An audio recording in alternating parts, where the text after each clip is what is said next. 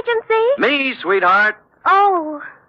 Well, that's a warm reception if I ever heard one. I'm here at my post, Sam, ready to do my duty. All right, let's have it. Have what? What have I done? Well... Come on. Sam, who was that lady I seen you with? What lady? What lady? Sam, for your information, there was a 5-column picture on page 1 of the Chronicle showing you with your arms around... The redhead? Yes. Ah! It means nothing to me as a person, Sam, although I am a redhead myself.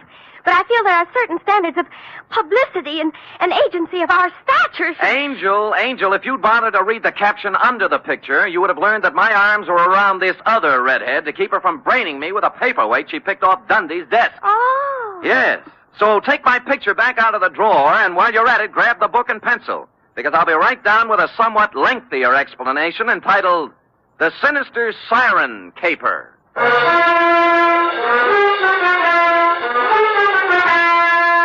Transcribed for NBC, William Spear, radio's outstanding producer-director of mystery and crime drama, brings you the greatest private detective of them all in The Adventures of Sam Spade. Oh, a red-headed woman made a fool out of me. Effie! Miss Perrine. Oh, yes, sir. I was just... Well. Why, Sam! What a pleasant surprise. Oh? No black eyes. What? Hair comb, suit pressed. Yes, frayed, but tidy. How do you explain this, Sam? Well. I'm so used to you coming in with... Battle scars? Uh-huh. Among other things. How do I explain this? That woman is a cue if I ever heard one. Are you, Ready, Sam. That's all. That's my girl. To Mr. Donald Stryker, Bellhaven Apartments from Samuel Spade, license number 1375596. Subject, The Sinister Siren Caper. Dear Donald, business was terrible, and I blame the weather. Sitting in my office with my feet on the radiator and the paper on my lap, looking out on the 48th consecutive day of rain, I was seriously contemplating moving my place of business to a warmer clime, where people could get out in the sunshine and into trouble. The only item of possible interest in the paper was the story of the escape of one Artie the actor, a convicted bank robber who apparently didn't much care whether or not it was raining when he busted out of the city jail.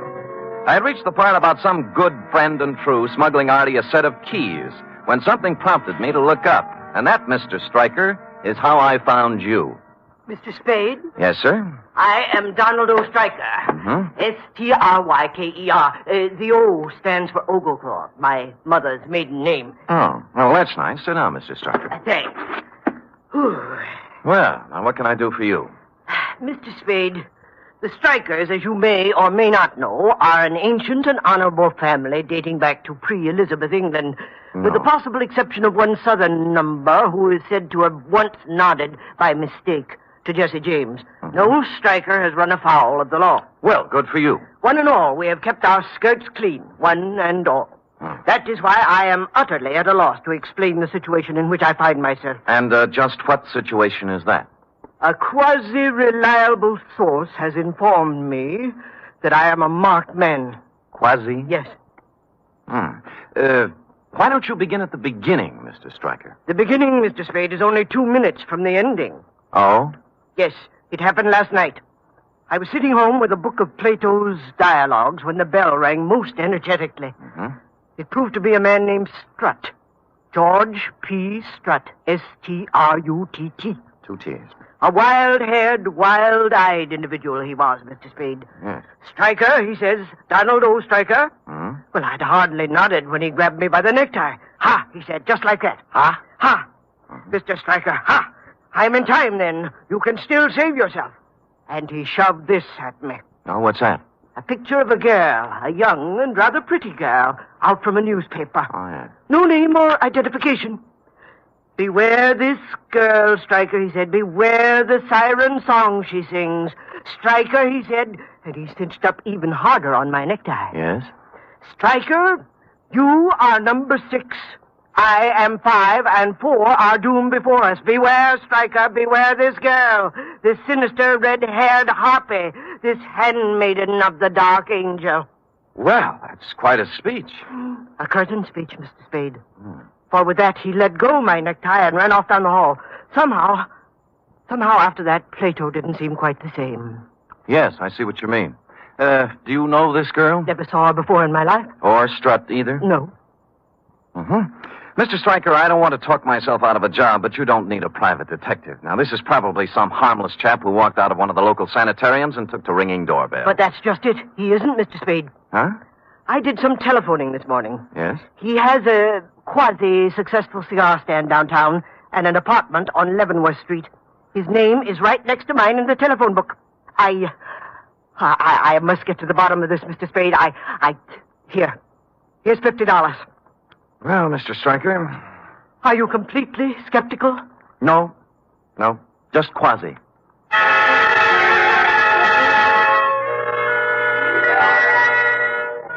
And with that, we formalized our agreement on one of my quasi-legal contracts, and I promised to call you instantly if anything turned up, and you departed, still in a quasi-quandary. Sticking the newspaper clipping into my wallet, I hopped a cab and went to Strutt's apartment on Leavenworth. Let's see, 26, 24, 22. Hoo-hoo! Hey! Hey, lady! Yeah, open. It was a cleaning lady, cloth on head, mop and pail beside her, testing the guarantee on Strutt's grand piano. Wait unto me. That knothead. Who? Strutt. Oh. Ain't got no respect for $1,000 grand piano. Listen to that. Busted string. Yes. It's a crime, that's what it is. What do you want, Jack? I take it Mr. Strutt isn't in. Nope. Who are you? Sam Spade, private detective. Detective? Yeah. Seems Strutt thinks someone is going to kill him. Oh, no. When did he dream that one up? You got me. You know him very well? I've come here twice a week for 15 years. If you want to talk, Sam, you'll have to follow me around. Okay. Gotta get a wiggle on. Come on now. I'll get a wiggle on. You think he was dreaming it up, huh? Now, let me tell you about George Strutt. Yes. Let me put that bucket down. Out, please. Oh, there. I'm sorry. He is 68 years old, to my knowledge, and in them 68 years, one important thing has happened to him. He was born. Oh. George just reads too many cheap books, that's all. Well, no girlfriends? No. Well, now, wait a minute. Let me see. There was a woman about 8 years ago in the bird-watching club he belongs to, but that laid an egg. Bird watching. Any enemies? How could a man like George have enemies? Nobody notices him. He matches the rug. Now, look. He goes to lodge meeting twice a month, to church every Sunday. He doesn't smoke, drink, gamble, spit on the floor, or chase women. Got no other bad habits. No car, no house, no money, no prospects. Yeah. Look out, I gotta get into that closet. Oh, yes, yeah. So why would anyone want to kill George Strutt? He's been dead on his feet for 20 years. Why, when I see George, I'll give him a piece of my... George! Oh. I turned in time to see him lean out stiffly, pause like a falling tree, and then topple to the floor. Followed closely by the cleaning lady, who must have agreed before she fainted that George didn't match the rug anymore. While this struck a false note in my mind, it explained the false note in the piano. The missing string was wound around his neck.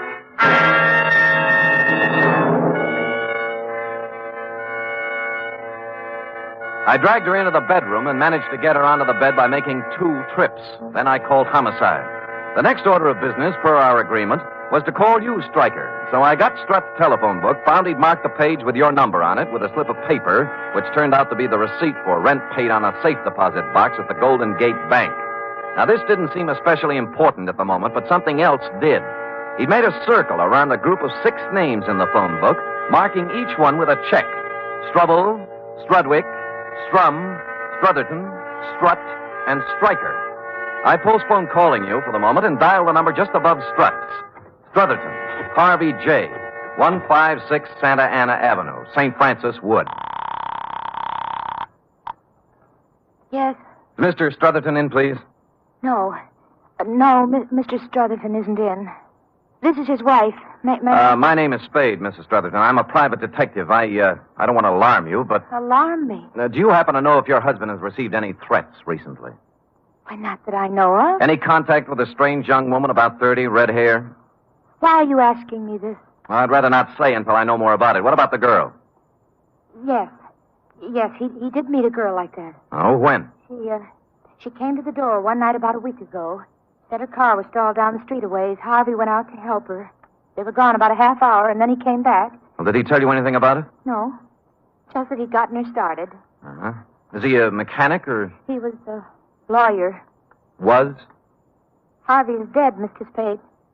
His car crashed through a rail on the Skyline Boulevard night before last. Burned. I just been to San Mateo to identify the body.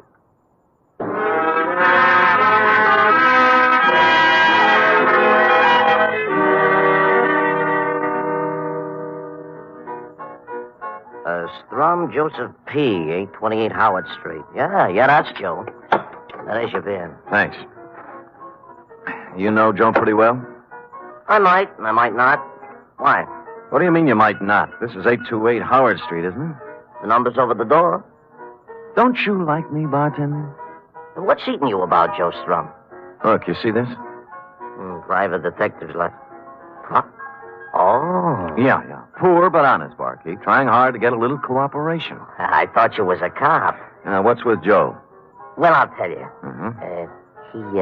He uses the phone here. He makes a little book now and then in the back room. Nothing wrong, you understand, but still and all, there's nothing a guy likes to blat around about the strangers, you know. Yeah. Any idea where he is now? Well, that's a pretty hard thing to say where Joe is at any given time. Oh. Even when Joe's acting normal, which at present he isn't. Oh, why not? Well, like all bookies, Joe does not have a heart. But if he had one, I would not hesitate to say Joe was in love. With a red-headed dame about 30. How did you know? Here, look at the picture. Let me get my glasses. Oh. Glasses. Yeah. There they are. This is the dish. You know her name? No. Joe has made no formal announcement as yet, but the word has gone around he is giving 8 to 5 he will marry her, which for Joe is a sure thing. Last Friday it was when I seen him last. They sat up to the bar here, and the two of them talking at some length about things I have never heard Joe discuss before. Like what? Well, as I said, bookies are different from people, so it should have not surprised me that Joe and his wren were not discussing rose-covered cottages, as do most boys and girls when they reach the loony stage. Yeah. From what I could gather as I passed by now and again, serving the other customers, Joe and his girl were discussing a cozy little rose-covered safe deposit box. Mm-hmm. And you haven't seen either of them since last Friday, huh? No, be right with you. Yeah. Cloverleaf buffet, Charlie talking. Huh? Mm-hmm. Yeah. What? You don't say. When? This morning, huh? Yeah, sure, I will. Thanks for calling. Goodbye. Hey, you wouldn't know a bookie who might be casting about for a phone, would you, pal? What happened to Joe? Body washed ashore on Baker's Beach this morning. That was the morgue.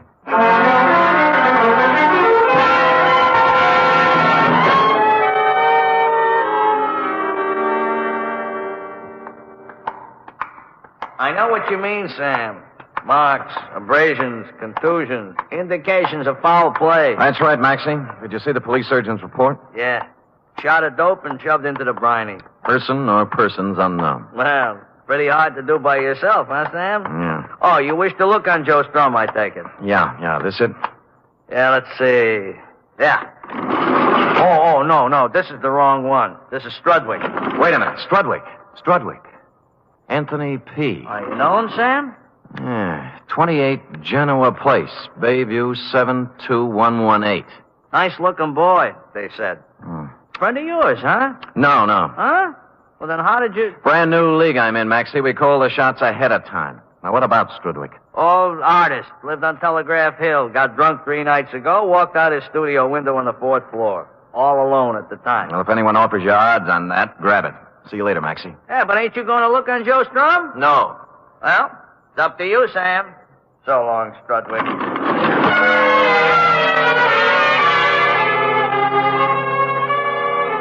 Top man on the totem pole was James A. Struble, a barber who lived on 18th Avenue.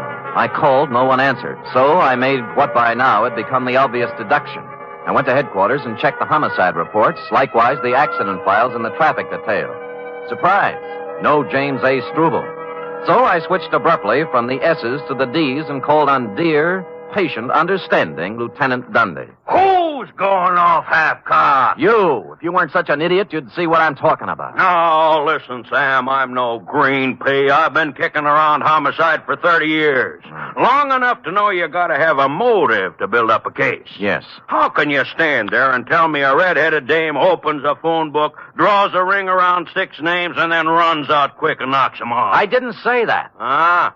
And why do you want me to put out a general pickup on James A. Struble? Because if he isn't dead right now, he will be. The dame? Dundee, no dame could strangle a 6-foot man like Strut with a piano wire. She's working with someone. Sam, I love you, believe me, but try to see my side, will you? So I put out a general on Struble, and we pick him up, and he screams. And the chief hauls me in to ask why. And I tell him we put the pinch on Struble because his name is ticked off in somebody's phone book. Why... Hey, who are you? Lieutenant. I want to see the lieutenant. Hey, is he drunk? Well, ask him. Oh, yeah. What's your name? Struble. James A. Struble. I want to report a murder. Or who? Me.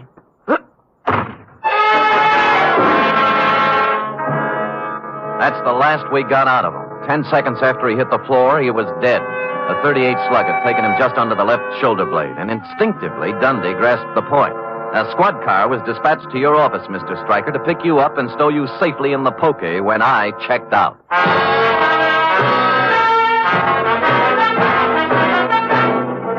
You are listening to the weekly adventure of radio's most famous detective, Sam Spade.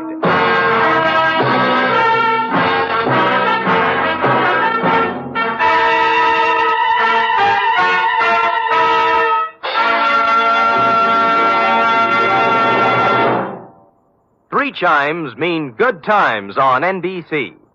This Sunday, the glamorous and very unpredictable Tallulah brings you another gala broadcast of The Big Show. Among Tallulah's guests for this Sunday's Big Show are Fred Allen, Eddie Cantor, Phil Baker, Eddie Fisher, and many, many more. It's an hour and a half of the very best in comedy, music, and drama. Every Sunday, it's The Big Show on NBC. For drama this Sunday, Theater Guild on the Air presents the heartwarming play Jeannie, starring Barry Sullivan and Margaret Phillips.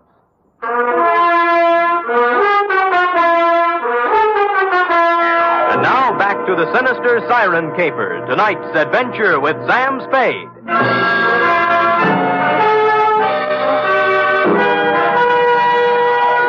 The next move looked like a tedious one. To take the clipped-out picture of the redhead and try to identify her by matching it up in the files of one of the town's 4 newspapers.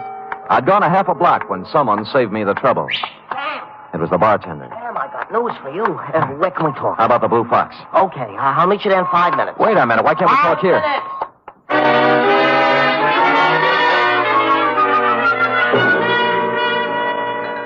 Cheers. Yeah. Sorry, Sam, sorry. Well, you're in sad shape, bartender. What happened? The redhead. Joe Strum's girl. She was in. When? An hour ago. She was loaded to begin with. And when I poured her a couple of stiff horns on the house, she begun to talk. Oh? Sam, crime is rampant. Yeah, for instance. Well, from what she told me, Joe Strum was dwelling in a fool's paradise. Much talk, many promises, and an occasional smooch. But when the score is added up, Joe never gets past his own 10-yard line. Whose girl was she? Whose girl? Prepare for a jolt, Sam. I'm holding onto my chair. Artie the actor. Artie the actor? Artie the actor. The picture you showed me was taken at his trial. Oh. She was sitting right behind his lawyer. Wait a minute. The safe deposit box. Yeah? How much is Artie supposed to have stashed away? She told me. A solid $500,000. Now, numerous insurance officials and a hatful of private dicks are openly curious as to what happened to the dough. Yeah. And the ranks of the curious have just been joined by Artie himself since he busted out of the jug. No dough? The cupboard is bare. Why'd he take the box out in Joe's name? She says Artie's a whimsical type guy. You know what he does? What? He flips the phone book open when they pull into town with the dough and picks himself 5 names and 5 banks. 6 names, you mean? Nope, 5, she says. Well, Stryker was on. Huh? Never mind. So Artie figured with the money in 5 different legitimate names, it couldn't be traced to him if he got tapped, huh? Which he does get. Tapped. And convicted besides. Now, the dish looks upon Artie as in the deep freeze and hustles around to each of the 5 guys with a proposition. So? Artie becomes wise to this and takes them up in order when he busts out. Cheers. Yeah.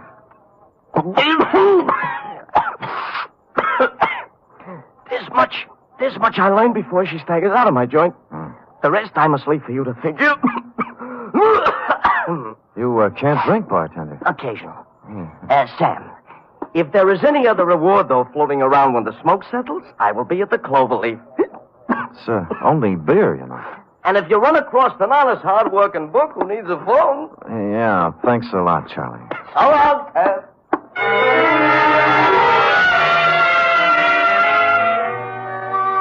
Charlie wiped the froth off his chin with a napkin and took off. I let him have a healthy lead, then tailed him. It was quite a tour, too. Into the morgue, across the street, out the Kearney Street door, then onto the California Street cable car, and up Nob Hill to the Fairmont Hotel, where he hustled into a yellow cab number 462 and drove off. And waiting for him in the cab was the red-headed dame. There were no other cabs around to follow him, so I waited a half hour until he got back, waved a bill under the driver's nose, and climbed back on the merry-go-round.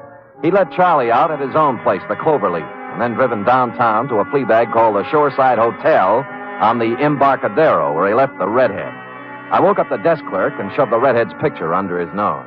Let me see. Seems like... You recognize him? Sure.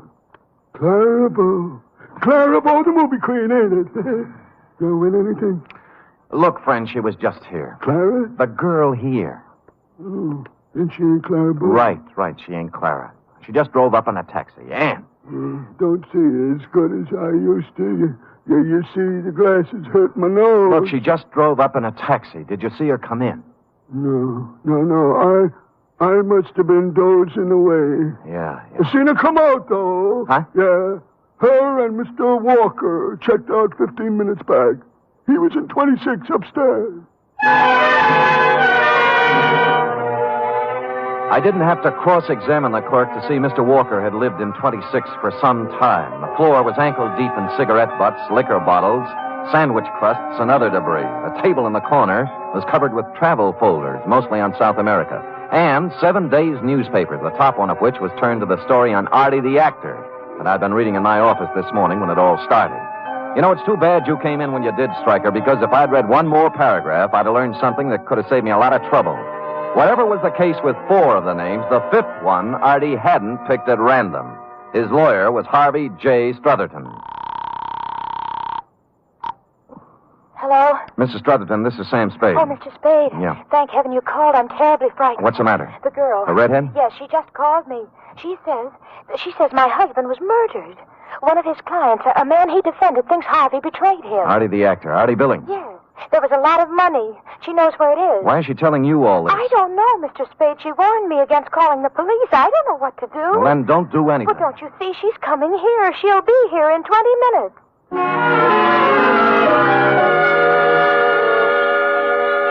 I made it in 15, left the cab a block away, and walked down Santa Ana Avenue to number 156.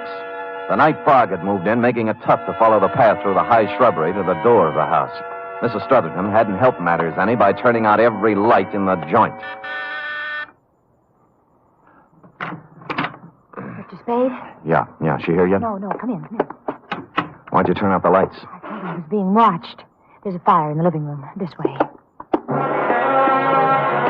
The shades and draperies were all pulled. The windows shut tight. The house had the musty reek of a room that's been closed up for a long time.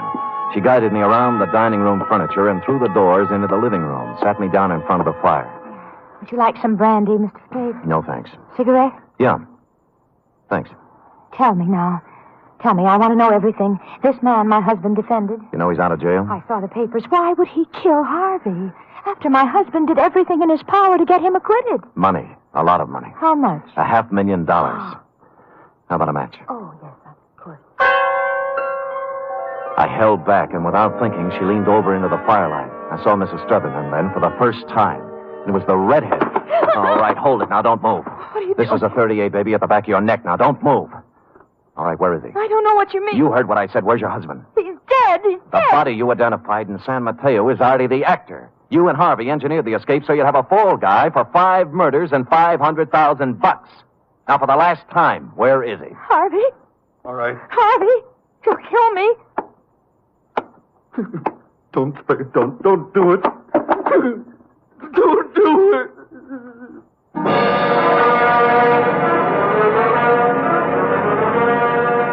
I didn't have to. A few months hence, the state of California will do it the legal way. It was a long ride round Robin Hood's barn, Stryker, but you wanted to get to the bottom of it, so there it is. Period. End of report. Sam, what about the money? They're still looking for it, F. Harvey has thus far chosen not to talk, but Dundee hasn't really turned on the persuasion machinery yet. Who knows? Maybe he's opened the phone book at the P's and put his finger on Perrine, Effie. Oh, don't even think of it, Sam. Oh. I settled for $26.87, which represents the shortage in my check covering the period. Effie! What, Sam? Can I believe my ears? What? I look back upon the past 12 hours. How to keep our little organization together, to stave off the bill collector. Oh, Sam. I placed my life in jeopardy, tangled with a murderess, used my poor, tired body as bait for her savage conspiracy. Sam, I'm sorry. Ferreting my way through morgue and crime-ridden alley to finally win the fight, and then to come home expecting a cheery welcome, and to get instead scurvy innuendos and a bill for $26.87. Oh, forget it, Sam. Don't ever mention it again. I'm sorry. Well, that's my girl. Here, 10, 25, 6, 7, $27. Now we're all square. Thanks, Sam. Thank Now, you. come here. Now, you can bring me the 13 cents tomorrow. That's my boss. Good night, Sam. Good night, sweetheart.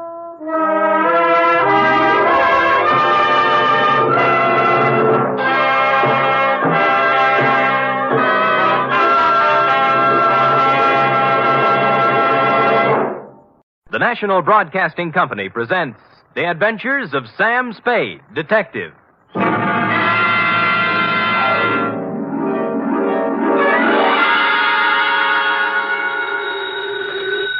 Sam Spade Detective Agency. Me, sweetheart. Oh, Sam. Now, F, all is forgiven, like I told you. How can you forgive me, Sam? I almost killed you. Well, why kick yourself, F? You would have done the private detective profession a great favor. Oh, don't say that, By Sam. removing from its rolls the only operative in San Francisco stupid enough to shake an apple tree for an entire evening trying to pick up an apron full of bananas. But they all can't come out right in the end, Sam. Ah, but you haven't heard the postscript, Angel. Postscript? Postscript, indeed. Batten down the hatches and warn all within earshot that they're about to catch Stupid Sam, the incomparable, in a new act.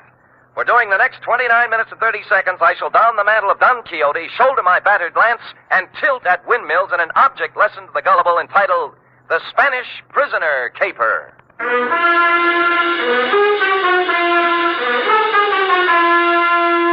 Transcribed for NBC, William Spear, radio's outstanding producer-director of mystery and crime drama, brings you the greatest private detective of them all in The Adventures of Sam Spade.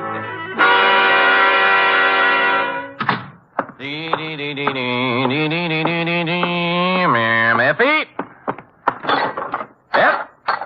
Sam, I don't know what... Oh, now, there, Angel. Don't cry, little girl. Don't cry. I'm so stupid. You might have been... Hush. Yes. We'll have no more of it here. But Not a word, not a word. Book, pencil. Yes, sir. Go ahead. Date, fill it in to Miss Marjorie Loveland, Brockhaven Apartments, from Samuel Spade, still license number 137596. Oh. Down, Effie, down. Subject, the Spanish Prisoner Caper. Dear Marjorie. When they made you, darling, they threw the mold away. In this day of the emancipated, self-sufficient, 100% competent female, it came as a fresh breeze and a boost to my masculine ego to run across a lady, white-haired and fragile withal, who needed protection. After meeting you, I knew what the fellow had in mind when he wrote, Heaven will protect the working girl. As a matter of fact, you could have been the very girl, since you and the song were about the same vintage. Do please sit down, Mr. Spade. May I fix you some tea? No, thanks. I planned to come to your office, but I decided I just couldn't risk going out at this time. Oh, why's that? Well, he might come, you see. And I'd never forgive myself if I was out. Oh, who's this? Senor Palmera. Oh. Oh, he's more than a week overdue now, and I'm on pins and needles. I gave him my address here at the Brockhaven. But there's the Brocklebank and the Brockhurst and the Brockmorton and the Brock. Yeah. It would be so easy for him to become confused, being a stranger in town. Well, I'm a native. I'm confused myself. Well, I thought perhaps you could locate him. He should be back from Mexico by now with Don Luis. Don Luis. Dear me. So many things could happen to them. Walking the streets with all that money. What money? The gold and the precious gems. How about starting all over again? Why? Haven't I made myself clear, Mr. Spade? Well, I have the end fairly straight, yes, but if you'll give me the beginning, we'll have everything. Well, I suppose the beginning was 3 weeks ago. Where? In the lobby of the Grand Hotel for Women. I see. I was staying there temporarily while I was waiting for this apartment, you see. So? So, the day I got word I could move here, I packed up and had them take my things out to the taxi. Then I went to the desk and got my money from the vault. Oh, how much? $840. Cash? Yes, in bills. My annuity money had just come from the East. Well, I just put the bills in my purse and was starting out the door when it happened. This voice came over my shoulder. A soft Latin voice saying, Senorita, I come to you on a matter of terrible urgency. And lo and behold, it was Senor Palmera. How did you know? Oh, I have a feeling for those things. Go ahead. Well, his uncle, Don Luis Alvaro, was in terrible trouble, he said. In prison in Mexico City on some sort of trumped-up political charge. And the family, though noble, was financially impoverished. Yes, except... Except for a casket containing the family jewels and an assortment of priceless heirlooms, all hundreds of years old, hand-wrought of the finest virgin gold.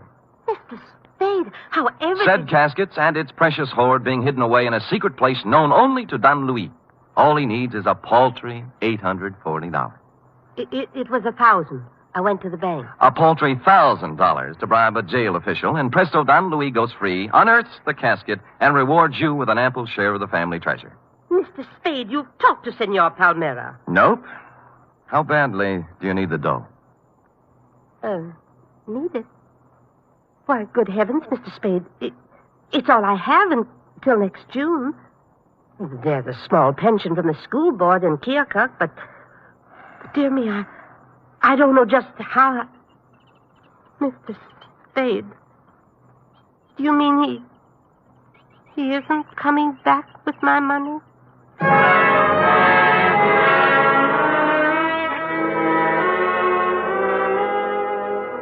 The truth of the matter, Marjorie, was that you'd fallen for the Spanish prisoner's swindle. A hoary old chestnut that goes back to the day of P.T. Barnum and before. But you look like if I gave you an honest answer, you'd dissolve into tears. And as I said, I was in one of my heaven and Spade will protect the working girl moods, so I made up a dishonest one. Mr. Spade, will I'll try and look him up. Maybe it's all a terrible misunderstanding. Oh, good.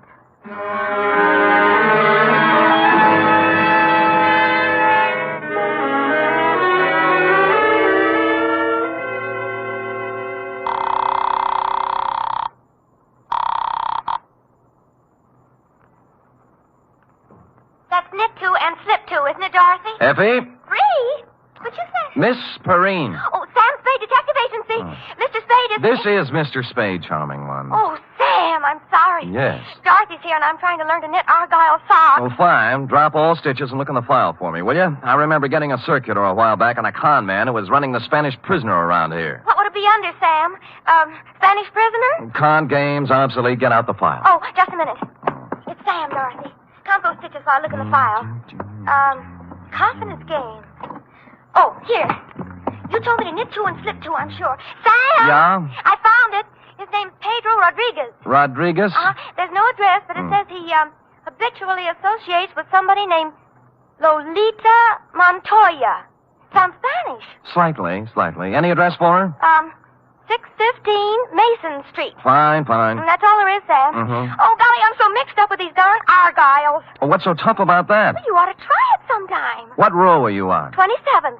Knit 3 and slip 1, she says, and I... She's wrong. Knit 2, slip 1, knit 1, pass 1, and knit 1. You got it? Sam! How versatile! Nothing at all. I've been going out with a gray lady.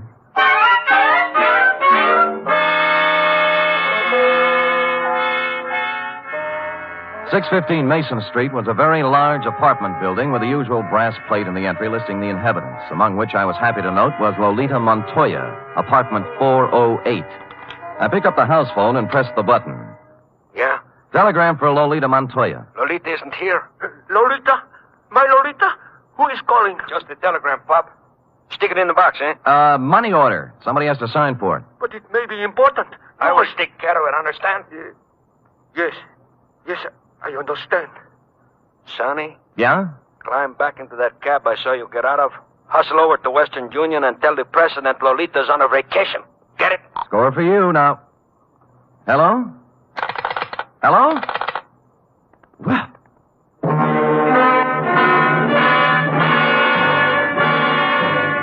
Nothing daunted, I punched a few bells until one of the less suspicious tenants gave me the front door buzz, walked in, and took the automatic elevator to the 4th floor.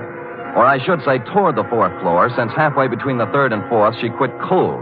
The elevator, that is, but there are devices for such things. I pushed the button marked emergency, and it took me only 50 minutes to get out, assisted by the janitor, the manager, and 12 tenants. The doors on the 4th floor, it seemed, had been carelessly pried open and held that way by a magazine carelessly stuck in the crack. Continuing my stealthy approach to 408, I found my man and his pal had somehow sensed I was coming and run off without stopping to close the door. The apartment was filled with cigarette smoke and not much else, a bed, an empty dresser, and a table on which were one pot half full of foul black coffee, a little pointed gadget that looked like a nut pick, and a handful of metal shavings. I was contemplating what connection, if any, this had with your missing $1,000 when... Yeah? This is Stuyvesant, Pedro. I just wanted to inquire how everything is coming along, if at all. See, great. How much? Well, there's 1,000. Is it good? Oh, gee, boy, what do you think? Pedro, this here is joyous news. Like you said, Pedro, our Spanish prisoner is a valuable man. Huh? I must hustle over to the lighthouse and inform Lolita. Lighthouse? She has been very conscientious in the role, Pedro, very. Oh, see, great. It's not every girl who would sell out her grandfather so readily, Pedro. Nope. We must not take Lolita for granted. I will give it a new rumble, and we'll see her tonight at Simplex. Right? See, right. Au revoir, Pedro. Au revoir? What au revoir? Oulé, Stevie.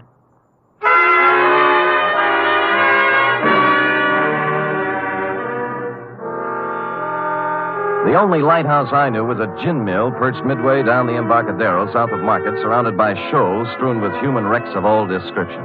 A place you might find shell game men and carny grifters, but hardly a habitat for a con man smooth enough to work the Spanish prisoner.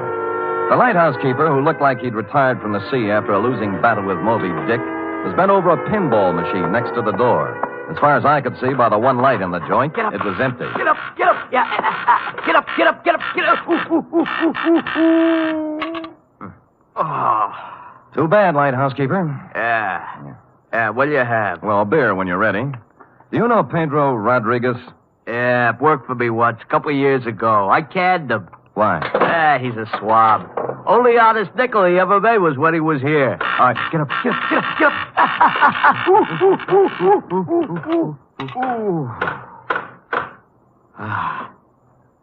Thanks. Yeah, crooked swab is Pedro Rodriguez. He's up to something right now, if you ask me. Spanish prisoner? Oh, you mixed up in it too, huh? Nope, I just want to be. How does it go? Well, I don't know much about it, only it seems to smell. See, Pedro was sitting at the bar the other night with another swab, talking about an old Spanish gent who's going to make him $1 million. Just come over from Spain. Get up.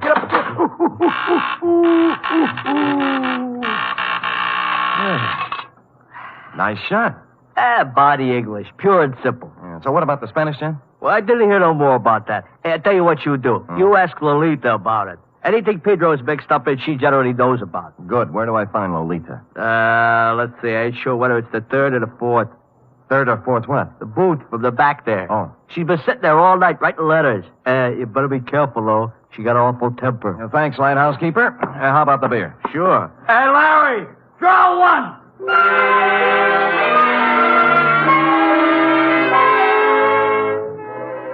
So Larry drew one, and I took it down to the bar to a point opposite booth number 4, which indeed contained Lolita, a fragile little thing wearing a turtleneck sweater marked Stillman's Gym. The table was covered with writing paper, and her alabaster brow was a mass of unsightly wrinkles as she chewed the end of her fountain pen. I'd no sooner settled down when the front door opened and what appeared to be the reincarnation of Gargantua the gorilla, only with clothes, steamed down the aisle and slid in next to Lolita, who was not alarmed at all. Lolita, I bear tidings. Listen to this. I am making progress. Grandfather dear, you cannot know how dire is the peril into which I have been thrust. Okay? Possibilities. Or maybe, Grandfather beloved. As I take up my pen in hand, I am overcome with fear. Things look very black indeed. I have fallen into the clutches of a... Darveston, what are you grinning at? I have just conversed with Pedro on the telephone. We are in. Really? Yeah. Hey, you mean no more letters? No more. Pedro is exalted. He says that... What's the matter? Are we interfering with your train of thought, Buster? No. Go right ahead. I'll just sit here and drink my beer. Wait a minute. Now, look, George, there is plenty of bar down near the front door. Leave him be, Lolita. He's just a schmuck. I'm not so sure. He's got an honest look about him I do not like. What is on your mind, George? Pedro. Pedro, huh? Yeah, he's getting careless. Shortchanged a friend of mine $1,000. How does this figure? This man is so stivey. Yeah. You are anxious to put the bite on Pedro for $1,000, right? Huh? That is, unless Pedro wants to take a 5-year rap, it's up to him. 5-year rap for what? Stupidity. He ought to know better than to try to get by with a Spanish prisoner, honey. Spanish prisoner? He knows. What'd I tell you? It's a shakedown. Are you? Relax, Stuyvesant. Violence will get you nowhere. Out of my way, Stuyvesant. I'll show this tin horn. Lay off, Lolita, not the gun. I said get out of my way. You better let me have it, baby. Lolita, temper.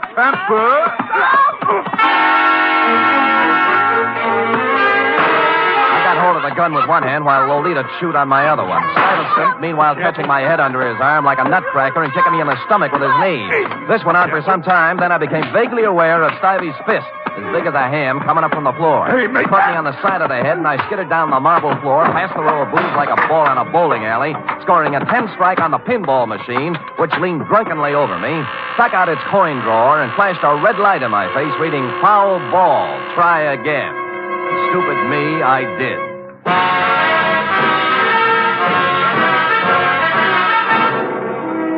You are listening to the weekly adventure of radio's most famous detective, Sam Spade.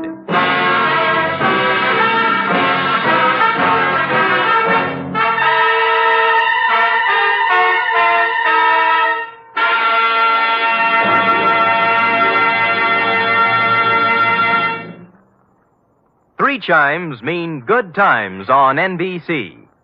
There's music and mystery tomorrow on NBC. For music, your hit parade brings you the top tunes in the land, as selected by you and presented by Raymond Scott's Orchestra, Eileen Wilson, and Snooky Lanson. For mystery, Herbert Marshall stars as the Man Called X, an intrepid adventurer in international intrigue who travels to all corners of the world. Wherever there is danger, romance, and mystery, there you will find The Man Called X.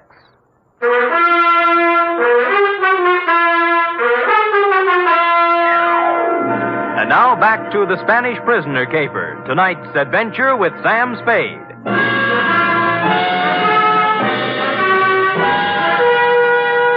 I came to with my head jammed between the brass rail and the bar next to what proved to be the lighthouse keeper's left shoe. parked as always in front of the pinball machine. Larry, that's up front. Oh. Get up, get up, get up, get up, get up. Where are they? Top hole is all filled with 3 balls to go. Congratulations. How about Lolita and the Meg? Oh, Deb. Hey, all right, get up, get up, get up, get up, get up, get up. Oh, Deb? Took off, blast them. I had 780,000 points run up, and they had to go and throw you at the machine, cause a tilt. And Larry!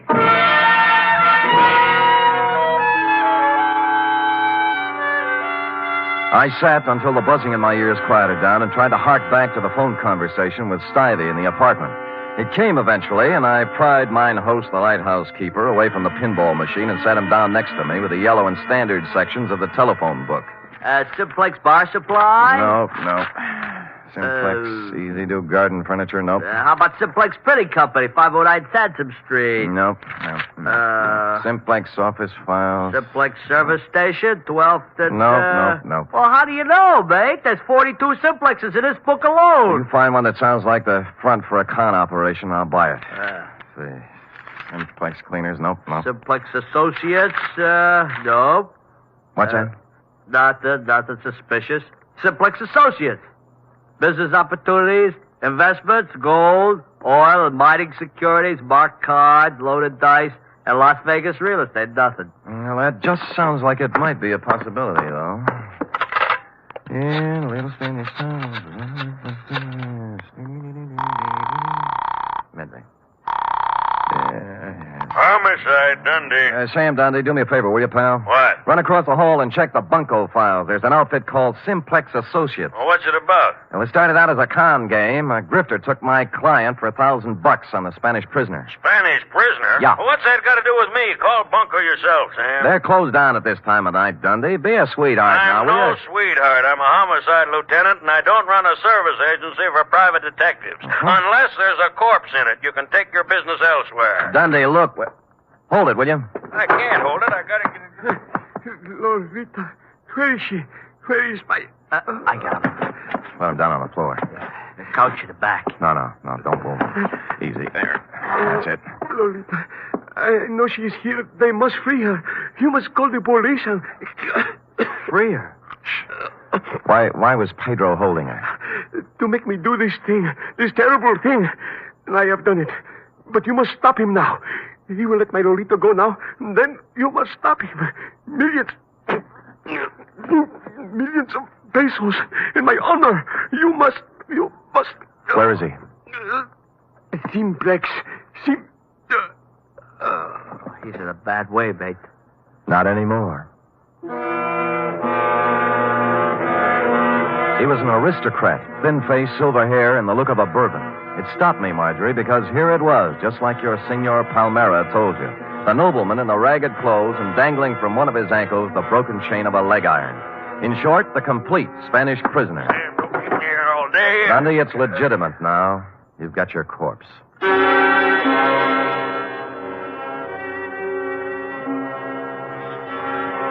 There was nothing on him to indicate who he was or where he came from, but I had a feeling I'd seen him before. After making the lighthouse keeper promise me he'd lay off the pinball game until Dundee arrived, I took off for my office on a very practical errand. Buckling on my .45, sweetheart. If I had a light tank and a bazooka, I'd take them, too. Oh, Sam, your face I is all... I know, sweetheart. Oh, Sam, about the Spanish prison? Well, there's a real Spanish prisoner in this one, F. He's dead now, by the way, and from the cheap grift of $1,000 from a poor retired school teacher. We're now up in the $1 million bracket. They got a murderous ex-Corrine playing like she's been kidnapped and writing extortion notes to her grandpa, and a mug who looks like a monkey's nightmare, and nut picks and metal shavings, and someplace or somebody named Simplex, not to mention... Oh, Sam, stop it. It's all my fault. I was so mixed up with the Argyles. What have the Argyles got to do with it? When you called about the file, the circular on the confidence man. Yeah? I was looking under Kong under the C's, but I got out the one next to it by mistake. No. Yes. The one marked counterfeiters. Only then did I remember where I'd seen the old man before. The paper was still on my desk, and his picture was still on the front page over an article that ran something like this. Search on for ex-Spanish Treasury official. Police today were still without definite leads in the search for Raymond Montoya, former chief engraver of the Spanish Mint. Montoya, who arrived in San Francisco 3 weeks ago to visit his granddaughter, vanished from his hotel room shortly after checking in, etc., etc., etc. Yes, Sam? Call Lieutenant Dundee at the lighthouse on the Embarcadero. Also call the Treasury Department. Tell them both Pedro Rodriguez and his 2 assistants are even now busily running off currency from plates engraved by Raymond Montoya at the Simplex Printing Company, 509 Sansom Street. Yes, sir.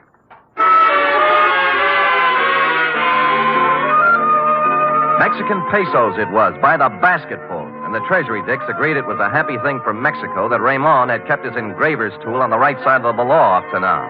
As to the matter of your Senor Palmera and his Spanish prisoner, I had excusably, I hope, lost my enthusiasm. And so it was, Marjorie, that I walked into the Palace Hotel lobby a couple of hours later to call you. Yes, sir? I'd like some nickels to phone, please. Why, sir. Here. Shall I? No. They're phony Mexican bills. Oh, dear. Dear me. Oh, good heavens, you shouldn't show money around like that. I just stuck them in my pockets for evidence. Forgot to turn them over to the Treasury. Here we are. Here's the dime. Yes, sir. And here you are. Yep. Hey, senor, you dropped some big money. Keep it. Huh? Yeah. Put these back in my pocket.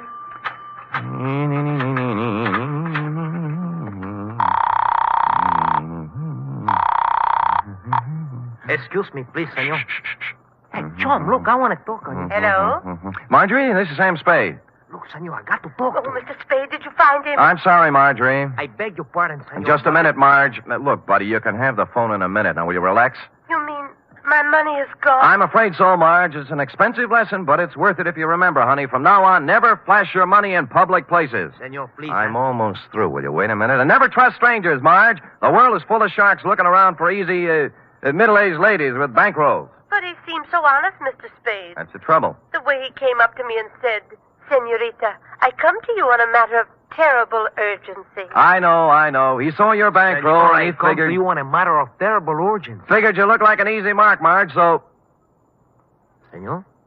Just a minute, Marjorie. What did you say? I say I come to you on a matter of terrible urgency. My uncle, Don Luis Alvarado, he's in awful trouble. Oh? Oh, there's going to be great rewards, senor, if you help us. You know, we just might be able to work something out.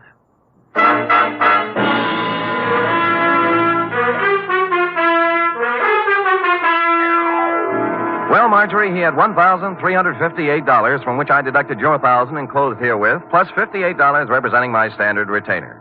Period. End of report. Oh, it must be awful to be gullible like that. Dear, sweet little soul. Yes. Imagine her falling for a transparent swindle like that. You know, that's one thing I've learned from you, Sam. Oh? I have my savings in a real good, solid thing. What's that? An avocado mine. An avocado mine? Where? In Nome. That's in Alaska, you know. Mm-hmm. Well, nevertheless, and notwithstanding, go type that up.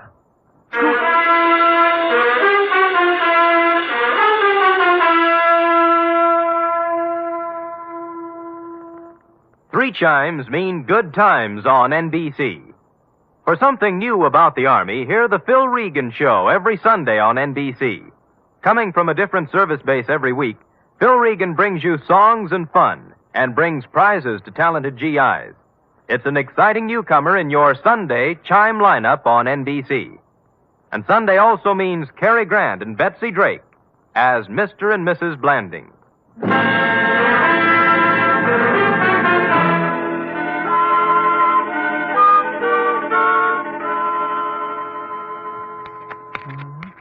Here it is, Sam. Why, Sam. A knit 2, purl 3, slip 1, and knit 1, you see? How many rows did you do? I'm on 57. Are you sure you're right, Sam? Well, look at it. Have you ever seen such argyle? Well, that's what I mean, Sam. They sort of billow out, don't they? Well, who cares? That guy you're making them for probably won't appreciate him anyway. But they have to fit, Sam. Well, look at that. It'll make a perfect sleeping bag for a fat cat. Now, tell him your boss lost them up. But, Sam, oh, dear. What's the matter? Well, it was going to be a surprise. Therefore, No. Yes? Well, I'll treasure them, sweetheart. They're beautiful. Just what I wanted. That's my boss. Good night, Sam. Good night, sweetheart.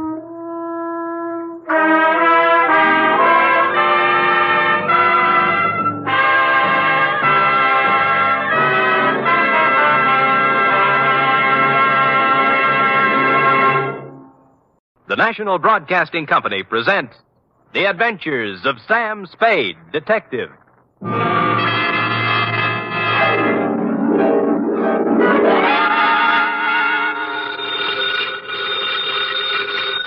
Sam Spade Detective Agency. Buono.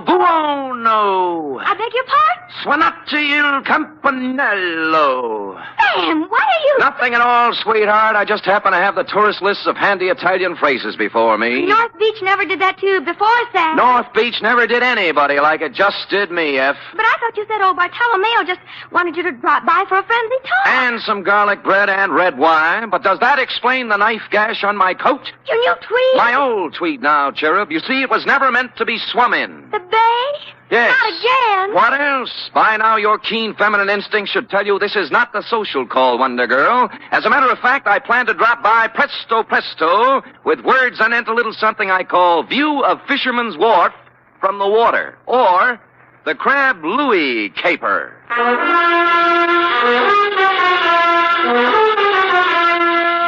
Transcribed for NBC, William Spear, radio's outstanding producer, director of mystery and crime drama, brings you the greatest private detective of them all in The Adventures of Sam Spade. Zing, zing, zing-a-ding-ding-ding-ding-ding. Buongiorno, Sam. Well, ballooning up, huh? Let me see now. Oh, desidero un carburatore per la carrozzella. Great. What's it mean? I found my secretary's list of most used Italian phrases, Sam. It means, I want a carburetor for my voiturette. I'll remember that. Yes. Shall we proceed with the business at hand? Ready, Sam. Date, fill it in. To Bartolomeo Maggiore, copy to Lieutenant Rossi, North Beach Division, from Samuel Spade, license number 1375596. Subject, the Crab Louis Caper. Dear Bartolomeo, Fisherman's Wharf, as you know, is as changeable as an Italian wench. All smiles and laughter of a Saturday night with the lights blazing in the Cioppino palazzas and the tourists 3 deep around the steaming cauldrons outside.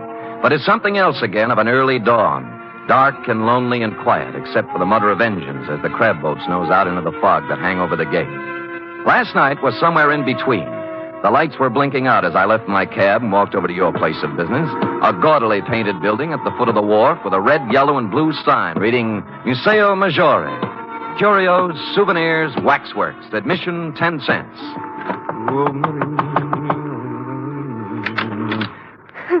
Who is it? I'm Sam Spade. Bartolomeo called me. He isn't here. Flashes grotto at the end of the wharf. Thanks. Look, is there anything I can... Sorry.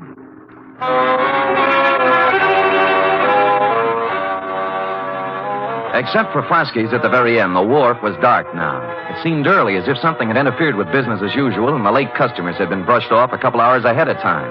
I peeked through a hole in one of Flaskies' window shades and saw why. It looked like the entire population of North Beach was inside. If everyone is ready... Un momento. Who's this? Me? Yes, you. What do you want? I'm Sam Spade. Bartolomeo Maggiore sent for me. Bartolomeo. Conoscete il signor Spade? Ah, sì. Obrigatissimo, Vasquez. Ah, there, Mr. Spade. You are wondering why you are here? Well, as a matter of fact, I am, Bartolomeo. I thought that... I know. It's about my son, Louis. My son, my only son. Oh, he's inside? No, not inside. Out in the darkness somewhere. Cold and alone. You mean he... See, 6 days now they have searched for his body. Oh, when did it happen? 1 week today. Crab boat? His boat, the San Felipe. Was he alone when it happened? You detectives, you strike the point. My Louis, always he fish alone. Until this time. Who went out with him? Dominic Torrio, his friend, Dominic. This gathering is assembled in Dominic's honor, you see. You mean a hearing or something? Something more than that. Come, Listen to them. I'm a sick! In my belly, I'm a sick! This opera buffo! Faster, you should sell it a ticket! Keep your temper, Aldo. State facts. Facts, huh? All right, fact. 6 years, Louis fished the crab alone. Each day he's a layover, close the breaker line, and string the pot. Each day he's bringing the San Felipe home, hokey-dokey. That's right, everybody. Sure. Until one fine day, Dominic hit the go with Louis to help. Aldo, we must deal in facts. Dominic is suspended. Back in the truth. He's a kill Louis. Sure, he's a kill Louis. And you know why? Because he's a want Rosalia. That's why. See how it is. Who's Rosalia? You must have seen her at the Museo. Crying? Yes, with reason. Next week, she and my Louis were to be married. It's tough.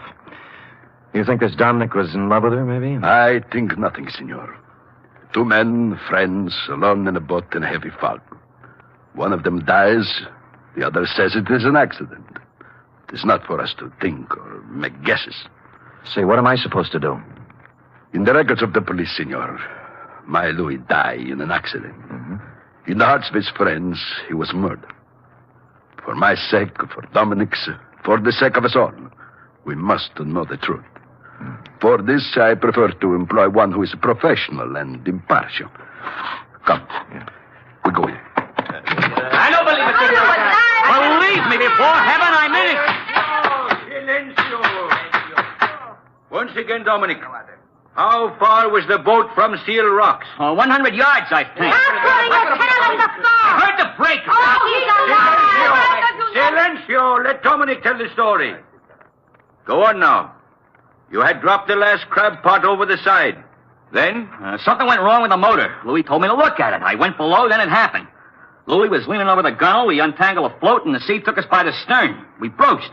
I saw him go over and plunge into the white water. I brought the boat about then. For 2 hours, I yelled, I circled around, I blew the whistle, everything. Then the Coast Guard came. Fosky, I swear it, that's all I know. I never saw Louis after that. Silencio! My brothers, it was your will that I sit here in judgment of Dominic Torrio.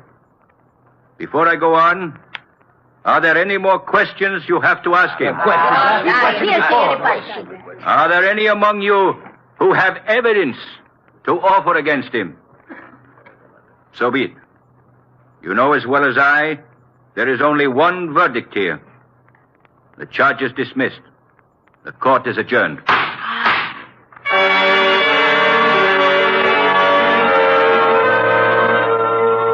Everyone was still for a second, like a big tableau.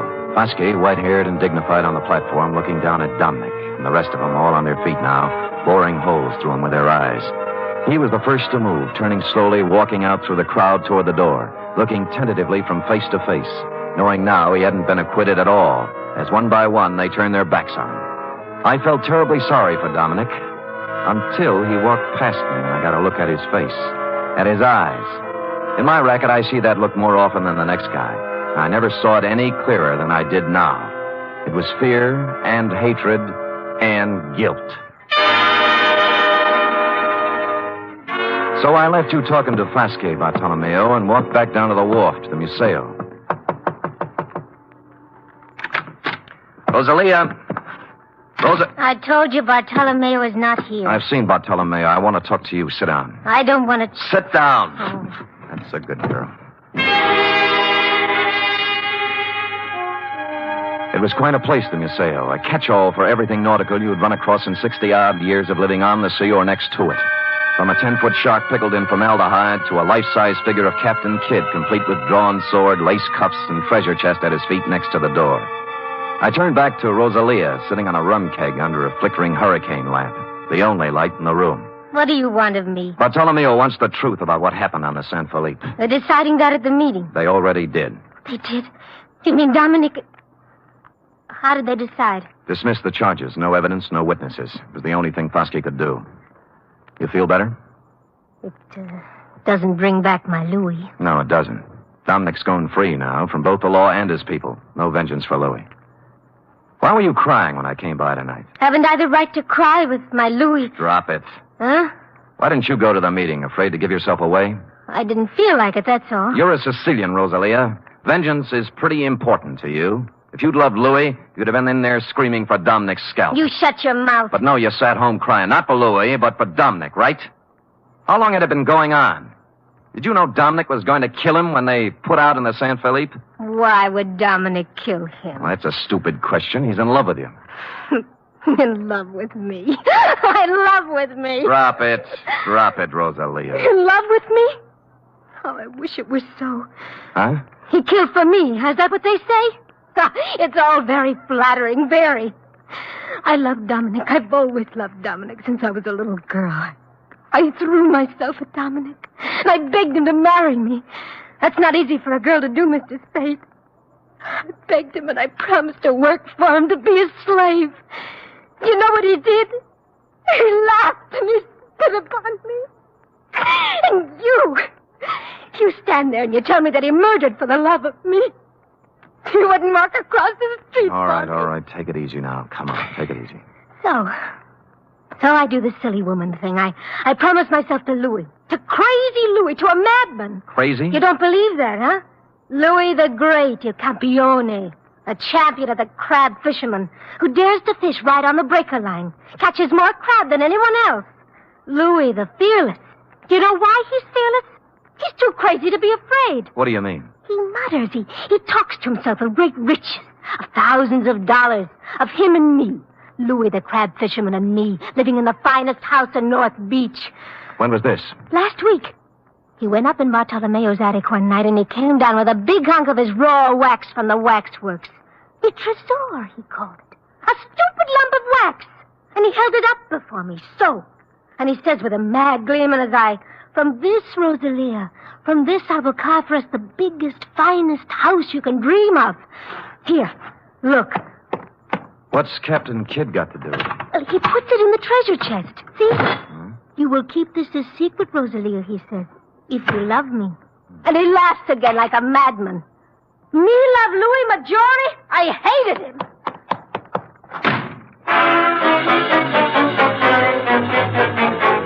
Too good to be phony. The triangle notion had to go. You could hardly blame Rosalia for thinking he was crazy. And the treasure chest was a hunk of tallow. Not a very fresh hunk at that. And Louis's routine with it must have hit her like the graveyard scene from Hamlet. Therefore, having no theory, nor evidence, nor witnesses, I also had no motive. As always in situations like this, I did the sensible thing. I went home and went to bed. Or I thought I went to bed. Hello? Spade? Yeah. I got a tip for you. Oh? Find yourself a nice, dirty divorce case somewhere and stay out of North Beach. Well, this almost sounds like a threat. Call it advice. There's $100 in the mail for you. You'll get it this morning. Plus a bribe? A gift. Can I keep it if I don't play? If you don't play, you won't need it. I suppose it's useless to ask who this is. Louis Maggiore. Say that again? Louis Maggiore. Shall I spell it? You might explain it. You talk to Rosalia. Figure it out for yourself. Sure. So she never loved you, and you knew it. So you go over the side when the Comer hits, swim ashore, then discover they think you're dead and decide to leave it that way rather than go through with a wedding. You got it. I got more. So life without Rosalia in North Beach is impossible. You can't face the shame and loose talk that goes with a busted wedding. So you're going over the hill and find a new life for yourself. Wait a minute, Spade. Oh, there's more. So you're tossing over a car, a bank account, a boat worth $7,000. Walking out on your old man, to say nothing of 3 years apprenticeship and 6 years of hard work to get where you are. I understand perfectly. And you're being a little insulting. I make a lot of my dough with my big flat feet, but I do make some of it with my head. Now try again. You don't believe I'm Louis Maggiore? That is the general idea. And it might surprise you to know that 5 minutes ago I was ready to chuck the whole antipasto. Now I'm back in with both feet. What's with the music box? Nothing. Tell me, would you know Louis if you saw him? I've seen his picture. Fine. I guess I'll have to prove it to you. If I satisfy you I'm Louis Maggiore, will you stay home? Scout's honor. Now where do we prove it? You know Castellani's grotto? Halfway out in the wharf, yeah. There's a ramp running around behind it. I'll see you there in a half hour. I know just what you're going to say, Bartolomeo, but I didn't go alone. Roscoe was right there with me, with his safety off. It was the kind of spog San Francisco puts on once a year for the tourists. Just to nail down its position as runner-up to London. I had to feel my way along the row of dark chowder houses to Castellani's. Except for the foghorn and the lapping of the water below, there wasn't a sound. The only cheerful thing in the picture was Roscoe, who was now out of my pocket at the ready. I eased up to the corner of Castellani's. There was an alley between it and the next building, leading around the ramp over the water. Spade? I could see the glow of his cigarette first. Then I made him out in a slouch hat and overcoat. He was standing at the rail. Spade? Right here. Well, you satisfied now? I'll let you know. I moved out from the side of the building and walked toward him. He must have known about Roscoe because he didn't move, just let me come right up next to him. I was stupid, sure, but it wouldn't have worked for him except for the fog. 2 feet away, I saw what I thought was Louis was a booby trap. The hat and overcoat were slung over a piling with a burning cigarette on the rail next to one of the sleeves. I rolled to one side just in time. The knife slashed through the padding on my left shoulder, and he was on me. Roscoe went into the drink, and I took on the arm with a knife with my 2 hands and 32 teeth. Unhappily, overlooking a spare foot he knew what to do with. I went through the railing like in the silent version of the Sea Wolf, arriving thus in the limpid and soothing waters of San Francisco Bay.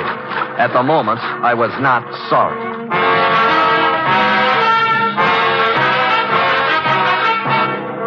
You are listening to the weekly adventure of radio's most famous detective, Sam Spade.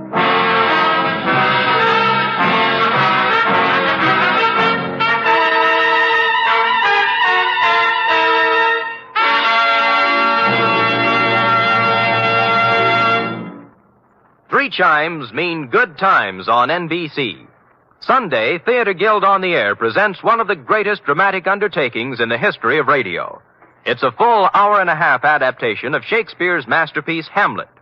The immortal lines and matchless beauty of Hamlet come to life Sunday with John Gielgud, Dorothy McGuire, and Pamela Brown in Theater Guild on the Air. And a reminder, this Sunday also means another gala broadcast of The Big Show.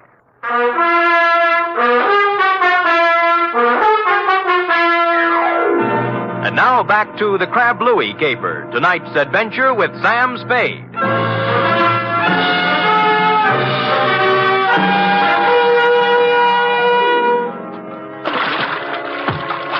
Wetting my finger and holding it up in the wind, I quickly determined where north was, and just as quickly decided there was no percentage in swimming the Golden Gate. A bright blur on my starboard bow called to mind the old saying, where there's a light, there's light, so I headed there. 3 strokes this side of exhaustion, I pulled up at what proved to be a landing with a Jacob's ladder, at the top of which I found the rear entrance to Foskey's, or more accurately, Foskey's private office. The door was open. Huh? Oh. I'm Sam Spade. I've been swimming, if you're wondering. Bartolomeo told me about you. He didn't say you were crazy. Well, maybe he didn't know. You wouldn't have a brandy lying around loose, would you? Well, sure. Sit down. Thanks. I think I saw Louis tonight. Louis? Impossible. Where? Behind Castellani's. Yeah. Bless you, Foskey. Oh, hit me again, will you? Yeah, but what about Louis? Called me up, said he'd meet me there. Just tried to knife me. Oh, but it's impossible. Is it? Why would he play dead? And why would he try to kill you? Maybe he's crazy. Well, how do you mean? You've heard of the dear old lady who had the trunk full of pancakes, haven't you? Hmm? Louis saves old Tallow. Captain Kidd's treasure chest at the Museo is full of it. Who told you this? Rosalia showed it to me. May I? Help yourself. Thanks. Might be a good idea to call another meeting and tell the people. Make it easier for Dominic. Funny. Of the whole meeting here, I alone doubted his guilt. Good thing they made you the judge, or he might be 6 feet under by now. Got a cigarette? In the box there next to the phone. Thanks. Yeah, I went right along with him, too. Shows how wrong you can be when what? When you go by emotions and not by evidence. This is, quite a cigarette box. Yes. It stops when you put it down. Hmm? Well. I suppose now you'll drop your assignment? Sure. I'm a detective, not a psychiatrist. You've got a lunatic running around, that's your problem. Good night, Foskey, and thanks for the brandy.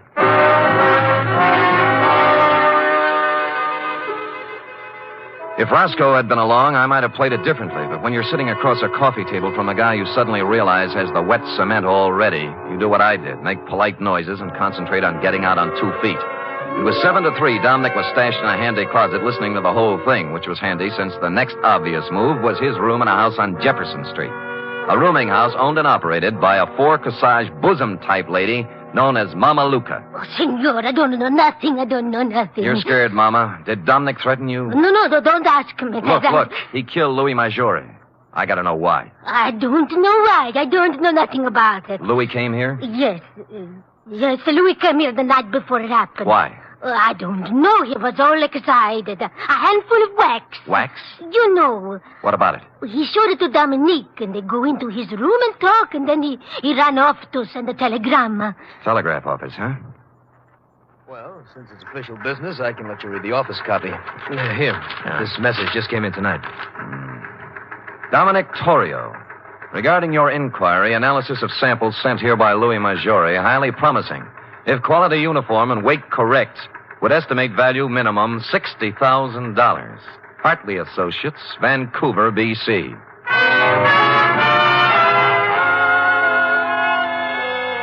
A lump of smelly stuff that looked like old tallow, picked out of the ocean and worth $60,000, was a strong enough clue for even stupid Sam to pick up.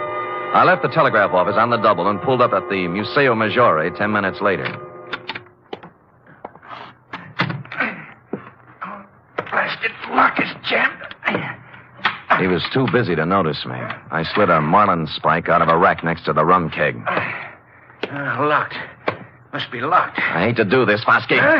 Wait a minute, Spade. Wait up! The next voice you'll hear will be the nurse with a breakfast tray. Bartolomeo! Senor Spade, what have you... Look. What have you done? His Honor was playing Pandora with Captain Kidd's treasury. Treasure box? Yeah. But why? Who is it? Who? Fosky. Surprised? Fosky? Why would he, of all people? He likes a buck as well as the next one, possibly even more, when there are 60,000 of them. $60,000? Yeah. Is he mad? Like a fox. Here, let me pry this cover off. There. What is this? Well, it may not look like much to you and me, but to a perfume manufacturer, it's prettier than the Venus de Milo. Tallow? Ambergris. It's what happens when a whale gets a tummy ache. Louis must have run onto it 10 days ago. Madre mia, $60,000. Yeah. That's the big why of it, Bartolomeo. What now? You think Fosky... He won't talk, neither will Dominic. They're next and they know it. Still 2 men alone in a fog in a boat. See. There were only a witness. There was a witness. The eye of God was on Dominic when he did it. And the judgment of God is swift and is sure. Dominic knows it. You think so? I know Dominic. Why you ask? There's a way to find out. What time is it? 1:30. There's time. Where do you keep your razor? Razor? Yeah. I'm going to shave Captain Kidd.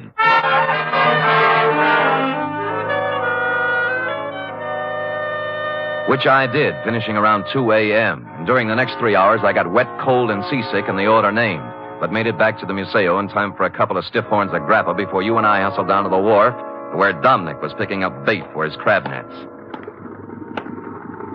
Dominic? Huh? Oh, Bartolomeo. And the Senor Spade. I remember Mr. Spade. Yeah, last night in back at Castellani's. I don't know what you're talking about. Sure, Dominic. It's all a horrible mistake. Lay off me, will you? Heard what Fosky said, didn't you? They dropped the charges. I'm innocent. They cleared me. That's just why we're here. We want to make it up to you, my boy. What's in your mind? You did Louis a great favor, Dominic. When his 32 crab pots got too much for him to handle, you went along to help him. Today, we're going along to help you. Now, when do we cast off?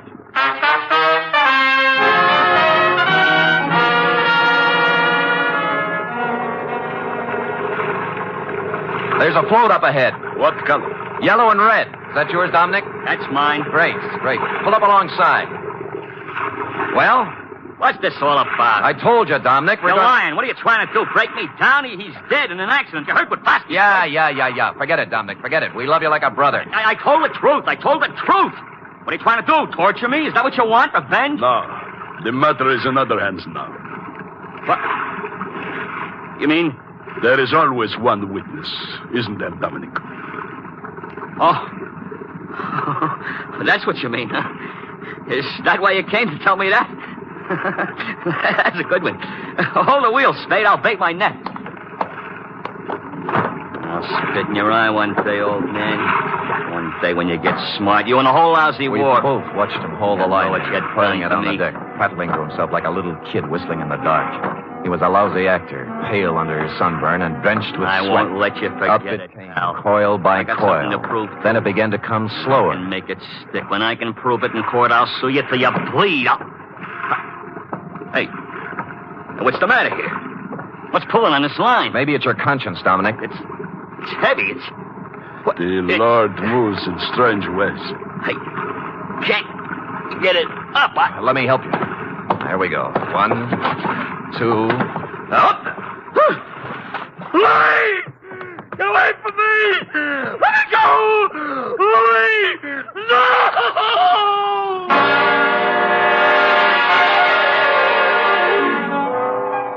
I hauled Louis up onto the deck, and a grisly sight he was, too, with a knife still sticking in his back. I figured that was where Dominic would put it, and I was right. Not that it mattered, because Dominic wasn't thinking logically from the moment he saw Louis's body tangled in his crab line. He sang us all 50 verses then and there and repeated them for the police stenographer later when we got him to headquarters. It looks like a first-degree rap for both him and Fosky, but I'm waiting till it happens before telling him the corpse was Captain Kidd, minus beard and ruffles. Period. End of report. Sam, again and again I rediscover you. And each time a new facet, a new thrill. You're just wonderful. It's true, but it pleases me to hear it from you, F.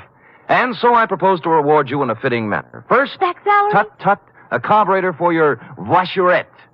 And second, back salary? 10 free tickets to the Museo Maggiore. Third, back salary. An invitation to accompany me, your employer, to browse upon 2 bowls of cioppino tonight at Castellani's. And fourth, I give up. back salary. Sam! Count it, girl, count it, and bless you. The voiturette, complete with carburetor, will call at your door in precisely 1 hour. Until then... Good night, Sam. Good night, sweetheart.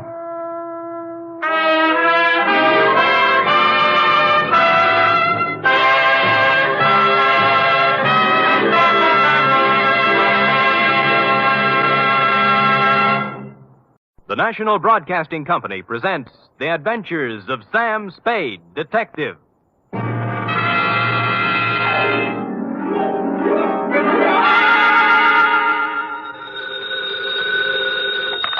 Sam Spade Detective Agency. Me, sweetheart. Oh, it's you. What kind of a greeting is that? Oh, it's you. Well, Sam, I may be only your secretary and all that, but I do have feelings, you know. What have I done now? If you recall... Yes? You were supposed to take me to the Geary Theater last night. Yeah? And you never showed up. Well, Effie, Oh, I know. You'll make up some big story like you always do. Always an excuse. No, I'll try to tell you the truth. And then... The truth? It'll probably be a story about at least 2 or 3 people being killed. Yeah? How you had to be there to straighten the whole thing out. Well, as a matter of fact... And then there'll be beautiful women with hair like carved smoke and crimson slashes for mouths. You would leave that out. Now that you mention it, F, And you'll there throw was... in shooting and getting knocked out and glass keying your way into houses and anything else you can think of. Effie. Well, if you think that I'll fall for that... Effie, will you please? What's your big fat story? You've already told everything about it, but the title, I might as well add that. My big fat story is called The Shot in the Dark Caper.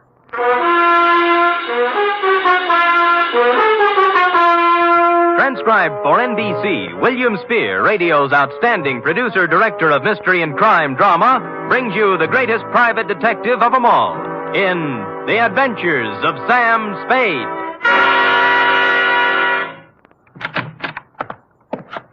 Effie? Yes, Mr. Spade. No, Effie, don't be like this. I promise you tonight, right after this report, we'll go to the theater. And we'll have dinner, too. Any place you want. Sound good? You're the employer. The faster we do the report, the faster we get out. And I won't even take time out for a drink. So come on, let's go, shall we? You see? I can't stay mad at you. Date, fill it in. To managing editor, San Francisco Evening Gazette. City, from Samuel Spade, license number 137596. Subject, The Shot in the Dark Caper. Or, Stop the Presses. Spade has his pants caught in them. Caught? Dear Newshawk. The next time you have a bright idea about a story, count me out. There's too much work for the money it pays, and the glory just doesn't exist. I don't mind being knocked on the head, shot at, lied to, double-crossed, and otherwise treated cruelly by circumstance. But to do it all in one night, just so you can have a scoop, and then be referred to in your columns as a Gazette staff member, well, my professional pride was severely injured. I am a detective, sir, and nobody's staff member. Well, now that that's off my chest, here in journalistic prose is what happened starting yesterday afternoon. Sam Spade Detective Agency? Yes, he is. It's for you, Sam. I'll take it in here, Ed. Spade. This is Woodrow Wilson. Really? Well, I'm sorry. I have Teddy Roosevelt on the other phone. It might take some time. You better try me later. Bye. Spade. Huh? Somehow I thought you were above that sort of corny repartee. I am above nothing, sir, as long as it's ethical. Now, which Woodrow Wilson is this? I'm the new managing editor of the Evening Gazette. Well, welcome to town. What can I do for you? I have a job you might like, an interesting job and interesting money. How interesting? If you find out what I want, you can almost name your own price. Can you get over here in 3 minutes? With any sort of a tailwind, I'll make it in 2. A new track record.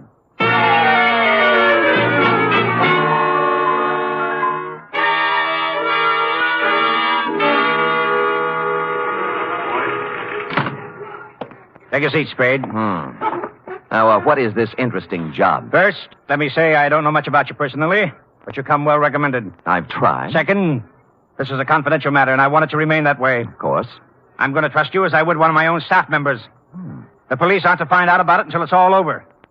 And if any other newspaper gets it, you might as well leave town. Woody, old boy, the man doesn't live who can say I ever double-crossed him. For money or love or anything else. I or had love... to say it so we'd understand each other.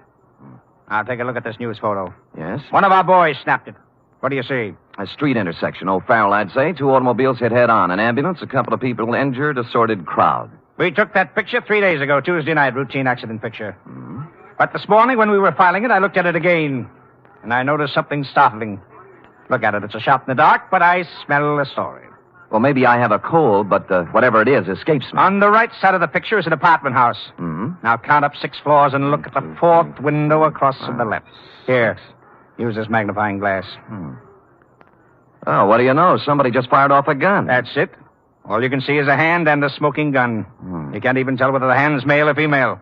But somebody shot at something, probably a person, just a second before that picture was taken. You want me to find out why, huh? This calls for a detective, not a reporter.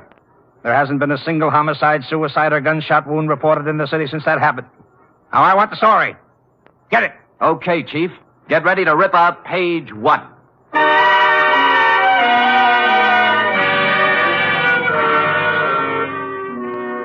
The apartment house was the Greystone. It was actually an apartment hotel and a little shabby.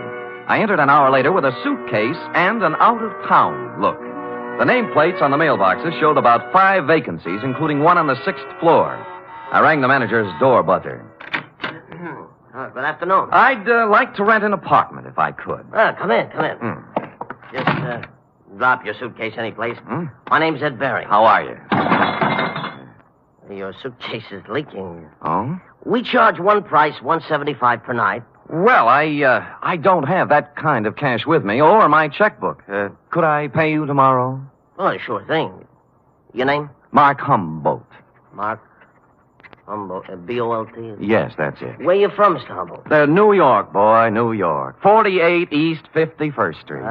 Near Broadway. Next to kin? Huh? Any family, relatives? No. Oh, you own a car? Look, I'm just renting an apartment, not taking out life insurance. Well, you see, there's a state law here requires us to get this sort of information. I'm sorry, but there's nothing I can do. No car. A bank account? Corn Exchange Bank. You own any property? Yes, I do. Albany, New York. Just how much, would you say? 6 feet in a cemetery. I expect to be buried there. Yeah, well, I guess that about takes care of it. Anything on the 6th floor? Well, why the 6th particularly? My lucky number. Oh, well, I'm sorry. Maybe later. Right now, we got nothing on the 6th. Come on, I'll show you around.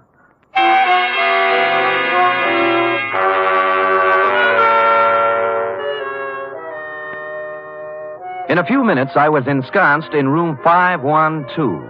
As he stood in the doorway, Ed Bering, the manager, scanned my luggage, my clothes, my ring and wristwatch, as if he were trying to estimate what he could get for me from a fence. After he went back to his apartment, I took a stroll up to the 6th floor. Woody Wilson and I figured the gun incident took place in apartment 608. So I counted back from the end of the corridor and found we were right. 608 was silent. I knocked, but no one answered.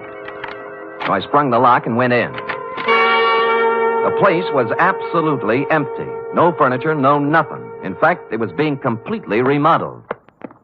It's gonna look swell when they finish, huh? Huh? I said it's gonna look swell. Well, where did you come from? Oh, gee. I guess maybe I startled you, huh? A little. I was just coming down the hall, taking some of these groceries in, and I saw you standing there. You're new here, huh? Huh? Yeah. Here, let me carry some of those things. Well, say thanks. You're the kind of man a girl should have around. Well, I've tried to convince several of that. Oh, who are you kidding? A big, handsome guy like you wouldn't have any trouble getting a girl? Well... At least not if I was the girl. Well, you know best. My place is down here. Shall we go? Well, why not? My name's Honey Kane. What's yours? Mark Humboldt. Gee, what a fascinating name. Oh, not half as fascinating as yours. Really? Say, isn't it wonderful how fate just throws two people together?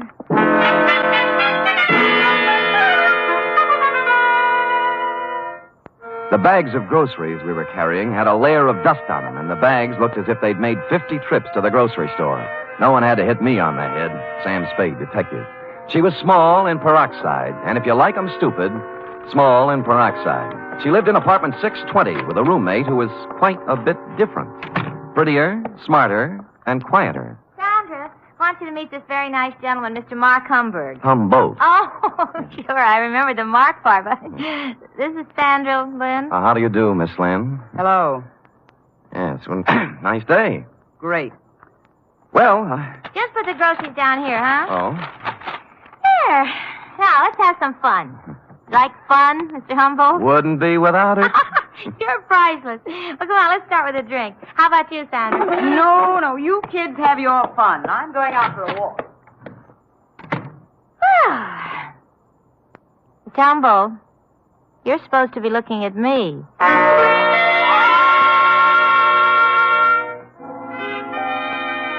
An hour later, under the pretext of going out for some snuff, I shook her off and left. The next half hour went to giving the apartment house a thorough casing. I looked at all the names on the mailboxes, and the only one that rang a bell was one Max Barstow, a former heavyweight who never got past club fighting. I inquired about him of charming Ed Bering, the manager. Max Barstow? Yeah, I tried his apartment. He isn't home. Yeah, well, you see, he won't be home for some time. You see, he took a vacation. Went to visit his family in Portland. Well, when did he leave? Last Tuesday night. I remember him saying, Ed, I won't be back for a while. Look after things, will you? Well, you have a good memory. Yeah. Hey, can you tell me something about those two girls in 620? Why? One of them made a pass at me. Well, mister, I feel this way. I rent apartments to responsible adults. What they do is their business. You won't get any trouble from me. Now, that isn't what I asked. I always like to be sure. Now, are they honest, hard-working girls? I don't know nothing about them, but let me tell you something confidential, mister. Why look a gift horse in the mouth?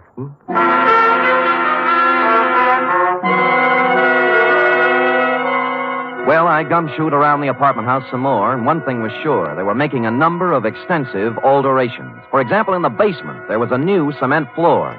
Said cement floor had been laid, I was told by the janitor, Wednesday morning. The morning after a gun was fired in 608. The same morning on which Max Barstow suddenly left to visit his parents. And about here in the plot, it was dramatically correct to wonder if Max might be sleeping under the furnace with a new cement overcoat covering him. I went back to my apartment for a couple of long ones and some thought. It was getting along about supper time when there was a feminine knock. I guessed it to be Miss Room Service herself, Honey Kane. But no. Better. Much better. May I come in? You may. Shall I leave the door open? I'd rather you closed it. Anything to make you feel at home? Drink? No, talk. Oh. What are you doing here, Sam? The name's Humboldt, Mark Humboldt. All right, play it any way you want. But I've seen you around. I know who you are. You move in today, and half hour later you find our apartment. Why? Your apartment found me. At least half of it did. The gift horse part. Maybe so, but I figure you helped a little somewhere. Hmm. What are you trying to get on us? Nothing. I just moved in here for a place to live. With one suitcase and a bottle? Oh, I'm an actor. Look, whatever it is, lay off, will you? I've had enough trouble in my life. Things are just starting to go right. Sandra, I don't know what's on your mind, but as far as I'm concerned, you're clean. All right. Maybe I made a mistake. I'll try to make it up to you sometime. Well, maybe you can start right now. I think I'll open the door again. Now, just a question. Seen anything of Max Barstow lately? I knew it was something. I knew it. No, I haven't seen Max Barstow lately. He went somewhere to visit his family, and I'm telling you, either leave me alone or something's going to happen to you. You won't rise.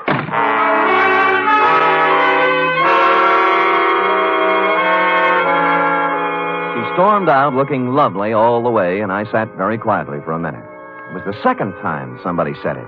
Max Barstow was visiting his family.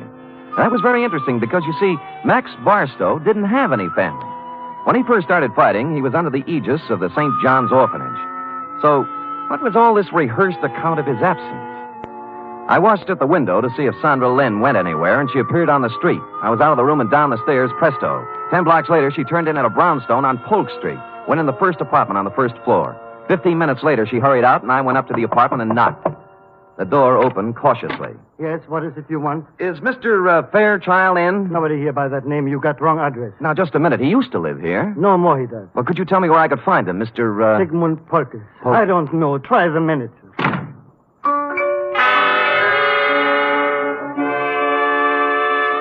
On the way out, I looked at the card on his door buzzer. It listed his apartment as belonging to a Mr. Rothschild.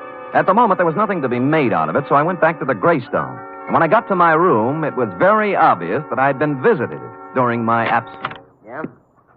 Oh, it's you. What happened to my suitcase? I'm sorry, Mr. Humble, but I didn't realize it before. You see, that apartment was already rented, so I guess you'll have to find one someplace else. Look, you have 4 other vacant ones in this apartment house. Give me one of those. Sorry, no vacancy. Well, then give me my suitcase. Yeah, that's the one that leaked. Just a minute, I'll bring it out, Mr. Humble. I'll go in and get it myself, Mr. Barry. I said stay out. I said I'll go in and get it. Right, you will.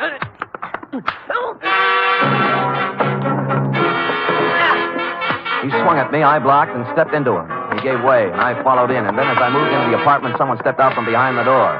I turned, but it was too late. I was sandbagged, and the face behind the arm that swung it looked an awful lot like that of Max Barstow. I remember asking myself as I went down, if Max Barstow wasn't shot in room 608, who was?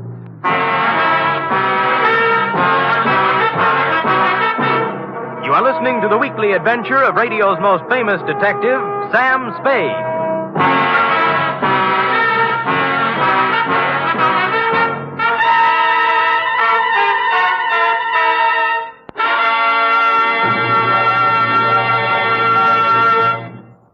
Three chimes mean good times on NBC. On Sunday, March 4th, that's 1 week from this Sunday, Theater Guild on the Air will present radio's most exciting dramatic event. It's a full hour-and-a-half presentation of Shakespeare's immortal Hamlet. John Gielgud will portray Hamlet, Pamela Brown, the Queen, and Dorothy Maguire will appear as Ophelia. The intrigue, beauty, and romance of Hamlet come to life Sunday, March 4th, on Theater Guild on the Air.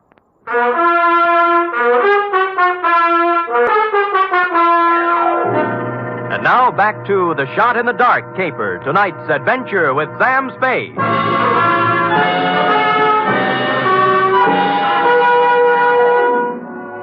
I wasn't out for long, but it was long enough to have been carried out of the apartment manager's place and dumped in an alley. I sat up and rubbed the back of my head and discovered the boys had a sense of humor. Pinned on my chest was a note that said, "Beat it." This time, when I went back, I had my gun handy to hand. Nobody was home at Mr. Bering's apartment, so for something to do, I looked in on Max Barstow's diggings, 413. I glass keyed in and turned on the lights. And a search revealed items, a rent receipt showing Max was paid up for 2 months and intended to stay put. But more interesting were 2 phony detective badges, a policeman's uniform, and a flash camera. Couple these with a dossier on a man named Sigmund Polkus, and I knew just what Max had been doing since the fight game stopped paying his bill. It read, Sigmund Polkus, 60 years old, Minneapolis, just sold 2 restaurants for $175,000. Intends to retire and settle down in San Francisco. That's as far as I got when Honey poured herself on me again. Mr. Humboldt. Yeah. What are you doing in Mr. Barstow's apartment? Come in. Thanks. You shouldn't be here. Mr. Barstow ever found out. Honey, you can drop the act. Act? You know who I am, and I know who you are. You're part of the bait for one of the oldest rackets in the world. The Badger Game. Who, me? You. All right, Sam. I didn't know who you were at first until Sandra told me. Now, you tell me, what are you doing in Max's room? A number of things. First of all, getting enough evidence on him to give him a free vacation on the state. Second, I wanted to see who would show up and why. Now, what's your story? I just dropped in to see if Max was here. Try again. Sam, if I tell you anything, will you leave me alone? If I can bear it. I came over to get some things from Max. You know. Where's he staying? Right across the street in the Arlington, 314. Mm-hmm. Ed Bering manages both apartment houses. Why doesn't Max stay here? Who are you working for, Sam? I'm just asking. A client. Not the police? No. Sam, I don't have a thing to do with the mark Max is working on now. Sigmund Polkus. Some old man. Did you hear any shooting here last Tuesday night in apartment 608? Sam, I didn't hear a thing, not a single thing. All right, get whatever you came for, but remember this. You tell Max I was here, and I'll tie you into something that'll get you to Tehachapi if it's the last thing I do. Oh, sure.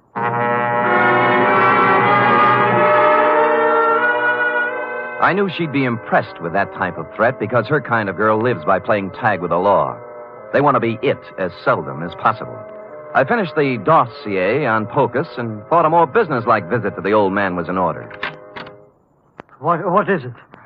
Oh, you. I want to talk with you, Mr. Polkus. Come in. I want to talk to you.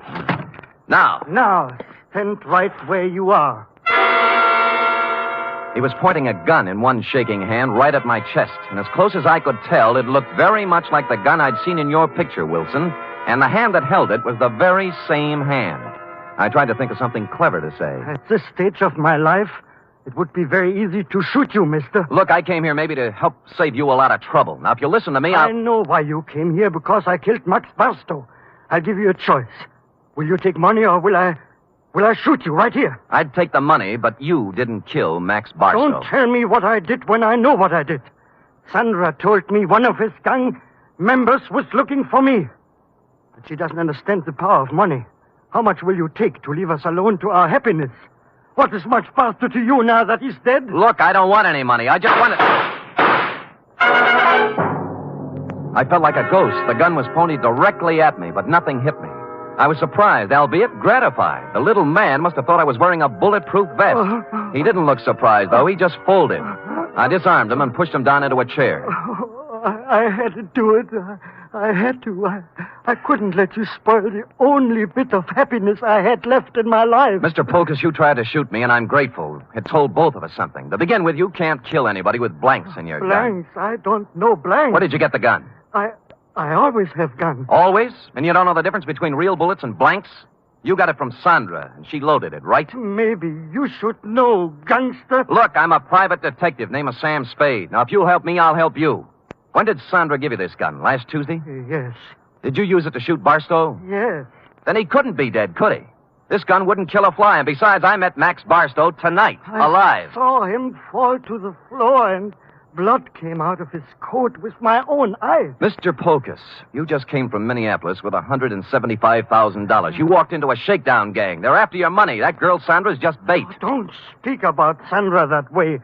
Sure, she tried to shake me up for money, but only because that man, that Barstow maker. She was a slave. She couldn't get away from him. Why did she stage a phony murder with you killing Barstow? Oh, I don't know. I'm so confused. Tell me how it happened.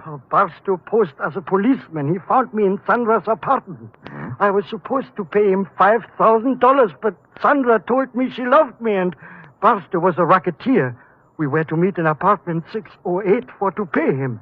She gave me a gun to frighten him with, but instead I killed. Nuts, $5,000. They knew how much money you had, and they wanted to get all of it away from you on a phony murder scare. Sandra doesn't want my money away from me. She loves me. Mr. Polkus, I'm sorry disillusionment should come to you so late in life. But... I say she loved me, and I can prove it. How? This morning, she became Mrs. Sigmund Polkus.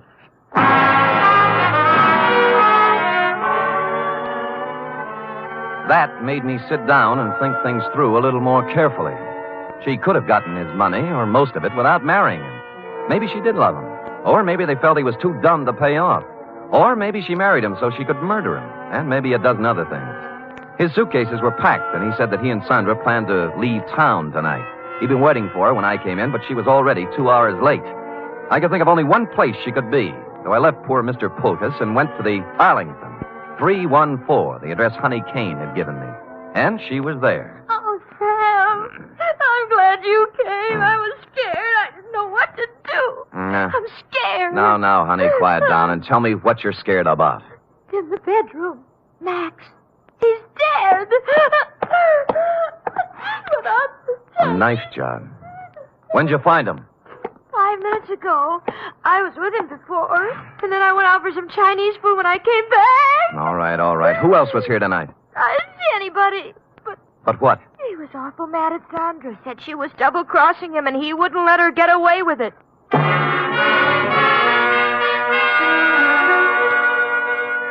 I went back to Polkus's place.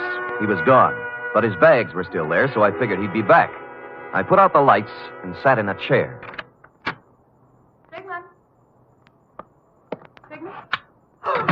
Go ahead. Ask me what I'm doing here. Where's Polkus? Well, if he's smart, he's on a train back to Minneapolis.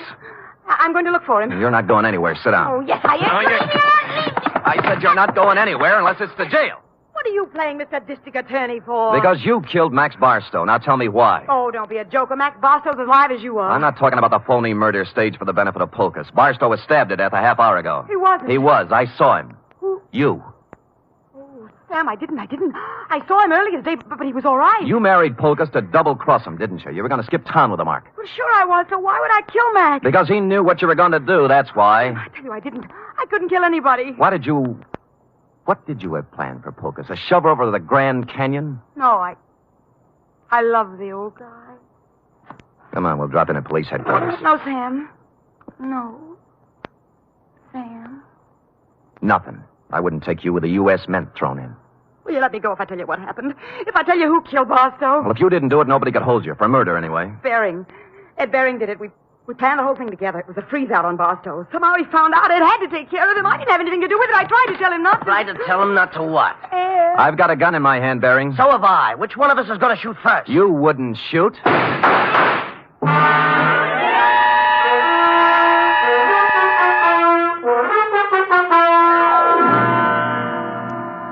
But he did. Period. End of report. Sam! Is that all? Well, what do you want? An echo? No.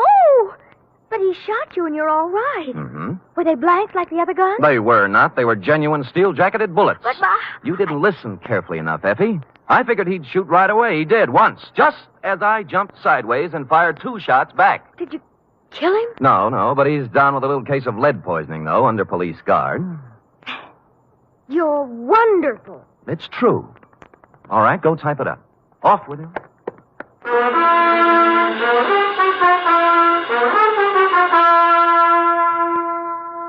Three chimes mean good times on NBC. Tomorrow, you're invited to a 1-hour concert by the renowned NBC Symphony under the direction of Bruno Walter. Featured soloist for tomorrow's performance is celebrated violinist Joseph Fighetti, who will be heard in Mozart's brilliant concerto for violin and orchestra. It's the very finest in musical listening, every Saturday with the NBC Symphony.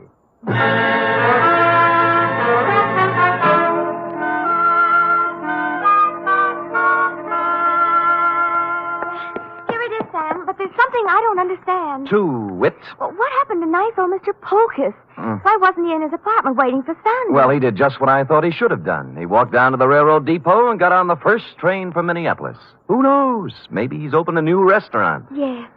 And, what happened to Sandra? Well, she's being held as an accessory to murder, among other things. Well, if they were married... That's enough, Effie. That's enough. Do you want me to make everything so simple that everybody will be able to figure it out? No, but But you what?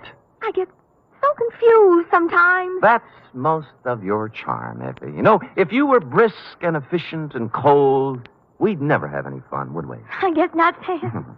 We do have a good time at times, don't we? Yes, we do indeed. Like right now. Come here. Oh, Sam. Fire in a man's veins. Maddening, that's what. Don't say any more, Sam.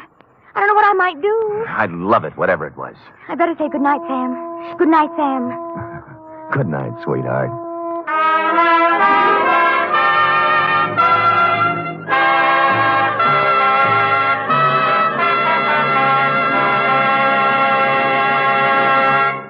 The National Broadcasting Company presents The Adventures of Sam Spade, Detective.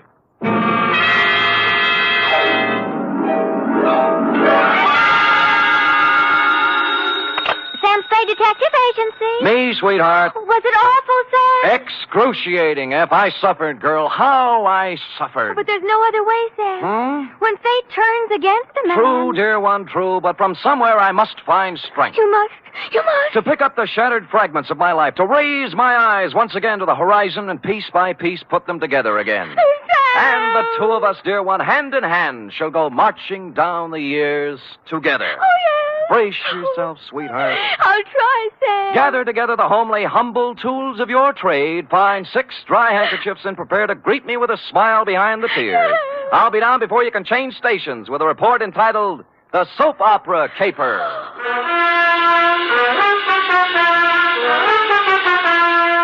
For NBC, William Spear, radio's outstanding producer-director of mystery and crime drama, brings you the greatest private detective of them all in The Adventures of Sam Spade.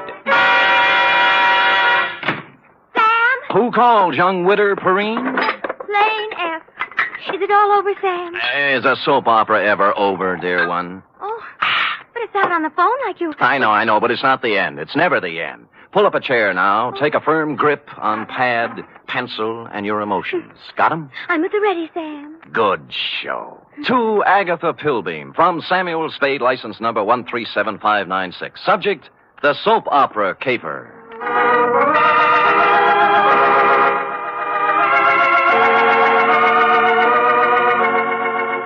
How was I to know what was on her mind? This strange woman, this mysterious Agatha Pilbeam, this voice on the telephone, directing me to the big, sprawling house in Hillsborough. Is that clear, Mr. Spade? How urgent is it, Miss Pilbeam? Very, very urgent, Mr. Spade. I don't know which way to turn. So I went to the big, sprawling house in Hillsborough, pulled up behind an ancient Model A parked at the curb, and was walking past it toward the gate when... Spade. Huh? Oh, Croc Morton, isn't it? Good old Sammy, you remember. Yeah. When'd you get out? Last month. But I'm a good boy now. Here, take one of my cards. There, if you know anyone who needs a first-class private eye, Croc's available. What are you doing here, Sam? A lady wants to see me. The soap opera queen?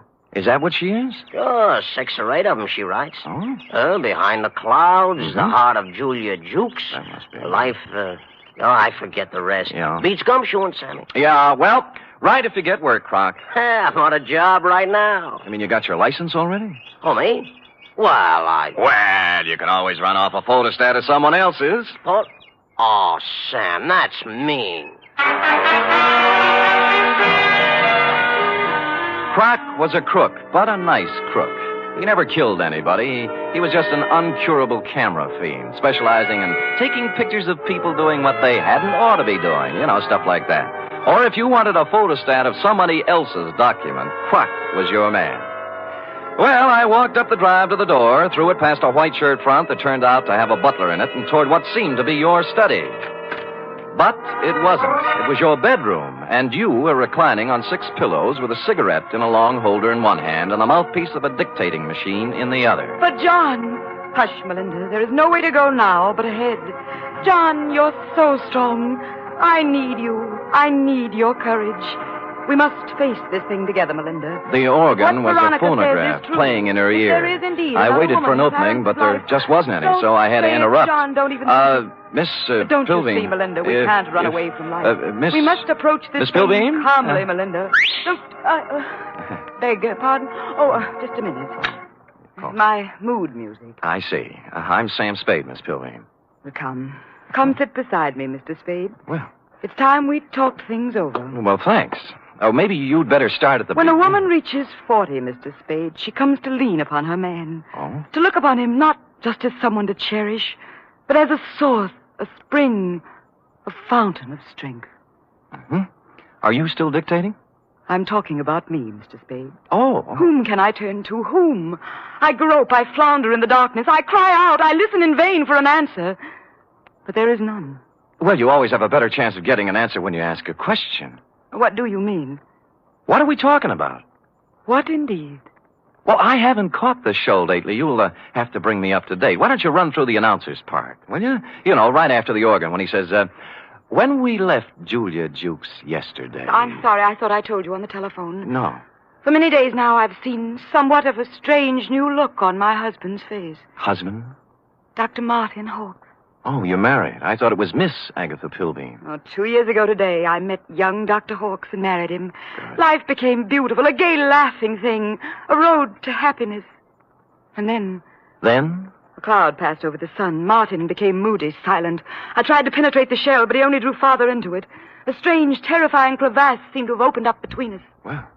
What is it, Martin? I asked him repeatedly. But he'd only stare silently out the window and finally walked silently from the room. Well, how long did this go on? How long a series did you get out of it? For weeks, until a few days ago when the final blow fell. It was evening, and Agatha and Martin were at dinner. Let's look in on them as... Oh, sorry. We were at dinner when the doorbell rang, and I answered it. It was a telegram from Martin. From Mexico. I gave it to him and watched the blood drain from his handsome features as he read it. His hand trembled, his jaw clenched. But you forced yourself to speak. Yes. What is it, Martin? I asked. Tell me, please, for the sake of our love. And he... Looked down at me as if I were a stranger. Well. And then he crumpled the telegram, threw it savagely into the fireplace, and strode silently from the room. Here, I rescued it from the flames. Read it. Thank you. Regret must confirm your worst fears, Cardoza. What is the terrible secret of Martin Hawks? Yes. Why did he act so strangely when the mysterious telegram arrived from Mexico? And above all, where is he? You mean he didn't come back? He's been gone for 4 days, Mr. Spade. I must find him. Now, of all times, I need his love. When a woman reaches 40... I know. What do you mean, now of all times? It's been just a week now since the report came back from the laboratory after my physical examination. Oh. The doctor from Vienna. Mm-hmm. You see, Mr. Spade, I, too, have a terrible secret. Well, don't you want to tell me about it? Yes. I have a very rare, incurable disease. There are only 6 short weeks to live.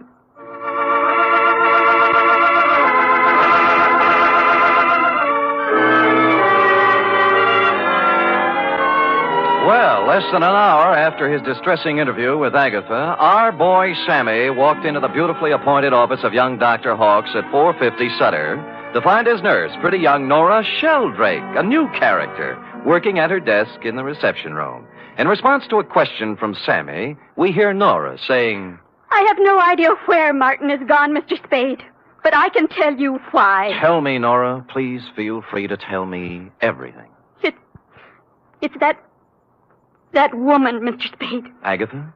Yes, Agatha. Mm-hmm. She never understood Martin. She doesn't understand Martin. She never has tried to understand Martin. Do you hear me? She never has tried. I take it you don't care for Agatha Pilbeam. I hate her. Nora? I do. I hate her. She thinks her money can buy everything, even Martin. Well, it won't. She knows that now. Well, calm yourself, Nora. Try and think back now to the last time you saw Martin Hawks. It was Monday. 4 days ago? Yes. The call came from some legal firm named Bennett and Hatch. Now, let me write that down. I switched the call into Martin. I was worried for him. I was concerned. I have to admit now I did a terrible thing. Ah, you listened in. I did. They told him his sister was in town, that she was working at some nightclub, and wanted to see him. What nightclub was this? Let me see. It was the Tortuga. Mm-hmm. What else? That's all. They hung up then, and Martin came out. I watched the blood drain from his handsome features. His hand trembled, his jaw clenched. Yes. I'm going out, Nora, he said. If I'm not back, don't worry. That's all. It was so like Martin.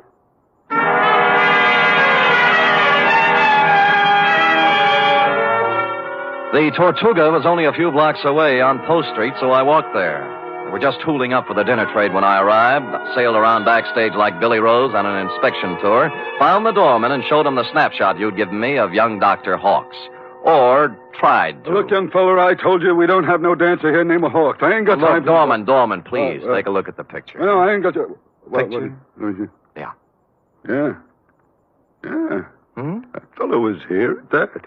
Tuesday, Monday night it was. Well, who'd he come to see? Well, wasn't nobody named Hawks, mister. It was Beth Jardine. Well, bless you, Dorman, bless you. Bless you, too. Thank you.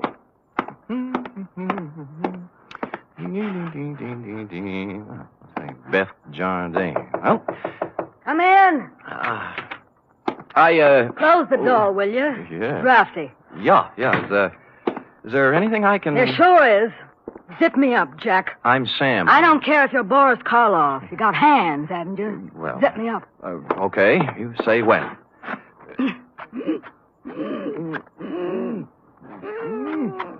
When? Can you breathe? Oh, no. You can't have everything. Ouch. What's on your mind, Jack? Martin Hawks. Sorry, never heard of him. Look, we're getting along beautifully up to now, honey. Let's not spoil it. You not only know Martin Hawks, you're his sister. What makes you think What's I that know? card stuck over there in the mirror? Bennett and Hatch, attorneys at law. Aha! The same Bennett and or Hatch who called Martin Monday afternoon and told him his sister wanted to see him here. Now, what's this all about? I can't tell you. He got a telegram from Mexico. Mexico? Yeah, it upset him. Something awful. What'd it say? Regret must confirm your worst fears. You're dead, huh? Yeah. Oh, that's great. Great. Pretty hilarious, huh? Jack, you just ain't got no idea. I got a piece of advice for you, Jack. Oh? Forget about Monty Hawks and live a long and useful life. Mm-hmm. I got a tip for you, too. You're in a tight spot. Watch that zipper, Jack.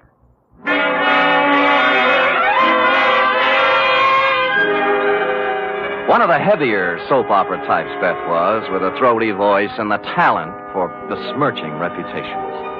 What was the mysterious influence she wielded over young Dr. Hawks? How much did she know about his strange disappearance? What about the cryptic telegram from Mexico City? And what about dinner? The last question I could answer. I stopped at Schroeder's for sauerbraten and potato pancakes, ran into Larry Mahoney of Homicide, who was off duty, and we stopped in at a handy alley and bowled until 11. I was walking back down Market Street when I passed the Flood Building, which reminded me of the firm of Bennett and Hatch, who resided there. As a matter of fact, it looked like they were there right now, since the light was on behind the second-floor window with their name on it. Now, the sensible thing would have been to call around 9 in the morning, but as I seldom do sensible things, I hustled up the stairs and down the corridor to their office. Someone other than Bennett or Hatch had put in some time, obviously. The drawers of a dozen or more file cases had been pulled out and dumped on the floor, the desk drawers likewise. And to mark it clearly as the work of a thoroughgoing professional, the safe door was off its hinges. All this took me back to the Model A parked in front of your house this afternoon, Agatha, and I was contemplating same when... Hello? Bennett. Yeah? Good, Christopher. I was scared you wouldn't be there. Tried to get you at home. Do it, baby, do it. Pull the string. We'll never make it with this guy. We're through. Pull the string here. Do it, baby, do it. Make it... Hello? Operator! Operator! Operator! I finally got someone at the Tortuga Club who knew where Beth Jardine lived, an apartment on Russian Hill. I didn't stop to ask which apartment, and when I got there, I found I didn't have to. All right, stand back, everybody! Stand back! Dugan! Hello, Sam. What happened? Dame just knocked herself off. Huh? Jumped from a room on the 8th floor. Stand back, you yahoos! There was no need to, but I looked at her anyway, just to make sure. It was Beth, all right. When she said she was through, she meant it. I was just turning to go, and something big in a tan camel's hair brushed past me and bent over the body. Where is she? Where? Beth! Sister! Beth! Beth! Oh! I recognized him from the snapshot. Wild-haired, with a 4 days' growth of beard on his lean, handsome face. It was Martin Hawks, on the verge of collapse. Officer Dugan and I helped him through the crowd toward the ambulance that had just rolled up, sat him on the running board, and began to question him. What was that again? Your name. What's your name? My name. Of course, my name, I don't know. I don't know my name. It happens to everyone in soap operas, sooner or later. When he filled out the forms on poor Beth Jardine, old Doc Peterson gave Martin a double O, blew his nose, and announced with a twinkle in his eye, "Appears to me like young Dr. Hawks has got himself a case of amnesia."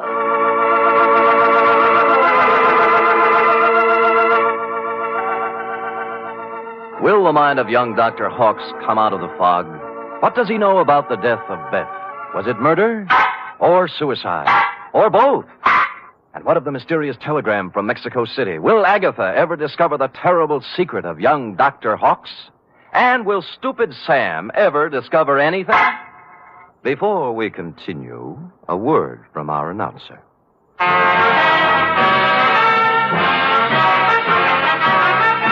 You are listening to the weekly adventure of radio's most famous detective, Sam Spade.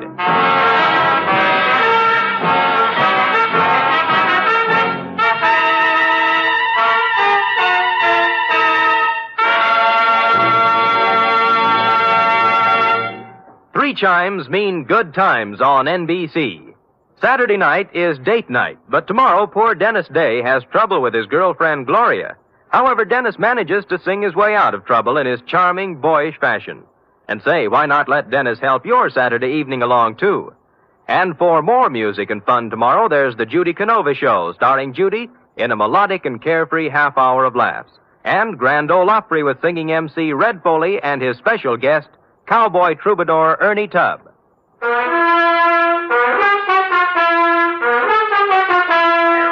And now back to the soap opera caper, tonight's adventure with Sam Spade.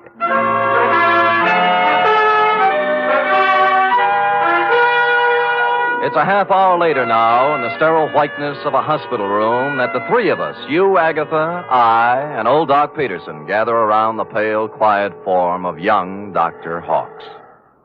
Martin. Martin, speak to me. Martin, darling. Who are you? Agatha, dear. Your own Agatha.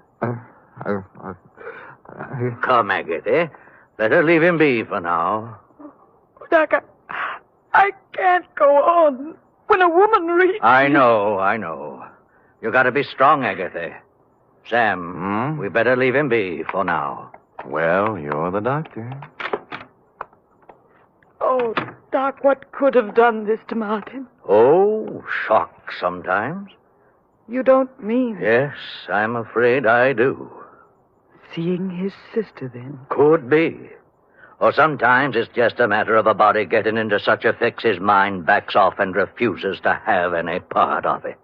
The wire from Mexico City. Huh? His terrible secret. The strange threat hanging over him and his sister. Driving one to suicide. And the other to this. Well... No wonder poor Martin gave away before this. Sure. And there's still another explanation. How's that, Sam? That he figured amnesia was a nice, easy way not to have to account for what he's been up to for the last 4 days. Or where he was when the dame took off from the 8th story. Mr. Spade, you're not accusing Martin. There's something buzzing around in his little mind. The nurse tells me she got him into a pair of pajamas and tucked him in nice and cozy before we got here. Well? Yes, well? You may not have noticed, Agatha, because he'd pulled the covers up around his neck, but our boy had his clothes back on just now. What? Martin! Hey, he's gone. Indeed he was Martin, as we could plainly deduce from the open window and the curtains blowing gently out over the fire escape. Young Dr. Hawks, indeed, had packed up his amnesia, his terrible secret, and his toothbrush, and taken off into the night. So I left you sobbing gently on old Doc's shoulder and found me a phone in a drugstore a safe distance away. On the 48th ring, Bennett of Bennett and Hatch attorneys answered. He was sleepy. I used all my soft answers, and he used all his hard ones, and finally we got to the point. All right, Spade, all right. The Jardine dame left a sealed envelope with us. What was in it? How do I know? It was sealed, marked personal and confidential, to be delivered to the city attorney in the event of my death. Signed Beth Jardine Hawks. Signed how? Beth Jardine Hawks. Not Beth Hawks Jardine. No. Is it important? Just a tiresome detail, Bennett. So she brought you the envelope, paid your fee, and you stuck it in the vault for her. Then what? Well, she had us call her brother and tell him to meet her at the Tortuga. Period. That ended our part of it. We didn't even get our feet wet. On the contrary, Bennett, you're up to your ears. In what? Blackmail. Bye. Which explained many things. To wit, A, the wire from Mexico City from the lawyer named Cardoza. B, the murder of Beth Jardine. And C, the reason for young Dr. Hawk's mysterious flight from the hospital, his mind still fogged with amnesia. It did not, however, explain why stupid Sam had kept Croc Morton's business card in his vest pocket for 21 pages without doing something about it. The address was near 3rd and Howard, not one of the better business sections, even for a private detective. I walked down 3rd Street, past the Sherry and Muscatel joints, looking at numbers, and then discovered it wasn't necessary. The old Model A was pulled up in front of what might have been a respectable office building before the earthquake, but now couldn't decide whether to be a warehouse or a tenement. Thus far, a harmonious picture. But behind the Model A was something twice as long and 3 times as shiny, with a motor running. Out of place by about $4,000. Out kind of late, aren't you, Nora? Sam! Nora. Sam! Nora. Don't reach for the horn. But he told me... Sure, and you believed it, like everything else he told you. Come on, get out. I will not get out. Oh, but you will, or I'll pull you out by your pretty blonde hair. Now, come on. You... Oh! There, that's it. You can't do this to me, Mr. Spade. Nothing can stop Martin and me. We have our right to happiness. Uh-huh. Just the two of you. Chins up, eyes on the horizon. Let the dead past bury its dead. How can you joke It's no joke, believe me. You got taxi fare? Why? Because you're going to get in my cab, go home, put your hair up in curlers, and go to bed. After saying to yourself 1,000 times, what a lucky little girl you are that Martin Hawks didn't shove you out a window, too. Now scoot. Scoot! It was the kind of a dark stairway that made me yearn for the comfortable feel of a shoulder holster under my left arm. At the top was a 3.5-watt bulb, and at the other end of the hallway, a crack of light under Croc's office door. Between the two was a cat, more's the pity. So abandoning my stealthy approach, I walked up to the door, turned the knob, stuck my hand in my side coat pocket like Edward G. Robinson, and kicked the door open. Croc was sitting at his desk behind a stack of bills. The closet door was just closing softly. Who was in the closet? And did he still have his toothbrush, his terrible secret, and his amnesia with him? Well, Sammy. Yeah. You took me up on it right quick, huh? Uh-huh. Yeah, have a chair. I sat on a chair in the corner out of line of the closet door behind the desk. Oh, Sammy. Yeah, you got a job for me, huh? Yeah. You don't look like you need a job, Croc. Huh? Oh, this? Yeah. Oh, this is nothing. Good day at the track, that's all. What's on your mind? Remember the Blennerhassett job? Huh? The one with the letters before you went up? What are you talking about, Sam? The shakedown, Croc. The dame who wanted you to get the letters back. Remember? You know. So you got them for her, delivered and collected after you had the photostats made. Sam, you're crazy. I never done no such thing. You can level with me, Croc. You collected on the photostats for 8 years. Oh, wait, Sam. Well, forget it. Anyway, I got another one.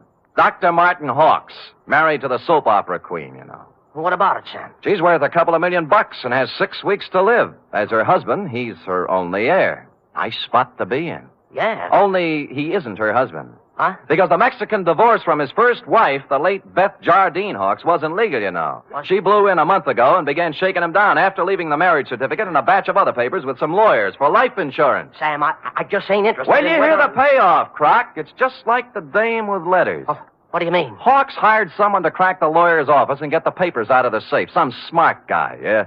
An unfrocked private eye who doesn't have a license. I found out where he had the photostats made, though. I can get copies. Spade, for crying out loud, shut up. The closet doorknob was turning slowly. I waved him out of the way and picked up the chair. It was all over 2 seconds after it started. The door flew open. He came out with his terrible secret, which turned out to be a gun. And I wrapped the chair right around his head. So I picked up the gun and Croc and young Dr. Hawks, and we all picked up a ride to headquarters. Only one scene remained to be played in today's exciting episode. I should try to be brave, Mr. Spade. Sounds like such a cliche now. Good show, Agatha. Good show. Good show. Life must go on, you know.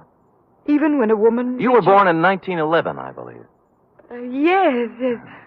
As I say, life must go on, even when a woman reaches... Indeed it must. We have our happy moments and our sad ones, our pleasures, our trials, our joys, and our heartbreaks. And sometimes, Mr. Spade... Yes?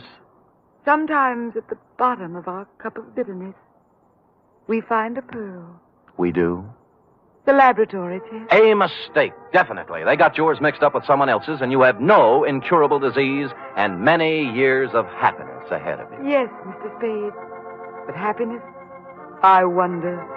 Can a woman past 40, whose husband is a convicted murderer, find happiness? Alone? Good show.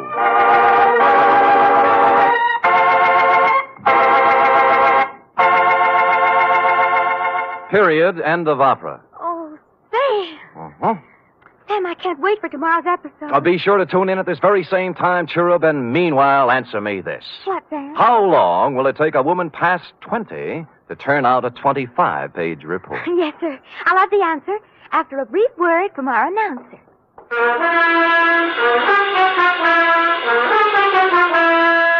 Three chimes mean good times on NBC. Tomorrow, Arturo Toscanini will conduct the renowned NBC Symphony in the fourth of a Saturday concert series. For tomorrow's one-hour performance, celebrated Maestro Toscanini has chosen works by Debussy, Respighi, and Edward Elgar. You're invited tomorrow to the NBC Symphony and Toscanini.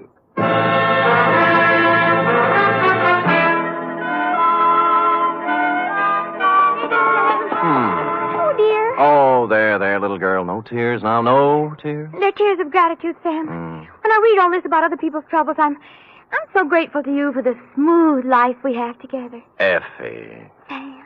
Effie. Sam. Effie. Sam. That takes about 10 seconds. Go ahead. I'm only merely a secretary, but... It's over now. Matter of fact, we're 10 seconds over. Oh, well, Sam, I haven't even your wife to be versus... Nothing but peace and quiet. Fairly regular paycheck. With only a corpse now and then to produce a ripple on the mirror smoothness of our bliss. Oh, that's beautiful, Sam. I thought so. You don't have a single terrible secret either. No, but just to keep you interested, dear one, from time to time I shall pick up a piece of paper, read it, let the blood drain slowly from my face, then clasp you to me thusly, holding you close, and just before striding silently from the room, mutter in your shell-pink ear. I know. Good night, Sam. Good night, sweetheart.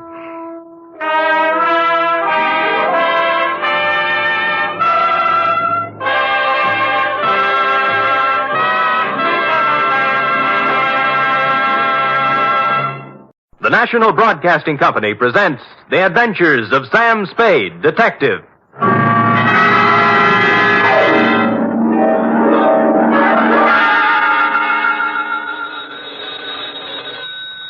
Sam Spade Detective Agency. Me, sweetheart. Sam, a man named $5 Frankie called up and said he's putting $2 in your name on a sure thing at some track or other. Well, that's nice to hear. I don't think it is at all. You know I don't approve of your gambling, Sam. Effie, you do some things I disapprove of, but do I snipe at you? Well, no, but... No buts about it. And besides, I didn't place the bet. It was placed for me. I don't care. It's the principle of the thing I don't like. Well, suppose I put it this way, Effie. That $2 bet on a sure thing was more than just a money bet. It was a gamble on the inherent goodness of the human soul. Oh, Sam, you're just trying to confuse me. I am, but I'll straighten everything out to your satisfaction, I trust, when I appear at the office with a highly stylized and rather charming saga of horse players and the world they live in.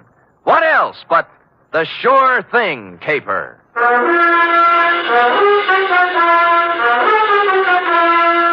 NBC, William Spear, radio's outstanding producer, director of mystery and crime drama, brings you the greatest private detective of them all in The Adventures of Sam Spade.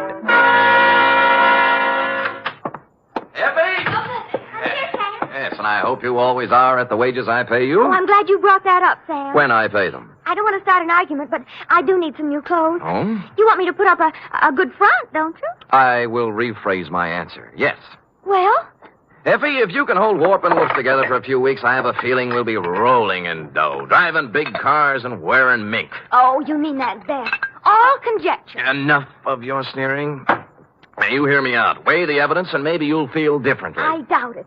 No good comes of playing the horses. Date, fill it in. Two $5 Frankie, care of... Sam, wait a minute now. $5 Frankie what? What's his last name? I don't think he has one, F. As I get it, he was born just before a Gold Cup handicap at Pimlico, and they didn't have time to give him a last name and place a bet, too. So they chose the bet. Oh, Sam, that's awful. What do you mean, awful? That horse paid 18-1. Well, to get on, two $5 Frankie, care of Patterson Smoke Shop, Myrtle Street, City, from Samuel Sucker Spade, San Francisco, license number 1375596. Subject, the Sure Thing Caper.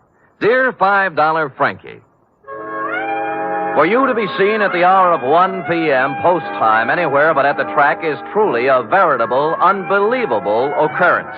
So when my door pivoted open Monday at said hour and a short gent with 36 shoulders and a 44 long plaid coat came in, my eyes told me it was you, but my mind screamed no. I checked your wide-brimmed pork pie, your zoot gabardine slacks, suede and alligator wing-tipped shoes, and it still repeated you.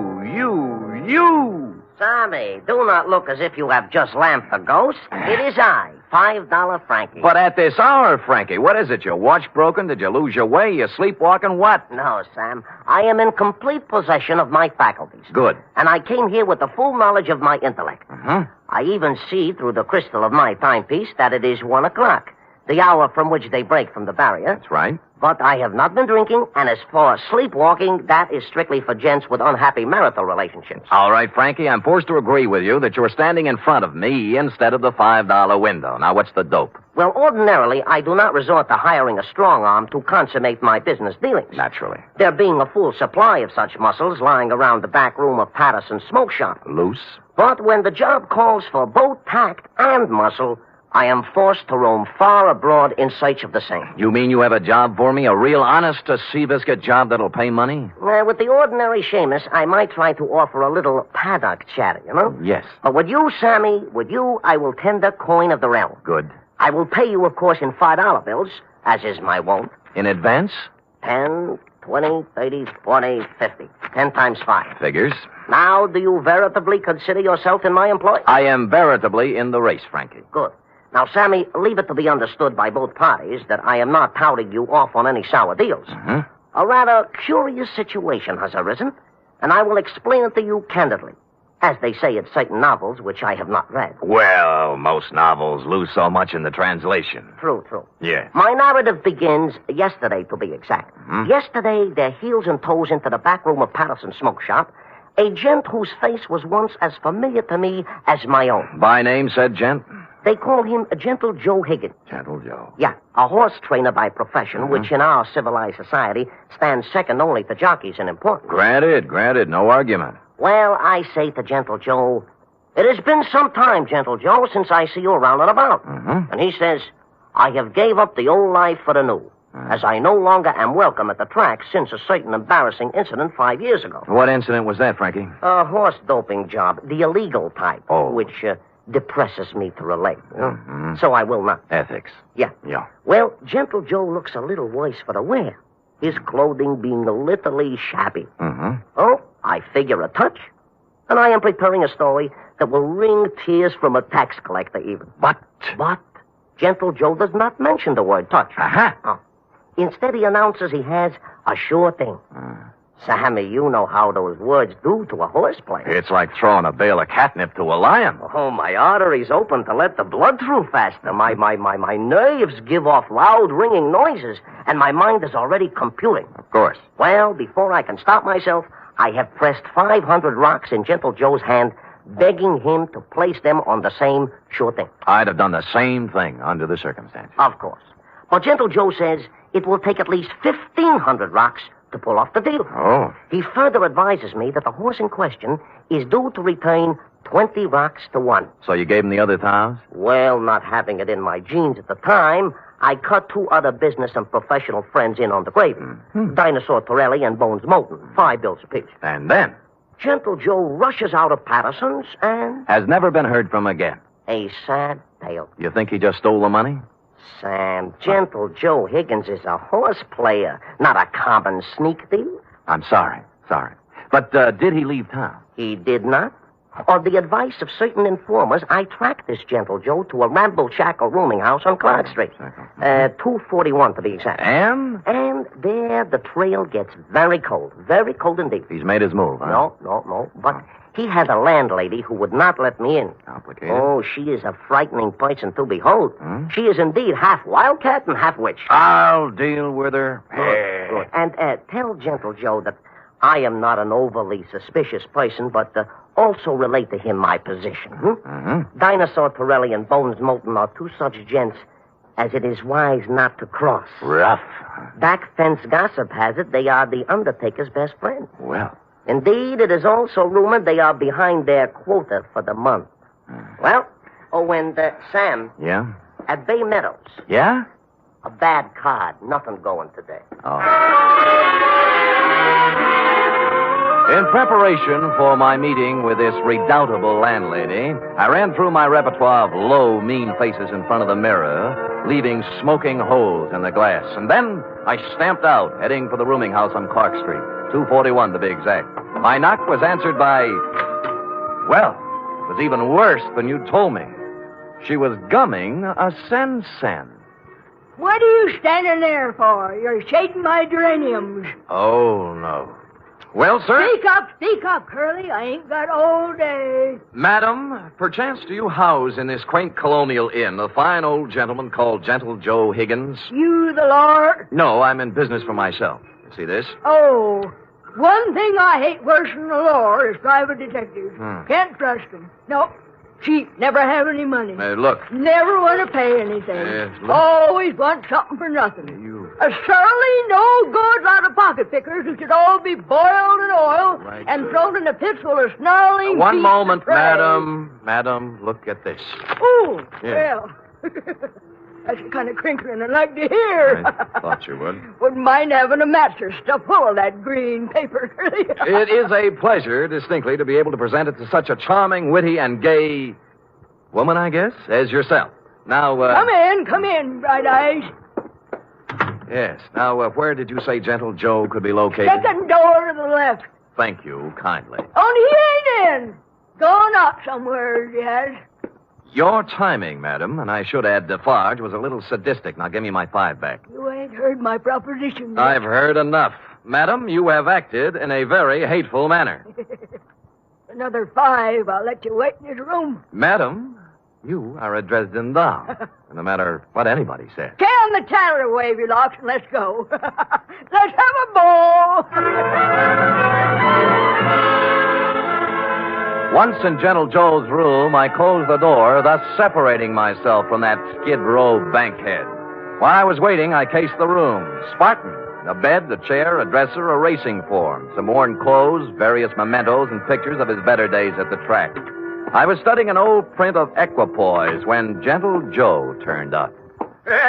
Yes, she was a great stretch runner, wasn't she? Yes, indeed. 1 mile and 141 and 5th, and hardly damp at the end. Well, yes. Now, don't yes. look upset, Mr. Spade. Fanny told me that you were a detective waiting for her. Oh, she's a swell kid. Yeah, Fanny's impetuous, but a good sort, yeah. Keeps the right people out and lets the wrong ones in.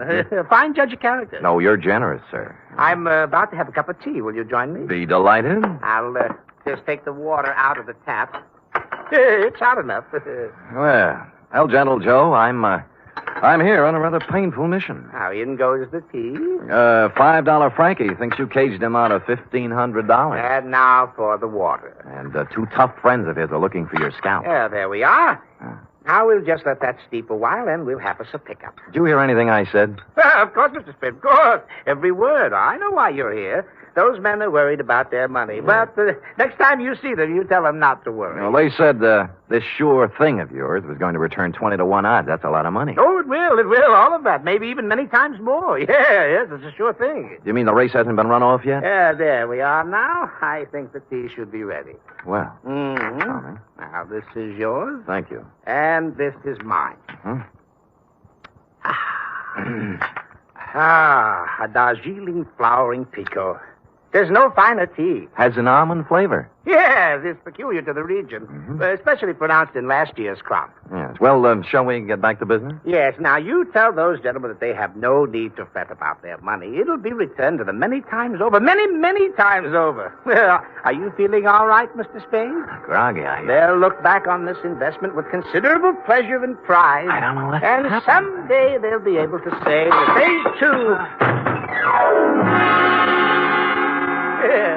Stupid Sam. Nobody had to give me a saliva test to guess what happened. That nice, sweet, gentle old man had doped me right up to the ears. I tried to stand up, but my legs were like two wet pieces of spaghetti, and I went down. Gentle Joe went right on talking and smiling until everything was nothing. When I came to, Joe was gone, and so was my faith in horse people. Fanny had made herself scarce, too, and I stumbled alone out into the daylight for resuscitation. It took walking, coffee, whiskey, and a bowl of raspberries to bring me around. I eventually found a safe haven in my own office. Sam Spade Detective Agency. Mr. Hangover speaking. Mr. Spade, this is Gentle Joe. What? Listen, you... Yeah, I know how upset you must be over my little deception. Deception? It was all to a good purpose, Mr. Spade. You see, I had to get out of there in a hurry with the minimum of discussion. I seem to remember you were hustled out of the racing game for doping a few 3-year-olds. Well, that's what some people in official circles felt. But, Mr. Spade, I want to apologize to you and tell you that I will be able to explain everything to your satisfaction. No. What's the matter? Help! Get away! Hello! Hello! Hello! Hello! Somebody put the phone back on the hook, so I hung up and dialed a friend at the telephone exchange. She quickly traced the number. The call came from the Sunset Stables out near Bay Meadows. I dialed back, but nobody answered, so I beat it out there. It was dark, and the only person I could rouse was a young stable boy. Yeah, what do you want? My name's Spade. A guy named Gentle Joe was calling me from here, and something happened to him.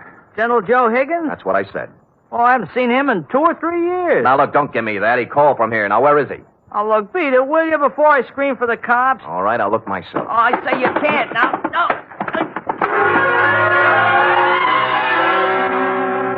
But I did. There were 2 phones inside the stable, both hanging on posts. The second one had the number the phone company had given me, and although someone had tried to cover it up with sawdust, on the floor, under the phone, were 3 tea bags, and somebody had done a lot of bleeding. Looked like Gentle Joe's parlay had run out.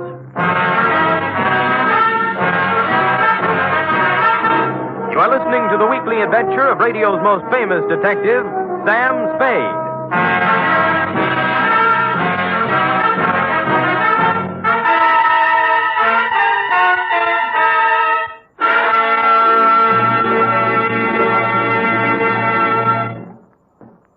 Three chimes mean good times on NBC. There's music and mystery on NBC every Saturday night. For music tomorrow, your hit parade brings you the top tunes in the land as selected by you and presented by Raymond Scott's Orchestra, Snooky Lanston, and Eileen Wilson. For mystery tomorrow, Herbert Marshall stars as the man called X. In all the strange and far-off places of the world, wherever there is intrigue, danger, and romance, there you will find the man called X. Hear him tomorrow night.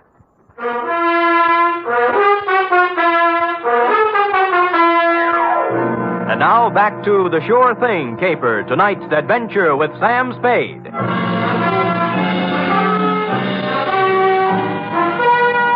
I collared the stable boy and questioned him about the blood under the phone and about what could have happened to Gentle Joe Higgins. Nothing. Just wouldn't talk, and he was too small to beat up. So I went looking for the stable manager. He lived in a small white house behind the exercise ring. He wasn't too happy at being awakened, but when I explained things, he came down to the stable with me. I can't understand it, Mr. Spade.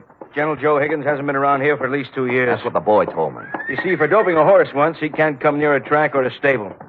If we let him hang around here, the racing commission would fine us. Well, he called from here and something happened to him. The number the phone company gave me matches up with one of your phones. And there was a lot of blood on the floor, too. Well, here we are. Now, which phone was it? That one.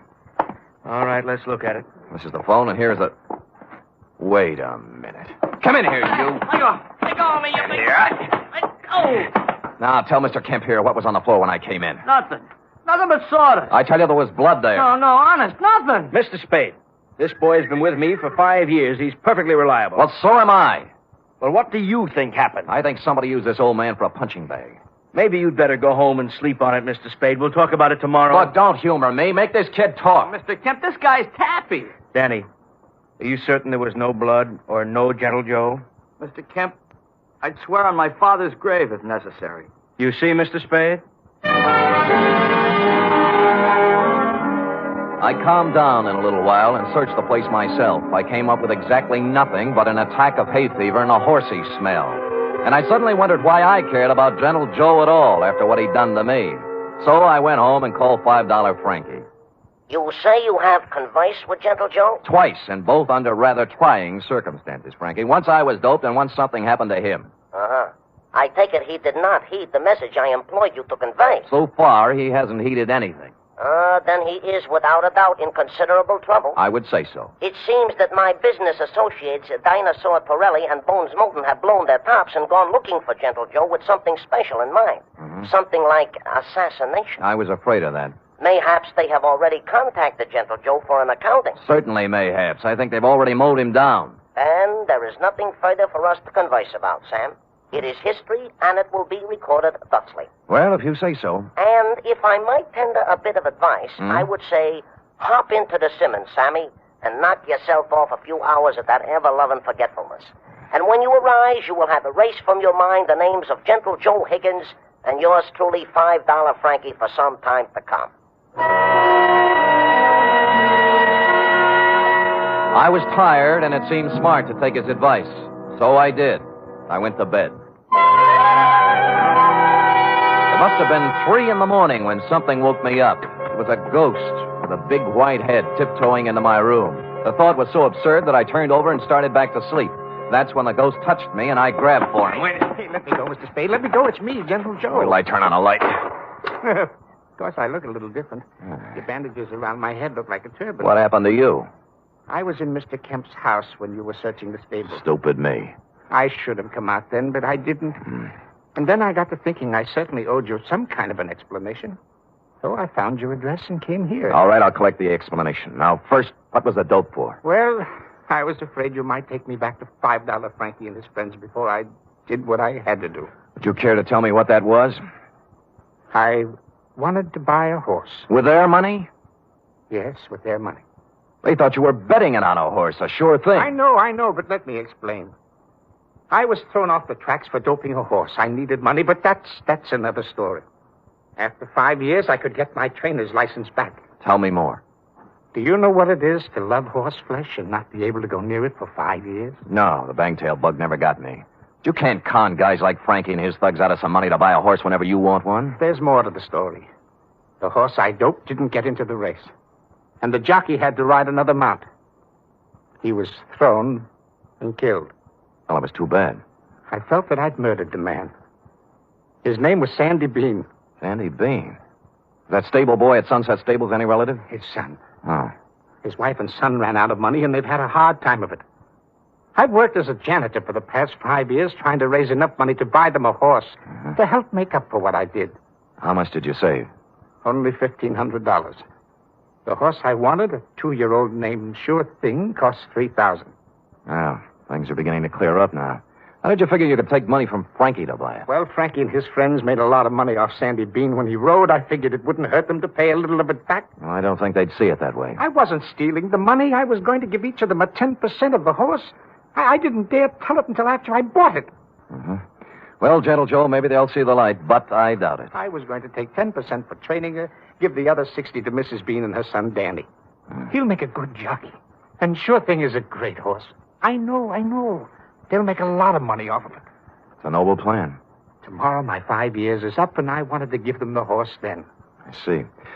Who roughed you up when I was talking to you on the phone? Danny was backing a horse into the stable, and it got excited. It started kicking, and I was in the way. I thought maybe you'd been done in. I know.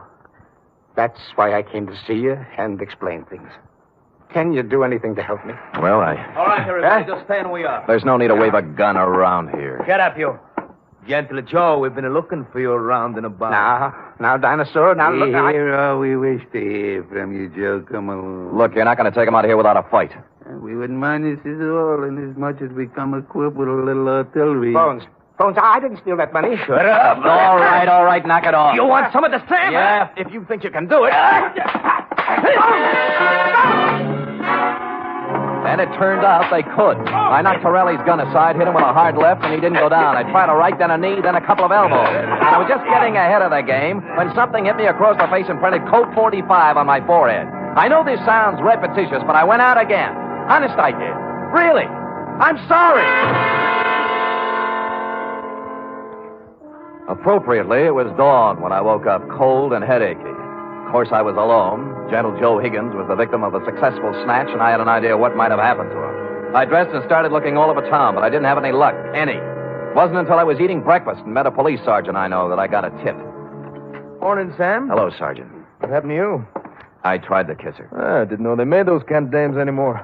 Mind if I sit down? Pleasure. Yeah, we got a homicide this morning. Yeah? Who? Who knows? Just an old man. Found him in the park. Somebody really worked him over. What do you look like? Ooh, 5'10", white hair, old clothes. Probably a bum. Where is he, Morgue? Yeah. Kelsey's putting a rundown on him now. Yeah, I'll see you later, Carter. Thanks. Hey, Sam. Haven't finished your breakfast. They let me in the morgue, and I took a look at the corpse. And once I saw it, I knew just where I had to go. I caught a cab out to the Sunset Stables. The horses were just having their rolled oats when I pulled in, and Danny Bean, the stable boy, was there, dressed in his cleanest Levi's. What do you want? Where's the show going to be? What show? Well, Gentle Joe gives you the horse. Isn't this the day?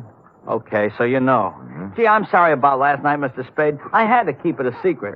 Forget it. You did the right thing. When's the ceremony? In about an hour, right here. You want to wait? Sure. I wouldn't miss it for the world. Of course, I cheated a little. I didn't tell you who it was I saw in the morgue. The truth was, I didn't know. It wasn't Gentle Joe Higgins, though, and so I reasoned thusly, if Torelli and Moulton didn't finish him off in the night, he must have gotten out of it somehow. He was a resourceful old man, and I was sure nothing short of death would keep him from presenting Denny with a horse on the day he planned. And I was right. An hour later, he came walking in, leading the prettiest chestnut mare I'd ever seen. There was a smile 2 feet wide on his face, and behind him, carrying blankets, a saddle, and riding colors, were who else? $5 Frankie, Dinosaur Torelli, and Bones Moulton. Well, Mr. Spade, this is a surprise. Well, it's a pleasant one. Yeah, this is sure thing. Oh, isn't she a beauty? She is indeed. How'd you do it, Gentle Joe? Well, Mr. Spade, I just invited them over to my place to have a cup of tea. You get it? Yeah. While we was a half out, he explained the whole thing to us. Sound like a good deal to me. We can win both ways, on the track and at the window. Oh, look at the life of that horse. Just waiting to cross the finish line. Sammy boy, this is indeed a signal occasion, huh? This is the first time I have ever been this close to a horse, and me being a horse player. Well, have you talked to her yet? Why, sure. I am already talking to Sure Thing and explained to her our financial position. Oh. She has assured me she will romp home first, more times than not. Well, gentlemen, shall we do what we came here to do? Sure, leave us make the presentation. Come on. Let's get into business. Give the animal to the kid already, I agree. Danny? Yes, Mr. Higgins?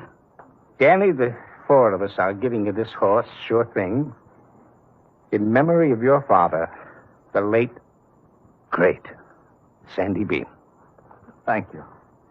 Thank you, sir. She's a beauty, isn't she?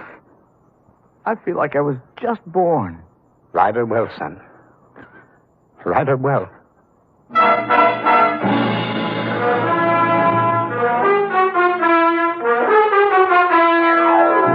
And I think he will. Period. End of report. Oh, Sam, it was so beautiful. A simple, old-fashioned type story, F. We feel we can use one now and then. And I'm glad nothing happened to anybody. Because I just love them all. Everything considered, F, they weren't half bad. Now, how about typing it up? Oh, I'd love to.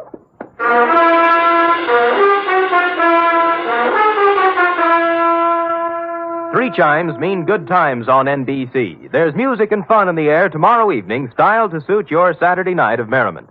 Dennis Day brings you songs and comedy in his charming boyish manner, and then Judy Canova gets together with her frolicsome friends for Mountain Melody and Mayhem, followed by Grand Ole Opry with singing MC Red Foley and his gang. It's a Saturday night of fun designed for you.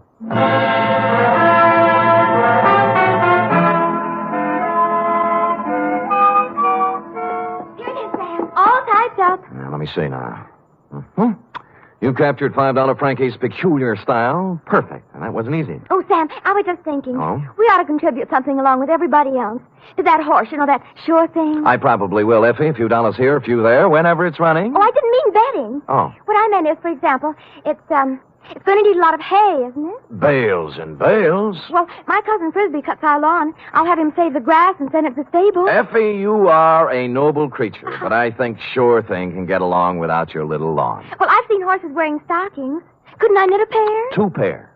But, Eff, let's not lose our heads. $5 Frankie and his pals will take good care of Sure Thing. How about worrying about taking care of me? All right, Sam. Yes. Could you use some grass or some socks? Effie, knock off this horse talk, will you? We're almost at the wire now. People are just champing at the bit for the payoff. All right, Sam. Let's finish neck and neck, huh? Why not? Come here, Sure Thing. Night, Sam. Good night, sweetheart.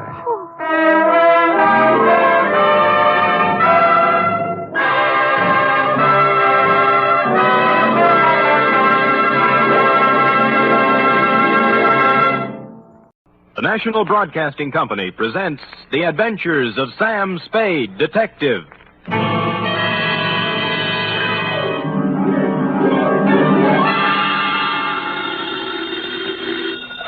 Sam Spade Detective Agency. Me, sweetheart. Merry 29th of December. You too, Sam. Did you take the little boy home? Yep. Straight home? Well, not exactly, F. Had to make a couple of emergency stops, but we got there. What do you mean, Sam? Well, I got my weekly knot on the head, for one thing. Sam, just taking the little boy home? Like I said, F, we were derailed. There was a dash of poison, for instance. A couple of pounds of $1,000 notes. And an infernal machine that nearly blew up half the Mission District. But other than that, we had a peaceful ride home. Why, Sam, this sounds like a caper. Which is just what it is, Angel. Get out our special holiday bottle of Napa Valley wine, and we'll get in our premature regards to the new year, following dictation of a report entitled The Prodigal... Prodigal, Sam? Are you sure that's the right word? Certainly, I'm sure. The Wanderer will return to the roost. You and your big fat roost. With our last bedtime story for 1950, namely, The Prodigal Panda Caper.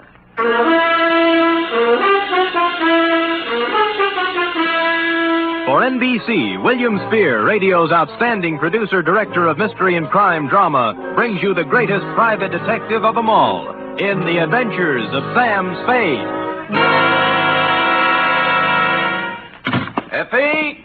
Miss Perrine! Coming, Sam, coming. I've been looking in the dictionary. Huh? Sam, you've fallen into the trap. Again? Prodigal. Here, now, see? Prodigal. Given to reckless extravagance. It doesn't mean wandering at all, see? Now, people think just because the prodigal son wandered that you... What are we talking about? Oh, the prodigal panda caper. How can a panda be given to reckless extravagance? Well, let me see. Oh, here. Definition 3, prodigal. Yielding abundantly, luxuriant. A panda? You mean one of those black and white? Oh, right. See note below, it says. You ready for the note below? Where's my pencil? Oh, all right, Sam, now, date. Fill in it. 2. Master Roebuck Dozier, 2318 Delaney Street, City. From Samuel Spade, license number 137596. Subject, the prodigal panda caper. Right. Dear Roby, I'd spent a relatively pleasant day running down a case of slow pay in North Beach and, flushed with success, had returned to my office for a final check of the file.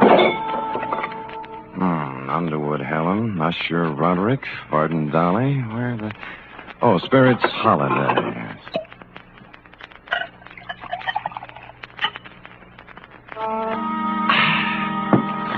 I sat down, put my hat and my feet on the desk, and was loosening my collar when I noticed just to the right of my off ankle one large bag of jelly beans.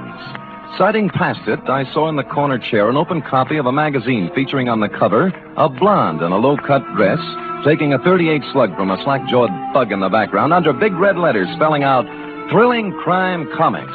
And behind all this, sound asleep, was you. Hey, Sonny. Hey, wake up, will you? Come on, Revelie's blowing. Huh? Oh. Hi. How long you been here? Oh, a long time, I guess. What's your name? Roby, short for Roebuck. Well, what can I do for you, Roby? I've been to the police. They wouldn't do anything. They said I should come to you. You mean you got a job for me? Yeah. Dangerous? Yeah, a hoist. You mean a heist? What was it? My panda bear. Oh, someone stole it? Yeah. It's not mine, really. I bought it for my little brother, Barney. He's 5 and he's always wanted one. So when I got the junk money, I went... money? Oh, bottles and papers and stuff. Oh. I collected it from the neighbors and earned $6.15. And Barney wanted the Panda bear, so I bought it at Lacey's department store today, and they stole it. Who stole it? Well, there was this man in the checkered coat and the lady in the red silk dress, just like the story in the comic here. Oh. The man looked like that, but the lady looked different. She had black hair and a red dress, and her eyebrows went up this way instead of sideways. Oh. I was walking down the street with my Panda bear, and the lady called me over to a car she was sitting in and started to talk to me. And right away, the man in the checkered coat ran up and grabbed at my Panda bear, and they chased me up a fire escape. And the man pulled out a big black gun and said if I didn't come down and give him the Panda, he'd shoot me and Barney and Mom. So I came down and gave him the Panda. Well, that's quite a mouthful. Oh, excuse me, Roby. Hello? Sam? Yeah, Dundee. This is Dundee. Oh. Sam, there's a little fella about 8 years old on his way over there. No, he's here now, Lieutenant. What's the deal? He gave us quite a story. Well, how'd it go? We took it down. I got it right here Good. somewhere. Let me see. It's about a man in a checkered coat and a lady in a red silk dress. Yeah. Oh, here it is. Quote, I was walking down the street with my Panda bear, and the lady called me over to her car. Okay, Dundee. He hasn't changed it any. Yeah, we got hold of his mother. Runs an elevator in the Rust building. Good. She says he reads too many comic books. You better send him home. Okay, Lieutenant, thanks. Come on, Roby. You gonna send me home? Lieutenant Dundee called your mother, old man, and You don't believe me either. Oh, it's not that, Roby. It's just But I can't go home without the Panda bear. What do I tell Barney? I promised him. My own brother. Oh, he's home now, waiting? Yeah. Well, tell you what I'll do, Roby. You let me put you in a taxi and send you home, and I'll take the case. You'll get my Panda back? It wouldn't be at all surprised. So if Barney's face hits the floor, just tell him Samuel Spade Incorporated's working on it. Only one thing. Huh? I haven't any money left. Oh, you got jelly beans, haven't you? Yeah? Okay, you can pay me off in jelly beans. Now, come on now, let's find a taxi. Which we did, Roby. Like the psychology books said, I didn't discourage the child imagination, but I did try to tout you off thrilling crime comics and onto Alice in Wonderland. This, I could see, would take some doing. It was almost closing time when I got to Lacey's, but I talked my way past the man at the door and hustled up to the 6th floor and the toy department. The clerks were doing whatever clerks do at 5:30, but I found a handy floor walker.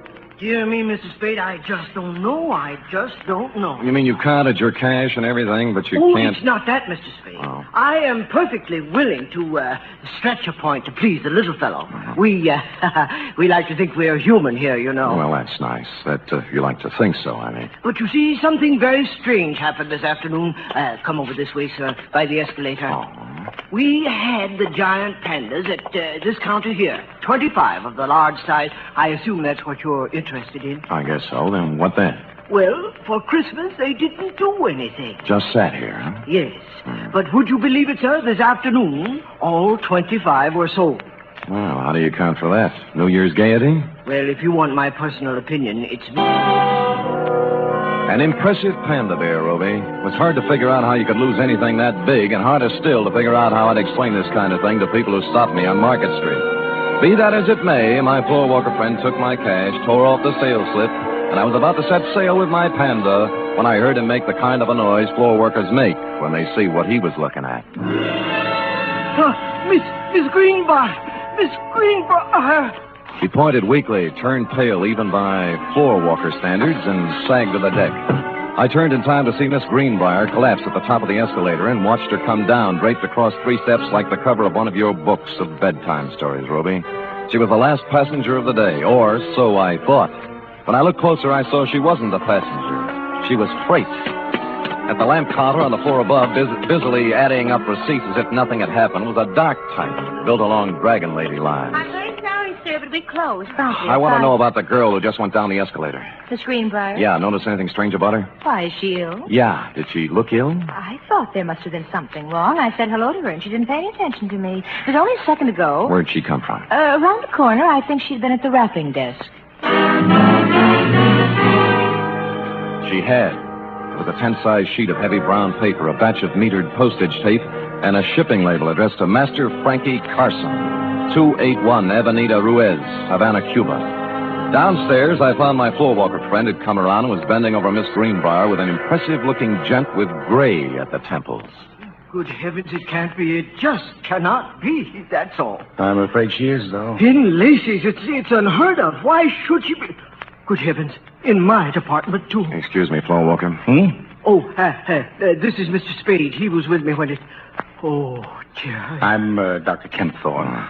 I was exchanging some Christmas gifts when... Any idea what killed her? Well, it's pretty hard to tell without an examination, and I don't have my things with me. Heart, possibly. Natural causes? Well, of course. Why, do you have reason? There are more natural places to die than at the top of an escalator. And in my department at Lacey's, too. Good heaven. Well, who can say? Have to look up the girl's history. If she had a heart condition, well... Sure. Meanwhile, I'll call homicide. They've nothing better to do. For a minute, I thought I'd been reading too many comic books, Roby, but things settled down when they pulled out the records and found Miss Greenbrier had a heart condition of long standing, and the medical examiner wrote it off as natural causes. So, hoping you would consider a jelly bean bonus for promptness, I picked up my Panda and went. Outside, I'd gone about 10 steps when... Hi, Humphrey. It was Larry Healy, the cop who drives for Lieutenant Dundee, sitting in a patrol car. Oh, you and Bogart. Who's it for? A little kid in the mission. How come? What do you mean, how come? I'm buying a panda bear for a little kid in the mission who likes panda bears. Does that have to be explained? Okay, Sam, okay. Hey, it just hit me. The bear ain't turned out quite right. He needs a necktie. Oh? I just happen to have one here my brother-in-law got me for Christmas. Here, gimme. There. Now, see. Sure. Here. Ooh. Larry, how long has there been bad blood between you and your brother-in-law? Bad blood? Listen, even when we were friends, he gave me ties like this. There you are. On your way, Sam. Thanks. Taxi! The cab let me out near the end of Delaney, and I started walking up the row of dingy pre-earthquake flats toward your house, Roby, at the end of the street. Parked at the curb was a discordant note in this hard-pressed neighborhood, a sleek, custom-built red convertible, one of the kind that looks like it can go 90 miles an hour standing still. The same can be said for the dame in it, also a discordant note. You see, San Francisco is a very big, large city. You just don't run into a dame at the lamp counter in Lacey's and a half hour later in a dumpy neighborhood in the Mission, unless she wants it that way. Well, hello. Hello, Dragon Lady. Oh, silly. You must sell a pass on the lamps. The car? Mm-hmm. But don't try and explain that now. Just tell me why you followed my cab. Follow you? Why, Mr. Spade. Come on, what is it? You're embarrassing me. I know. Since that moment at the lamp counter, you can't get me out of your mind. Well, that's a perfectly normal reaction. No, it's not that. It's... Oh, dear. The panda bear. You want it in the worst way. You're kind of attractive as men go, Mr. Spade. Could you give me a light, please? Sure.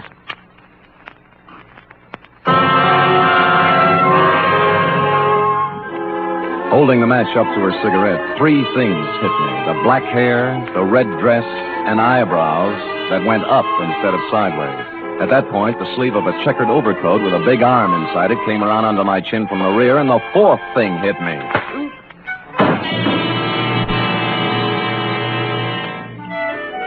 How long I dwelled in Panda Land, I don't know, but it was real nice while it lasted. I was a panda, too, I remember, and I was going somewhere with a big overstuffed private detective under my arm when a lady panda batted her big brown eyes at me and began pulling my nose.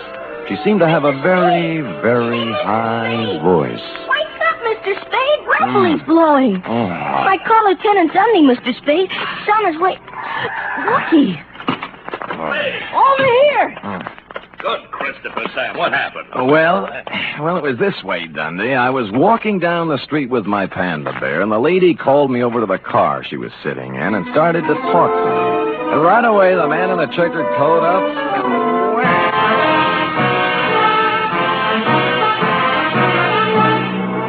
You are listening to the weekly adventure of radio's most famous detective, Sam Spade.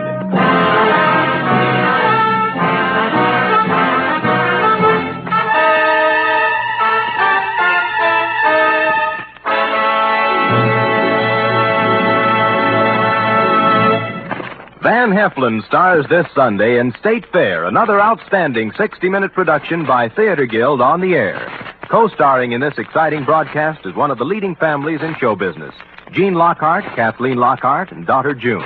It's a gala New Year's Eve broadcast when Theater Guild presents State Fair. Sunday over most of these NBC stations also means another hour and a half with Tallulah Bankhead in radio's greatest spectacle, The Big Show.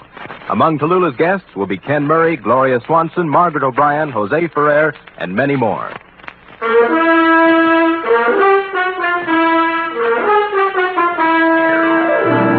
Now back to the Prodigal Panda Caper, tonight's adventure with Sam Spade.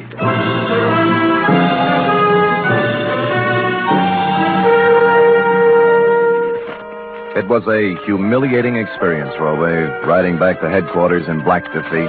But dear, good Lieutenant Dundee, however, was the soul of patience and understanding. What do you take me for, Spade, an idiot? Look, Dundee, all I want you to understand is that this dame and the hopped-up convertible... I've had 3 rides on that merry-go-round now, and I'm sick of it. The dame in a red dress and the guy in the checkered coat. They take your wallet? No. Your watch? Other valuables? No. Just my Panda. Sam, are you trying to tell me there's a hot Panda racket going on? Dundee, boy. Look closely now as I take off my hat. What? There. See? Now, as you know, my head ordinarily does not come to a point. But this protuberance was made by a gun butt, not by imagination. Oh, someone slugged you. I believe that, Sam, but this Panda bear thing... Dundee. Yeah. What? Yeah. Yeah. You were saying something about my Panda bear, Dundee. Yeah, maybe I ought to take it back. That dame at the store this afternoon, the one who sold him? Miss Greenbrier. Yeah. I just finished the post-mortem. No heart attack. She was poisoned.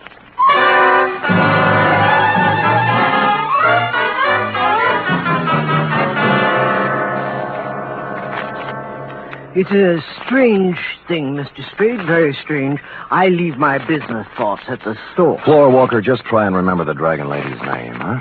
Dragon Lady.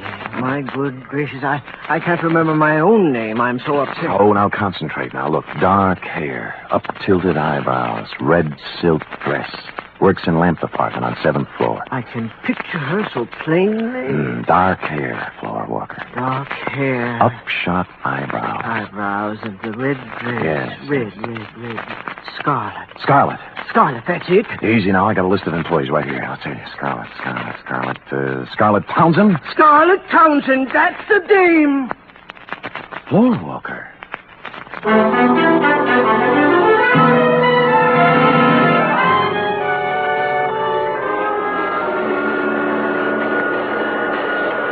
Scarlet Townsend! Yeah, she lives here, right in this room. Move out! Today! Well, how come? Oh? I said, how come, landlady? Why'd she move? Me! Oh! I tried to keep her on the right track, but at her age, you can't tell them nothing. Now, when she bring that no good thing around here, I put my foot down. I said, Scarlet, Scarlet, you're What's out. no good day? What's no good dame, landlady? Crystal McCall. Oh. Here, I found this just now as I was cleaning the room. Picture of Crystal McCall. Now, ain't that a swell way to have your picture taken? The name rang a bell, and so did the picture. Crystal herself and me all together. When I got around to the place, I made a startling discovery. Crystal was also the late Miss Greenbrier. Don't look at it all day, young man. When'd you see this girl last, landlady? This morning, she and a fella in a checkered coat come around to pick up Scarlet in a big red open car. Know the fella? Nope, never saw him before. But I'd sure know that car. Oh, you ought to see it. You're not telling me a thing, landlady. I have.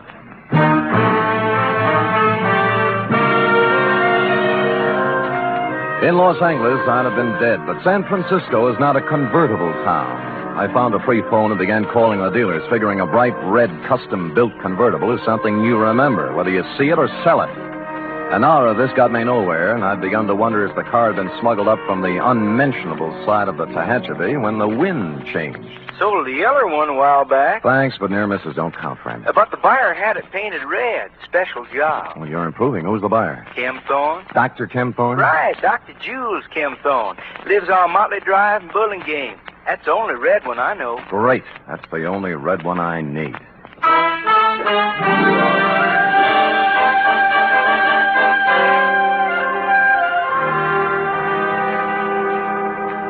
Mr. Spade, this is utterly unbelievable. And I certainly don't intend to stand here all night discussing the pros and cons of panda bears. All right, Kim Thorne, let's slide over into your field. Meaning what? The sweet young thing at the store. It turned out dirty. The heart attack? The poison attack. Well, suicide, you suppose? What do you suppose? Well, I'm sure I don't know. Look, why don't we hold hands and tell the truth, huh?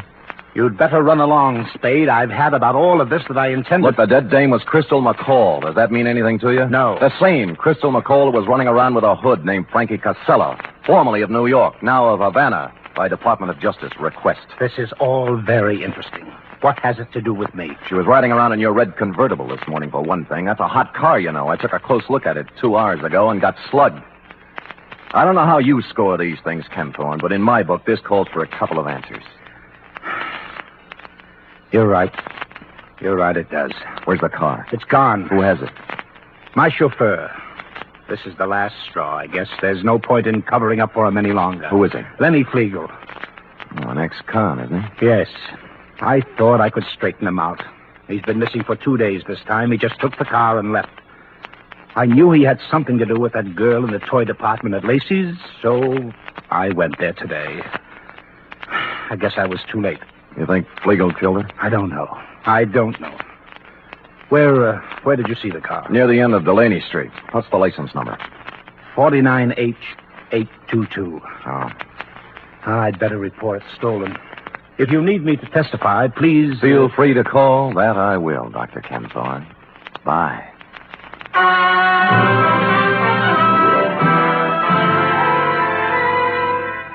What I had in mind, of course, was to call Lieutenant Dundee and have him slap a 24-hour tail on the good doctor, but something intervened. Halfway down the walk to the street, my eye fell on a round plastic object about the size of a nickel lying in the grass. Clearly, the eye of a giant panda. Since 2 other eyes were obviously watching me through Dr. Kim Thorne's front curtains, I continued gaily on to my cab, drove up a half block, got out, and walked back. Just in time to see Ken Thorne pull away from the curb in his other car, heading towards El Camino and points north. Well, this left me free to prowl at will, and 4 matched books later, I had found 2 more eyes, a pocket full of panda skin, and a goodly scoop of panda upholstery. The trail led to the garage. It was no wonder his car was stolen. He must have had to leave it on the street all night because there was no room for it in the garage, which had been turned into a kind of panda abattoir, crammed to the rafters with panda bears, all the giant size, too, in various stages of dishabille. Legs, arms, eyes, and innards. A sight to chill the heart of any but the sturdiest private detective, Ruby. But I braced myself and carried on.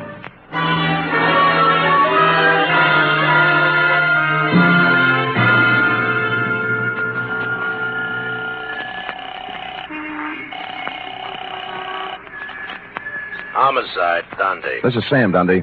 Sam, where you calling from? Phone booth in a drive-in on El Camino. Listen, the license number on the red custom job is 49H822. And the guy driving it is Lenny Flegel, an ex-con. Don't talk to me about that car. Larry Healy picked it up tonight going 90 on the Bay Shore. Great. Lousy. Why? What happened? Next time I see one of them panda bears, I'm going to spit right in its eye.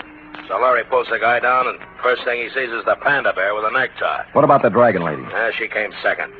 All Larry can think of is the hot panda bear. Figures they stole it, so he takes it back to the patrol car to return it to the kid. No. Yeah. By the time he got the exhaust smoke out of his eyes, they were gone. Oh, what's that license number again? 49H822. You sure? Positive. I'm looking right at it. Oh, Sam.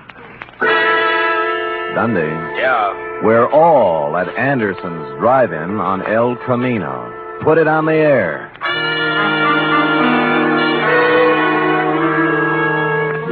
Which just shows you how slow I can think, Roby.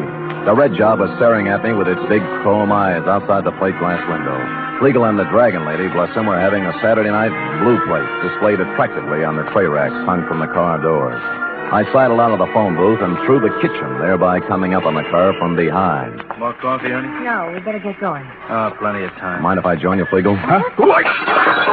He reached and I pushed, and instead of his gun, he came up with half a hamburger. It was too harsh a light for the Dragon Lady to operate effectively, and by the time Larry Healy and the Powell car pulled up, they decided to do it the easy way. You all comfy back there? Lovely, Larry. Flegel? Dragon Lady? Shut up. What about the red job? What are you going to do with it? Larry? Oh, impound it till the lawyers are through talking. Sam, you want to go by way of Delaney Street? Yeah. Okay. Why Delaney Street? Larry delivered the Panda. Huh? Sure, to the kid, Roby Dozier. We'll have to go and pick it up. Lenny. Yeah. What's it worth, Flegel? 50,000? 100? The little kid's got it? Yeah. Oh, Carcelo will be disappointed, Flegel. With the tax boys watching both him and Crystal, it looked like a safe way to get some of his dough out of the country club. It wasn't my idea. I hated him. I did 8 years for him, Spade. I could have killed him. Shut up, Lenny. I don't care anymore. The heck with it. Look, it wasn't me. The guy who's running things for him here is Dr. Kempthorne, but Crystal had the dough. He killed her. He took her to lunch today, and he... Go ahead, Lenny. So he poisoned her. Then what? She fixed up one of the pandas. He didn't know which. Stuffed it with bills, 80, 100,000, I don't know. Anyway, you'll find the money in the red car under the back seat. Under the seat? What are you talking about? It's in the Panda. The kid's got it. Look, why do you think I'm telling you this, you stupid flatfoot? I fixed that thing for Carcelo myself after we took the dough out. What, kid? It's got a bomb in it.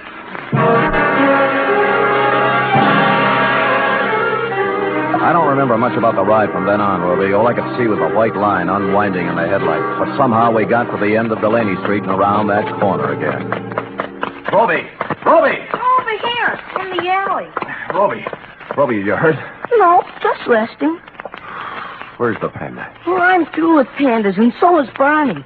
Next junk money, I'm going to buy him an elephant. What happened? Well, a policeman brought it. Yeah? I started home with it when a car drove up, and a man with gray hair got out. Kempthorne. What then? Same thing. He grabbed it and got in his car and drove off. He's around the corner there playing with it. Go ask him. I don't care anymore. Around the corner? You mean he...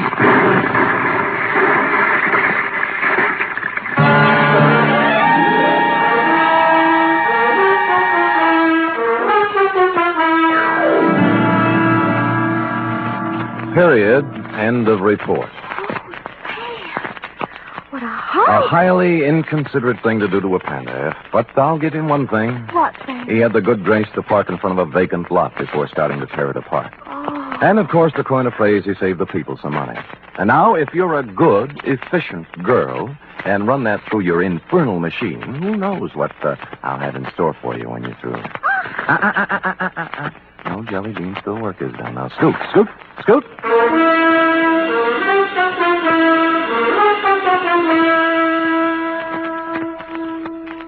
Three chimes mean good times on NBC.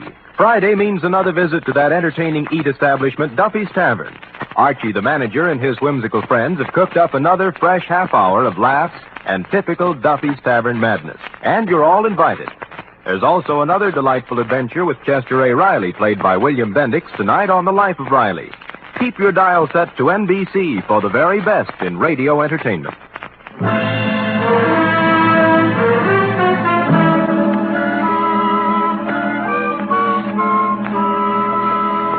Here it is, Sam. Mm-hmm. All official? Yeah. I like the black one. Lay off, lay off. Well, you're no favoriting all the black ones. You're my favorite still now. Master Robot Dozier. Very well. Sam, No?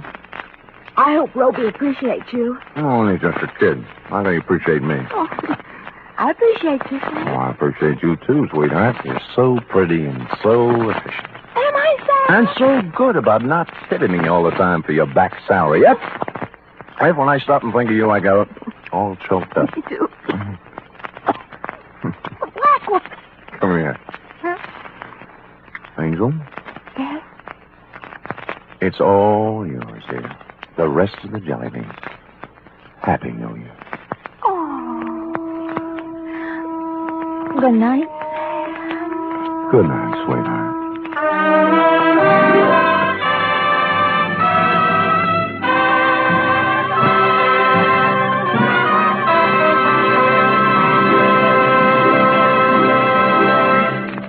the National Broadcasting Company presents The Adventures of Sam Spade, Detective.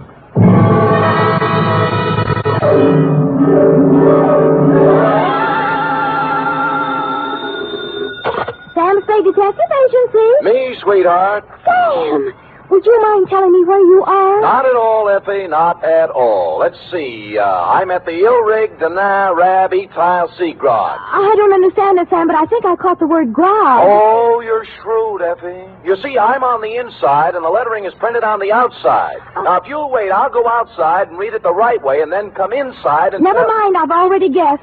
You're at George's Elite Bar and Grill. Trapped. Sam, answer me. You promised me you wouldn't. Me? I promised? Me? You did, Sam. You promised faithfully to stay away from bars. You know how hard television is on your eyes. Have you got your glasses? One in each hand. Fill them up, George. Oh, Sam, I heard that. What will people think? They'll never know, Effie. I always drink here under another name. Oh. Just a little of the hair of the dog that bit me, Effie. But don't worry about me. Although it's true I have been dogging it and have been hounded from tree to tree, I am frisky as ever and will be in to unleash my canine chronicle, namely the dog bed caper, or he who lies down with dogs gets up with murder, or, condensed for easy reading,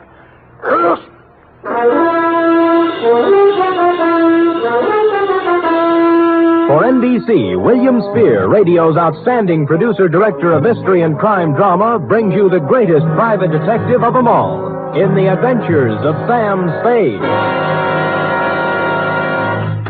Effie? Here I am, Sam. Here I am, Sam. Effie, did you ever write poetry in school? Well, I was known as Emily Dickinson of Central High. I thought you had a touch of internal rhyme scheme there. I doodled a little poem about you today. Really? Well, redoodle. There was a detective named Spade with oodles of brains in his head. Clever, clever. But when he took up drinking, he forgot about thinking. Now give me the punchline. And Effie has stayed quite unpaid.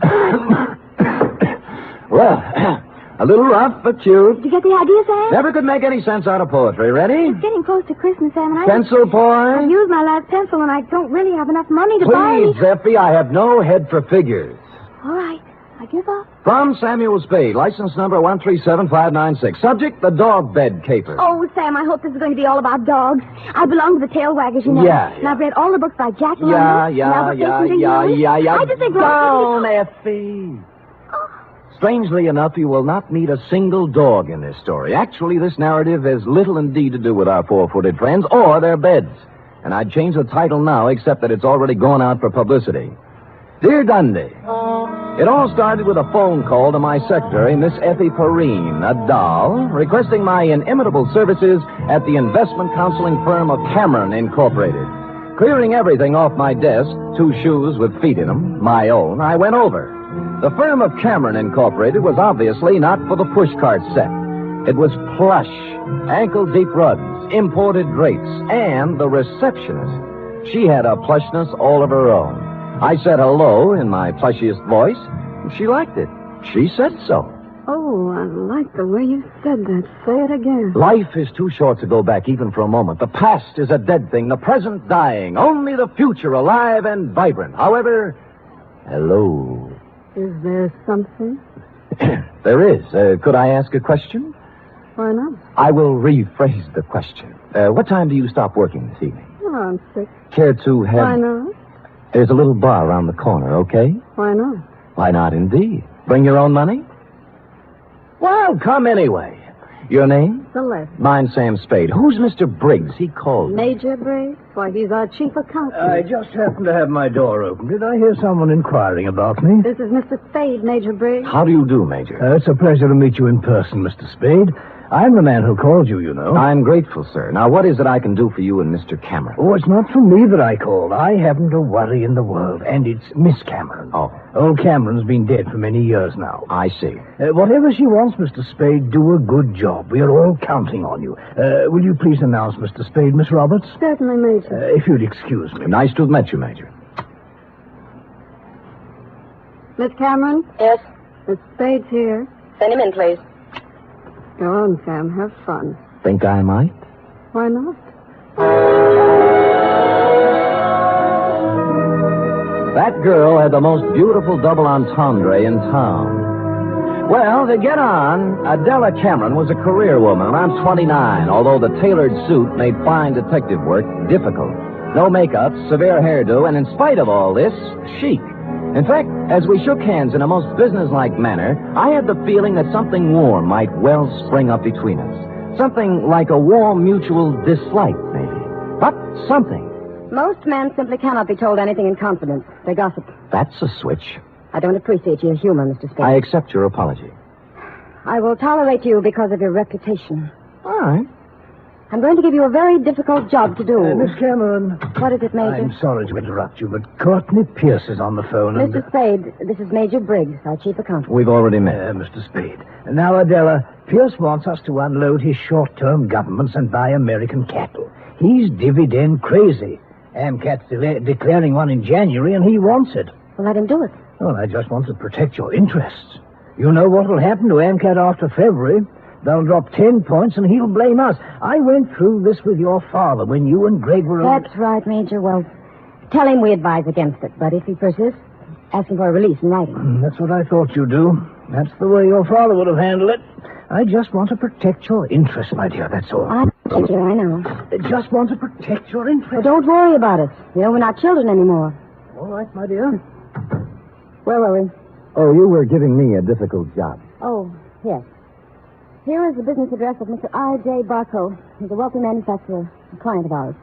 I want you to find out everything about him, especially anything unsavory. Sorry, I don't do divorce or blackmail cases. Mr. Spade, this is not a divorce investigation. All right, what is it then? Why do we want a client shadowed, I believe is the expression? That's it. Because we believe he is investing money through us for some racketeers. If that were true, we would, of course, have to drop him. But we don't want to lose his business just on suspicion. I see. Find out anything you can about him. I'll give you $50 a day in expenses, 1 week guarantee. Will you consider the job? I have considered and taken the job. By the time I'd reached the door, she had already forgotten me and was hard at work on some papers. Outside, I planned to dally a few moments in idle chit-chat with Celeste. But before I had the chance, I was accosted by a husky young chap whom I'm afraid was a Princeton man. What were you talking about in there, Spade? Oh, you have the advantage, sir. Who are you? Gregory Cameron. Now, come on. What was Adela telling you? Well, if you step to one side, you can walk around me and ask her. Look, don't pull that cagey private detective routine on me. I pack a little weight myself. Well, pack it somewhere else, Sonny. I asked you a question. I expect an answer. There's your answer. Any more questions? He didn't feel much like talking then, and I was so irritated I walked out without saying goodbye to Celeste. When I reached the street, the white-haired old gentleman, Major Briggs, hurried out behind me. Mr. Spade, please don't think too badly of that boy. I've known him from the cradle. He's in a difficult emotional state at the Yes, moment. sure. As far as I'm concerned, Major, it never happened. Ah, you're a kind man, Mr. Spade. I could tell that when I first saw you. You're just the sort of man Miss Cameron needs. Well, I hadn't looked at it that way. If you require anything, don't hesitate to ask me. I've been with this company 40 years before those 2 children in there were born, and I know how difficult life can be at times. I just want things to go well for them. I'll do my little part, Major. Bless you, son. Bless you.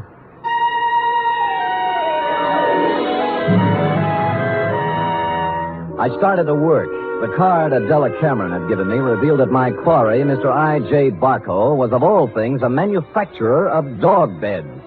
I sat down on a hydrant to think this over and then followed the scent of horse meat on over to his factory on South Dolores. It was built in the shape of a large doghouse, and outside stood a billboard with the message, "A survey of independent dog tracks, kennels, and canine corps proves that dogs choose Barco beds 2-to-1. I had to get a look at Barco himself, and so ruffling up the hair on the back of my neck, I trotted into the building, sniffing and wagging my tail in a very friendly manner.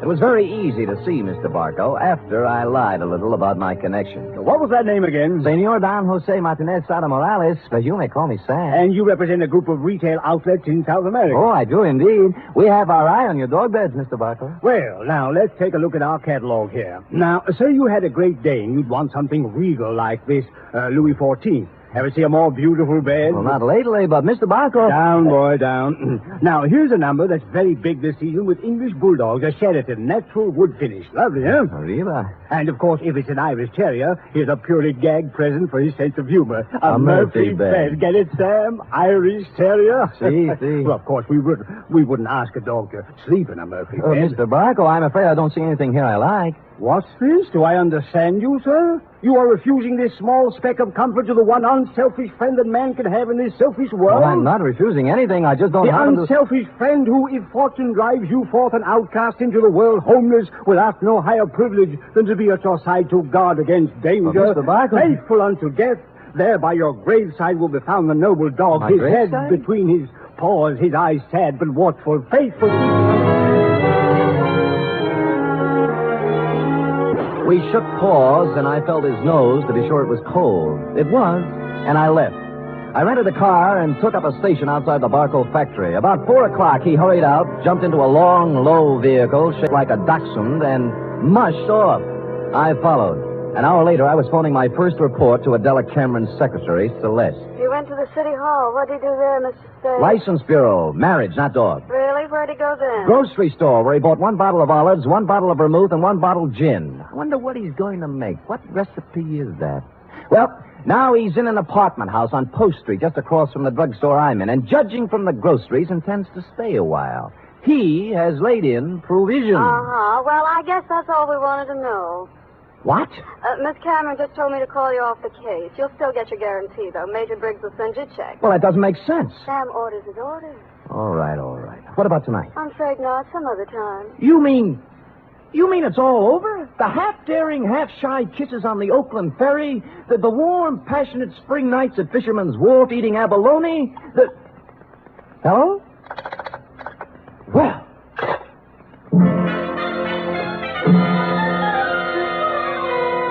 Puzzled, as who wouldn't be, I walked slowly back to my car. But before I had a chance to get in, I saw I.J. Barco hurry out of his apartment house. But he didn't enter his car. He came right for me. Spade! Just a minute, Spade. So sorry, my name is Don Jose Martinez Sada Morales yet. Don't kid me, Spade. I'm not as stupid as I acted today. Huh. Look, I know why Adela Cameron is following me, and you don't. And you'll never find out, any more than the other 4 detectives did. I was the 5th choice? Well, I shall speak with my agent about this. I'm going to tell her in person that this foolishness has to stop. If it doesn't, she'll live to regret it. One more thing. I presume you're going to follow me. Well, I'm turning right on Market and heading out to 1217 Ridgewood Place. You shouldn't have any trouble.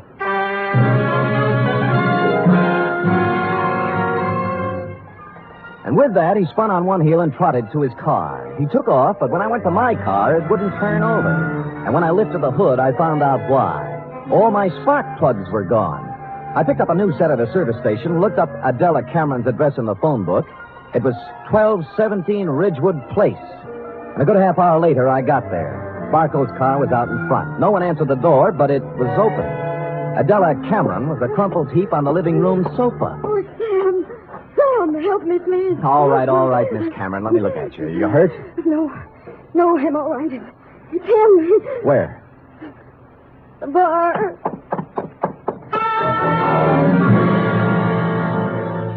I hurried into the bar and was met with a strong odor of scotch. A bottle of it had been broken, and holding the neck of the bottle in one hand was I.J. Barco. He was on the floor, his hand slowly opened. The glass rolled out, and he died.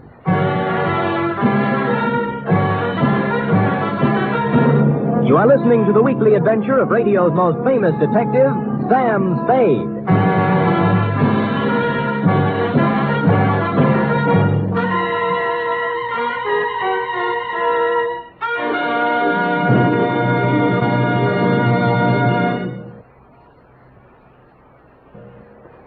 Act 2 of tonight's Sam Spade in just a moment. Meanwhile, here's news of other goings-on on NBC. There's no doubt about it, it's the big show. Not just any big show, but the big show. Brought to you every Sunday night over most of these NBC stations. An hour and a half of the very best in comedy, music, and drama. Your stars this Sunday on the big show include Fred Allen, Margaret Truman, Douglas Fairbanks, Danny Thomas, Mindy Carson, and many more. All presided over by the glamorous Tallulah. No wonder it's the big show. Saturday night on NBC means mystery with the man called X, a man without a name who travels the world over on missions of intrigue and peril. Herbert Marshall stars as the man called X tomorrow and every Saturday evening on NBC.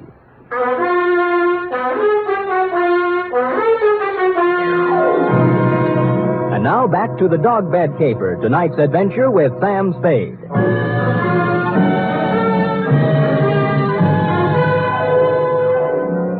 It took 3 bullets in the chest to finish off I.J. Barco. He'd apparently been standing there pouring a drink. Barco broke the bottle as he fell. I couldn't find any other signs of violence or any gun, so I went back to Adela Cameron. She was beginning to calm down. I don't know who did it. I just don't know. Well, it couldn't have happened more than a minute ago, and you were in the house, weren't you? No, after I left my office, I stopped in the store for some things, then came home. When I was driving down Ridgewood, I heard some sound. And you thought they were a car backfiring? How did you know? I've heard this script before. Don't you dare accuse me of killing that man. It's not what I think that counts, but what the police accuse you of. Sam, I heard those sounds. I came in the house when I went into the bar. You didn't notice Barco's car out in front? Oh, I suppose I did. I don't know. I don't remember. Uh-huh. Who are you calling? Homicide. Sam, wait a minute. Just a minute, please. Wait for what? I want to tell you some things. All right. Go on. I kind of get the feeling I was hired to put the finger on the dog's best friend. That's not the way it was. The last thing in the world I wanted was for him to be killed. Oh, murdered, I mean. All right, what did you want? I'll tell you the truth. Why I really had you watching Barco. I'd be curious. We handled his investment account. My brother Gregory... We ran into each other. I heard. Well, Greg took $150,000 of Barco's money and invested it, without my knowledge, in a television company. I hear that medium's making money. But it turned out this company was just a front for some men who wanted to build a gambling syndicate up north. You mean your brother didn't know that? He knew, but there was supposed to be big money in it. He was going to give Barco a good profit and take the rest for himself. And Barco found out and threatened suit or something. He never would have known, but the deal fell through and the gambler said the money was gone. Then he asked about the investment. What could Gregory and I tell him? What did you? Unfortunately, the truth. We said we'd make up the money with interest, but he only gave us 90 days. We couldn't get it by then. So you didn't shoot him, your brother did, eh? No, Sam, no, he couldn't have. I know Greg. He'd have more sense. In my brief meeting with him, I didn't think he had any sense. Just one more thing before I call the police. And don't call them. Help me get him out of here. Somewhere. No dice. Sam, don't let my whole life be Stop it. You set me on Barco to find some blackmailing material, yes? Yes. And then why did you suddenly call me off the job tonight? I didn't. Your secretary said you did. I didn't. I didn't tell her anything of the sort. Can I have that phone now?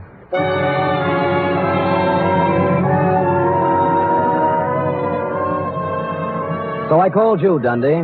Before you arrived, I looked through Barco's pockets for something to do and came up with a picture of him and a girl taken outside a marriage chapel in Las Vegas. The girl was Celeste, Cameron Incorporated's plushy secretary, several years younger and 2 shades less voluptuous. Her address, 627 Finley, was supplied by a now hysterical Adela Cameron.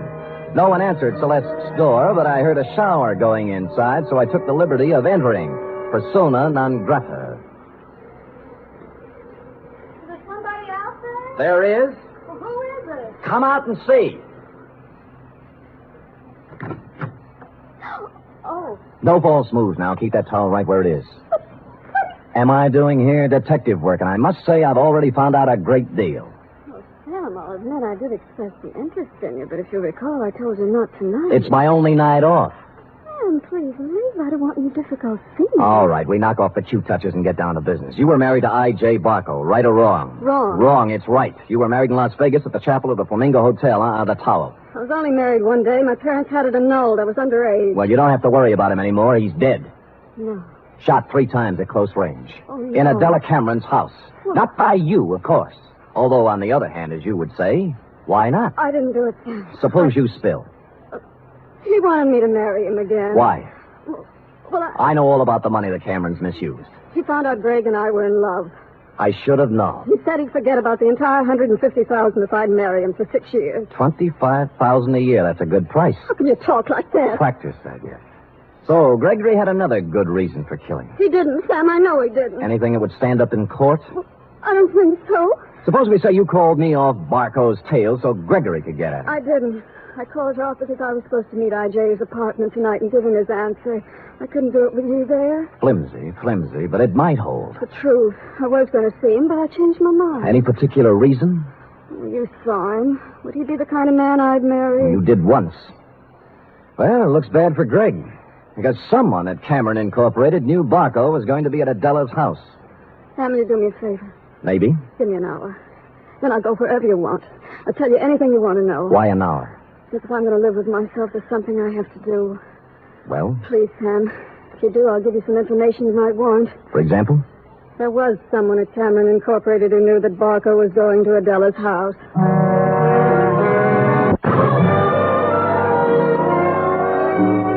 She must have known I was going to wait outside and tail her, but she didn't, because without once looking over her shoulder, she emerged from her apartment house, slithered into her car, and led me directly down to the railroad station. She met a man in the waiting room, threw her arms around him, whispered something in his ear, and they hurried out to track 7. There was a transcontinental train getting up steam. She kissed him, and he climbed quickly up into a Pullman named Aurora Fall. And almost as quickly, I climbed in the other end. We met in the middle. What are you doing here? I came to take you off the train, Greg, before you made a big mistake and left town. Now, look here, Let's not Spade. go through the intercollegiate tough talk again. Are you coming off, or am I going to carry you off? You're going to carry me off?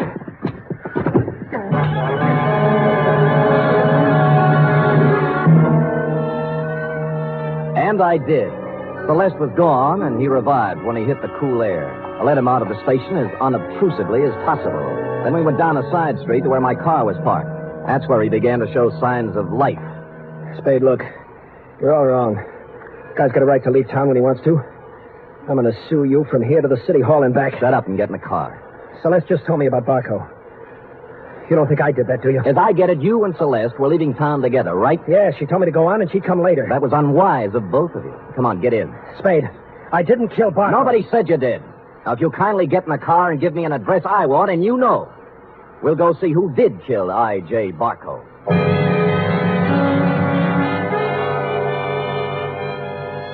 He gave me the address I wanted and said I was crazy. I told him why I wasn't, and he began to see the reason of it.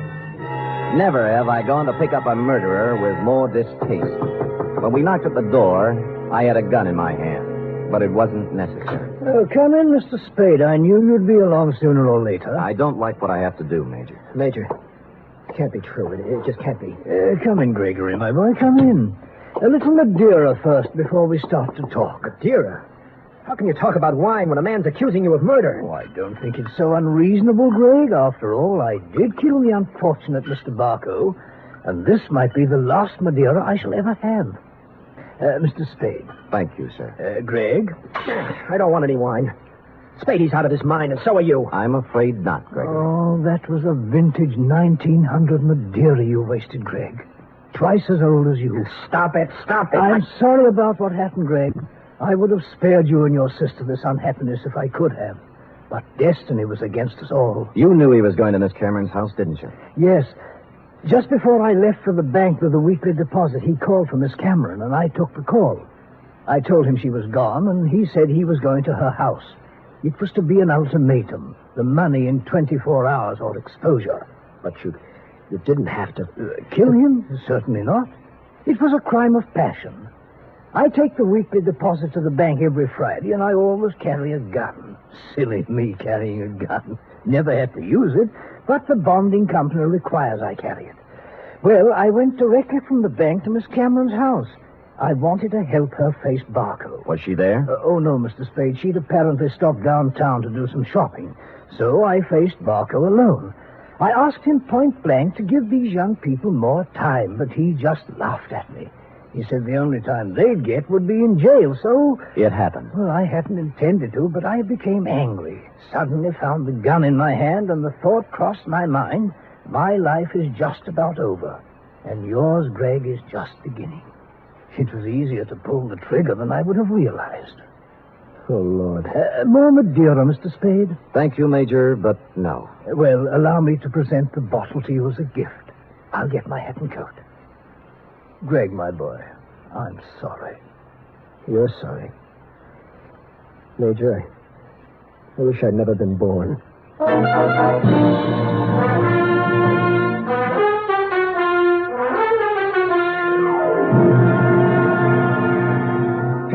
End of report. Oh, Sam, I wish I hadn't either. Hadn't what? Been born. That poor, poor man. Yes, sour racket. It is. And poor Gregory. He'll have to go to jail for something, too. He will, Eth. He will. How about typing it out? Well, I hate to, but I guess it's my duty.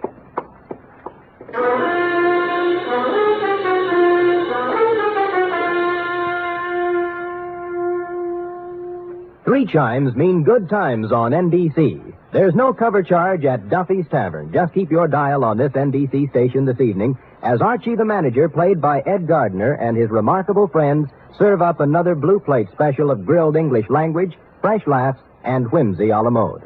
Another Friday fun favorite is The Delightful Life of Riley, starring William Bendix as the beleaguered Chester A. Riley.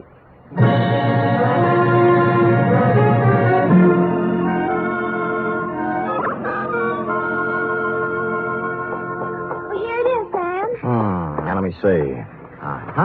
Murder's all in place. Gunshots indicated. Dundee's grammar edited. My astuteness emphasized. Yeah, you've learned your job well, Effie. Oh, I'm glad you're pleased, Sam. Wait a minute. What's this? What? P.S. Dundee, hands off Celeste Roberts. She's mine.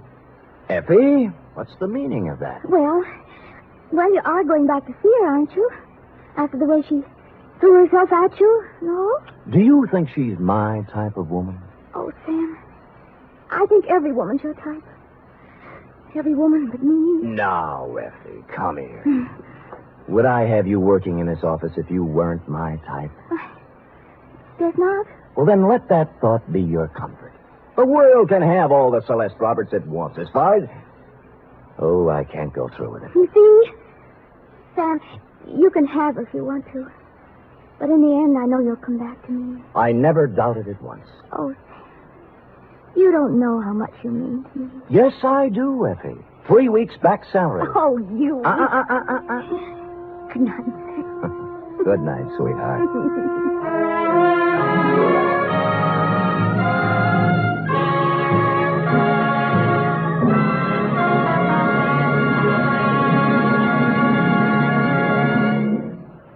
The National Broadcasting Company presents The Adventures of Sam Spade, Detective.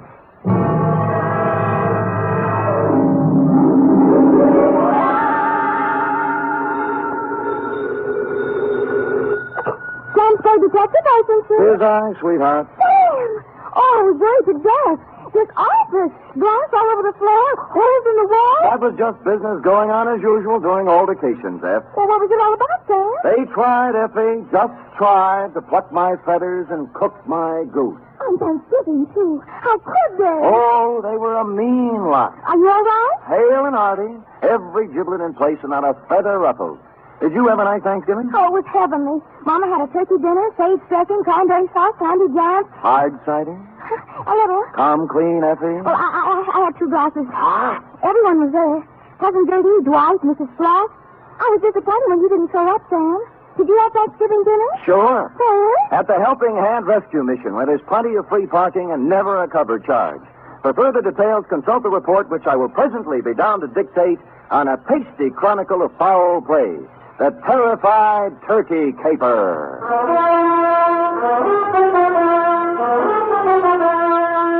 For NBC, William Spear, radio's outstanding producer-director of mystery and crime drama, brings you the greatest private detective of them all in The Adventures of Sam Spade.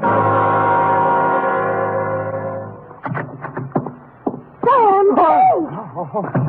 Oh, you were waiting for me. Having Thanksgiving dinner at a rescue mission when Mama cooked it perfectly wonderful. Thank your mother for me, Eth. Tell her I'll be over to break wishbones with her tonight. And to atone for my social indifferences, here's a little something I brought for you. Oh, Sam! You shouldn't have.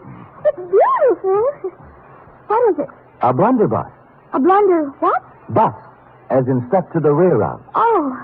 Well, what does it do? Shoots, Eth. It's a gun. Our founding fathers used it in foraging for feathered food when they settled this abundant continent. And it's mine. To do with what you will. Where's the get it? Pencil boy? Yes, Sam. Who gave it to Pad me? open? Oh, yes, but I don't know. Knees crossed? Did you meet a founding father? Don't peek. Date, November 24th, 1950. To Detective Lieutenant I.C. Kelsey, Homicide Detail, San Francisco Police. From Samuel Spade, license number 137596. Subject, Turkey. Dear Kelsey, this was a big week for the cranberry pickers, the butchers, the sage makers, and the stomach pill people. But for private detectives, it was strictly from hunger. My office door opened only twice a day, once to let me in and once to let me out.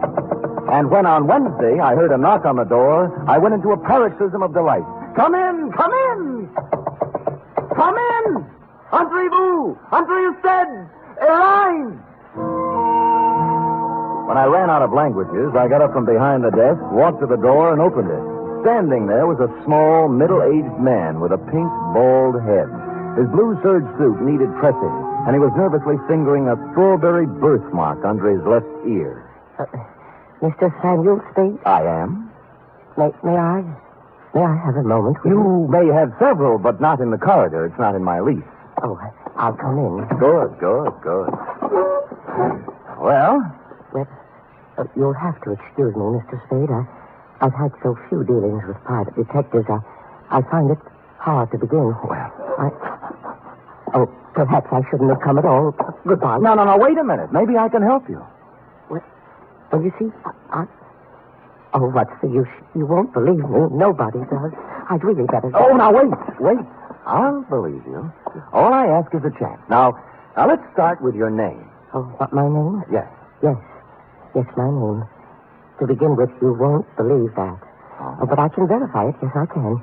It's on the registration book of the old Colony Hotel, in the 1943 phone book, and on my old driver's license. Well, I'll have to know it before I can verify it. Yes, of course you will. It's Tom. Well, now that's not so hard to believe. Oh, you haven't heard the rest of it. It's Tom Turkey.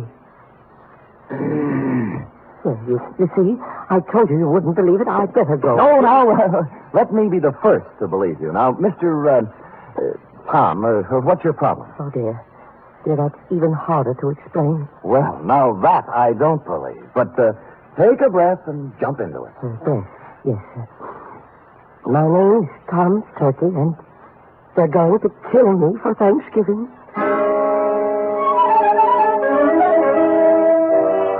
Well, I had asked for it, and I had gotten it. And I sat back wondering who had gone to all the trouble to play this funny joke on me. I was looking at my hand to see if there was any itching powder on it where he'd shaken it when my phone rang. I lifted the receiver, swung around on my swivel, and gazed out onto the street. It was Al Cuccio calling, a private eye whose reputation was shadier than a mushroom cellar. Hi, Spady. Al. Haven't seen much of you lately, Spady. Have to get together. Yeah, well, so long. Wait, I'll tell you why I called. I've had a pest in my office, keeps coming back. Thinks he's a turkey somebody wants to dress. I brushed him, but your name came up, and I just wanted to warn you. He might be in to see you. I'm confused, Al. I never knew you to turn your back on a buck. Oh, I don't want any of this one. His buttons are loose. My advice to you is to bounce him. Well, we've never traded advice before, Cuccio. Why now? Well, after all, we're in the same racket. If we can't help each other... Oh, sure, Al, sure. I appreciate it. Give me a ring. We've got to get together sometime. Yeah, when I get a free night, we'll Jimmy parking meter. Yeah, Huh? Oh, yeah. Parking meters. I'll see you later, Spady. I turned back to the desk, and what I saw in front of me was an empty chair. Tom Turkey had taken wing. I got up and walked to the window, and a minute later, I saw him come out of the building downstairs and start to cross the street. And then I saw something else. A large 4-ton truck was tearing down the street, picking up speed. Instinctively, I shouted a warning, and at the last second, Tom Turkey scrambled from in front of the truck and disappeared into the alleyway. The truck roared up the street, and on its side was printed in gold letters, "Haynes, you drive it." There was nothing to say it wasn't coincidence, this near mishap, but somehow I found myself intrigued and wanting to hear more of the little guy's story. He said the old Colony Hotel. On the way, I stopped at the library, found an old 1943 phone book, and looked. He was listed. Thomas Turkey, it said. Out of curiosity, I rang the number. Hello? I wonder if you can help me. I'm inquiring about a Mr. Turkey. Turkey. This ain't his number no more. I know. Haven't had any calls for him for years. Calling name. Yeah, I know. I knew a woman named Rabbit once. Mrs. Rabbit. About Turkey, could you remember what he looked like? I don't. Hey, Manny, what Turkey look like? Huh? Oh. Yeah.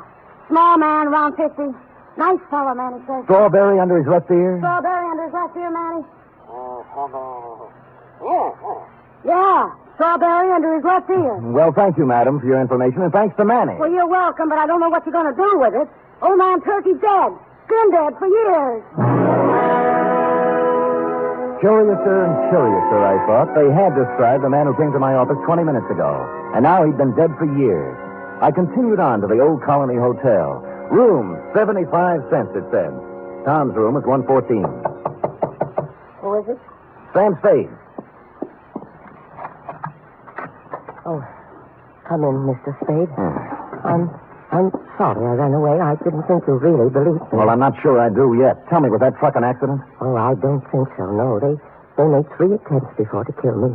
Somebody tried to push me in front of a train, and then a wheelchair full of cement dropped off a building and just missed me, and then I was shot at. Well, who were they, and why would they want to kill you? I don't know. I just don't know. Look, let's tack. Tack? Tack. I dialed your old phone number, and the people who answered said you're dead. Oh, a lot of people think I'm dead. Yeah. Look, do you still want me to work for you? Oh, yes, please. Well, you'll have to tell me more then. I can't... I guess I'd better tell you everything. Oh, it's hard to talk about, Mr. Spade. It's not easy to admit to someone you've been a foolish man. You see, I just turned 50. I was quite tired of the life I'd led.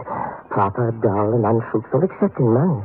My business was wearing, and so was my wife, Henrietta. This has a traditional ring. Anyway, to make it short, I decided to run away.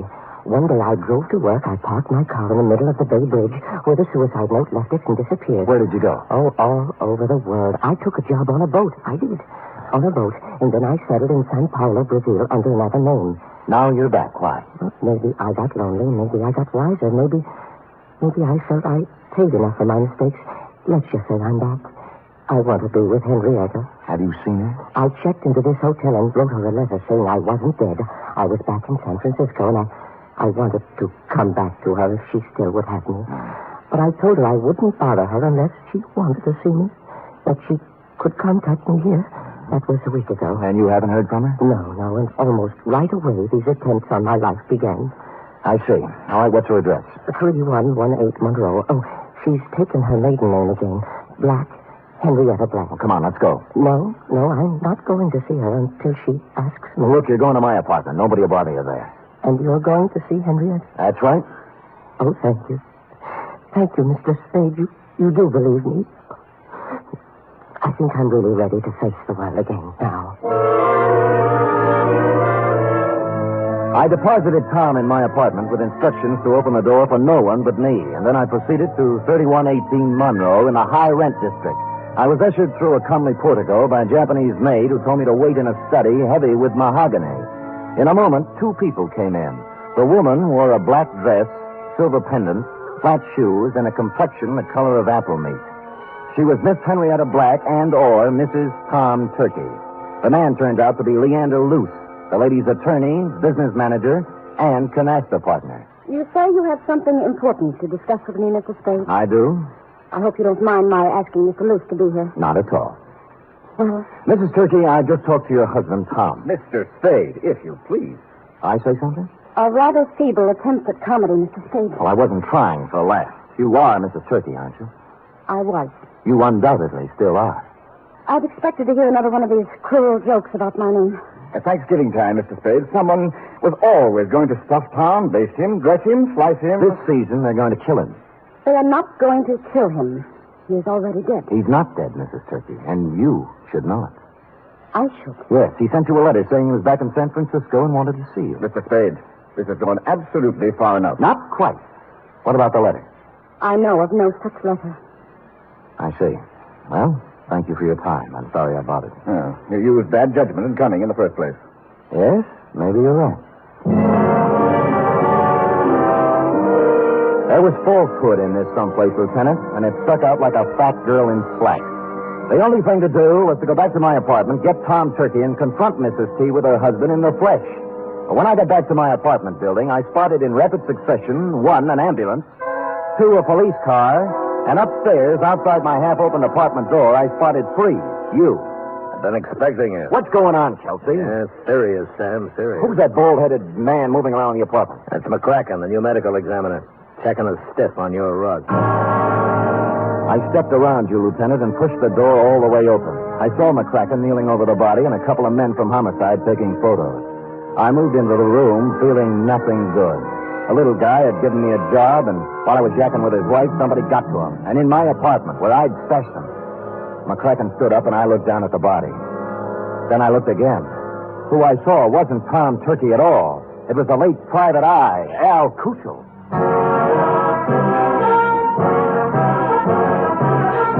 You are listening to the weekly adventure of radio's most famous detective, Sam Spade.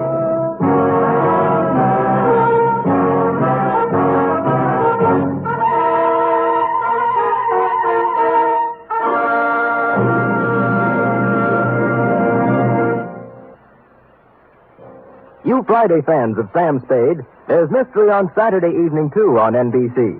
Tomorrow, the man called X sets out on another mission of danger and intrigue in some far-off corner of the earth. Herbert Marshall stars as the man called X, a man without a name who travels the world over protecting his country's interests. He lives by his wits, and his business is danger. He's the man called X, tomorrow over most NBC stations. For top Sunday listening, it's another broadcast of The Big Show on NBC. This Sunday, your stars include Fred Allen, Jack Carson, Mindy Carson, Ed Archie Gardner, Ed Wynn, and many, many more. And Tallulah is your MC as usual. This Sunday, it's The Big Show on NBC.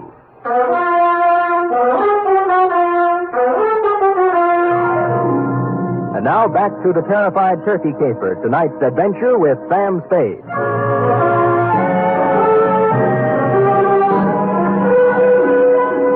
While the men from homicide were taking pictures, etc., you and I, Lieutenant, were going round and round on the question, if I didn't kill the man found in my room, who did? And you were sufficiently impressed with my insult, Kelsey, not to hold me for the murder. We bowed to each other, and I left. Thinking back to the truck that had almost run Turkey down, I went to the Haynes U Drive truck rental garage.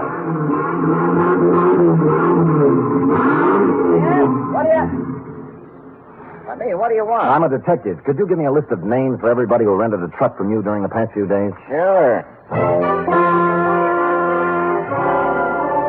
He handed me a big registration book, and I read every name for the past week. For the first 5 days, they all seemed to be nice, normal, abnormal names. And then, under the rentals for the day before, was the name of John Smith. John had given his address as 7200 Kearney. And I happen to know that Kearney only goes up to 2000. The dispatcher said that Smith had returned the truck about 3 hours before, and he remembered him as an ugly, heavy-set, and rough-voiced character who looked like an ex-longshoreman. They had already washed the truck, so the fingerprints were all loused up.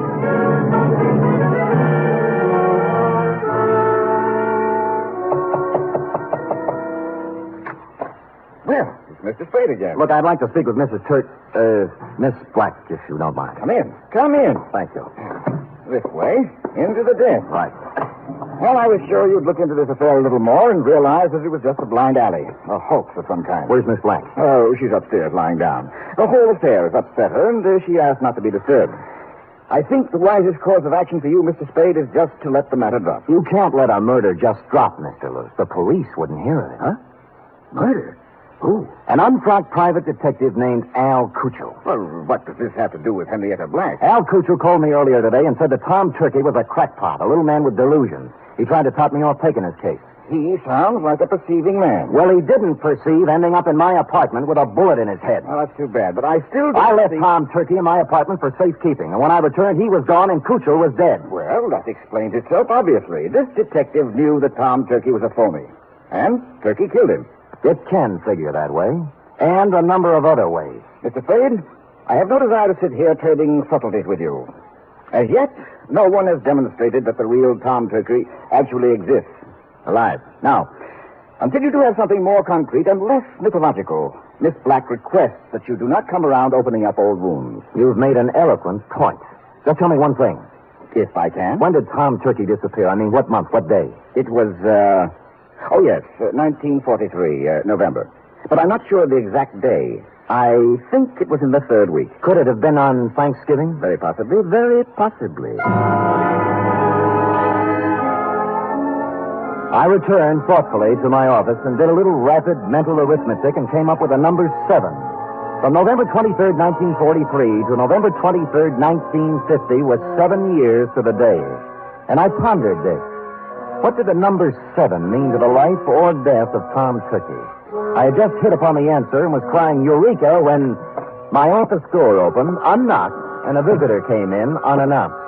He was ugly, heavy-set, and looked like an ex-longshoreman. I waited to see if the voice checked. You, Spade? Who shall I say is calling? Yeah, Captain John Smith. And here's my calling card. The first bullet grazed my shoulder and tore the padding out of my coat. The second bullet hit the water cooler and it crashed over, water and all on top of me. Where the third bullet hit, I wasn't sure at the time because darkness came mushing through my head like a freight train.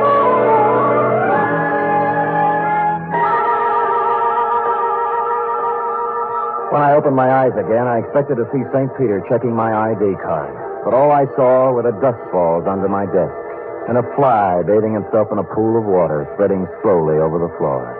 There was blood on my hand, but it came from a glass cut. I was in shambles, but alive. Captain John Smith had shoved off, obviously thinking his bullets had done their work.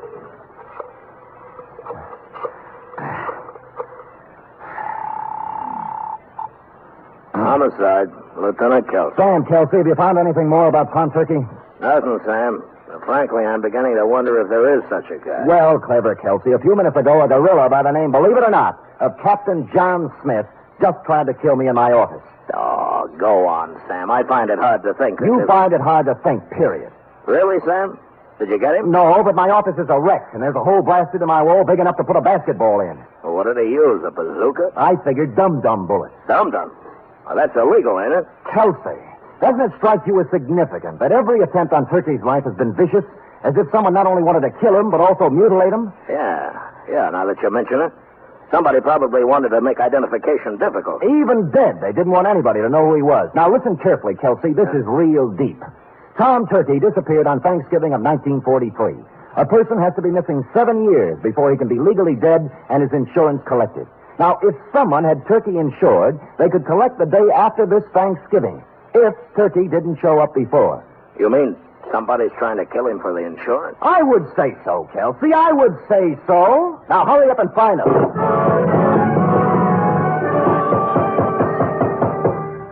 When I put down the phone, I heard a heavy pounding. For a minute, I thought it was in my head, until I turned to face the door, and standing there was a small pilgrim with bandy legs in black stockings, pantaloons, white-collared coat, and stovepipe hat. Hallelujah! He wore silver buckles, and what he was pounding on the floor was an 18th century blunderbuss. Hallelujah! Have I got the right place? Oh, offhand, I'd say so. If you're looking for Captain John Smith, he just left. Pocahontas is expected any minute. Now, don't you go trying to confuse me. I'm too thirsty. What's on your mind? Well, I'm looking for a fellow named Dan, Oh, I'm so thirsty, I forgot. Sam Spade? Yeah, that's it. Yeah. Oh, you broke your water bottle, huh? Yeah. Good. That stuff's poison anyway. Hallelujah. Hey, say, do you happen to have any hard cider around? Fresh out. Oh. I'm kind of thirsty, you know. Any type of corn squeezing? Here, try this, Dad. Well, yeah. Good, huh? Oh. You like that, huh? Oh.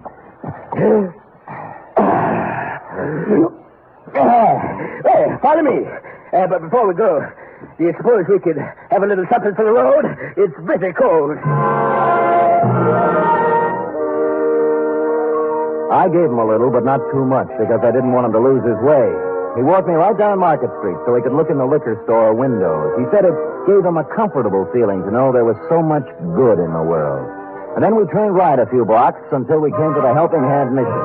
Across its gray front, a banner promised special holiday food and comfort to the unfortunate. And on the street in front of it, there was a brass band sending out signals to the fraternity that any minute the great feast of Thanksgiving would begin. The band members and other volunteer workers were all dressed as pilgrims, with quaint conceit. My pilgrim led me to a dark corner of the clubroom, and sitting there unhappily was none other than Tom Turkey. Hello, Mr. Spade. Oh, hello, Tom. What happened to my apartment? Why did you run away? Well, I was afraid. You told me not to answer the door until you came back. Well, somebody knocked on the door and said it was you, so I opened it, and two men came in. Tell me, was one of them Al Cuccio? Yes, the detective. The other man was a big, ugly-looking fellow, and when they saw I was alone, they started arguing. About what? Well, the detective said that now that he'd brought the ugly man there, he wanted his money. Yeah? The ugly man pulled a gun, and they started to fight. Oh, dear, I slipped out the door, and when I was halfway downstairs, I heard a shot and kept on running. Well, Al Cuccio is dead. Oh, my. I thought so. This was the only place I could think of to hide. Oh, when Henrietta finds out I've been mixed up in a murder, she'll never take me back. Henrietta. Hey, tell me, did your wife ever have any insurance on you? Oh, before I ran away, she did. A $50,000 policy, but, that would have lapsed by now. Maybe. Did it have a suicide clause in it? A suicide? Yeah. Well, no. No, it didn't. I remember. Yeah, you'd like to talk to Henrietta, wouldn't you? All right, here's her phone number. Call her up and tell her where you are. Oh, dear, I don't think I could. I'm too frightened. You've got to do something to help yourself. If you don't, by midnight, you might be a cold turkey. Oh. I'm sorry, it just slipped out. All right, I'll do it.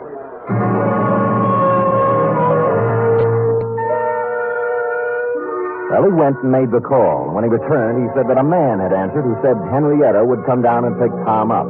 He didn't want to wait, but I sat on him. The pilgrim brought us a dish of turkey dinner, saying he couldn't stand food himself, and we munched a spell. In a little while, a limousine pulled up in front of the Mission with someone in back whom I couldn't see. A chauffeur stepped out and came in inquiring for Tom Turkey.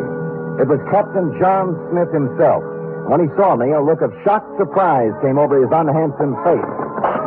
Hoping to catch him off balance, I drove at him. It was the liveliest thing that has happened at the Helping Hand Mission in years, and we had a good house, too. Money was even changing hands. When I heard the odds starting to go against me, I realized I'd better come up with something. Use this, partner. And I did. The bandy-legged pilgrim shoved his blunderbuss right in my hand. And I swung. Smith dropped like pheasant on the wing. I looked up. The passenger from the limousine was just coming in. What's the meaning of this? It means, Leander Luce, that you're not going to carve Tom Turkey up for your Thanksgiving insurance policy. Hallelujah. Drumstick, anyone?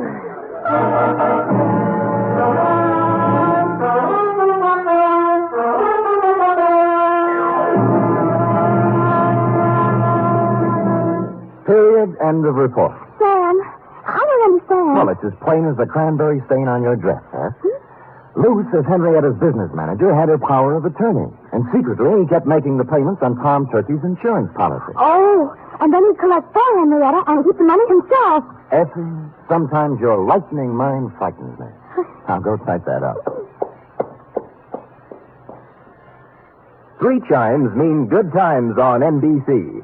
There's fun and laughs with the chimes later tonight when Ed Gardner stars in Duffy's Tavern. As usual, Duffy won't be there, but Archie the manager will definitely be on hand to serve his blue plate special of grilled English language.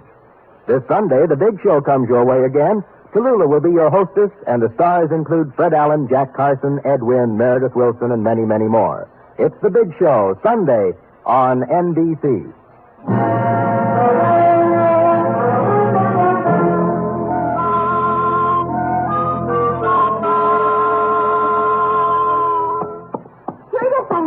Sam, the man who killed Al Cuccio and tried to kill you, was his name really Captain John Smith? Now, Effie, could we have a Thanksgiving caper without a Captain John Smith? It wouldn't be right. It was a coincidence, wasn't it? Well, if you promise not to tell anyone. I won't. His real name was Michael Giuseppe Yablonsky Smith. I called him John for short. You're so kind. Are we going over to your mother's for cold turkey snacks? Well, all right, but I don't think there'll be much left. Oh? You see, my cousin Judy couldn't find a little boy. And Mother phoned and said they just found him. He was inside the turkey, eating his way out. Effie, is there no way to curb that tongue of yours? There's one way. Well, come here. Oh,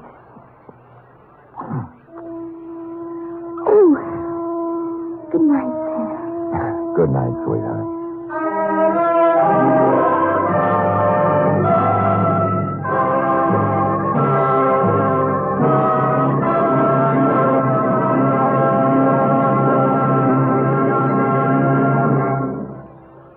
Wild Root Cream Oil Hair Tonic and the new Wild Root Liquid Cream Shampoo present The Adventures of Sam Spade.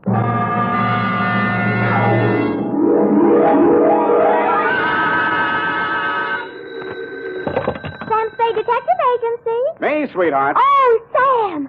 I'm glad you're back in town. So am I, Effie, so am I. Confidentially, I didn't think I'd make it. Confidentially, that is. Was it dangerous, Sam? I should say it was. Why, for the past 24 hours, I've been at it hammer and tongs over hill and dale, through shot and shell. It was enough to turn any ordinary man's blood to ice and his hair pure white. Oh, that sounds terrifying, Sam. I wish it had been only terrifying, Effie. It was blood-curdling, spine-chilling, hair-raising. I was bored. It was also rural and countrified. Well, what happened, Sam? Tell me. You've heard of the Martins and the Coys? No. And the Boston Massacre? No. Custer's Last Stand? No. Well, put them all together, and they spell what I'll shortly begin to dictate, a report which I call, in a burst of clever literary plagiarism, the Farmer's Daughter Caper.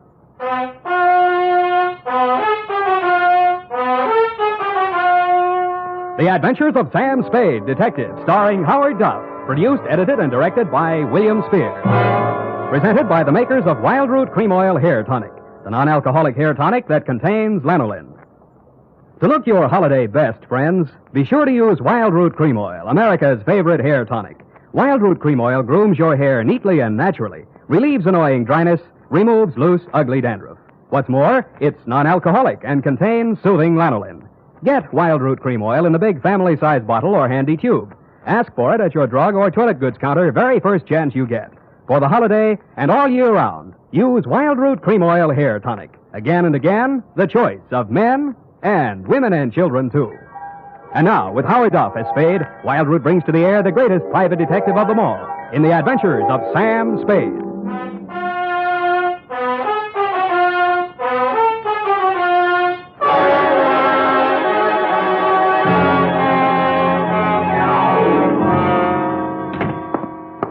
Effie, I'm right here, Sam. pull up all the shades. All right, Sam. Now, turn on every light in the place. But it's daylight. Do what I say. All right, Sam. Now, check the closets. But what for? For snipers. What do you think? All right, Sam. Nobody here. Okay. I guess it's safe to come all the way in. Oh. What's this all about, Sam? I don't understand. Effie, it's just that I don't ever want to be caught in the dark again, especially when people are shooting at me. I want to see every nook and cranny of every square foot of land that surrounds me. Sam, who was shooting at you? Where? They were shooting from the left, from the right, from up above, down below, everywhere. Death was winging in on every breeze that blew, and they all blew my way. Oh, Sam, now stop this. I'm just dying of curiosity. When my time comes, I hope that's all I ever die of. Ready? Yeah. Date this week, to Mr. Elliot Parson, Parson Drive Yourself Garage, 1618 St. Charles Street, San Francisco, 13, California.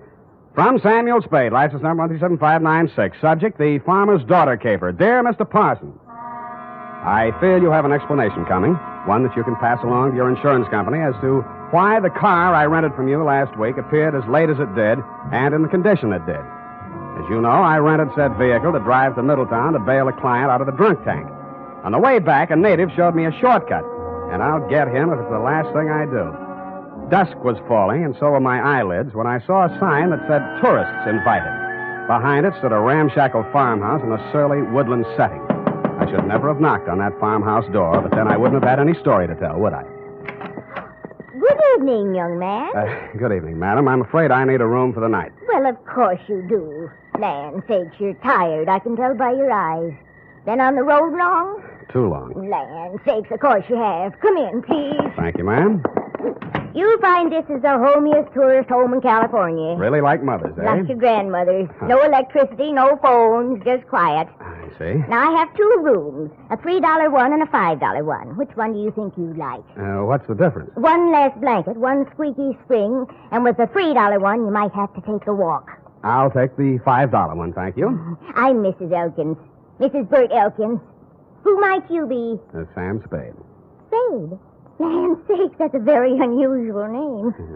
And who are you traveling with, Mr. Spade? I'm alone. Oh, I mean what company?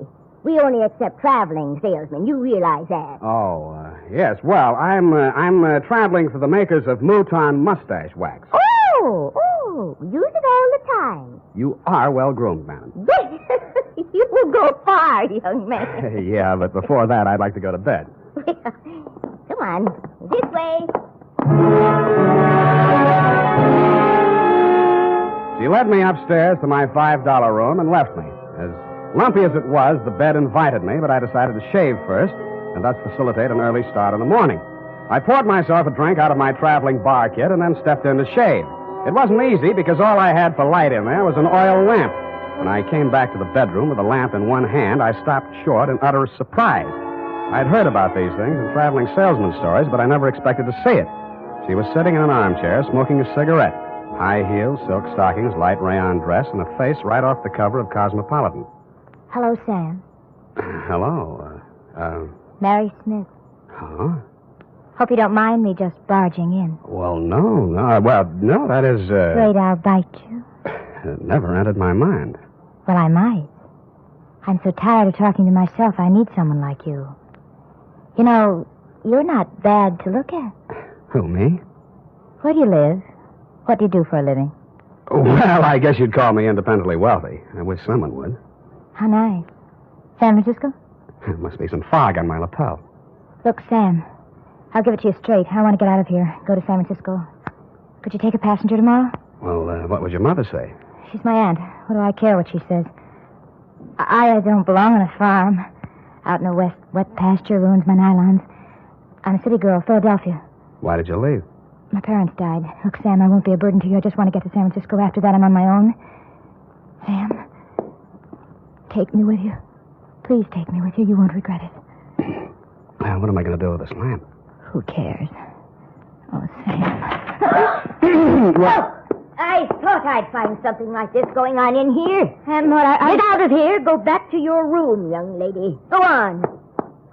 Now, Mr. Spade. It does look bad, doesn't it? Oh, I'm not blaming you, Mr. Spade. Land's sakes, it's her. She ain't responsible for what she does. She's like this all the time. I see. Now, when I go out, you just lock your door. Just keep it locked. But, ma'am, this is a $5 room.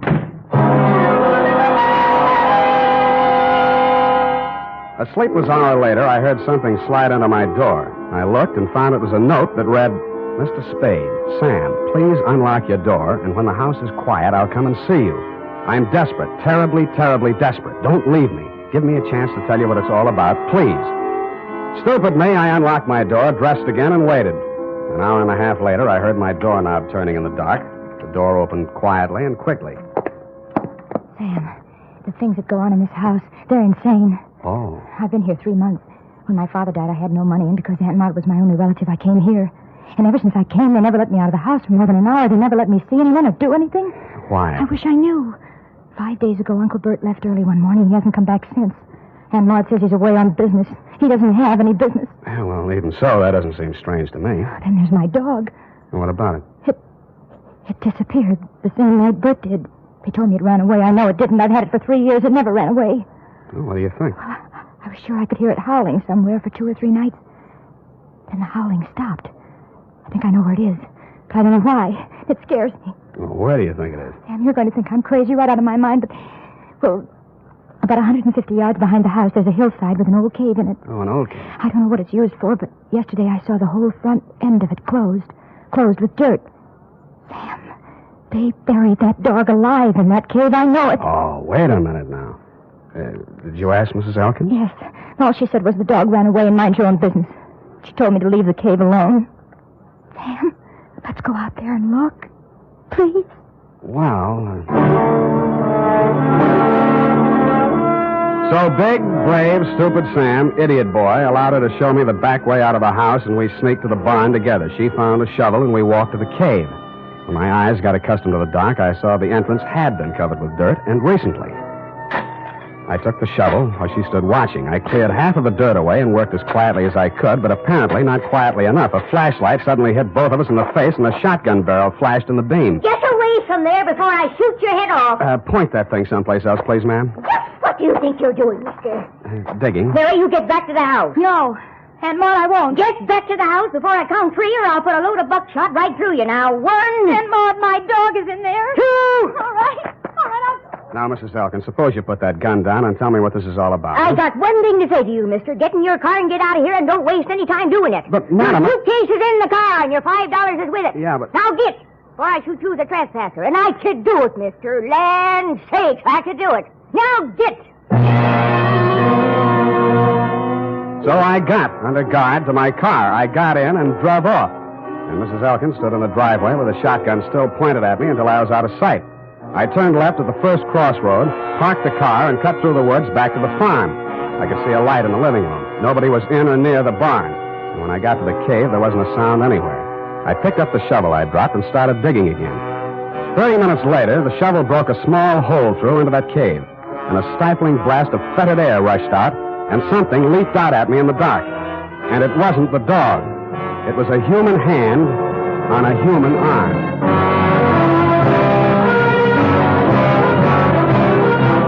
The makers of Wild Root Cream Oil are presenting the weekly Sunday adventure of America's favorite private detective, Sam Spade.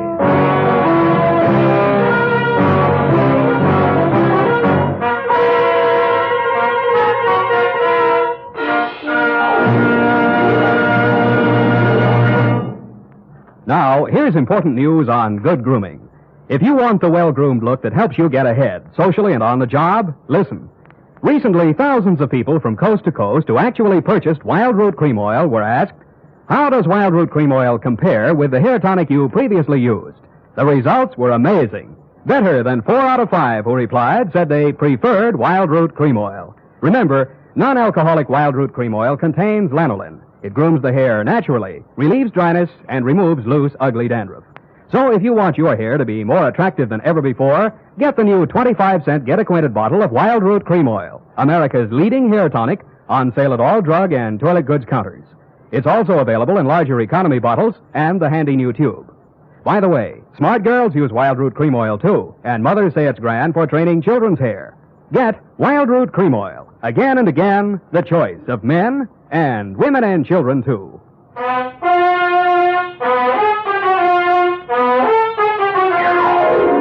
And now, back to the Farmer's Daughter caper. Tonight's adventure with Sam Spade.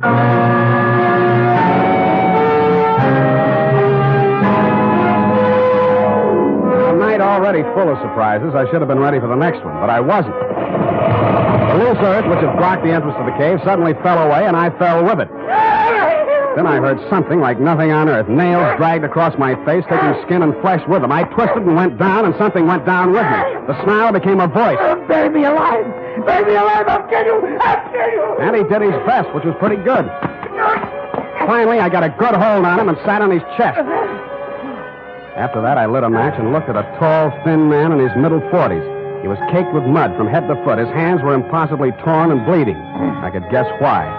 Judging from the stubble on his face, he'd been bottled up in that cave at least 5 days. How he was still alive, I didn't know. He acted like a madman, and he had every right to. But surprised, when his eyelids fluttered open again, he read a very sane line. I'm all done then. You got a drink, friend? Not on me. They hit me on the head and left me there. They thought I'd stay in there forever. Forever. Who put you there? Who did it? But they couldn't keep me there. I dug my way out, didn't I? Didn't I? I took my way out. Didn't I? The force of the bullets knocked them halfway back down the incline to the cave. All I could do was hit the dirt. Finally, when it seemed safe, I broke cover and ran smack into somebody carrying 2 bags. No, please. Let's have a look at you. Sam, it's me. Sam, I knew you wouldn't go away without me. I knew it. I couldn't stay in that awful house any longer. None of that now. Who was that shooting at you? I don't know. Where's your aunt? House, I suppose. I slipped out the back way. Any visitors tonight? No. What is it? What is it? I think I found your Uncle Bert. Come on. I led her back to the cave entrance and showed her the body of the man I'd dragged out. I watched her face a long time as she looked at him very carefully. That's not Uncle Bert, Sam.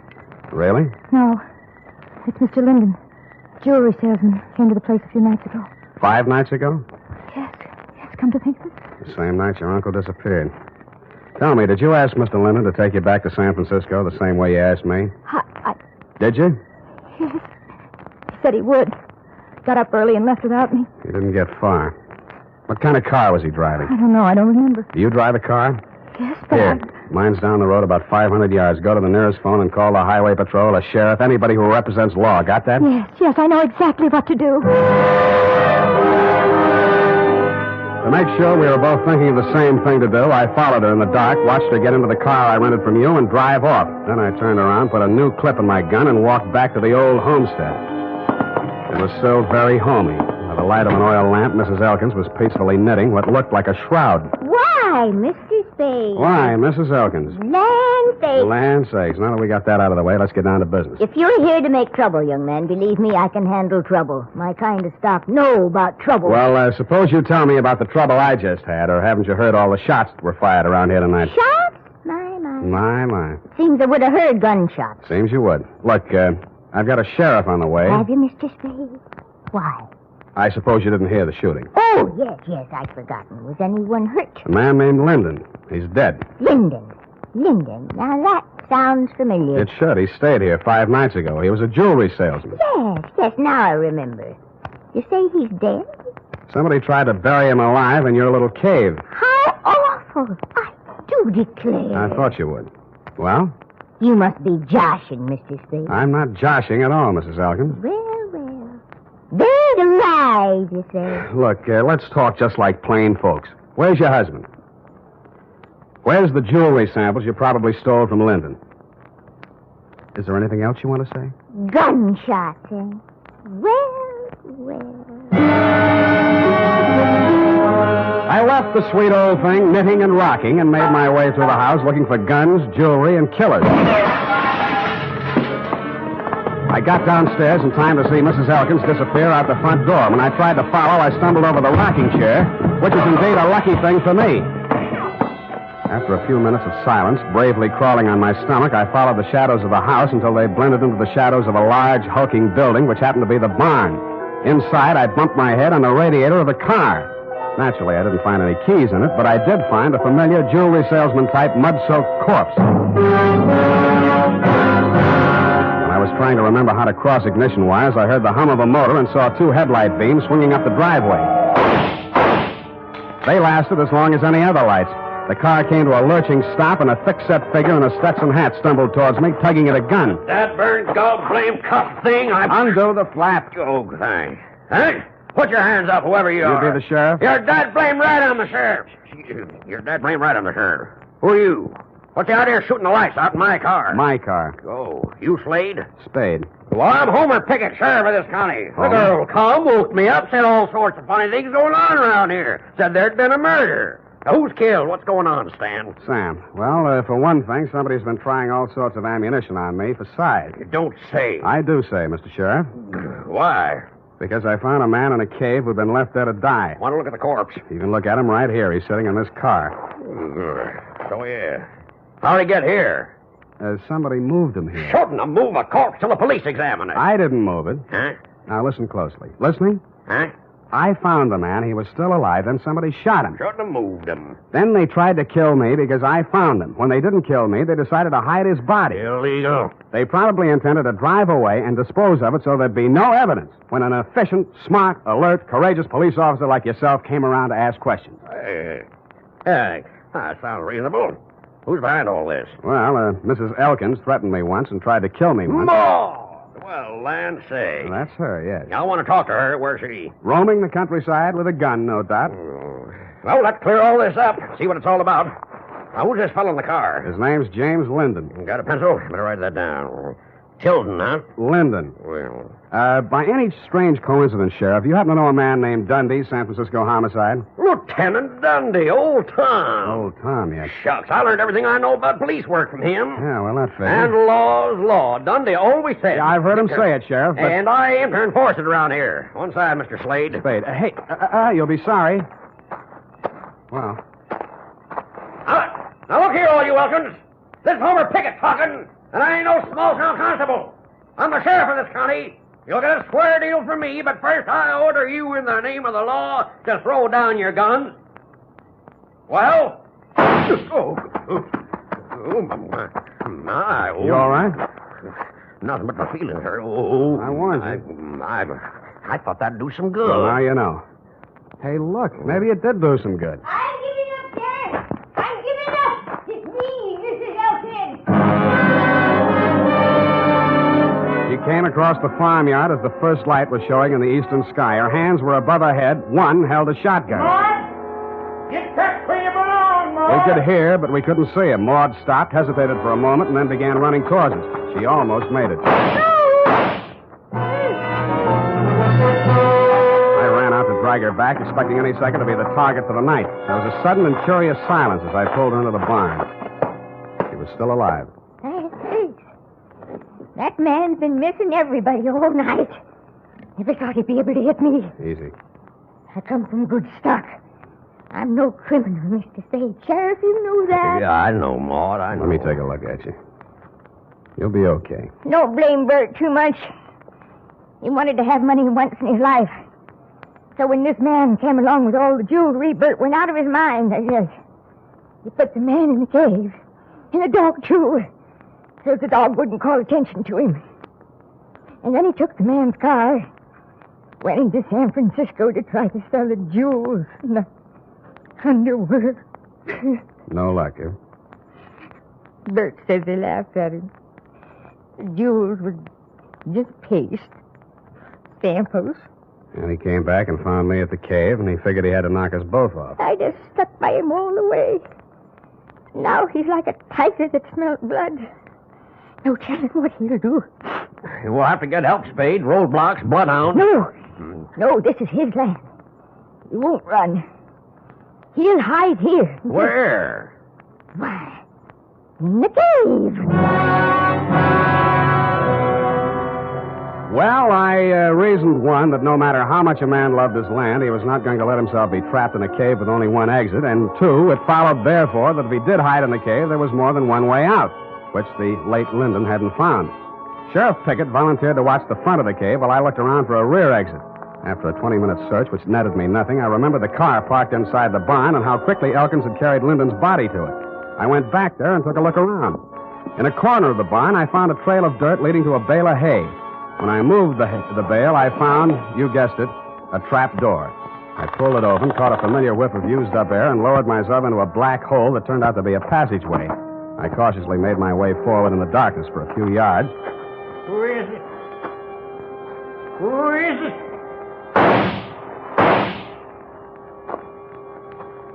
I pressed back against the dirt wall, listening to him approach. When I figured he was close enough, I threw a cloud of dirt toward him across the passageway.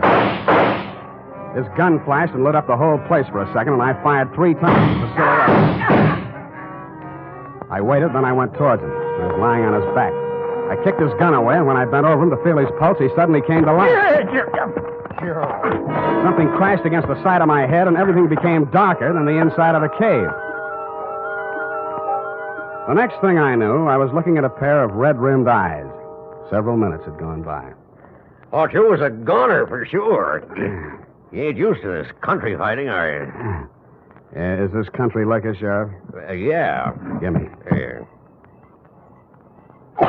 Yeah, country liquor. Tell me, Sheriff, did you by any chance... Well, sure. Of course I did. I got him, Slade.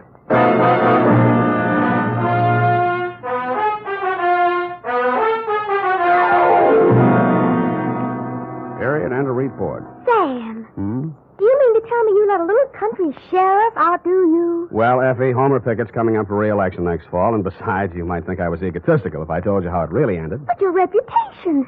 You're the greatest private detective of them all. And so I can afford to be generous. Now, not another word. Scoot, type that up.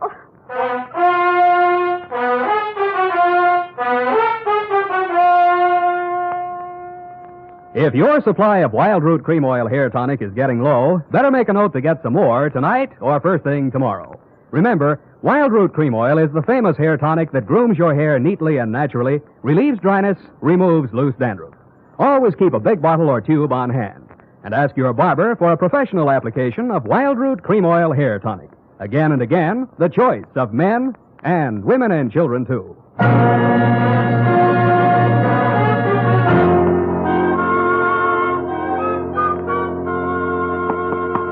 Here it is, Sam. Let me see here. F, you rewrote the ending. I had to, Sam. You're much too modest. And Sam Spade, with a knot of cold fury in the pit of his stomach, a vindictive fire in his eyes, stepped wearily over the loose rocks on the cave floor to do battle with the thing that loomed up in the darkness ahead. The thing's roar filled the night with terror.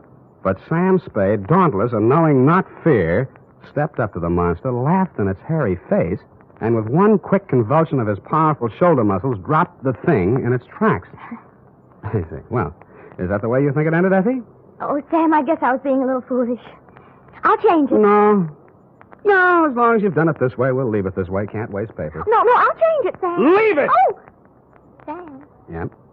I copied that ending out of an old Black Mask magazine. You what? Don't be mad. Come here. Come here. I copied that out of an old whiz-bang. Oh, Sam. Night. Good night, sweetheart.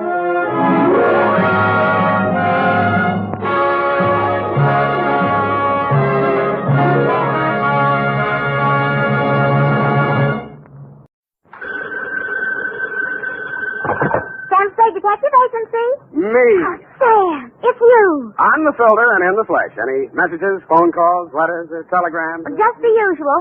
A bill to the landlord and a notice from the telephone company. Well, dispose of them as usual. You sound awfully chipper. Have you been on a case, Sam? Did you make some money? Yes, I've been on a case. No, I did not make any money. Oh, your client got murdered before he could pay you? Wrong again. My client was a woman. She did not get murdered, and she could pay me. Huh? And she did.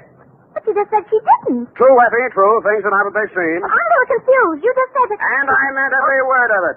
Stop registering bewilderment. All is paradox.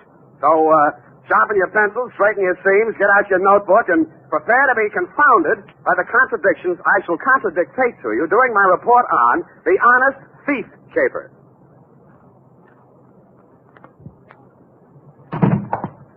I'm not looking over for the pleasure.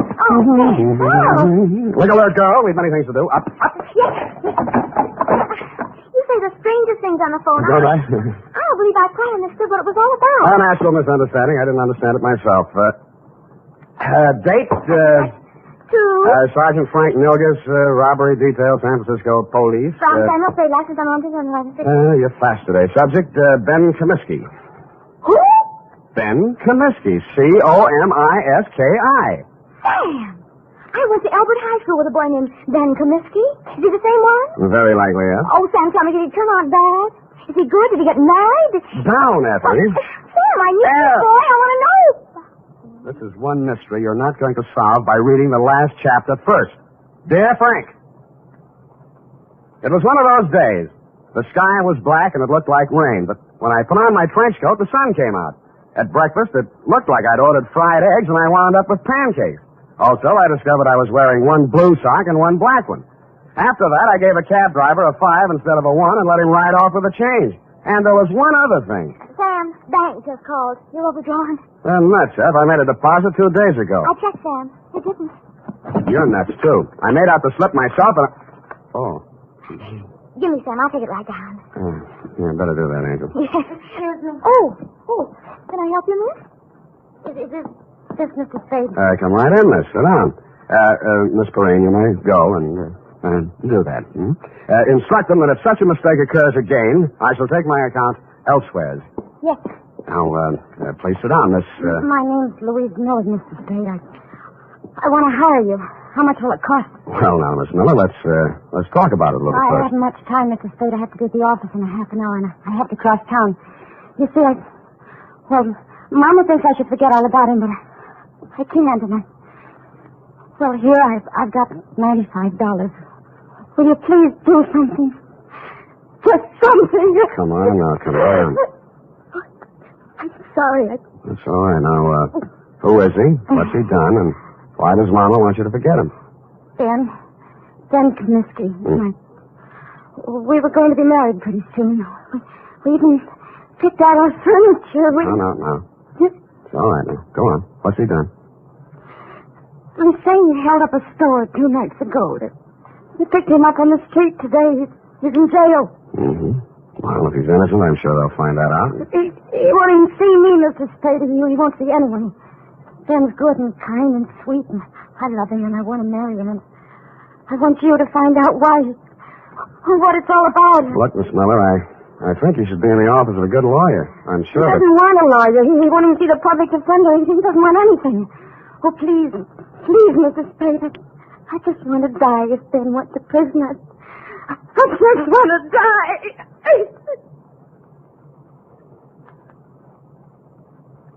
I'm no sentimentalist, but faith is the thing we're a little short on these days, so we came to terms. It was agreed she could pay me after the job was done if there was any job to do.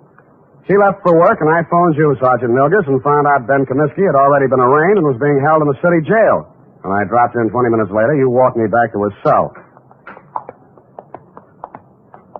What's it all about, Ben? I don't know, just looking into it. He won't tell you anything. No? Kept his trap shut all the time he's been here. As far as we've been able to find out, no previous record, no background. Well, maybe it isn't so bad for him at that, huh? First degree, Sam. Liquor store proprietor, a man named Potter over on Army Street, identified him in the morning lineup. Just like that. Picked him out of a dozen guys we hauled in. Then what? Yeah, we sent a couple of the boys out to Comiskey's room and find all the dough in the dresser drawer, 900 clams. Here you are. Now what? Take it easy, Comiskey. This is Sam Spade. He wants to talk to you.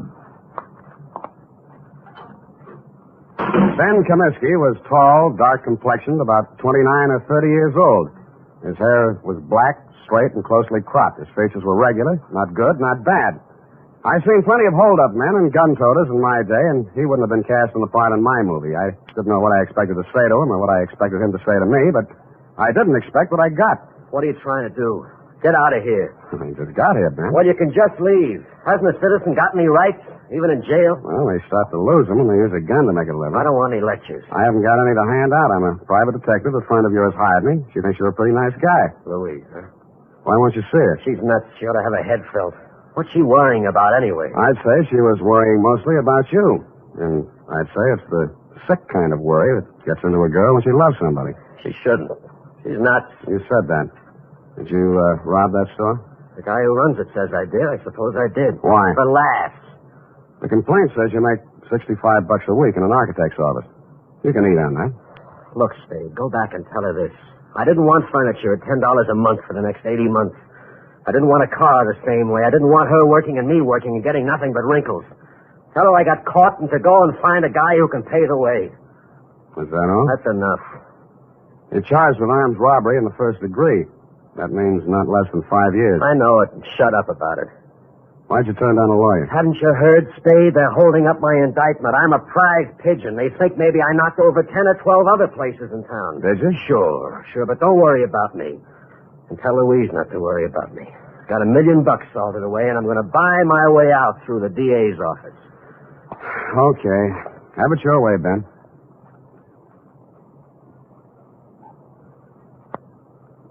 But an hour later, I found myself strolling around Ben Comiskey's old neighborhood. A man named Gabrini, who owned a grocery store, remembered him and liked him. A woman in a bakery shop told me how he'd gone into the Army as a private and been discharged a first lieutenant. A phone call to a Mr. Henderson, Allied Architects, revealed that Ben Comiskey was in line for a raise and promotion. All in all, I was getting a composite picture that didn't look quite right. I decided to try his mother's place. It was on Lombard Avenue, a street that starts on the waterfront. According to the penciled note above the doorbell, it was out of order. The slot on the mailbox read, Mrs. Anastasia Comiskey. Yes. What is it, please? You're Mrs. Comiskey? I'm busy now. I fixed lunch for my son. He come back from Cincinnati. Please. Oh, Mrs. Comiskey, I'm here to talk to you about Ben. He's your son, too, isn't he? Yes. Ben is my son. Well, I'm trying to help him, Mrs. Comiskey. Why? He has no money. I have no money. A friend of his, Louise Miller, hired me. Oh, Louise, she's a foolish girl. Very foolish. Her heart should not be with Ben. I think he's a very lucky man to be loved by somebody like that. If not for her, Ben would not be in jail, in trouble. Oh, you don't want to help my son. She don't want to help him. She'll leave him alone if she wants to help. Ben is bad. Not good like my son James. James is always good.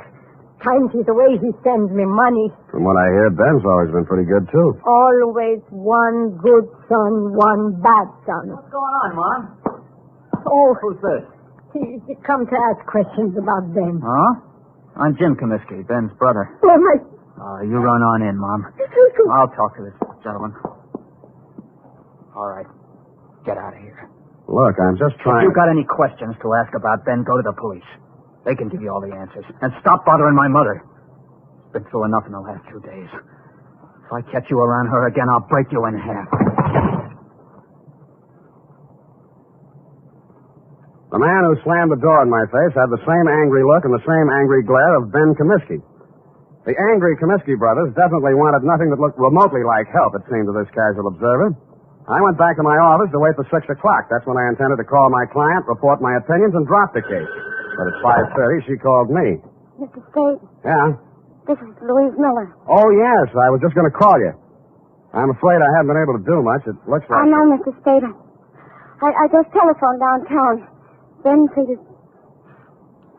guilty at the indictment this afternoon. He's going to be sentenced tomorrow. And that, to all appearances, Sergeant Milgers, was the crop. But 2 hours later, and for the second time in one day, I found myself doing what I didn't think I'd be doing. Walking around a dull, gray, 2-story apartment house on Adams Place. My ex-client's address, to be exact. I was wondering what a lonely, distraught girl would be thinking the night before her boyfriend was shipped away to prison. I found out. I got a whiff of it as I walked down the hall. It was coming out from under her door. I had to use my shoulder. The room was acrid and stinging with gas fumes. And Louise Miller was stretched out on the floor in a 6-foot kitchen.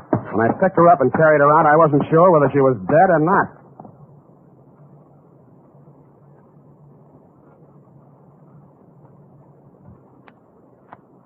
Ten seconds after I'd found Louise Miller, I'd called a police ambulance, and in a matter of minutes, an intern was working over her with a pull motor. Her breathing became regular and her pulse picked up, but she was still unconscious. Lieutenant Kelsey of Homicide showed up and said it was obviously a suicide attempt, which is his kind of ingenious thinking. I thought not. If she were going to commit suicide, she wouldn't have called first to pull me off the caper. She'd have let an insignificant detail like that take care of itself. No, she was too strong to pity herself and too sure of what her intuition told her to believe even Ben Comiskey's confession. With that kind of faith, I owed it to her to poke around the ashes while they were still hot. I did, and turned up a live coal in a faded blue shirt and wrinkled brown pants. Bert Singleby by name and by vocation, manager of the Greystone Arms apartment. What kind of a girl was she? Oh, nice, clean, sincere. The kind mothers always want their sons to marry. Boy, I wish I'd listened to mine. Yeah, did you know her boyfriend, Ben Comiskey? Oh, salt hors d'oeuvre. Huh? I can't understand him pulling a hold-up like that. But then, the war did strange things to people. I guess it did. Well, I almost stayed in Europe and married myself up to a French doll myself. Yeah, I bet. But Sandra, that's my wife. She'd have hunted me down in Tibet. It was easy to come home facing music. Yeah, well, about Louise, you know any reason why she might commit suicide? Frankly, no.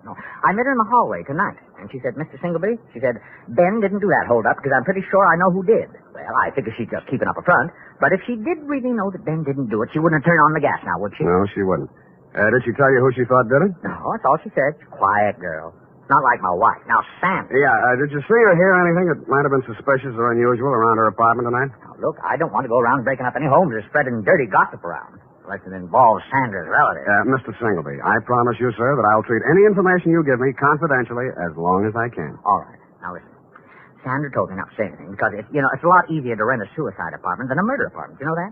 Confidentially, I'm a humanitarian. But if you tell anybody I said this, I'll just lie about it. I'll never tell a soul. Well, we were out of butter, see, so I had to run down to the store. Well, when I passed the mailboxes outside, a guy is standing there. He asked me which apartment Louise Miller was in, and I said 12B. What do he look like? Oh, let's see now. 5'10", medium build, tan suit, dark shirt, sort of wide-brim hat, kind of flashy. Mm-hmm. Wore 3 or 4 big rings, diamonds they looked like. 3 or 4 big diamond rings on each hand. The Iceman. Why didn't you tell all this to the police? Bert, who are you talking to?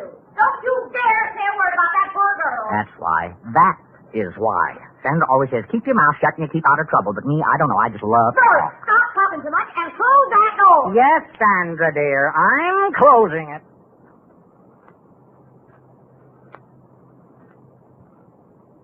The Iceman. I'd heard about him for years, a Chicago import, but I'd never bumped into him before. He'd been headquartering at the Red Spot Cafe, the kind of a place that Skid Row winos visit when they want to slum. It was dark inside, but I strode manfully to the bar. Yeah? Something? The Iceman here? What do you want him for, huh? He's a friend of mine. You're a friend of whose? What are you giving me? You got bull written all over you from the top of your stupid head to the bottom of your flat feet. He had the tan suit, the flashy rings, the dark shirt, and the wide-brimmed hat. He stared at me with eyes that were icy and insolent. He rubbed the knuckles of one hand into the palm of the other as if he just ached for a chance to bruise them, which I was sure he did. 4 guys sauntered over to lean on the piano, and as ugly as they were, I knew it wasn't a barbershop quartet. 2 more left the bar and stood behind him, and a few others got up from nearby tables and joined the group. I should have brought my team, but I hadn't. You're a friend of mine, huh? Well, if it isn't Claude Bettering, the juvenile delinquent of 1940. Is that so? Now, you're a real brain. Who are you, Brainy? Sam Spade. Oh, no, ain't that a pretty name? You got something on your mind? I just wanted to talk with you about what you did to a girl named Louise Miller tonight. Never heard of her. Sounds cute, though. Girls are a lot easier to push around, aren't they, Claude? Call me Ice. Claude? Some guys are just as easy as some dames. Where have I been all night tonight, fellas? Here, Ice. You heard that, Spade? I've been here all night. Any of you guys ever hear of a Louise Miller? No. Yeah, sorry, nobody ever heard of her, see? Well, she has a lot of friends who have. The police, the people down at Mercy Hospital, and me. And none of us are going to forget her. Or what happened to her. And who did it. Got something you'd like to do right now, maybe? Yeah. But I'll pick my time. All right. Enough of this cheap chatter. I don't want to be seen talking with you too long. I got my reputation to think about. Now blow before I take one hand out of my pocket and push your stinking face back through that door. You'll need both hands, Samson. Go on, you creep. Fellas. All right.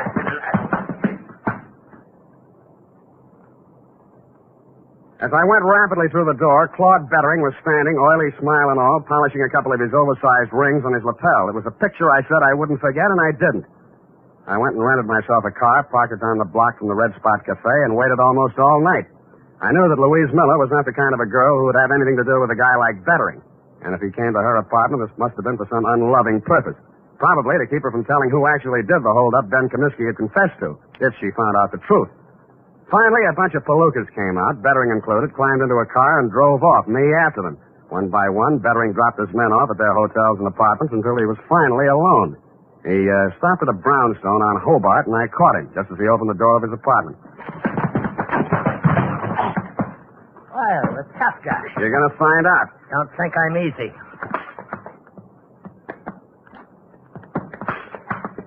And he wasn't easy. He was 3 inches shorter and 25 pounds lighter, and wherever he had picked up his reputation for toughness, he earned it. But I never enjoyed a fight in my life any more than that one. I battered him to his knees and into the floor, and he still wouldn't give up. You stinking creep. Why did you beat up Louise Miller? I didn't. Why? I didn't. Why? I didn't. Why? The apartment house manager identified you. He's a liar. Who did you do it for? Nobody. Who? Nobody. Who? You stinking creep. I'll push your face. Who? Who? Push your face.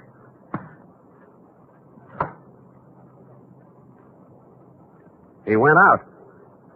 Quite a guy, the Iceman.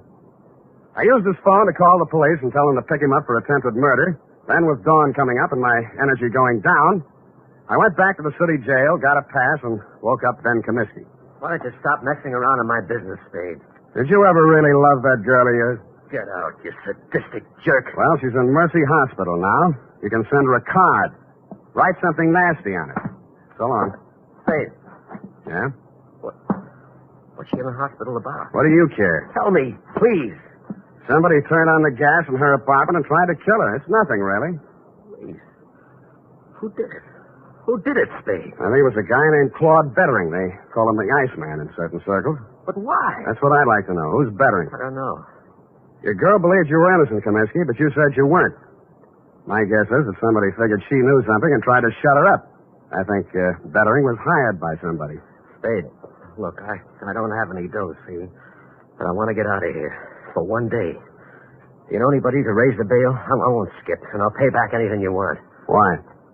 I gotta see somebody. I don't think I can. Who do you want to see? My lousy, dirty, low-down, no-good brother. He hired Bettering? Who else? He did everything. He'd always done everything wrong. He held up that liquor store, but he's on parole, a 2-time felony offender. One more rap and he'd go up for 20 years. I did this for him, yeah. Look at me. I did it for him, and he tries to kill my girl. Your mother said he was a good boy, hard-working, lived in Cincinnati. Me again. I told her all that. She believed it. I started a whole stupid lie and had to go through with it. I could explain 2 years, 3 years to her, but not 20. He promised he'd go straight. He promised. I see. I even sent him money I earned and said it was from him. Oh, you never saw anybody like me before, did you? No, I haven't. Get me out. Get me out, Sam, and I'll drag him in by his back teeth. Thanks anyway, but I'll do it myself. Hey, let me do it. Let me do it, please.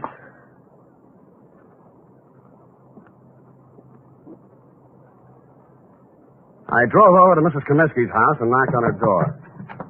She came out in a housecoat, hair mussed, and sleep still in her eyes. Yes?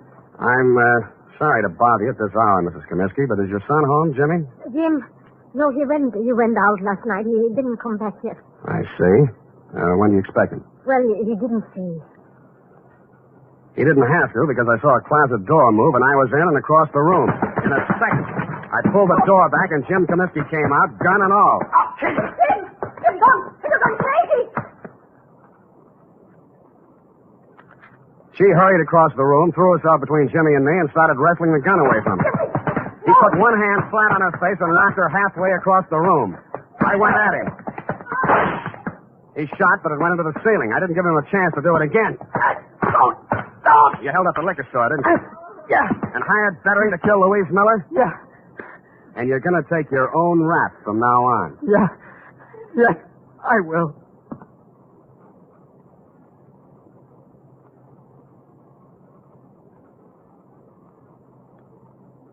And he did.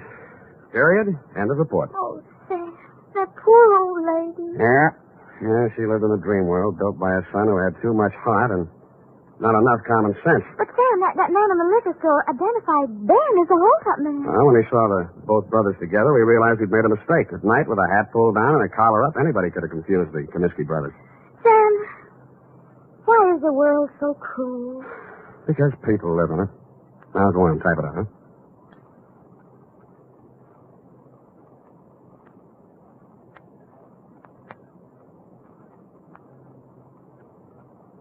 Well, here it is, Sam. And if you don't mind my saying so, it's a lesson to everybody. If you say so, Ed. Honest, Sam, I'm just infuriated. Now, don't go too far. Misplaced love, devotion, it just isn't right. Now, hand me the glass. Now, this kind of thing could be going on all over the world. The glass, If it weren't for people like you who step in and take things in hand. The glass! Oh! Are you right, Sam? Thank you, Miss Brain. Honestly, Sam, look, just honestly, that's all. Are you finished? Well, I have some sociological feelings, too. I'm just not an automat or secretary you turn on and off. Come here. Come here. With each new case, I have feelings. Effie, I just kissed you. I know what... I just kissed you. Oh, Sam. Delayed reaction. Must be the heat. Oh. Good night, Sam. Good night, sweetheart. The Adventures of Sam Spade, Detective. Brought to you by Wild Root Cream Oil Hair Tonic, the non-alcoholic hair tonic that contains lanolin. Wild Root Cream Oil. Again, and women and children, too.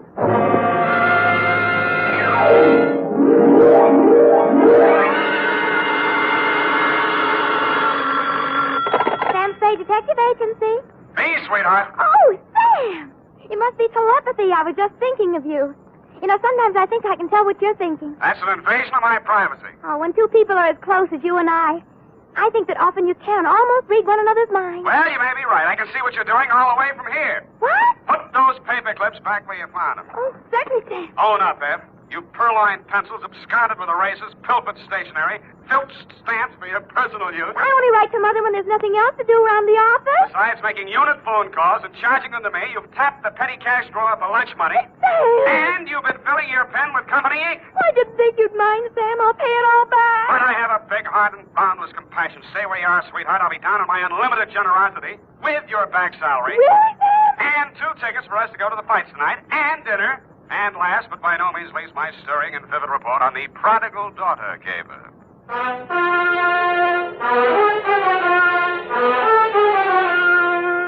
Dashiell Hammett, America's leading detective fiction writer and creator of Sam Spade, the hard-boiled private eye, and William Spear, radio's outstanding producer-director of mystery and crime drama, join their talents to make your hair stand on end with the Adventures of Sam Spade. Presented by the makers of Wild Root Cream Oil for the hair. Here's a smart resolution to make. First day back on the job after your summer vacation. From now on, every single day, I'm going to pay special attention to the way I look. I'm going to use Wild Root Cream Oil Hair Tonic. Yes, folks, smart's the word for that resolution. For Wild Root Cream Oil grooms your hair neatly and naturally, relieves dryness, and removes loose dandruff. It helps give you that successful look that's so important to getting ahead. So, if you've never tried Wild Root Cream Oil, get the 25-cent get-acquainted bottle. Wild Root Cream Oil Hair Tonic. Again and again, the choice of men and women and children, too. And now, with Howard Duff starring as Spade, Wild Root brings to the air the greatest private detective of them all in the Adventures of Sam Spade.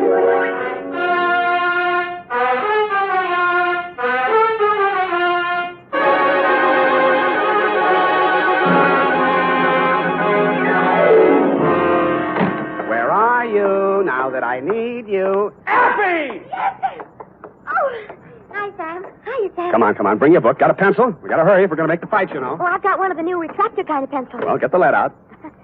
Are you really going off the post, Sam? It's Mam McShelly versus Cluck-Faced Duffy in the main event. Ready? McDuffie. Sounds like an MP. McShelly. What? Aim and fire, Sam. PBX. F, you've been out with somebody else. A military man. Well, how did you ever know? Date, August 28-1949. I don't know whether we'll go out or not. You're clairvoyant. To Dr. Albert Kensington from Samuel Spade. I only had a coke with him, Sam. He was on Frillo, and we... And license number 137596. Subject? And he was from Elkhart, Indiana. And I used to live in Pleasant Lake, and... Down! Down, Effie. Subject, Helen Scully of the Prodigal Daughter.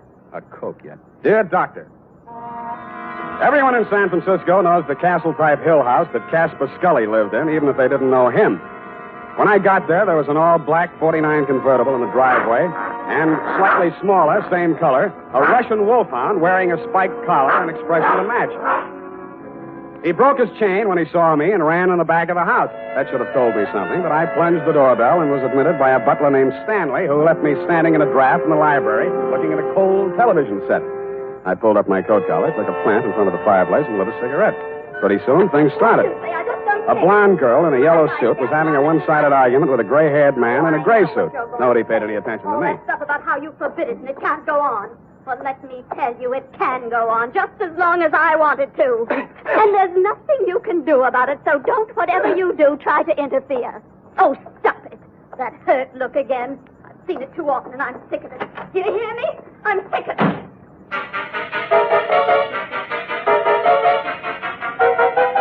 He looked mad, but he didn't say anything. I saw them walk around the garden once, shake fists at each other, and finally part. He disappeared up a narrow stairway, and she came storming back through the library. Who are you? How do you do? Who are you? Sam Spade. What are you doing here? Waiting to talk to Mr. Scully. Well, I just talked to him, and he isn't very nice. Let me tell you that. Yes, He's but a nasty, stubborn, bull-headed old man, and you won't like him. Yes, but Nobody likes him. Go back where you came from, whatever your name is. I'm the nicest person you'll meet around this place. Yes, but... Don't wait around. Oh, goodbye. But I did wait around, Dr. Kensington, and I did talk to Mr. Scully when you came in the room with him, only Mr. Scully did not talk to me. He glared at me through black, smoldering eyes, sniffed the air, frowned at my cigarette. I frowned back. Mr. Spade, I'm Dr. Kensington. I wrote you the letter. This is Mr. Scully. Oh, please, this cigarette. Mr. Scully suffered a severe accident many years ago that affected his throat and his respiratory tract. The smoke. Oh, of course, I understand, Doctor. Sorry, Mr. Scully, I did... Yes, thank you, Spade. This is not generally known, but the unfortunate accident in the chemical plant also robbed Mr. Scully of his vocal power. I see. Yes, the modern doctor, the physician of today, is a far cry from the general practitioner of yesteryear. Today, we must know the mind, the psychological quirks, well, he must follow through completely on a case. He is sometimes, as I am today, a confidant, an executive officer for his patient. He is a friend, to say the least, eh? Oh, yes, to say the least. Eh? Oh, of course, Mr. Scully, to the point, of course. Sit down, Spade. Oh, thanks. Now then, Mr. Scully, as you well know, and the world knows, has made several fortunes in his lifetime. And he didn't accomplish this by allowing people to run roughshod over him. But, Mr. Scully, I'm just backgrounding Mr. Spade. Please be patient. Mr. Scully intends leaving his daughter Helen his entire fortune. A great deal of money, to say the least. Say the least. But Helen doesn't care about the money. She's foolish, young, headstrong, and impetuous. Huh? I heard her arguing with Mr. Scully a bit. Now, Mr. Scully, we'll straighten all this out. Mr. Spade will help us. Well, then, Spade, you have half the problem right there. She is a headstrong, impetuous girl. And lately she's done several things to displease her father. Right, Mr. Scully? You see, Mr. Spade. Oh, I gathered that much, but what kind of thing? Helen's been singing in a cheap nightclub called the Blue Goose. What? Oh, it's very embarrassing. Low class, eh? Yes. There's a man named Torpy. He owns the club. A man named Chick Torpy? Ah, you know of him? I've heard of him. Contrary to all her father's wishes, Helen insists on seeing this man Torpy. Mm-hmm. How old is she? Well, that's beside the point, Mr. Spade. But a sordid affair now might rob her of a future of wealth and security. Mr. Scully's at the point of exasperation. He might well change his will over this matter. Correct, Mr. Scully?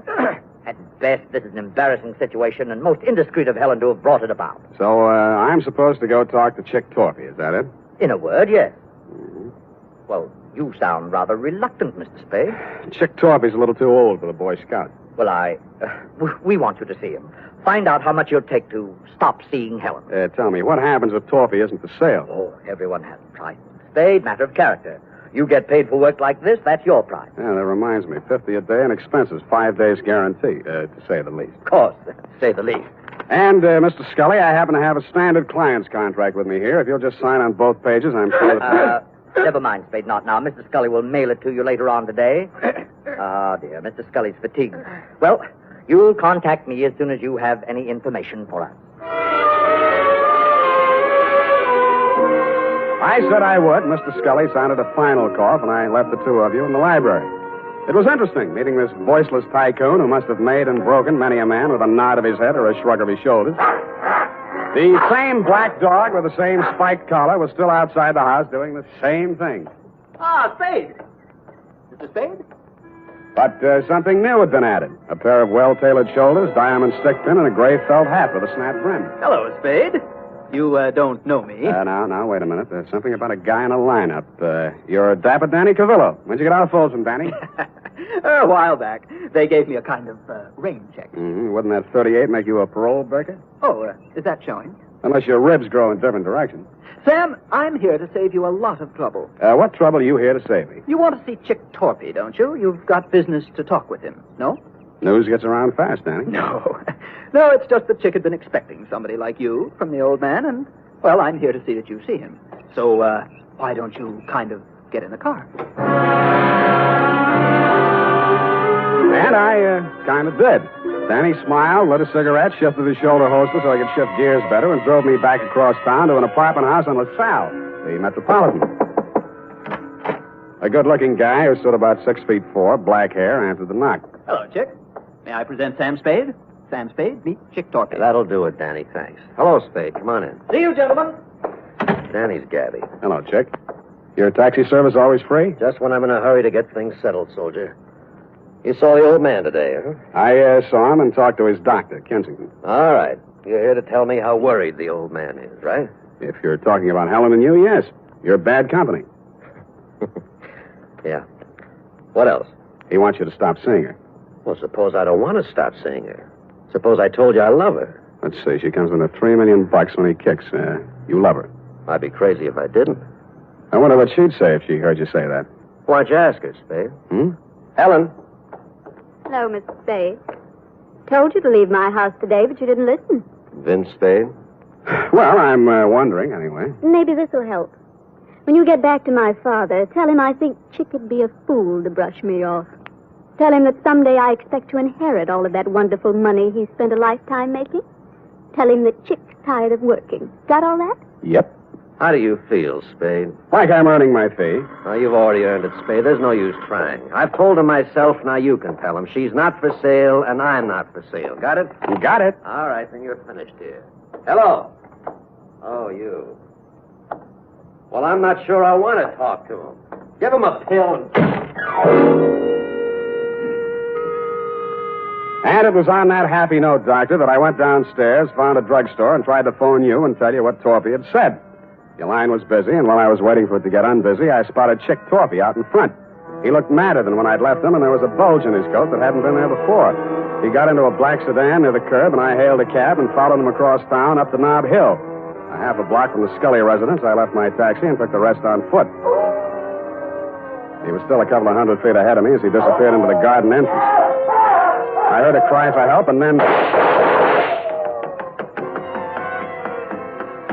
chick was standing over something on the ground. When he saw me, he shrieked for a break in the hedge. I stopped long enough to have a look at the body he'd left. My client. He still had gray hair, and he was still wearing the gray suit, but half his face had been shot away.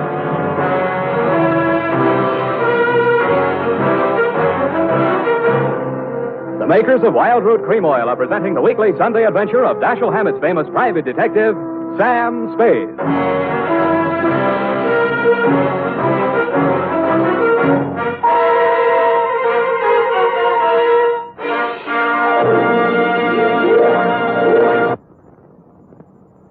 Remember, non-alcoholic Wild Root Cream Oil contains lanolin.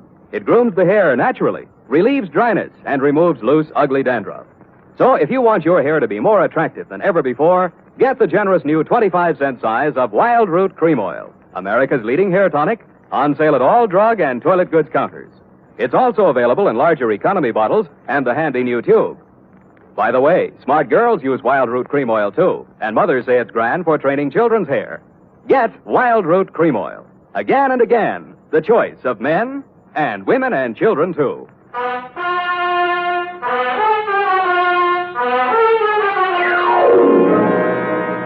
And now, back to the Prodigal Daughter caper. Tonight's adventure with Sam Spade.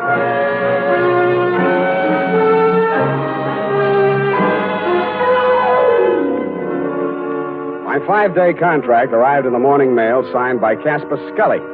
The headlines were no surprise. Chick Torpy sought in shooting of multimillionaire. Item: ballistics matched up slugs taken from body with weapon owned and licensed to one Chick Torpy. And item: because of a city ordinance regarding disposition, the body of Casper Scully, found off the immediate premises of his home, had been removed to the city morgue and would remain there until claimed by nearest of kin.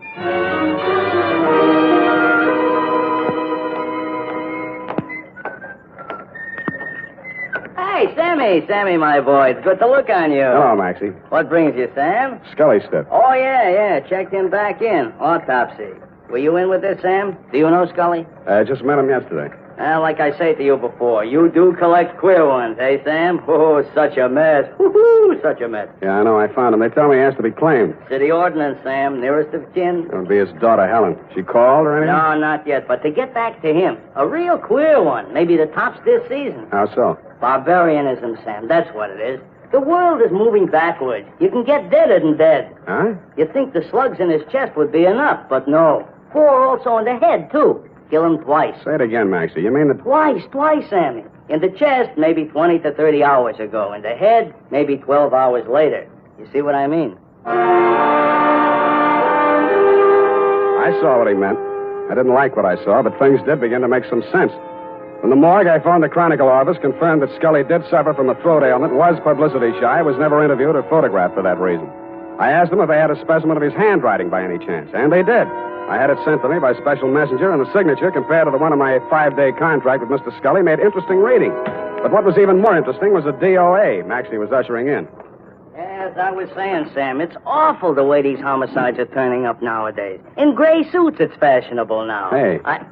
What's the matter, Sam? You know him? Yeah, I know him. What's it say? The toe tag says unidentified, accidental drowning. Found off Pier 14, time 8:15 this a.m. Accidental drowning. You don't think so? Why do you think he's dead? I think he's dead because he didn't cough when the doctor asked him to. I left Maxie to his newest customer and looked up the police officer who had found the unidentified man. All they had on him was New York clothing labels and a silver identification bracelet with name Julio engraved on it between 2 small indentations of the comedy tragedy drama masks. It wasn't much, but it took me to a theater on Post Street featuring a special company of Spanish actors on tour. I am the manager of the company. What is it, please? I'm sorry to trouble you. I'm trying to locate a certain man. I have good reason to believe he's with your company. We are a small group. His name, please? One name might be Julio. Oh, Julio de Vaca. He's... Gray-haired, medium build? You are from the police? No. If you are looking for Julio de Vaca, why are you not from the police? 2 days ago, Julio, who does not speak any English, is asked of all things to appear on the television program. Mm-hmm. Here is his line. I am proud. But yesterday morning, A man on the telephone. They speak. And Julio goes out with no word. I, too, am looking for him. He missed his performance the afternoon. I see. He drinks too much sometimes, I know, and he missed the evening. Where he is, this I do not know. But if you find him... I have found him. You have found? Does he have a wife? I am the Senora Cedevaca. What is it, senor? What has happened to my husband? You better get your coat, Mrs. Cedevaca.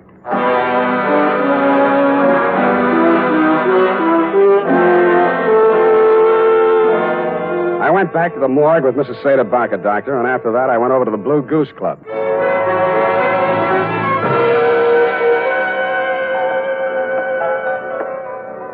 How are you, Spade? Tired, Danny boy, tired. Well, come on in and relax. Nice place. You run it for Chick? When he's away. Seen Chick lately? 2 sets of cops, 3 reporters have been here asking the same question already this morning. What are you trying to prove? Chick's in trouble. You're his partner. Uh-huh. Now, he got himself into this one, Spade. Look, we make a nice dollar running this place. It's legitimate. And no cop's going to raid us or close us up. Chick started fooling around with that Scully woman. And I told him just once. It's dynamite, I said. You know how the old man is. Let bygones be bygones. But Chick didn't listen. Tell me about the bygones that should be bygones and why Chick should know how the old man is. Well, Scully sent him up 5 years ago. Didn't you know? No, I didn't. Oh, Chick owned some property south of Brazito, and Scully wanted it for oil drilling or something. Chick asked too much, and Scully figured a way to get it from him in court. Had it condemned or something. Mm-hmm. Well, Chick got kind of sore. He met the old man on the street one day, and, well, they convicted Chick of attempted murder. 2.5 years. And Chick looked up Scully's daughter when he got out of prison and started making love to her to get even. Why, yes, Spade, that's just the way it started. Only Chick was the sucker after all. He really went for the creature. He married her 3 weeks ago in Reno, the poor sap. Anybody else know about that part of it? Only me. I was best man. By the way, Danny, did you rap Julio Cedevaca over the head last night and toss him in the bay? Who's Julio, whatever his name is? An actor who happened to look something like old man Scully, enough like him to keep his mouth closed when I was there, but who might want to open it later. I don't know what you're talking about, Spade. Didn't think you would. But I don't like it. Yeah, boy. Timmy? Joe? Yeah. Throw this bum out. I'm sick of looking at him. Get out of here. And they did. It was 2 against 1, and I'd been up late the night before. I was doing very well, though, until somebody stooped to a form of subterfuge I have long since grown to hate. I was borne on 2 swarthy shoulders out of the club and into the open air. I was on a balcony, and a good stiff sea breeze was blowing. I didn't enjoy it long. 1, 2, 3.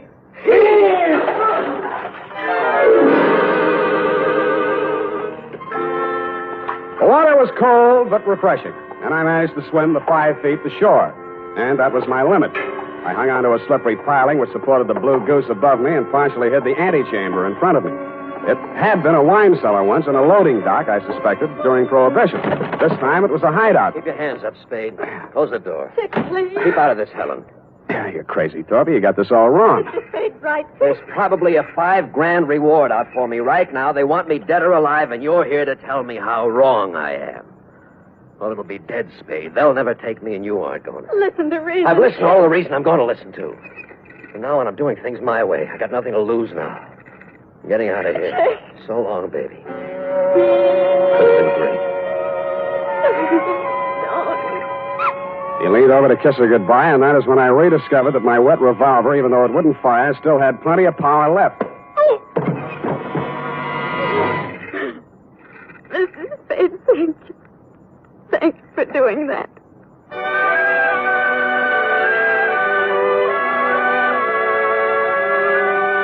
As you know, Doctor, I turned Chick Torpy over to the police along with Danny Cavillo and took Helen Scully home. She ran upstairs with many tears, and I met you in the library. You seemed relieved when you heard that Torpy had been apprehended. However, I had some other questions to ask. You answered. All right, Spade, all right. I suppose it'll all come out anyway. 2 nights ago, Chick Torpy came to the house to have it out with Mr. Scully. He told him about their marriage. There was an argument. I was the only one in the house. I heard shots, ran in the room, and found Mr. Scully dead. The marriage certificate was in his hand. I knew this would involve Helen, and so I did what I did. Oh, it was a nightmare. I hid the body, hoping to find a way, perhaps a death certificate on accidental shooting or something. In other words, you were helping Torpy get away with murder. Yes, but I was thinking only of Helen. Her father did love her. But you'd already sent a letter to me. You knew I'd be here the next morning. You'd seen an actor on a television program. He resembled Scully. You hired him for a job. You told Helen the chick had killed her father and told her what kind of acting she had to do. Oh, it was crude, perhaps, but I didn't want you to become suspicious when a death report did show up. I intended to hire you and fire you. Only it didn't work out. I followed Torpy here and found the body. Oh, I've been such a fool, Spade. Helping a man get away with murder, I want to confess it all. I suppose this will make me an accessory to a murder. Not exactly. You mean there's a way out? There's a way out, and you were going to take it. What? I was over to your apartment before I came here. You're all moved out. The doorman tells me your luggage has been at the station all morning. What'd you do? Came here to rifle the safe? No, see, here, Spade. Stop it. You were waiting around to see if they took Torpy dead or alive. Dead, he couldn't talk, and you'd be okay. Alive, you're ready to blow town. You bumped Scully. No. Get back there. Then you did your best to hang it on a chick. Helen thought he really did it and played along with you. You're not an accessory to murder. You're a murderer on a double count. That actor was knocked on the head before he drowned. Oh, just a minute, Spade. This can be fixed if you... Shut up!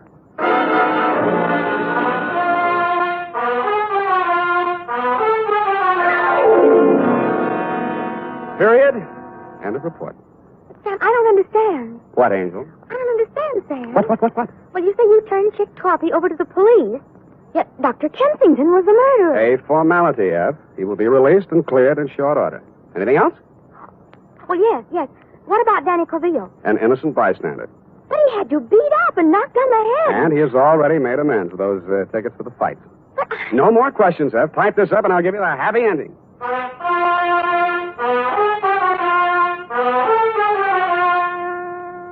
And now, listen to this. School days will soon be here, mothers.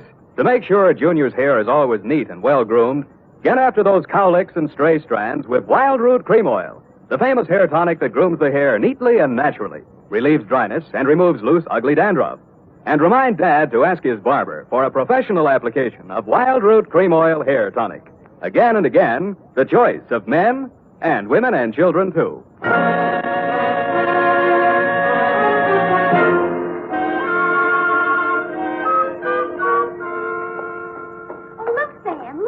What is it? Look, Sam, look. What is it? Look, Sam, look. All right, I shall rephrase the question. What? Oh, I see. You mean the magazine look, huh? They said an advance copy. It's not even out till next Tuesday. What's it doing here? Oh, look at them. See these? Who? Who are these people here? That's Sam Spade. What? On the radio. You know, Howard Duff. He plays you on the radio. Howard Duff. Why don't I play it on the radio? You're not the type, I guess. Yeah, look here. Sam Spade dictating to Effie. Hey, she's not bad, you know. Not bad. Oh, really? That actressy, I thought. What is it? Levine Tuttle.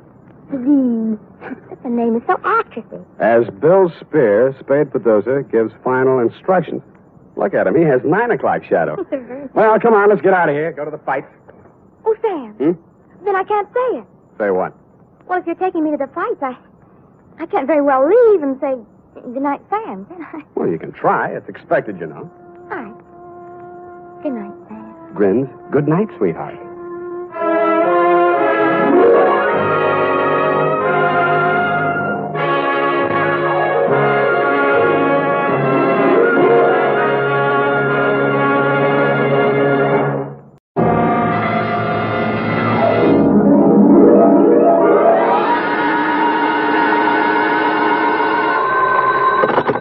Detective Agency?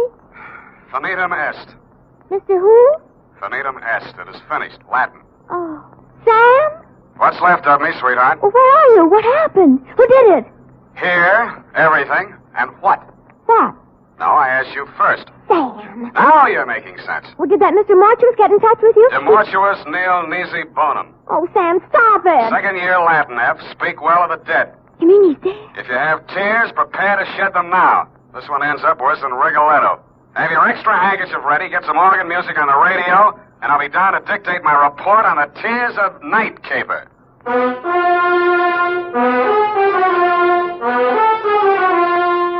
Dashiell Hammett, America's leading detective fiction writer and creator of Sam Spade, the hard-boiled private eye, and William Spear, radio's outstanding producer-director of mystery and crime drama, join their talents to make your hair stand on end with the Adventures of Sam Spade. Presented by the makers of Wild Root Cream Oil for the hair. You know, just a little Wild Root Cream Oil in your hair can mean a world of improvement in your general appearance. Just try it and see. See how Wild Root Cream Oil Hair Tonic grooms your hair neatly and naturally, relieves dryness, and removes loose dandruff. Yes, you'll be glad to discover that just a few drops of Wild Root Cream Oil make a big difference. So if you've never tried it before, get the 25-cent get-acquainted size and ask for it by name. Wild Root Cream Oil Hair Tonic. Again and again, the choice of men and women and children, too. And now, with Howard Duff starring as Spade, Wild Root brings to the air the greatest private detective of them all in the Adventures of Sam Spade.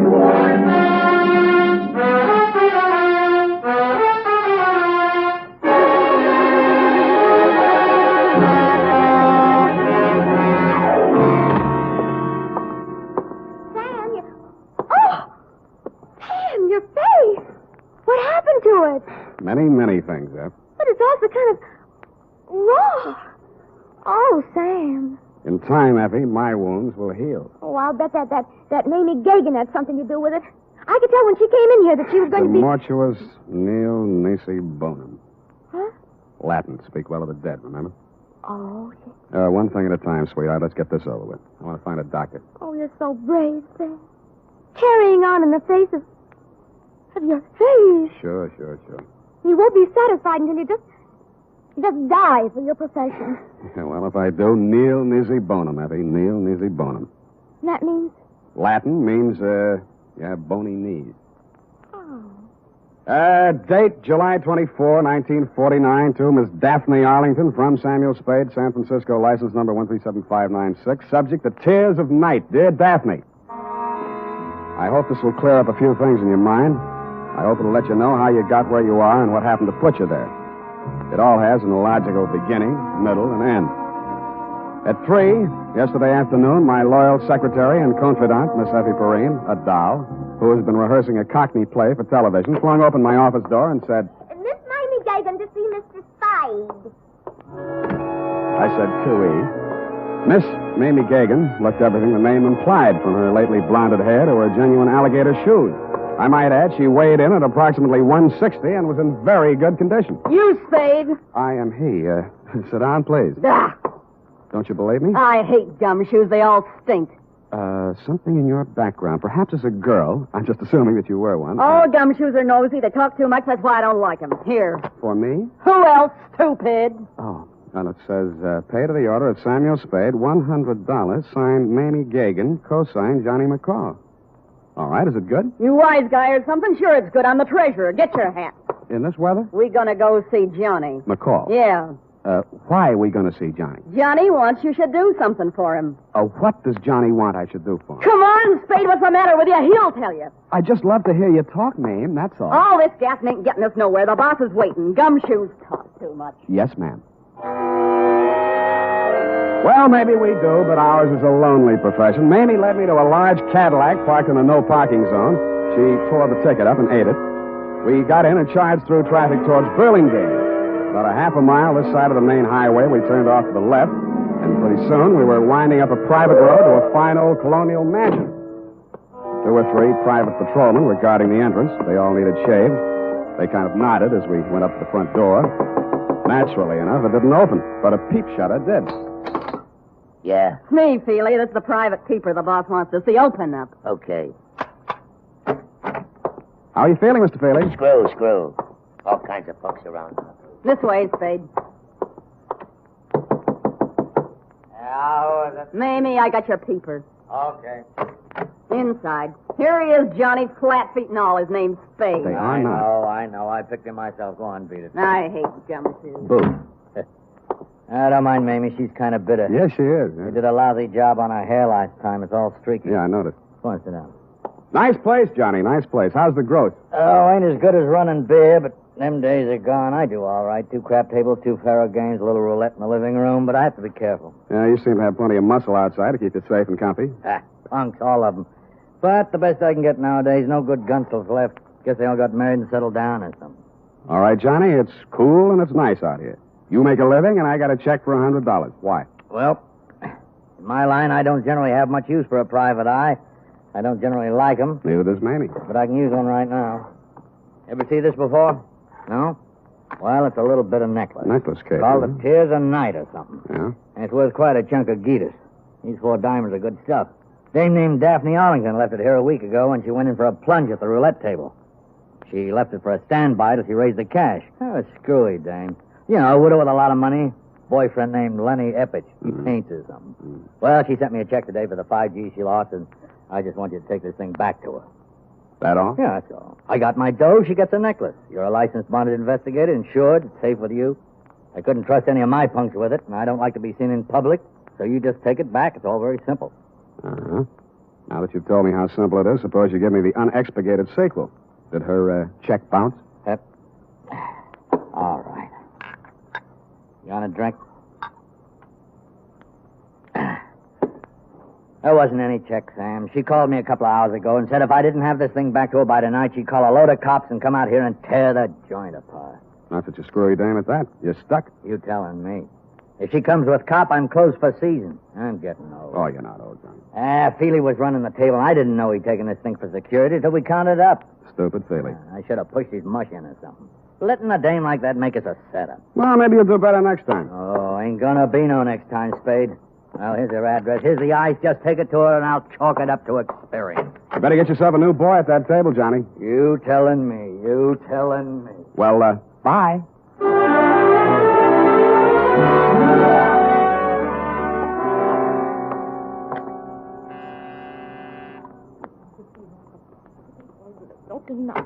Lenny, I thought you'd never get here. The performance begins at 8:30, and you know how the traffic is, and if we're going to have a bite to eat...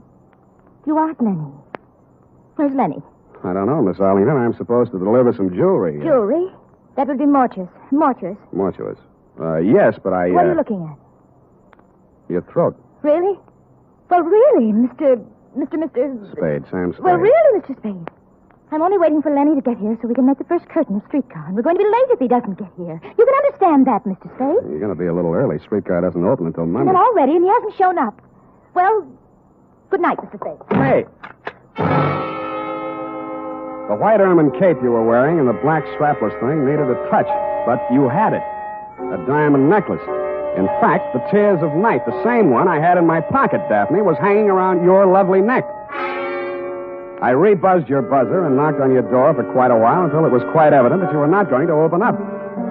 Under the hallway light, I snapped open the necklace case. Mortuous, you had said. And mortuous was what it said stamped inside the case. A gloomy word with a gloomy address. The White Hotel on Turk Street.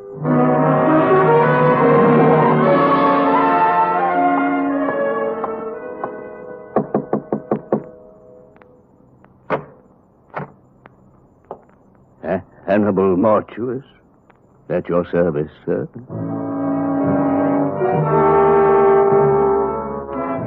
If ever a man had the look of death, it was this one who had its name.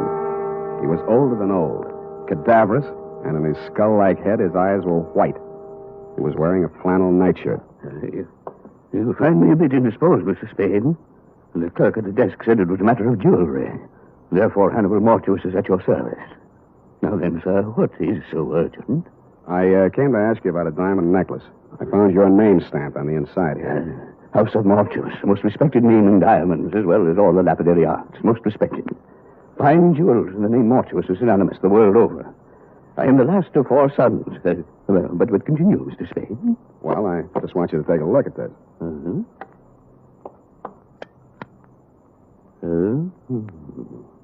And how do you come in possession of the Tears of Night, sir? Well, a man named Johnny McCall, who runs a gambling club, hired me to deliver it to a lady named Daphne Arlington. She lost it at the roulette table. She left it there until she could raise the cash. Deplorable conduct on her part. Daphne Arlington, a most indiscreet young lady, to be sure. I recall my interview with her when her late husband, Sidney, ordered this necklace.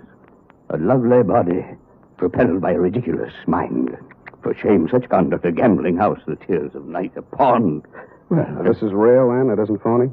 Mr. Spade, I am a gemologist. The House of Mortuors. Of course, it's real. Take a good look. When an artist creates a dazzling thing of beauty such as this, would he be so unlikely as to forget the time, the patience, the agony of his creation? See how each stone is carefully mounted to capture every single pinpoint of light. An incomparable masterpiece. And in good money. How much money? On the wholesale market, about 10,000. Arlington? He paid 25, but he had it, as I say, incomparable. Yeah. Yeah, well, I saw another one just like it tonight. Ridiculous. The finest workman at best could only create a crude resemblance. This kind of work demands an artist, or an artist. But tell me, Latin's en anguis herba? My second year Latin escapes me. Snake in the glass. Something wrong? Something wrong, yeah. You are concerned for the safety of this piece. I have a small safe in my room. You may have the key if you care. I'll take it with me. Thank you, Mr. Mortuus. My pleasure, Mr. Spade. Omnia mortuus bonum vocates. All speak well of Mortuus, of Panda. Good evening. In the dismal lobby of the White Hotel, I asked the night clerk for some wrapping paper and 20 cents worth of stamps. It was a hunch, plus the fact that outside in the street I spotted two of Johnny McCall's unshaved gorillas. They were looking up at the front of the building. Mr. Mortuus must have switched off his light or something because their eyes suddenly dropped and I saw them separate, one on each side of the front door. With shoulders carefully hunched, I stepped out into the lonesome night. I hoped they would think I was carrying my .38, which I was not. They didn't. Here's the paper, Candy. You want to ask him for a match? Candy's nearsighted. That's too bad. This him, Ernest? Got a match, Spade? Yeah, not so close. Candy asked if you got a match. He's a dummy, Candy. He don't answer. Got a match, Spade? What did I tell you? He's a dummy. He don't look like no dummy. Take your hands up. He's a dummy, all right. Ain't you, Spade? See, he's a dummy, Candy. I told him about you being nearsighted and he wouldn't answer. He don't talk. Go on, smart boy. Tell Candy how sorry you are about him being nearsighted. I told you he was a dummy, Candy. All private eyes like you. Candy asked you a question. He wants to know if all private eyes is like you. I don't like no dummy. We ask questions and he ain't told us nothing. That makes him a dummy. Maybe we find out something if we went through his pockets. Yeah, even a dummy's got pockets. Ain't that right, dummy? Hold him, Candy. All right, boys. You played the scene real good, and I'll see what I can do for you. Hey, he talked. Yeah. Make him talk again, Candy. Make him talk bigger, Candy. Bigger. Bigger. He talks real nice, but he don't say much. Think maybe he's tough, Ernest? Yeah, maybe. Hold him up. See? He ain't so tough.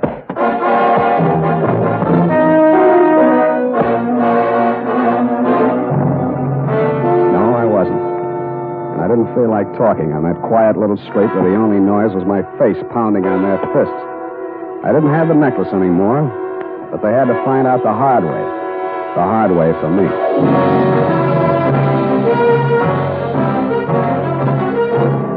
The makers of Wild Root Cream Oil are presenting the weekly Sunday adventure of Dashiell Hammett's famous private detective, Sam Spade.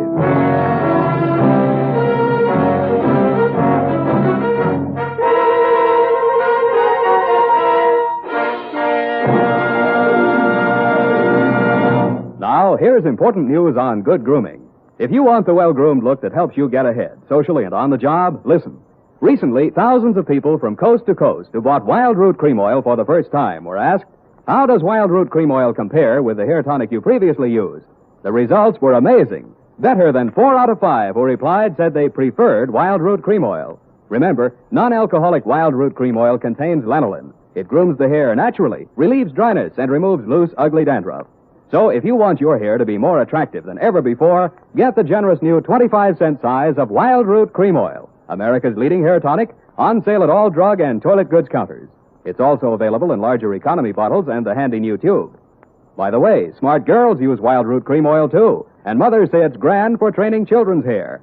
Get Wild Root Cream Oil. Again and again, the choice of men and women and children, too.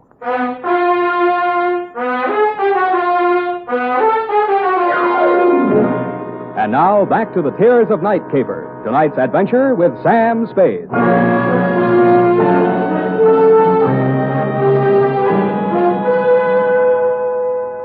remember trying to wake up a couple of times.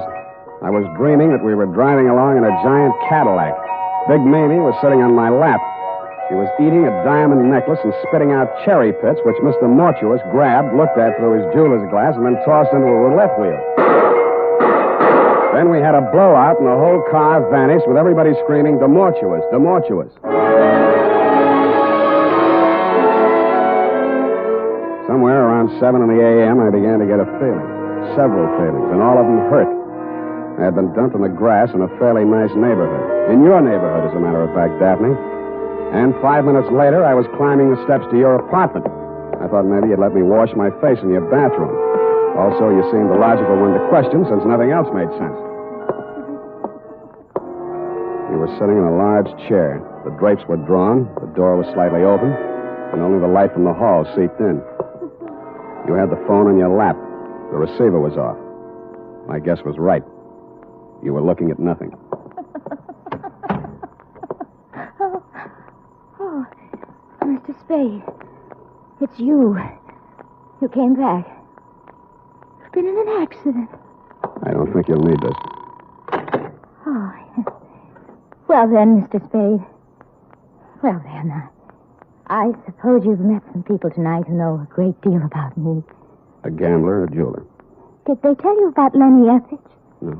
He's really a dear, Mr. Spade. Quite the nicest boy I've met since Sidney was killed in that horrible automobile accident. Sidney and I had so many things together. I do think he enjoyed being alive with me. I mean, I cried when Sidney was killed. I really did. I cried. Miss Arlington, I didn't know what to do. I cried.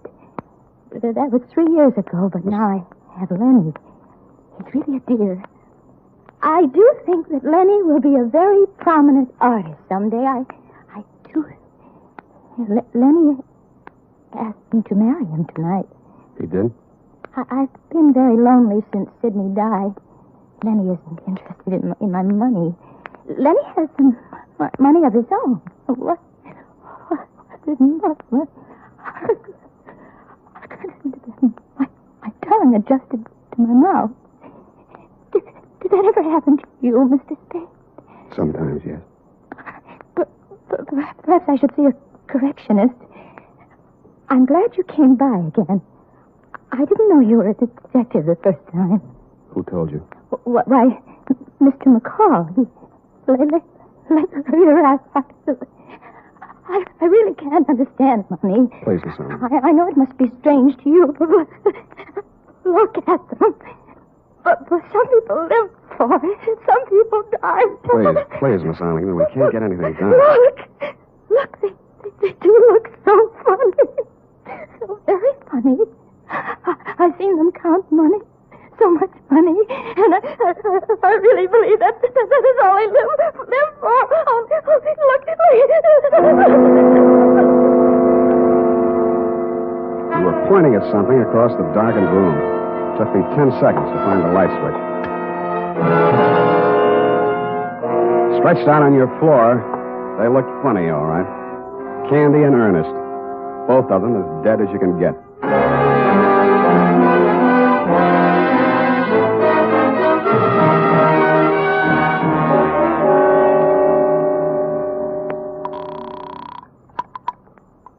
Hello, darling. Darling. I've been waiting all night. I knew you'd telephone and give me your answer. I knew you'd marry me. Your name, Lenny Effich? Why, yes, but I was expecting... My name's Spade. I'm a private investigator. I'm calling from her apartment. Daphne's? Now, listen. There's been a couple of murders here. Murders? She's had quite a jolt. She's going to need you and all the help she can get to bring her out of it. I've called homicide, and it might be pretty rough for her. I'll be right over. Bring a doctor. Right. And a lawyer. I'm afraid she'll need one of those, too. I've got a good one. We'll be there. Thanks, Mr. Spade. He showed up about the same time the crew from homicide got there. Your fiancé's a good guy. He talked fast and urgently, as did the doctor and lawyer he brought with him, and through their combined efforts, you were removed not to police headquarters, but to the private hospital in which you are now a patient. It was obvious from the powder test that you could not have fired the .45 which ended the lives of Candy and Ernest. It was also obvious that the murders had been done elsewhere. But who had done them remained to be seen. Spade, I've been expecting you. Come in, sir. I've been amusing myself with your chessboard. Sit down. Oh, you've had a hectic night. Yeah, your boys were pretty rough. Candy and Ernest, two men of another world, Mr. Spade, not our world. Allow me to apologize for that action. I want more than an apology, Mr. Mortuus. And if that's my gun and it looks like it's got a hair trigger. And if you'll pardon me for saying so, your hands are a little shaky. I underestimated you, Spade. Such an ingenious method of protecting the tears of night. Why, sir, by the simple expedient of placing it in an envelope and mailing it to yourself from my hotel lobby, you hired as guardians the entire United States Postal Service, not to mention the armed forces. Thanks. What happens now? We wait for the mail. Just tell me where I'm wrong, will you, Mr. Mortuus? McCall wanted me to get caught with it. He didn't know it was real. You'd made a phony for him. Only you found out it wasn't phony when I came to your place. Then there was a double cross. If you can bear my vanity, I have invented a new word. Triple cross. It has a ring to it, Oh. Including Mamie? Mamie and her friends have been very valuable to me, but I must necessarily exclude them from sharing the profits. Mamie knocked off Candy and Ernest? Abetted by the last of the House of Mortuus. You planted them in Daphne's place. Mamie and I. A crude touch, I thought, but it had a purpose. I happen to know that Mrs. Arlington has for a long time been on the verge of a nervous breakdown. With 2 cadavers in her living room, she was very unlikely to discuss a bogus necklace with the police. And I doubt very much if she knew she was wearing the original or the imitation. Flighty girl. That's the lousiest thing the House of Mortuus ever did. She walked in and found it. If you had merely returned the real necklace to her, it would have been simple to make an exchange, and none of this would have been necessary. But I know. You just sit here and wait for the mail. We wait for the mail. What about your other playmate? I'm afraid I'll be sought for a murder or 2 or 3 this night. Mamie. She got it, too? Yes.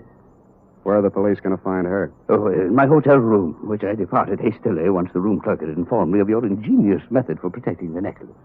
I shot her there. You were cheap. Cheap, sir? I don't understand. A $10,000 necklace? It's not quite a king's ransom, you know. The tears of night are worth 5 times that. I'm afraid I misinformed you as to their value. I didn't want you to become suspicious. You are a really horrible, terrifying old man. I suppose you think you'll get away with it. I don't intend to get away with it. An old man, yes, but I intend to spend my remaining years... They'll pick you up before you get to the airport. I doubt that. I shall turn the tears of night into cash. And with a well-laden purse, I shall guarantee to elude the police over half the world. In 2 years, perhaps 3, they'll get me.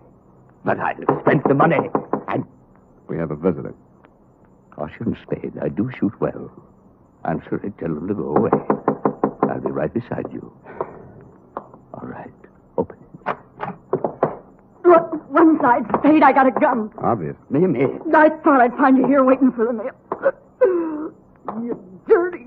You didn't do such a good job on me. Caution, my dear. I have a gun, too. Everybody but me. I can last long enough to let you have it. Not so good, my dear. Your loss of blood has made you groggy. Still good enough. Well. It was almost a photo finish. He kind of leaned into the wall with a pained and amazed look on his face. Then he seemed to try to walk. Mr. Spade. Mr. Spade, sir, I believe I've been shot. I'll need a little assistance. I can't seem to hold my feet, sir. I can't seem to hold my feet. It was an awkward plan at best. The mortuus nil nisi bonum, Spade.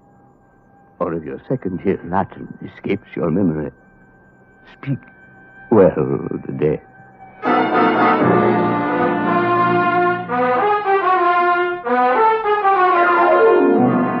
Period and a report. Oh, Sam. All those people. 4 in all. And that poor girl, Daphne. How she must have felt when she saw it. Oh, Sam. Yeah, it was pretty bad. You poor darling. Well, it's about time. And you go right home. In fact, I'm going to take you home. Yeah? Then what? Well... You are a registered nurse, maybe? Well, Go type that up. I am completely well, and when you return, we shall Indian wrestle. Certainly, sir. And now, listen to this. Shopping note. Tonight or tomorrow, get a family-sized bottle or handy tube of Wild Root Cream Oil, America's favorite hair tonic. Oh, really? Good night, Sam. Good night, sweetheart.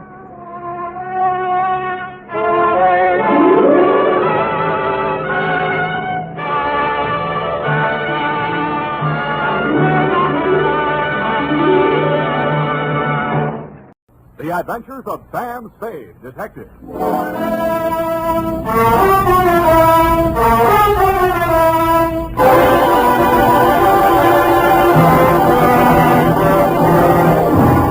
To Dr. Ludwig Zoya, 1241 Leavenworth, San Francisco, from Samuel Spade, license number 1375596. Subject, Edith Hamilton. No paper? No caper. Dear Doctor, if I owe you an apology for not keeping you informed on the progress of the assignment and for letting it drag on as long as it has, then I'll have to go on owing you, which makes us even because you don't owe me anything. The start of it was a month ago. 32 days, 8 hours, 3 minutes, and 45 seconds, to be exact. Ah, Mr. Spade. Dr. Zoya? Good to see you. Let me think. How long is it? 3 years since I visited your office. That was when you were my leading suspect in the Dunov case. Ah, yes, poor Dunov. It was he who pointed out that we psychoanalysts are not unlike you detectives. We probe, we question, we follow up clues in order to find out what is the dark secret which has nervously disturbed the human mind. But we are limited. We have only our patients' words and our interpretations. Sometimes that is not enough. And that is why I need your help in this particular case. What case is that, Dr. Zoya? Please do not interrupt the free flow of my thoughts. Pardon me. Naturally, my ego feels a certain resentment against my id for asking you for your help. What makes me think I need a detective? Well, my id was just asking my ego the very same question. Oh, you too feel resentment. We must analyze that later. Bring me your grievances. But now to the case. Oh, yes, okay. This woman was referred to me by her physician. She has suffered a complete nervous collapse because she thought she recognized a certain person crossing the street. A person she had not seen for years. Who was that? My patient's son died under mysterious circumstances 3 years ago, and the woman she thought she saw was her daughter-in-law. Mm-hmm. It was widely reported in the newspapers at the time. Perhaps you remember Carter Hamilton? Carter Hamilton. Oh, Roanoke, Virginia, 1946. The mother accused her son's wife of murdering him. Daughter-in-law was hauled up before the grand jury, but not indicted. Dropped right out of sight afterwards. Good, you know that case. Well, actually, my patient is suffering from an agonizing sense of guilt. Unconsciously, she thinks that she herself murdered her son. Did she? Well, there may be something tangible at the bottom of so profound a feeling of guilt. You mean you want me to help you convince her that she really is guilty? No. That is for me.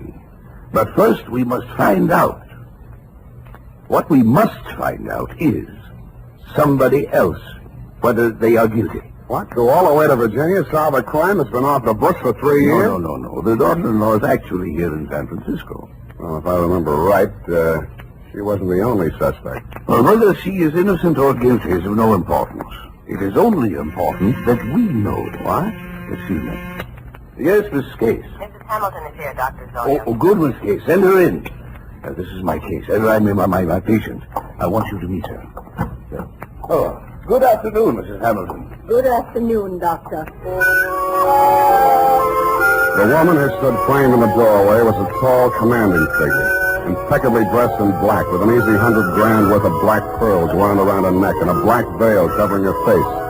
She walked in ahead of you, displaying not a sign of nervousness, and stopped directly in front of me. Very deliberately, she lifted the veil, revealing a youthfully old face, deeply tanned and set off by snow-white hair. Only her enormous violet eyes showed any expression. She stared at me for what seemed like a full minute. Yes, you do. You look like the other one. Well, perhaps you had better explain, Mrs. Hamilton. My daughter-in-law, Edith, was very much in love with another man before she married my son, Carter. He jilted her. Carter was second choice. It was I who talked her into marrying him.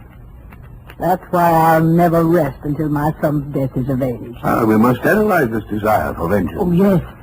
Yes, I had a dream last night. I dreamed that Edith was dead, stabbed with the same bone-handled hunting knife she used to kill my son. Yes. Well, no. You just lie down on the couch and relax, Mrs. Hamilton. I'll be with you in a moment. Come, Mr. Spade. This is the most disturbing new development, her dream. You must get to that girl as soon as possible. Her life may be in danger. You mean the old lady is mixed up enough to take a shot at her? Here is the address. And take this briefcase. Why the briefcase? Well, there are legal papers in it regarding the Hamilton estate. They require her signature. I had Mrs. Hamilton arrange for you to take him to her instead of the attorney. I'm supposed to pose as a lawyer. While I'm there, I'm supposed to shake a confession out of her, and while I'm typing it up, I'm a bodyguard. You're getting a lot for your money, Dr. Sawyer.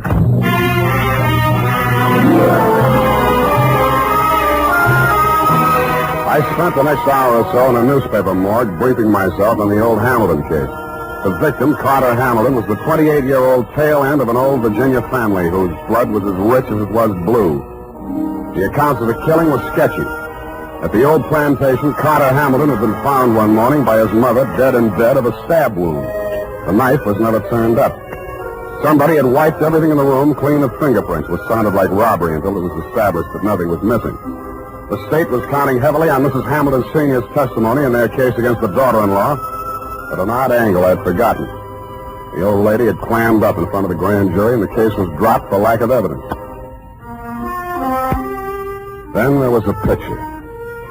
She was the kind of a girl who looks her best in a riding outfit with her freckles showing, and then surprises you by looking even better in full makeup with her shoulders showing. Candid is the word that best describes her features. Large, widely spaced eyes, a generous mouth, and an expression of unaffected sincerity. It was with a certain reluctant eagerness that I kicked myself up Stockton Street to Pine, across Pine to Bush, and up 3 flights of stairs.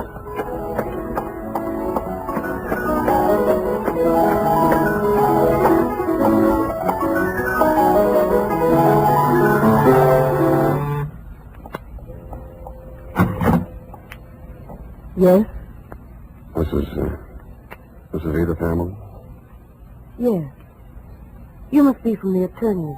They wired me you were coming. Come in. Thank you. Not that I'm in hiding, but I'm curious as to how they got my address. Would you like a drink? Oh, not right now. Can I fix you one? In about 20 minutes, maybe. I'm still wondering how they located you?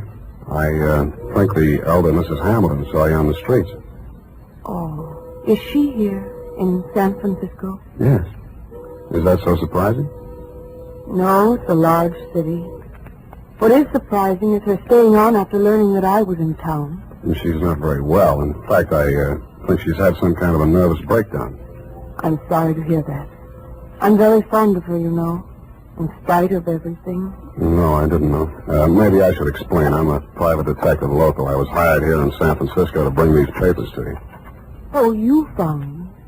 I seem to be a little slow introducing myself. I'm sorry. Sam Spade. Well, if it had to be a detective, I'm glad it's you. But I can't help wondering why they didn't send a lawyer. The lawyers cost $50 an hour. I only cost 10. Oh. In the private eye stories, it's always $25 a day and expenses. I wish those writers would get abreast of the times. I'm sure they'll catch up. But if you're being paid by the hour, perhaps I can keep you here a little longer. I'm glad you said that. You remind me of someone. Pleasantly, I hope. Yes. Oh, yes. And sadly, too. Your husband?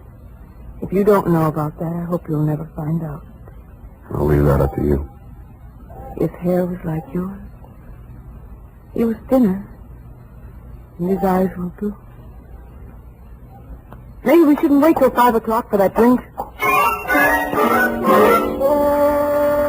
It was a funny kind of a drink. I'd never been hit by one before, black velvet. After 2 of them, I even began to hate myself a little less. And after the third, I decided there was some mystical connection between the drink and the color of her eyes. Black velvet.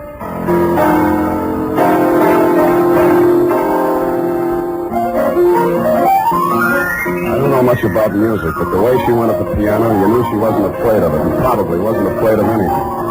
The pieces she played were like her, bold and at the same time delicate. Simple, but with a web of complexities in the background. Brilliant, but always colored with sadness.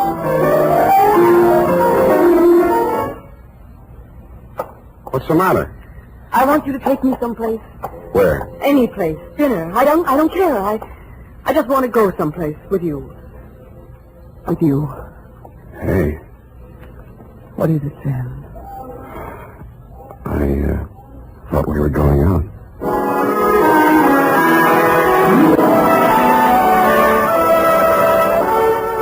I never paid much attention to San Francisco before I met her. It's quite a place. There's a little park up on Russian Hill where you can stand and look out over the houses of the marina to the Golden Gate. There's an island in San Francisco even worse than Alcatraz. It's in the middle of the lake at Flashacre Zoo, and instead of gorillas, the population is nothing but monkeys. There are only 2 laundries in Chinatown. And out at Golden Gate Park, they have a band concert every Sunday afternoon. Maybe it was just the bright weather, but everything looked clean and shiny, as if somebody had taken a scrubbing brush to all the buildings. We even fed seagulls.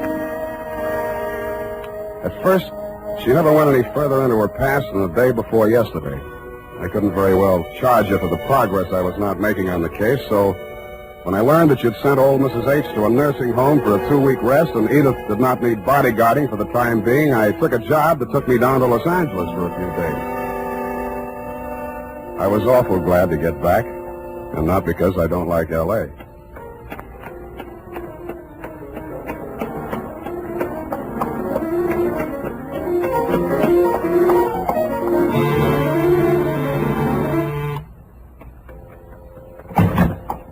Sam. Oh, darling, you were gone so long. Hey, the posies. Oh, give them to me. Well, not like that. This is the last time I make a fool out of myself buying flowers. I'll love them later. Hey, you're trembling. What happened while I was gone? What happened to me happened before you went away. You know that. Sam, while you were gone, I had a lot of time and I did a lot of thinking. And I came to a very important decision. There was something I knew I had to tell you. And I wasn't so sure I could get through it. Now, look, Angel, it sounds serious. I don't think this is the time. Oh, but it is. Yes, it is. Here, take it before I change my mind. What is it? I wrote it all down. Sit here, facing away from the piano. And don't say anything until you've read it through. Oh, okay.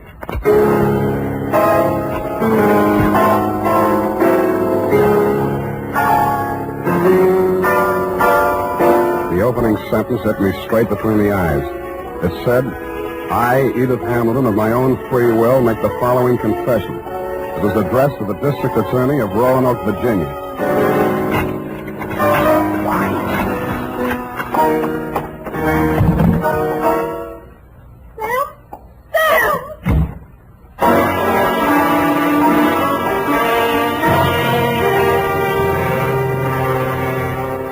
That, Dr. Zoya, was when I headed back to your office. Not to have my head examined, it was too late for that, but to tell you that I was resigning this caper. On the way, I placed 2 ads in the classified sections of 3 papers. One under office space for rent and one under situations wanted. Ex-private detective desires position as night watchman, prison guard, asylum attendant, or any more pleasant line of work. And I really meant it. The United States Armed Forces Radio Service is presenting the weekly adventure of Dashiell Hammett's famous private detective, Sam Spade.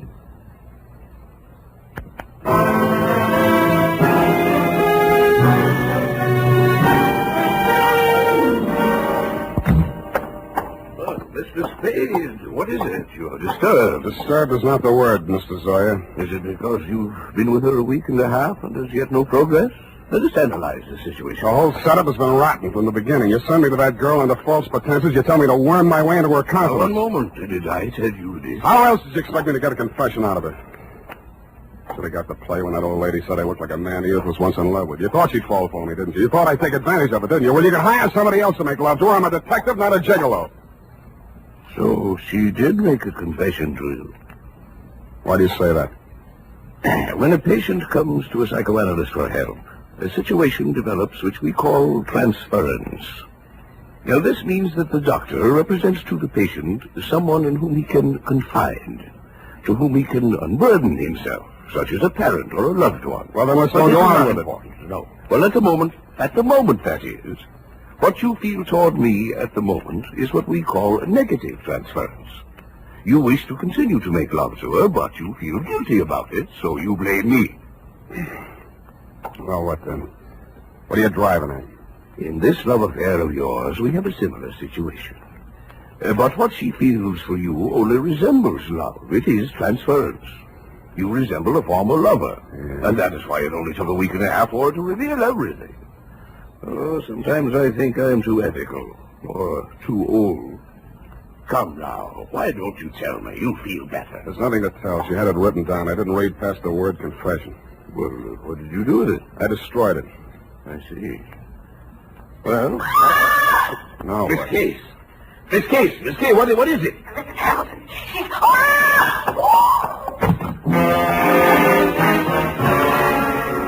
It was Mrs. Hamilton, all right. But she didn't look much like the dignified old lady I had met in your office 10 days before. Her high-piled white hair was hanging in 2 ratty pigtails. She was wearing a nurse's cape over a flannel hospital nightgown, and in her hand was a .32 caliber gun. Mrs. Hamilton, why did you leave the nursing home? You lied to me, Dr. Sawyer. That place is nothing but an asylum. Well, you know that isn't true. Come, give me the gun. You're tired. You must rest. Yes. Now I can rest. I've killed her. What? Miss Case, she's fainted. Get some water. Let me see that gun. I'm going to Edith's place. Get an ambulance over there and don't stop to analyze anything.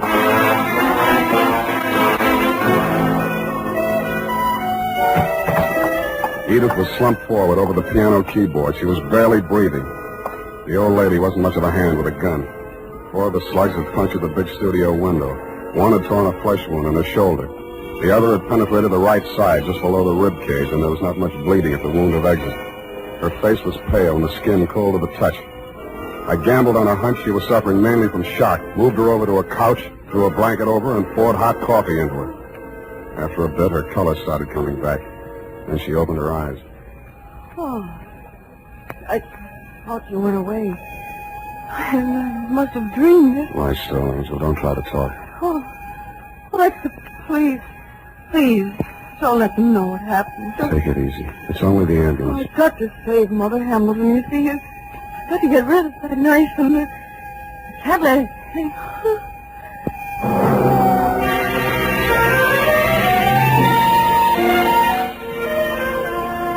I rode in the ambulance with her. She was still unconscious when they carried her into surgery.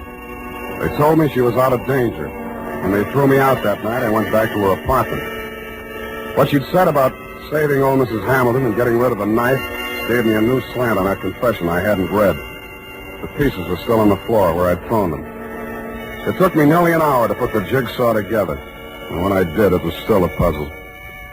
In her story of that morning 3 years ago, she confessed to finding the body before the official discovery, to hiding the knife and wiping the doorknobs and surfaces in the death room to get rid of fingerprints.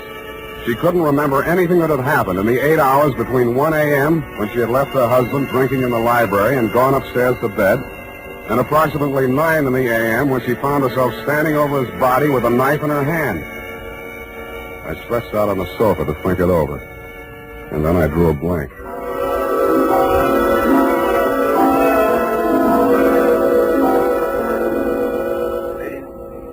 Mr. Spade, wake up. What? How did you get in here? Well, I've been reading that so-called confession. Very interesting. We must analyze it. You analyze it. I'm going to call the hospital. I've just come from there. How is she? Physically, nothing serious. Mentally, she's not so good. She keeps asking for you. Yeah? She thinks you can help her. Yeah, it's definitely there, the delusion that she's in love with you. What makes you so sure it's a delusion? Don't answer that. When can I see her?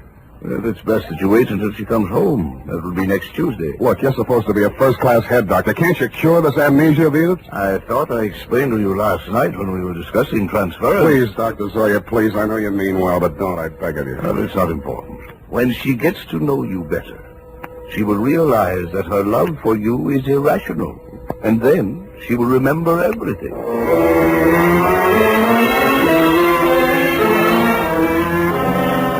I kept myself busy like crazy until Edith checked out of the hospital. There wasn't much talk between us at first. Even her music was reticent, little rambling improvisations that sounded like children's songs or lullabies with something just a little acid mixed with their simplicity. Then as the days went by and her strength and confidence started to return, her music became serene and graceful. It became like her as she sat there at the piano in front of the big window with its afternoon sun streaming down on the San Francisco hilltops, while at the same time the April fog bank started its nightly prowl in through the Golden Gate. And that was like her, too, and like her music. Brilliant, but with a touch of melancholy. And then one day it was all warmth and brilliance, and she was smiling.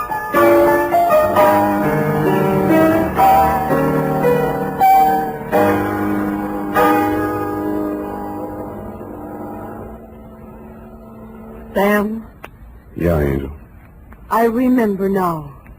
So that's it. I woke up this morning feeling so happy.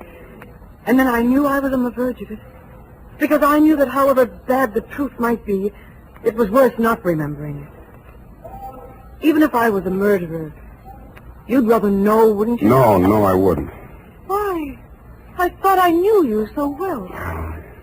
Darling, are you angry? Yeah. But at me? Yes, you. The first time I came here, I tried to give you a fair warning. You should have figured the score when I told you I was a private detective. You'd even read the stories where in the end the detective doesn't have any choice but to turn in the beautiful dame, no matter what his personal feelings are. Maybe you didn't think they were true to life, or maybe you thought I was an exception to the rule because you are. Well, I'm not. Truth is, I was hired to get a confession out of you any way I could, and I think in the back of your mind you've known it all along. You want to have your confession, and eat it too. You probably learned as a child that it's smarter to tell all and be patted on the back than to be found out and get spanked. How can you be so smug and so self-satisfied and so... Whatever made me think I was in love with you? Just because you looked a little like someone who was... Zoya was right. Only you thought you were kidding yourself, too. Zoya called it transference. I call it baloney. Goodbye. You come back here. You can't just leave like...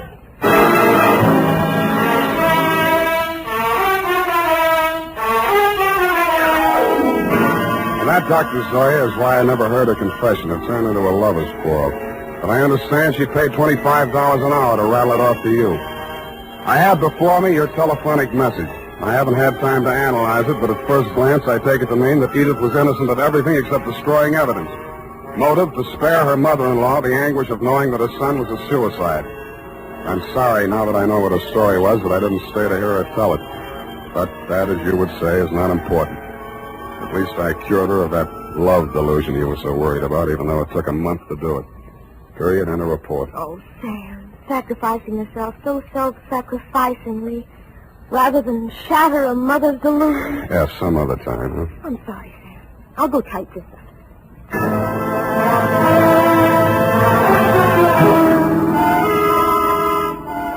Well, here it is, Sam. Sam, where did you go? Sam Spade Detective Agency. It's me, sweetheart. Sam, where did you go? I'm downstairs in the bar. Sam, there's so much noise on the line, I can't... I'm drowning my sorrows. Well, you don't need to shout. Oh, hold the line a minute. Yes? May I help you? Oh, no, I'm sorry. I was hoping I might find Mr. Spade in. Hello? Would you like to leave a message? Oh, tell him Edith Hamilton called. Oh. Ooh! F, are you still on the phone? Ooh. Oh, pardon me. Yes, dear? What happened? Are you taking it back? Nothing at all. One moment, please. Miss Hamilton, I have him on the line. He's downstairs in the bar. And if you'll hurry, you can just catch him, I'm sure. Oh, downstairs.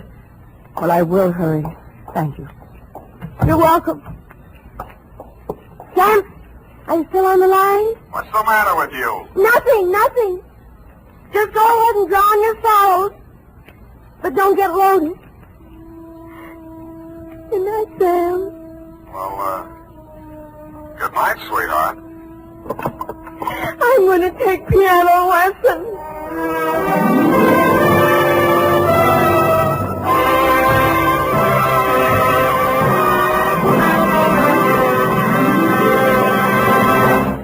The Adventures of Sam Spade, Detective.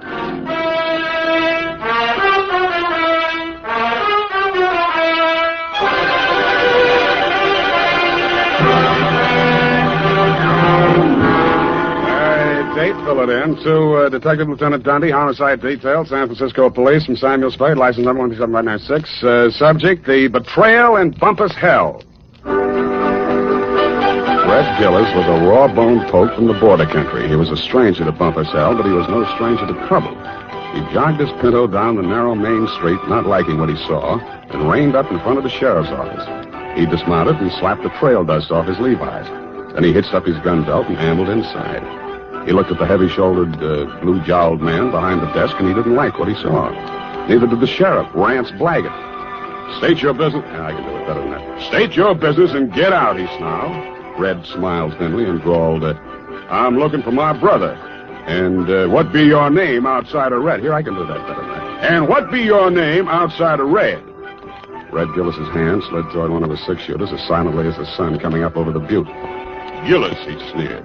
Red Gillis from the Tonto Rim. That's pretty good. The sheriff's muscles tightened like steel springs and pulled him erect. Ain't no Tonto Rimmer welcome hereabouts in Bumpus hell, he cursed. That was real good. And then the slap of 4 hands on leather was followed by the simultaneous roar of 4 6-guns. Hey, wait a minute. The sheriff... I know her in there. Well, who is it? The sheriff is just... Mr. Spade. Miss Kelson next door.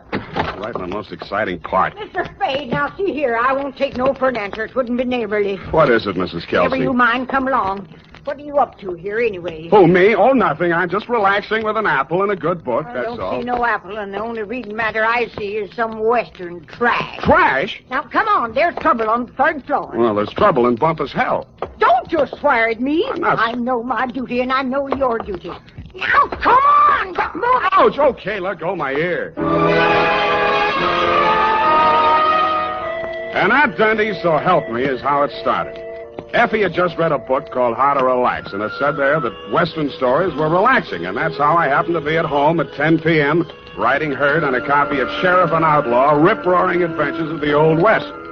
But Bumpus hell hath no fury like my neighbor, Mrs. Kelsey. I left Red Gillis and the sheriff face to face and vice versa, eyes flashing and guns ablaze, and followed her meekly up to the 3rd floor.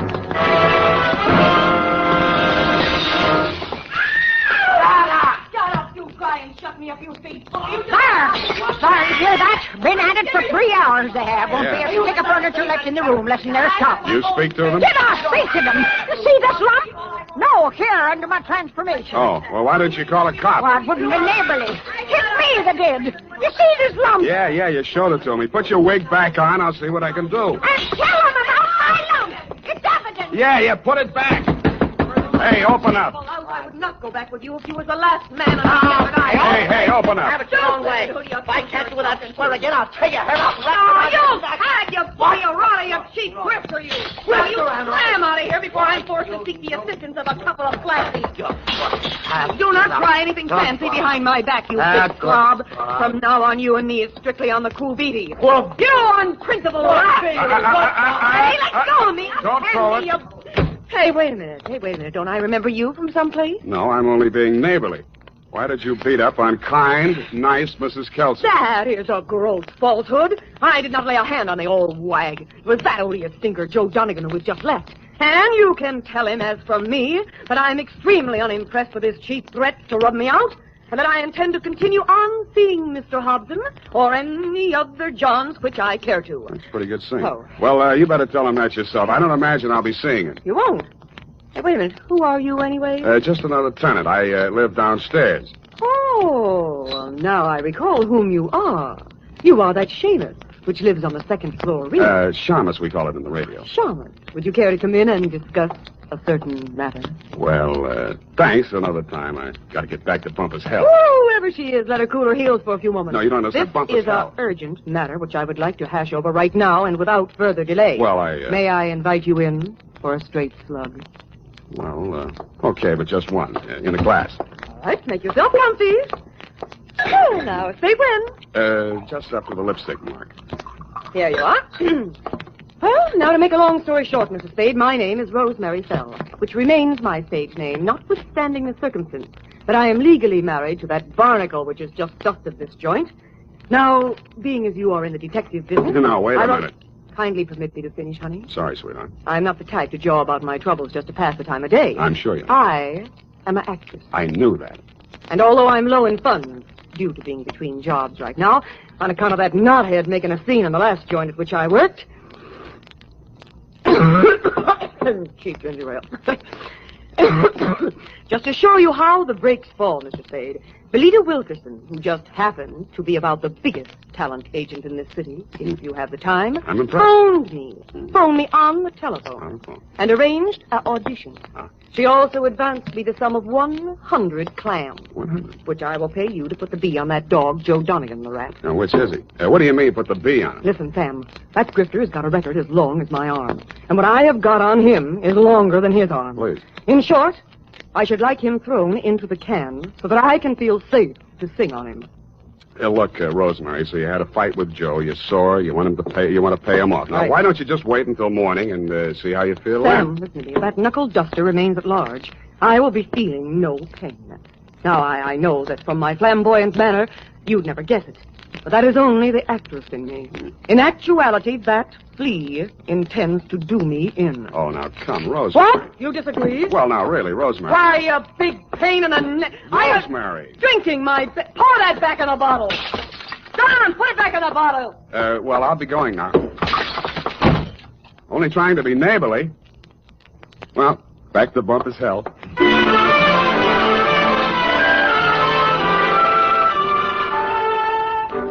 Rance Blaggett, the smoking Colt still gripped in his hairy fists, suddenly pitched forward like a fallen Joshua tree at Red Gillis's feet. Red leaned over with a thin smile playing at the corners of his mouth, not liking what he saw, and lifted the badge off of Blaggett's cowhide vest and pinned it on his own.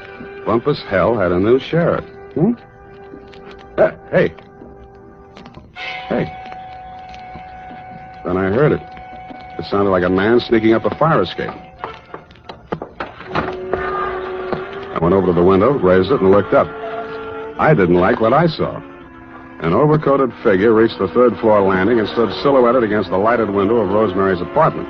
He was about the height and weight of that rat, Joe Donegan. By the time I'd rolled out the window onto the fire escape, his right hand had come out of his coat pocket. Donegan! Donegan, watch it!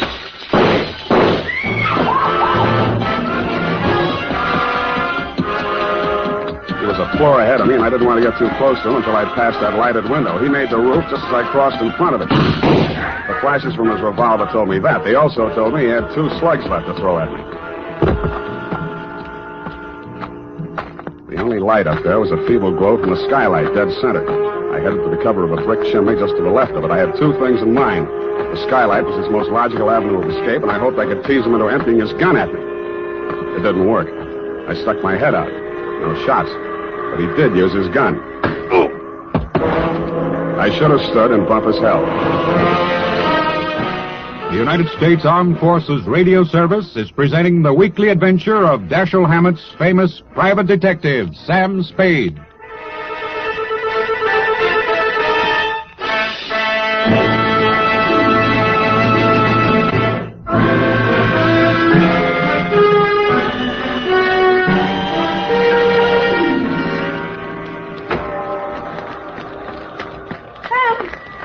What did that rat do to you, the dog? Sam, speak to me. Here, come on. Send an Indian to Sutter's Mill.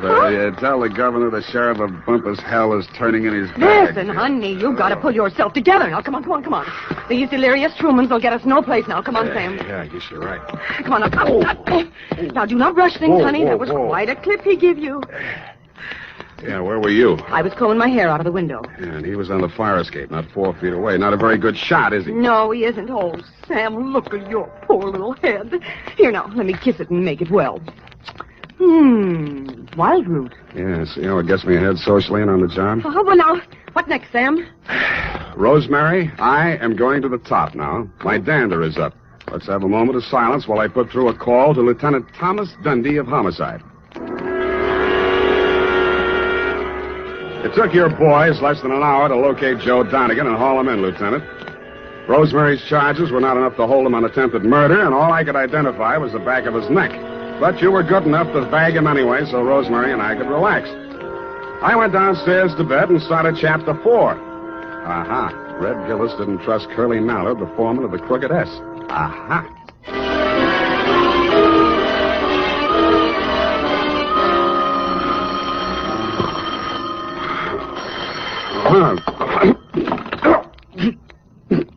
Unique Garage, Harry speaking. Sam, this is Dundee. Yeah, Dundee. What time is it? 8:30. In the morning? Yeah. Huh? Oh, yeah, it's daylight. Say, about that, what was his name? Donegan? Anyway, that fellow we booked last night on your say-so. Well, what about him? That was a bad beef, Sam. How come? You better tell me. Man was alibied, Sam. When did that happen? Well, a fellow named, got it written down. Yeah, Hobson. Warner Hobson says Donegan was with him at the time. Who else says so? Hobson's word's good enough for the commissioner. Ran for assembly once. Did you know he also ran for Donegan's wife? You don't say. Well, that's a real puzzler, Sam. The human mind is unpredictable, Dundee. Huh? Oh, yeah. Well, I hope you figure it out,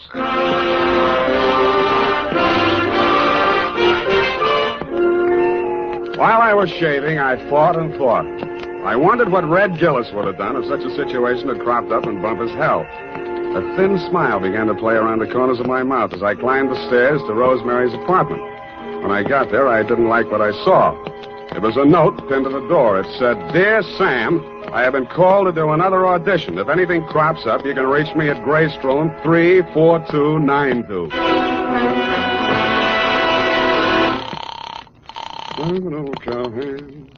The Belita Wilkerson Talent Agency? I want to speak to Rosemary Fell. Hello? Yes, I'm still on the line. Who's calling, please? Sam Spade. I'm sorry, Mr. Spade. Miss Fell can't come to the phone. Who's in charge there? This is Miss Wilkerson speaking. Yeah, well, why can't she come to the phone? She's in the middle of her audition. Well. Is there any message? Yeah. Tell her Donegan's out and it's Hobson's choice.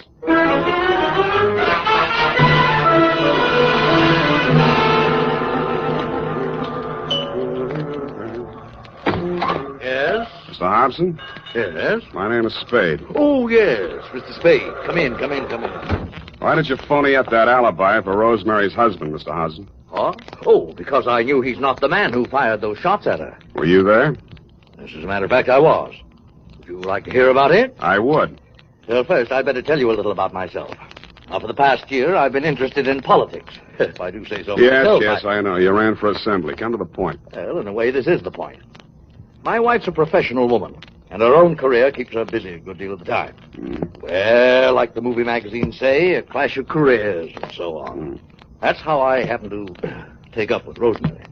I didn't know she was married, and of course, when I found out, I dropped her like a hot potato. Potato. And then she started blackmailing me. Did you know about that? I still don't. Well, I think I can convince you. Go ahead. Well, I received a series of threatening phone calls from Rosemary. And I finally decided to go to Donegan and tell him the whole story. Oh, he was as mad as a wet hen. Wet hen? Well, he said he'd stop her. And I believed he was the right man to do it. Well, last night he phoned me. He said he'd had a little caucus meeting with her and assured me I'd had no more trouble. But no sooner had I hung up that phone when she called again, making another outrageous demand. I decided then and there to take things into my own hands. So happens I'm a crack shot. And I knew that I could come close enough to frighten her without actually hurting her. You were laboring under a false impression. Huh? Oh, yes. Well, you believe me now? Up to a point. Well, I'm afraid that's all I have for you, Mr. Spade. Well, I have something for you. What's that? Look up here. You see this bruise in my head? Oh. Well, all in the game, you know. Touché. Now, hold it. I only... Lie still. I'll get it. Yeah? This is Rosemary again. Listen, I want to talk... Me, you cheap ward healer. If you don't have that dough for me tonight, I will have no other recourse but to smear your fat puss all over the front pages. Yeah, look, Rosemary... And I am just the individual to do that. You may think you are a wolf in sheep's clothing, but in my opinion, you are nothing but a worm. Yeah, well, look... Goodbye, you rat. And rat. Hey, Rosemary. Hello. Nuts. Oh, wait a minute, Spade. Well, what did she say? You can read it in my report, along with a bill for my services.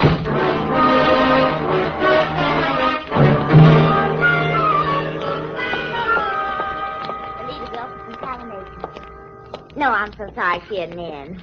You do that, sugar. Hello there. Likewise. Are you talent or just interested? I could be. In the meantime, is Rosemary Fell still here? Did she have an appointment today? Yes, honey. I called this morning. She was here then. You must be mistaken, darling. The office didn't open till noon today. Yeah. Could I talk to Miss Wilkerson? She isn't here just now. Oh, she never gets in till 1. Not until 1. She's over at KQW cutting a transcription for our new show, Goal of the Golden Gate. Oh, no. I mean, Gale of the Golden Goat. Don't you mean Gale of the Golden Gate? Girl of the Golden Gate. You said it, and I'm glad. Well, anyway, she isn't here. Oh. Good morning, Maggie. Any calls for me? Oh, yes, Miss Wilkerson, your husband... Oh, Miss Wilkerson, I was telling this gentleman you weren't here. Obviously, I am. Did you have an appointment? I talked to you on the phone this morning. Spade. Oh, Rosemary's friend. Well, you might call. She'll be out in a moment. What a distressing business that was last night. Rosemary tells me you saved her life. Well, that's a slight exaggeration. In fact, the whole thing was a mistake. Oh, really? I understood that... Oh, here she is. Rosemary, here's your friend. Sam, I ever glad to see you. Yeah. What's the matter? Plenty. Oh. Well, thanks loads, Miss Wilkerson. I hope the recording is better on this one. I'm sure it is, Rosemary. We'll call you when the client makes up his mind. Oh, well, thanks again. Come on, Sam. Goodbye, Mr. Spade. Goodbye. Sam, what is this new development that appears to be griping you? Why didn't you tell me you were shaking Hobson down? Uh-huh. And who's been feeding you this pile of gross falsehoods? Look, Rosemary, you may be an actress, but with me, your audition is over, and you did not get the part. And just what are your future intentions in regards to me? None whatsoever. I'm sorry I ever met you, and I'm going back to Bumpus hell. I went back to the office, swiveled my chair into a comfortable position, opened the February number of Sheriff and Outlaw to page 112, Betrayal in Bumpus Hell, Chapter 5, Stampede.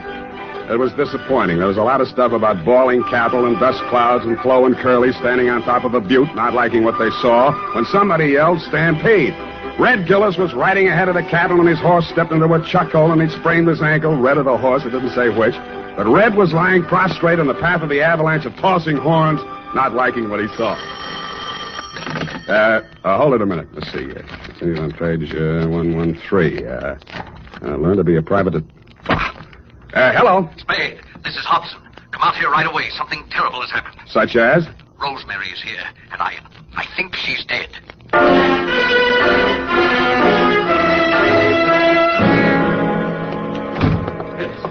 In here, Spade. Oh, I don't know how she got in. Oh, yes, I do remember I must have left the door unlocked. Where were you? Why, I just stepped out to get some cigarettes. Can you prove it? Why, no, I'm afraid not. I got halfway and found I didn't have any money and came back. You came back, walked through this room, went in the bedroom, and didn't see the body until you started back? Yes, the lights were off. I stumbled over it. This is the gun? Yes. She did it with my own gun. Oh, I never dreamed her love for me would drive her to self-destruction. Of course, now it's clear what really lay behind her poor, clumsy effort to blackmail me. It was a desperate move to get me back. Oh, I'll never forgive myself for driving that poor girl to this. Don't worry about that, Hobson. This isn't suicide. Murder? Oh, great heavens. What will Belita say? Belita? Yes, my wife. Belita Wilkerson? Yeah, professional name, you know. I was explaining to you before that... Oh, that's my wife now. What in the world will I tell her? Never mind, I'll get it. Hello? This is Rosemary for the last time. Who? And I'm just calling to tell you that you have stalled around too long.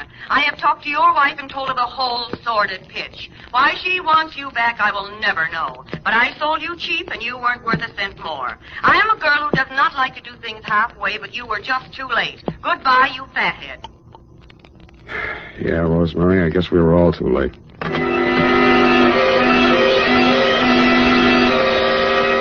I called you, Dundee, and then, like the rat I am, made off with your prize suspect before you and your boys from Homicide arrived. We arrived at the Belita Wilkerson Talent Agency just as the boss was shutting up shop for the day. She had the recordings under her arm. All right, Belita, I'll take those. Well, what are you... Warner! Mr. Spade! Unlock the door, Belita. We're going back in. Warner, why are you... You'd better do as he says, Belita. Well, all right, but... Give me those keys. I don't... Inside, both of you. Where do you play these records? The recording studio is just through there, but you can spare yourself the trouble. I admit I tricked Rosemary into recording those blackmail speeches and then played them back over the phone to Warner. If trying to hold on to my husband is a crime, then I'm a criminal. Now, Belita, my dear. Come on, stop that. We gotta get busy. I phoned the Hobson house, and you were still there, Dundee. You said it was an open and shut case against Hobson, and to deliver him at once or kiss my license goodbye.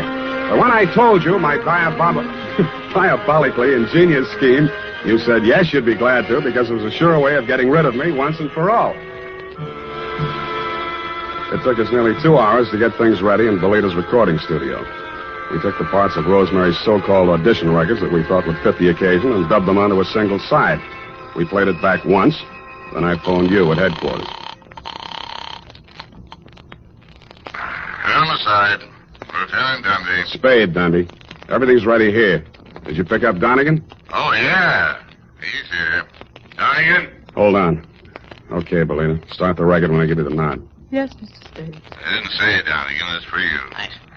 Yeah, who's this? This is Rosemary. Huh? I forgive you for everything, but there are some things I cannot forget. You Rosemary, lied. it sounds like We have you. meant a lot to each other, but after what you have done to me, it is time you paid through the nose. Rosemary, I didn't mean it. When I followed you to his house We and have you went meant a lot right in to like each you other, lived but there, after I what just you went have done nuts. to me, it is time you paid through the nose, you Listen. rat. I am a girl who does Listen, not Ro- like to do things halfway. Listen, honey, but you're you not were going to just throw the too book late. at me, are you? I am I'm just glad to hear beginning your do voice. it, I too. thought you were We dead. have meant a lot to each Okay, other. kill it. Rosemary, are you listening? Rosemary. Hey, no, she's still on the line. I want to talk to her. Take him, House. Wait a minute. Take him. Sam, Yeah, Dundee. congratulations. That was a brilliant piece of work. Hey, Sam, you still on the line? Yeah, I'll be all right, Dundee. I just fainted temporarily. Say it again, will you, pal? Yeah, as I was saying, congratulations on a brilliant piece of work. Well, But I have never in all my years on the force heard of such a wild, insane, illegal, unethical, and downright cruel method of extorting your confession. thank you, Dundee. I feel better already.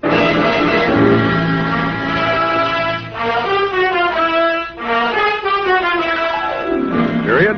End of report. But Sam, what happened? Effie, I thought I had made that abundantly clear. No.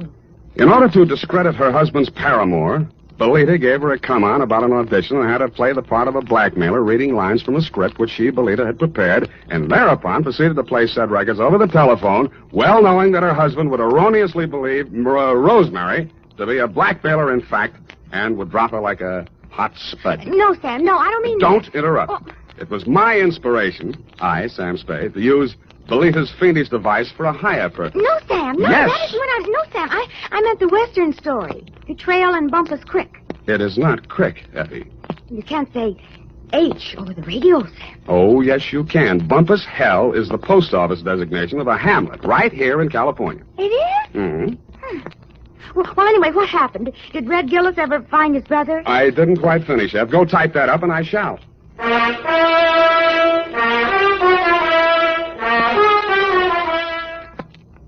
Well, here it is, Sam. Oh, Sam, what's the matter? You don't look at all well. Can't be. It didn't happen. It's a misprint. That's what it is. What, Sam? What? Maybe the writer was tired. Oh, Sam, it's only a story. That's what you think. Well, did Red Gillis find his brother? I won't tell. Oh, no, Sam, now don't be childish. Oh, well, all right. Remember the sheriff he shot on page 1? What? Yeah, it turned out to be the new schoolmarm. Oh, how ornery. A woman, huh? Nice. Get off. Good night, sweetheart. This is the United States Armed Forces Radio Service, the voice of information and education. The Adventures of Sam Spade, Detective.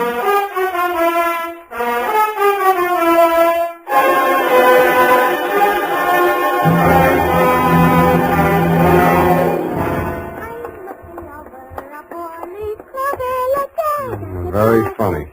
Certainly took you long enough. Oh, thank you, Sam. Well, do you like them? My girls? Yeah, I guess so. It's your own hair, I trust. Oh, yes, Sam. When it's brushed out, you'll never know anything happened.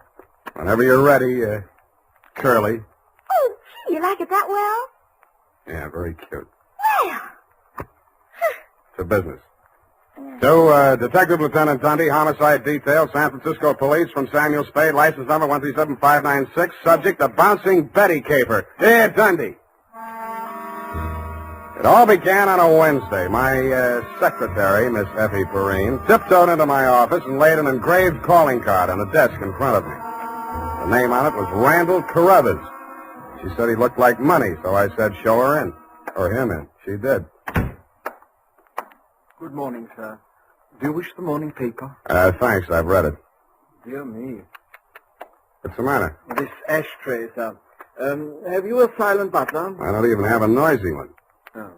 In all my years of service, it has been my constant endeavor to keep things neat and tidy, down to the smallest details. I see. Well, if it bothers you, just dump those butts into the wastebasket. Very well, sir.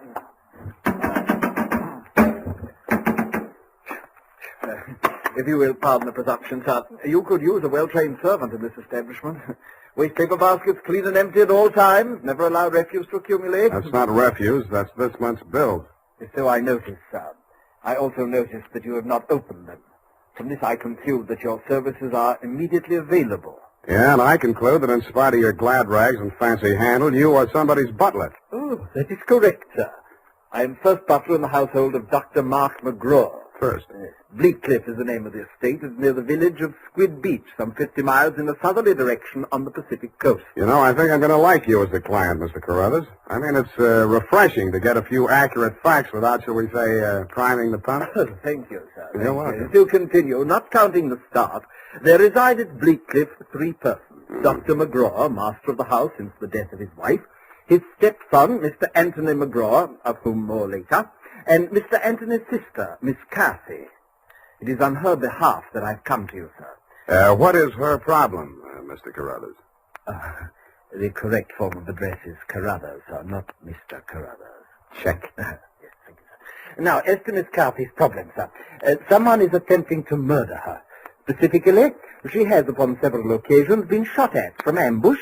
Twice she has awakened in the night to feel the hands of an assailant closing about her throat. And only yesterday, she narrowly escaped death when her motor car went out of control owing to some blackguard tampering with the steering mechanism. And upon numerous other occasions... That's enough. You have convinced me that she indeed has a problem.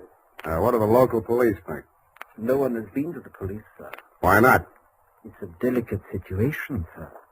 Miss Cathy's brother, Mr. Tony, is undergoing treatment for nervous disorders. Mm-hmm.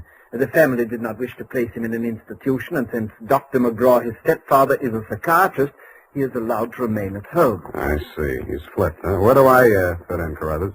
Well, sir, if a reputable gentleman such as yourself were to come to Bleakcliff and witness these persistent attempts upon that girl's life, perhaps they could be forced to put the boy away where he belongs. It's possible.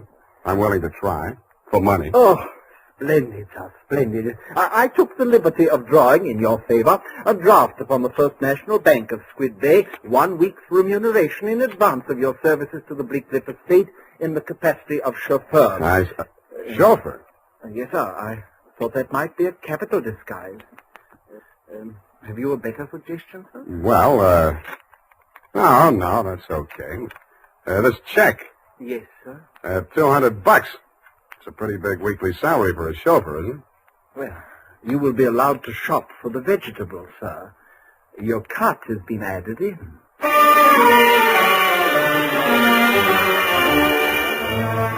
I told them I didn't know one vegetable from another, that I was a lousy driver, and in more time than it takes to tell, I was installed at Bleakcliff, in a room above the garage, and told to wait there until summoned.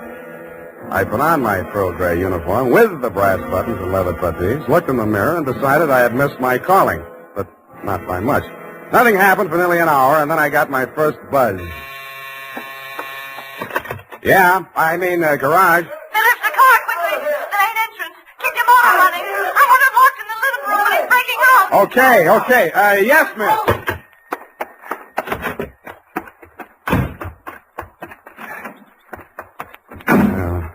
Let me see. Get that door open. Open that door. Why did you have the door open? I'm sorry, miss. Well, get going, please. Darn it, miss. Where's the spark on this? What's the matter with it? Well, it's flooded. The house, you know. He's got the meat cleaver. Well, I'm trying. Stop it! You're hurting him. All right. Put it down, kid. Put it down. Come on. Give it to me. What's going on? I say, who are you? Haven't you been instructed not to disturb my patient? I'm sorry. I'm new here. When I saw him coming at Miss McGraw with that meat cleaver, I naturally thought... Oh, well. No harm done. Come along, Tony. Come along now. Come along, boy. We'll have a nice long talk. What shall I do with it now? We'll put it back. You all right? Oh, sure. I should be used to it by now. By the way, you're new here, aren't you? What's your name? Sam. Sam? That's nice. Turn to the left outside the gate, Sam, and drive straight out to the shore road. Well, if I can just... Hey, I just turned that little key. Look, Ma, I'm driving.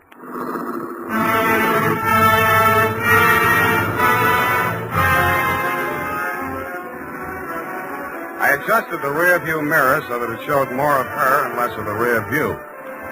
A mile from the house, she ordered me to stop, moved up to the front seat with me, and asked me to drive on. By the time we got to the shore road, she was driving, and I was resting my head on her shoulder. Where are we going? I've got a little hideaway down the coast, right on the beach, at the foot of a tall cliff. There's a fireplace, a little bar, some records. Got some bop? It's wonderful there with the surf pounding outside, hidden away from the world. You feel so safe. Don't stop. You'll like it there. You feel as if there's no one else on earth. Time standing still. If I could just be sure that Mother wouldn't worry about me. You're impossible. Okay, Kathy, I'll be serious. What's with that brother of yours? Tony? I'd rather not talk about that if you don't mind. Well, maybe I can talk about your stepfather. I really should know what kind of a man my boss is. I go for these drives to forget all that. Please don't spoil it for me. Okay, Kathy, okay. Please. The sharp turn into this driveway. Now, we get out here. Yes, ma'am. Down this path. Uh-oh. What's the matter? You afraid of high places? Yeah, you just pushed me off of one. Oh, Sam, don't be like that. You're pouting like a little boy. Come on, I want to show you my little house. What's so special about your little house?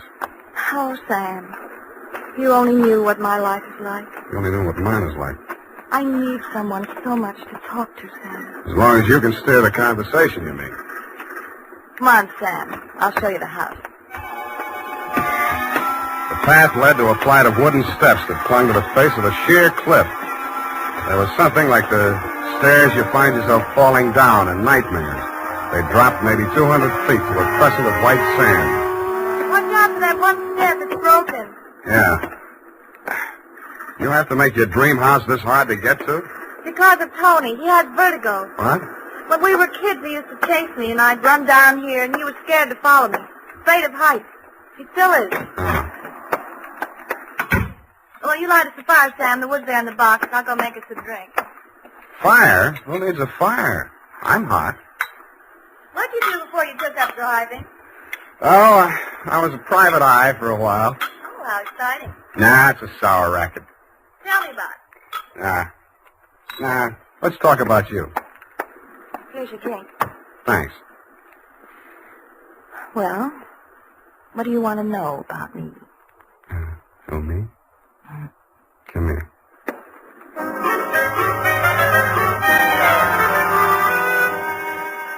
The scent she was wearing was 20 carat. The story of her life was heavy melodrama. It seemed that Dr. McGraw, a handsome fortune hunter, was a folly of her mother's middle years. But she had come to her senses shortly before she died and cut him out of her will. But that was not the end of it. When Kathy's brother had been faced with the alternative of entering an institution or remaining at home under his stepfather's care, she had begged the doctor to remain in spite of his warnings that her brother might take a notion to kill her. But get this, Dundee, it's real deep. In spite of visible evidence to the contrary, she was convinced that her brother was not out to kill her, but that the doctor was. I couldn't sell myself on that part of the yarn, but she looked so awfully pretty while she was telling it. And suddenly, she didn't look so pretty. An expression of terror was on her face. No! Get down! I rolled her onto the floor and kicked the lamp out. By the glow of the embers in the fireplace, I could still see the gleam of the gun barrel shoved in through the broken window. I hope he couldn't see so much. I knocked over a chair to give him something to shoot at. He was already halfway up the face of the cliff on those rickety wooden stairs. At the top, he turned and looked back. Who was it? It was Mark, wasn't it? The doctor? You know better than that. It was Tony.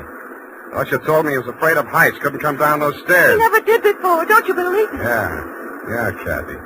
I may wind up believing the rest of your story.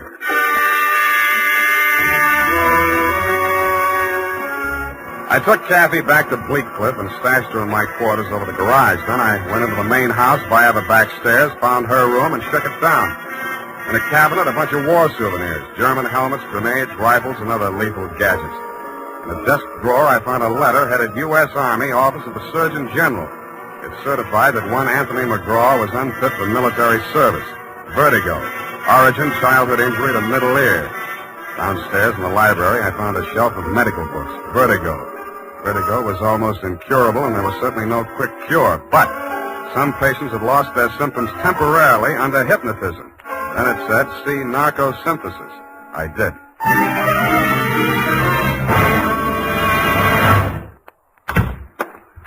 Spade. I beg pardon, sir.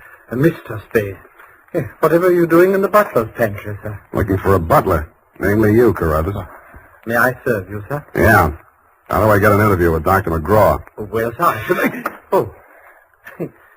Strange, after all my years of service, I still start as a master summary. Hey. You did it again. Well, I'm sorry, sir. I'd better see what Dr. McGraw wants. Forget it. I'm answering this one. You're not going to drop your disguise, sir. Why not? Who am I kidding, anyway?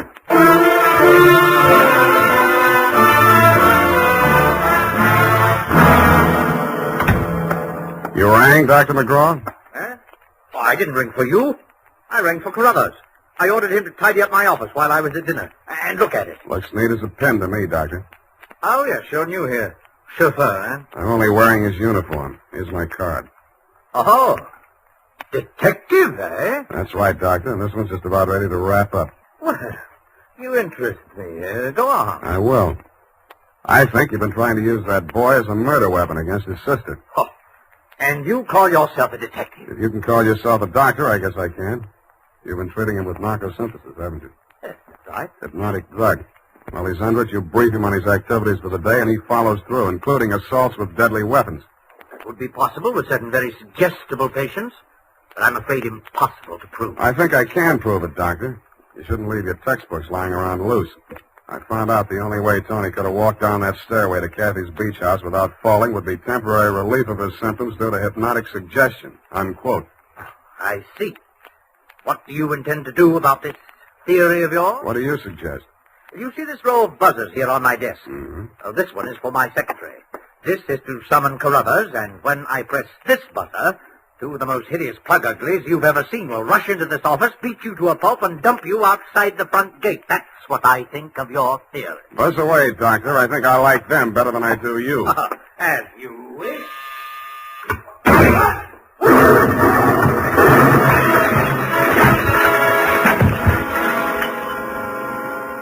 From where I was on the other side of the room, I didn't know what had happened at first. All I saw was a lot of paper gushing out of the wastebasket. The doctor sure was dead. His midsection was perforated like a shower drain. And in the walls, fanning out around the end of the room, about a yard up from the baseboard, there was a straight line of holes. I dug into one. What I took out wasn't a bullet. It was a perfectly round steel ball. Then I remembered the wastebasket, the paper flying out of it just before the explosion. In the bottom of it, I found the answer. The base of a steel mechanism with German lettering on it. It was a wartime anti-personnel mine that the GIs called the Bouncing Betty. The United States Armed Forces Radio Service is presenting the weekly adventure of Dashiell Hammett's famous private detective, Sam Spade.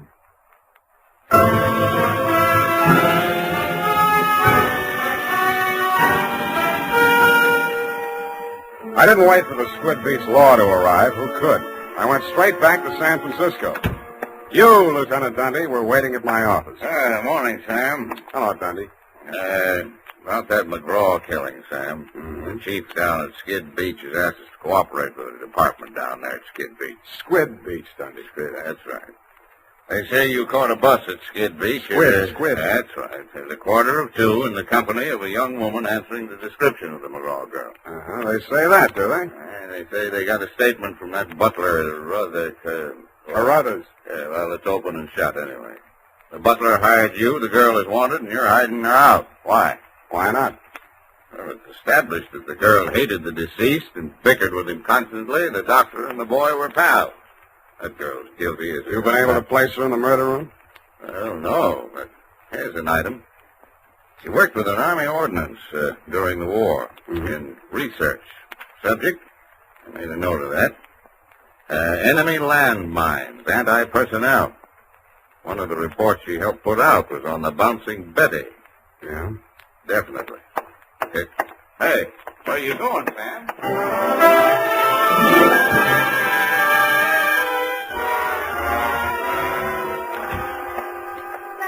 Oh, Sam, it's been so lonesome cooped up here all day. Why didn't you tell me you were with Army Ordnance during the war? I don't know. I suppose it thought it was unfeminine or something. Try again. All right, I'll tell you the truth. I had a copy of that report with instructions for the operation of the Bouncing Betty in the desk in my room. What the devil are you doing with a thing like that? I don't know. I was proud of it. It was the only report I worked on with the general. Should have got rid of it. I did. I burned it in the fireplace as soon as I learned what had killed him. You didn't burn it good enough. Sam, they found it. Yeah. Have they arrested Tony? Not yet, but he's definitely sane. He'll have to take a rap for anything he's done. I see. Well, I guess there's no other way. Tony didn't do it, Sam. I did. I want to make a confession. Not to me, please. Not to me. After what happened down at the beach when I knew I was no longer safe anywhere, I realized I had to do it. For Tony's sake as well as mine. When we arrived back at the house, I looked into the dining room and I saw Dr. McGraw eating dinner. I knew it was my chance to get into his office. Yeah? Then what? Well, the Bouncing Betty was in my room. There was some wire in the tool chest, and I knew that Carruthers always went to tidy up while the doctor was at dinner. So I waited until I saw him come out, and then I went in. And I looked around for a place to plant it, out of sight. Then I saw the wastebasket full of papers. It was the perfect hiding place. The whole thing didn't take more than 5 minutes. Well, say something. I guess I don't know what to say. Go on, say you hate me. Say it. I don't. Wish I did. Oh, Sam. Help me. Help me. I'm sorry, baby. I am sorry.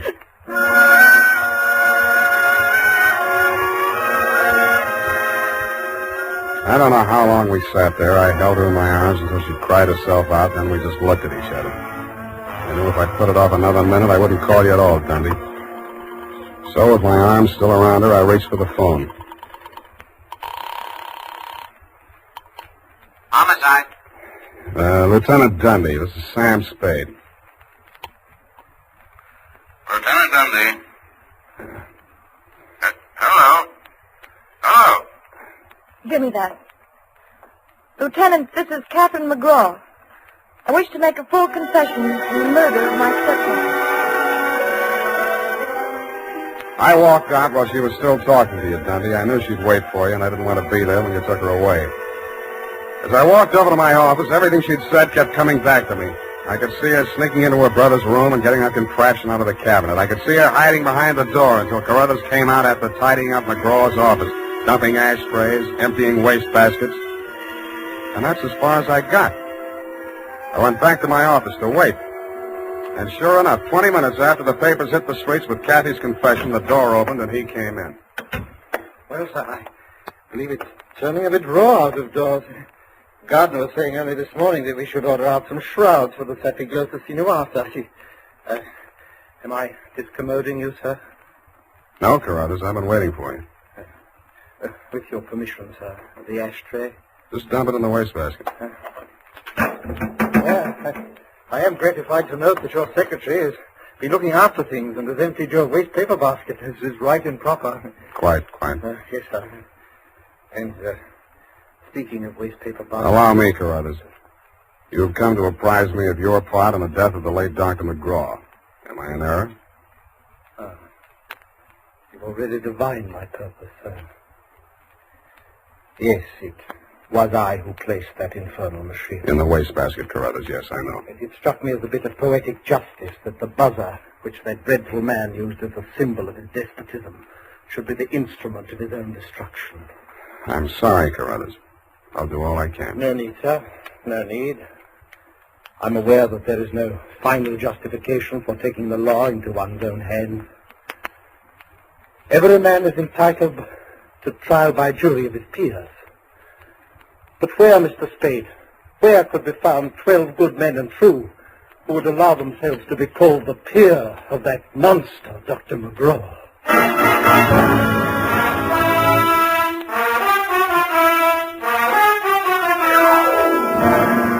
Period. End of report. Sam! There must be some mistake. Mistake, Effie? Mistake? Huh? Well, the butler can't be guilty. That's old-fashioned. He was an old-fashioned butler, sweetheart. Where today can you get help like that? Somebody who empties the ashtrays, keeps the waste paper baskets clean, tidies up around the place. Well, I'd be only too happy to do the same for you, Sam. I know you would, doll. But considering what happened to Mr. Carruthers' employer, Effie, you mustn't allow your mind to dwell on such matters. It's wicked. Sam! Who emptied an ashtray in that wastebasket that I just finished cleaning out? Pay it no heed, sweetheart. I'll buy you a silent butler. I'll go type that up. Here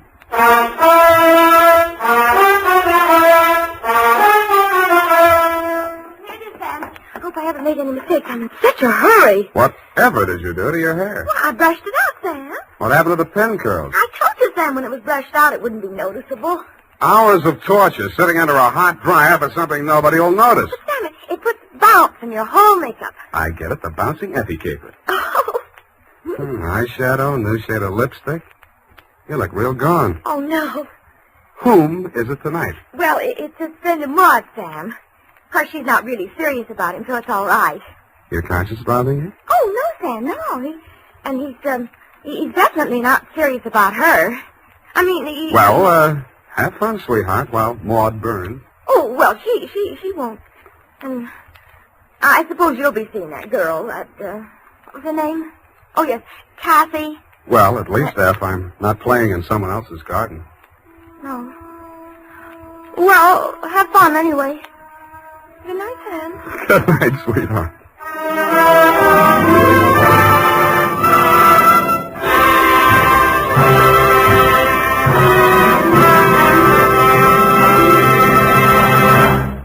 The Adventures of Sam Spade, Detective.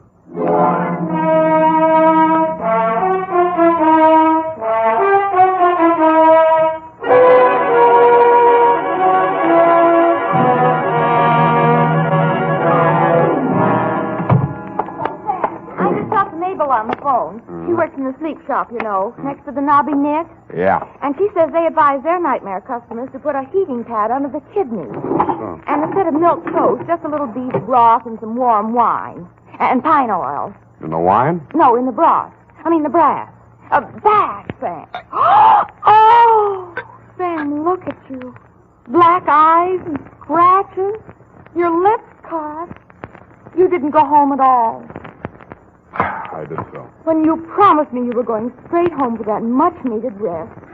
And all the time you knew you were going straight to some sordid bar and get into a brawl. I even bought these things from the sleep shop. Next door to the Knobby Net. To Detective Lieutenant Dundee, Homicide Detail, San Francisco Police. Medical authorities agree that lost sleep can never be made up. From Samuel Spade, license number... 137596. Fatigue is cumulative. Subject, the Insomnia caper. Dear Dundee. Honest, Lieutenant, this is how I got into that mess last night. Honest. I've been feeling a little rocky for 2 or 3 days. There was nothing much wrong with me, but as my secretary, the ineffable Miss Perrine, said... Sam, what you need is a good night's sleep. Which, Lieutenant, is how I happen to be at home, in bed, at 10:30 in the p.m., wearing a sleep shade, earplugs, and quiet pajamas. At 10:45, my right arm went to sleep. I turned over. That's when one of the earplugs fell out. I tore off the sleep shade, dug the plug out of my other ear, stuck my head under the pillow, and was just beginning to drowse off, but...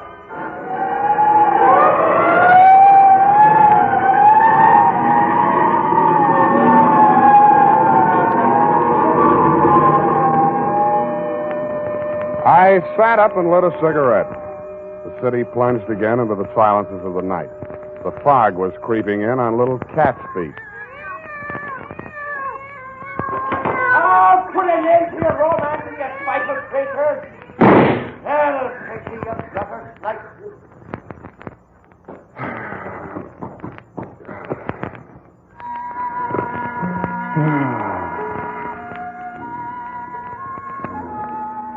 Then all was peace and quiet again in Post Street. Nothing but the sound of foghorns way out on the bay and the rhythmic throb of the cable car mechanism under the California Street incline. This time I almost made it, and then... Go on, take your guts out. See what it gets you. Get over there. You dirty.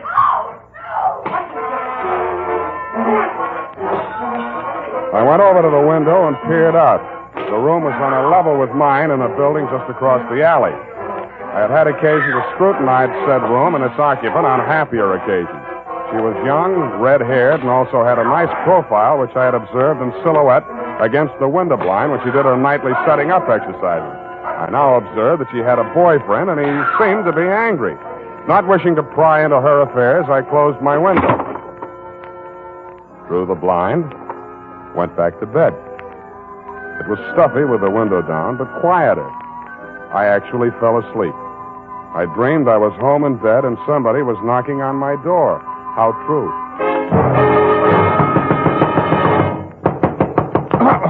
Please, open the door, let me in. Who is it? Evie? Yes. Okay.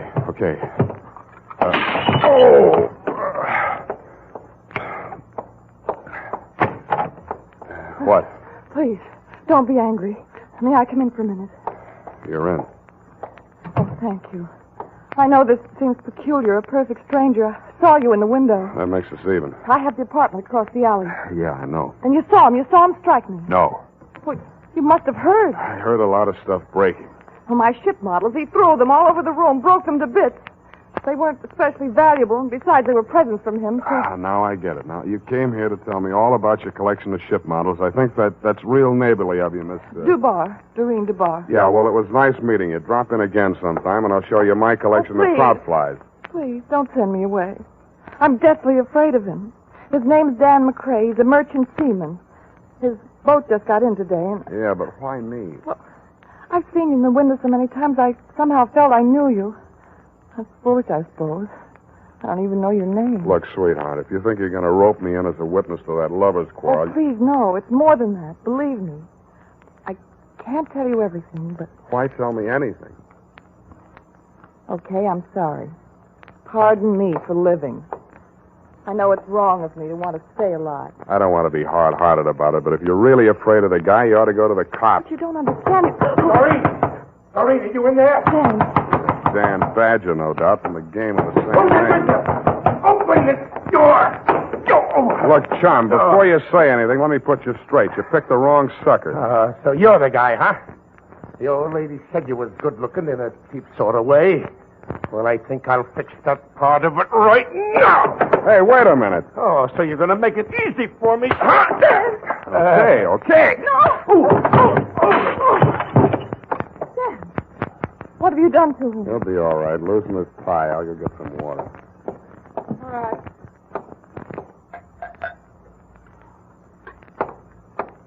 Is he coming around? Oh, where'd she go? Hey, Dan, wake up. Come on. Swallow it. What'd you hit me with? Where's Doreen? She dissolved. Come on, get up. Okay, Shepard. This is your round. Who? Not that it matters, Danny boy, but who? You're Frank Shepard, ain't you? You stupid. Can't you read? The name's on the door. Spade. Here's my card. Huh? A detective. What was she doing here? Her story was that she was running away from you. Now beat it, will you? It can't be too fast for me. I'm sorry, Spade.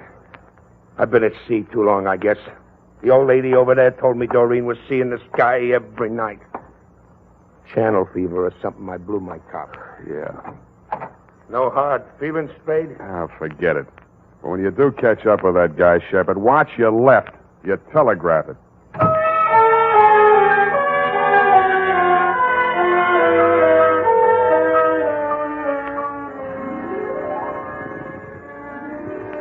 Homicide. Shepard's paw. Reach. Up to pick for the halls of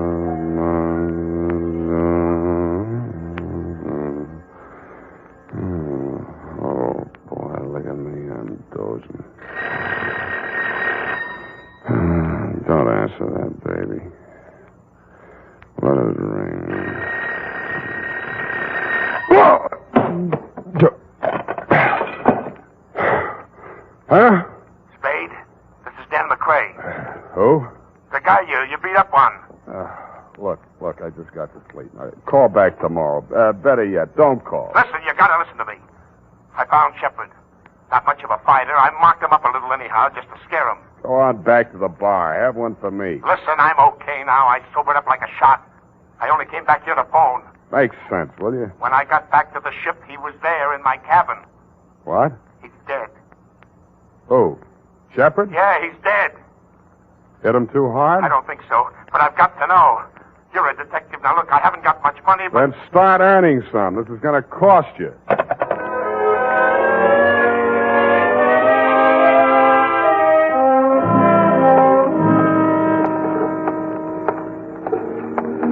Hello, Jan. Well, you got here quick. I'm a real fast sleepwalker. This the ship? Yeah. Come on, I'll take you aboard. Give me the rundown.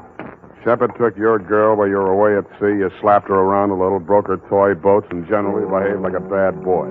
We'll skip that little exhibition match in my apartment. Then what? Come on, up this ladder. About those ship models. One was missing. She acted funny about it, and guess where it was? In Shepard's hotel room. Yeah? The Boston Hotel up on Broadway. Crumb dump. I shook the address out of that old lady. Never mind that now. So you went there, went up to his room, worked him over. But he was alive when I left there, that's clear. Then I had drinks in a lot of different places. I think I was in some other fights. Yeah, you look it. I don't know who with, just faces, a lot of blurs. I don't even know where all I went. Then I don't remember anything till I'm in an all-night beanery down here on the Embarcadero, and a cab driver's holding me up on the stool pouring coffee to me. Then I came aboard. Yeah? Come on in my cabin. I'll show you.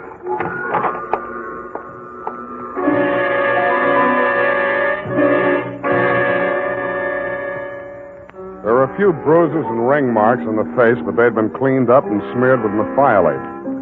I know you're not supposed to touch anything until homicide gets there, Lieutenant, but this one had obviously already been tampered with, so I didn't think you'd mind if I rolled him over just enough to peek at the back of his head. There was a tiny cut on his scalp near the base of the skull, not more than 1/4 of an inch long. It had hardly bled. I frisked the pockets. In his wallet, $38, identification card, Frank R. Shepard, Boston Hotel, San Francisco, and a snapshot of Doreen sailing a model Chinese junk in a pond someplace. In his cigar case, cigars. Around his middle, a tooled leather belt with hammered silver buckle. It was a popular type Hickok belt, but something about the buckle didn't quite figure. The prong of the silver buckle wasn't silver. It was tempered steel. And instead of being pointed, the end was flattened out and ground to a sharp cutting edge. There were 2 notches on either side of it that didn't look like they'd been put there for decoration. I took the belt off, rolled it up, and put it in my coat pocket. Well, what do you make of it? You touch it? No. Why? The man falls forward, not back. The cops will say he was killed someplace else and brought here. Then I'm in the clear. Yeah, unless they form a theory that you brought the body down here to dispose of it. Then why didn't I? Maybe you lost your nerve. Maybe you sobered up. How? What killed him? I don't know. Maybe internal injuries, maybe a head injury, or both from that beating you gave him. Maybe he just dropped dead, heart attack. That's for the police medical examiner to find out. You mean you're going to call the police? I have to. But I called you to... I thought you could clear me before... Now, wait a minute. You told me yourself you drew a blank. You don't know where you were or what you were doing. What are you going to do? Call the police. No, wait. Yeah, I suppose you have to. I do. You first. Yeah. I must say you're taking it pretty well.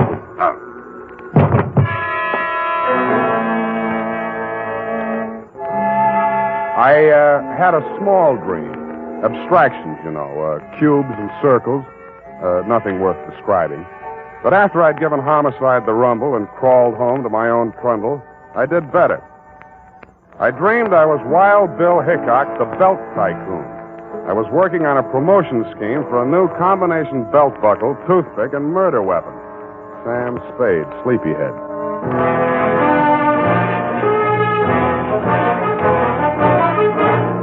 The United States Armed Forces Radio Service is presenting the weekly adventure of Dashiell Hammett's famous private detective, Sam Spade.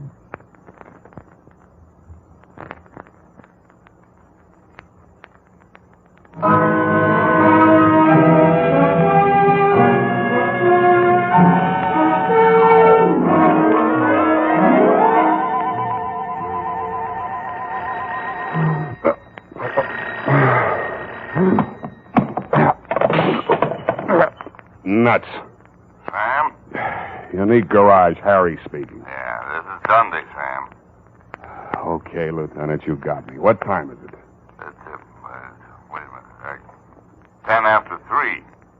Any sign of dangerous Dan McCrae, that rat, my client? Another whiff. Hey, about that girl, Sam. Dubar, Doreen L., Balboa Apartment, Sutter Street. Could you Yeah. give me that description again? Go over and take a look at her. I'm in her apartment now. She says she never heard of you, and she doesn't know anybody named Dan McCrae. And she says she only went out once tonight to a drugstore to get some batteries for her hearing aid and some elastic stockings. All right, Dundee. If you want to swallow a pack of lies, all right. Check the drugstore, and she's wearing them now. I'd bring her over there, Sam, but she's a little feeble. Okay, Dundee. I'll be right over.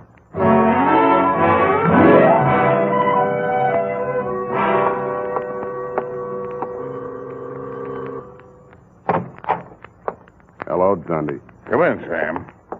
I want you to make sure, Sam, this is the apartment. Yeah. That's my window just opposite. You can see the bed that I just got out of to come over here in response to your untimely call.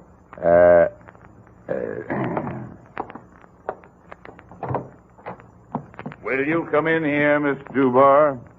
Certainly, Lieutenant. I'm very anxious to make that man's acquaintance. She was about 65 years old with a pleasant, motherly face, gold-rimmed bifocals, hearing aid, and snow-white hair. Over her shoulder, I could see into the kitchen.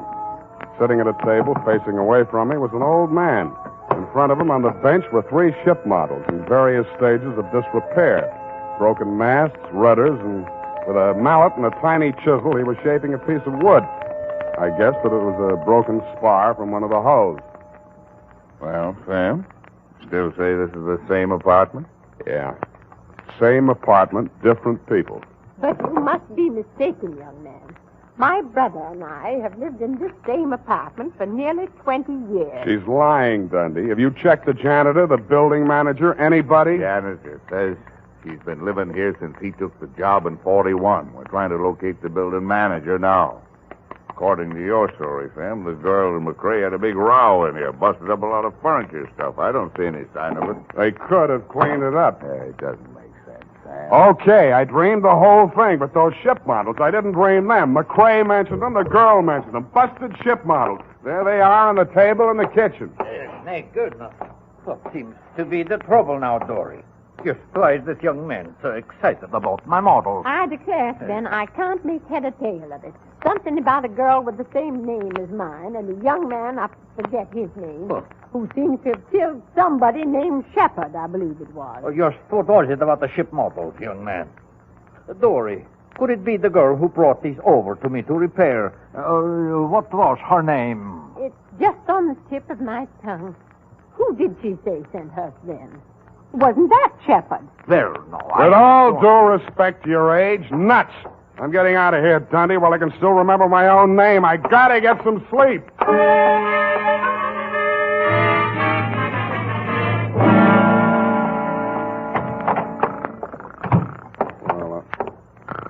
Hey, wake up. Oh, Sam. Get out of my bed. I'm sorry. I was beat. I didn't know where else to go. You can go to jail. Their beds don't have inner springs, but it's a free floss. Listen, I had to make that break. It would have been a murder rap for sure. You mean your memory came back? I had a funny feeling I'd seen that guy Shepard somewhere before. And just before I slugged you while we were standing there in the companionway, it came back to me. That guy Shepard, he came aboard ship yesterday when we docked. He flashed a badge on the gangway watch and asked to see the ship's carpenter. The one that made those ship models for you? Yeah. But don't you see? Manslaughter is one thing, cop killing is another. This ship's carpenter, what's he look like? Oh, thin, around 65. Lame. Talks like a Swede. City morgue. Maxie, Sam Spade. That stiff-tagged Shepard? Shepard, yes, Sam. Just got him back.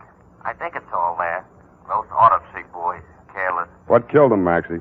Puncture wound. Base of the skull. Small, sharp instrument. Anything new in his ID?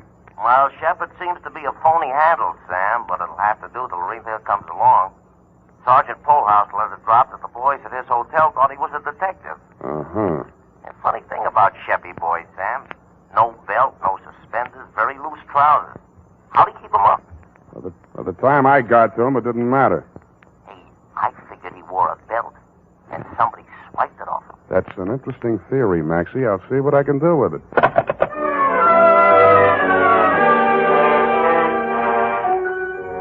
I tucked Danny Boy back into my bed, locked him in, and gumshoed around the block to the Balboa apartment. Just to be mean, I woke up the janitor and checked his statement on the old couple in Doreen's apartment.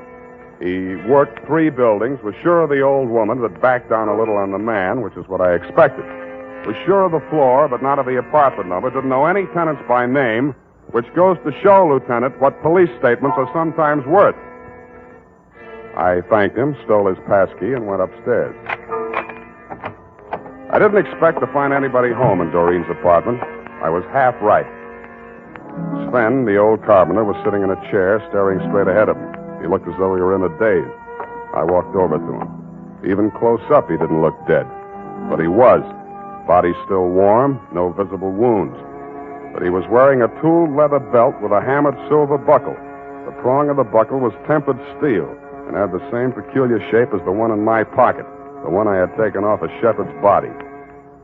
The ship models were gone. What was left of them I found in the fireplace. And in the charred remnants of what had once been the hull of a toy Chinese junk, I found something that hadn't burned.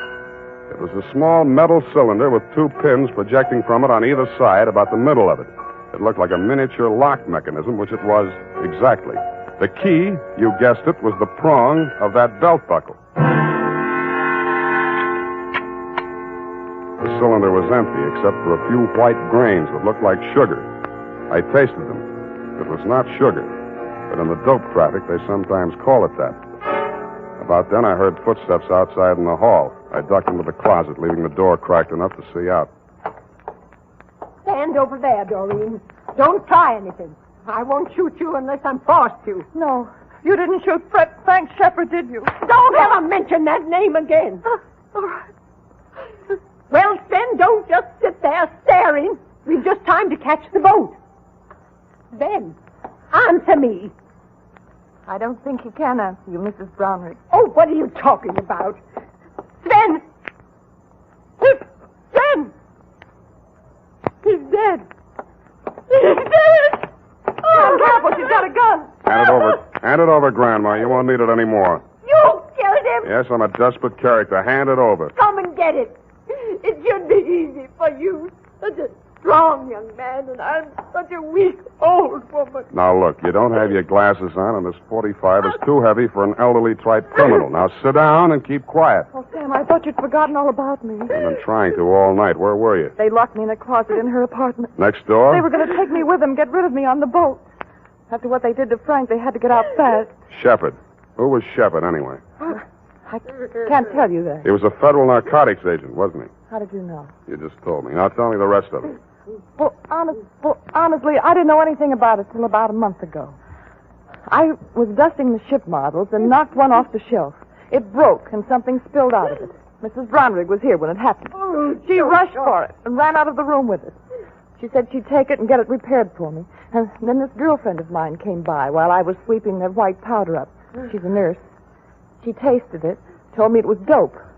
Well, I didn't want to do anything till I talked to Danny, but she reported it. And that's when Frank Shepard came to see me from the narcotics squad. He told you to play along with them? Yes.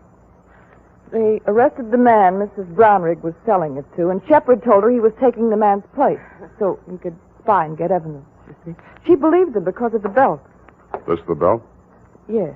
That thing on the belt, it's really a little key that fits in a little... Yeah. Now, that fits in a little lock that releases the little mechanism that makes the false bottom fall out of a little boat.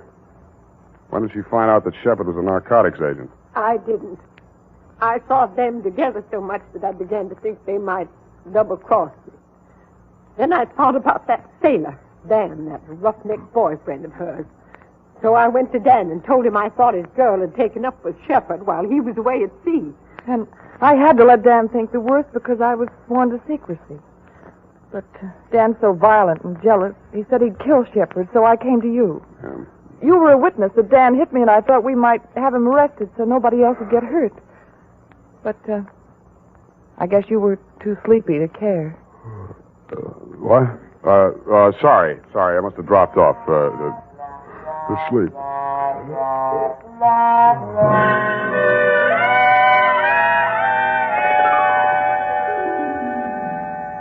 Period. End of report. But, Sam... Yes, Angel? Didn't you arrest that terrible old Mrs. Earwig? Brownwig, Effie?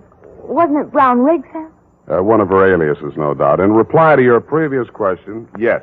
Who killed Mr. Shepard, Sam? And how? Look, Eff, you'll recall that Sven was shaping a piece of wood with a small chisel and a mallet. The fatal wound, you recall. Oh, and who killed Sven? Sit down. I want to have a serious talk with you. Oh. No, over here. Yes, Sam. Stop twisting your handkerchief. Yes, Sam. Effie, sometimes I think you've been a detective secretary too long. Warps the outlook. Sam, are you trying to tell me that my services are no longer required? See, that's what I mean. You jump to conclusions. As in the instance of the death of Sven. I only asked who killed him, Sam. Exactly. Did it ever occur to you that some people, especially old, feeble people, just die? Yes. Quietly? Sitting in a chair sometimes? Yes. Sometimes in bed in their sleep? That'll never happen to you, Sam. Check. But it did happen to Sven. Perhaps the excitement of his criminous activities, fear of discovery, his impending flight were too much for his heart. On the other hand, it might have just been old age. Of course. The point is, Effie, it does happen. Never in detective stories, only in real life. Mm-hmm. Well, I guess that's all. Good night. Sam, you're not sleepy. Nevertheless, I'm going home to bed. Oh. Well, good night, Sam. Good night, sweetheart.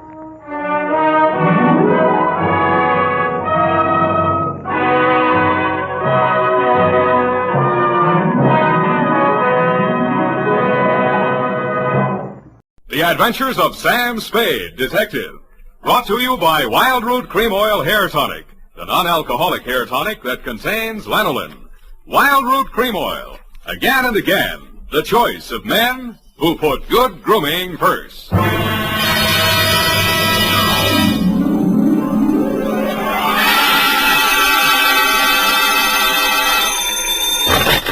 Spade Detective Agency. They offered me a cool $1.5 million, but I couldn't be bought. Oh, Sam, all the time fooling. Straight goods, Effie. Oh, really, Sam? Why didn't you take it? Oh, but you couldn't, of course. That's right, Angel. Taxes. Oh, you mean it would put you in a bracket? The girl's name, in case you were going to ask, was Sugar Kane. Was she sweet? Oh, Effie, you made a joke. Oh, not much of one, no. That is true, but even though you do seem to be, as you would say, in a jugular vein, I shall be right down, serious and frowning, to dictate a chronicle steeped in the bitter tea of general confusion, brewed in a witch's cauldron of murder, greed, and avarice. That's what gives it that nutty flavor. What, Sam? Silly girl, I refer to the Sugar Cane caper, on which I will forthwith my report be done to dictate on, goodbye.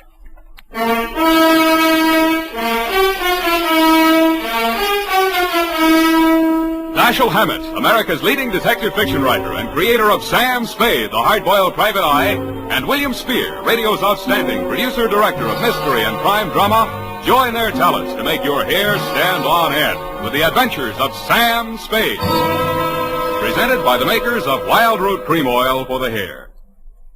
Want to look better on the job?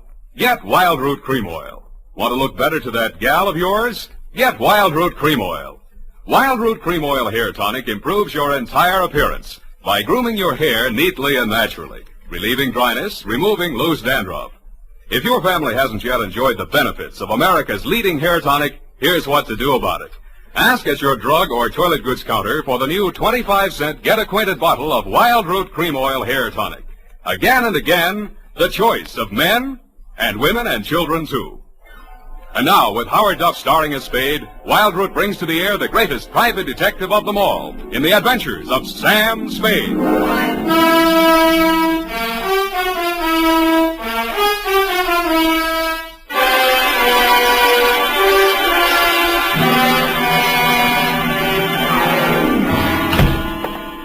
Hello, Sam. How are you, Sam? Hmm?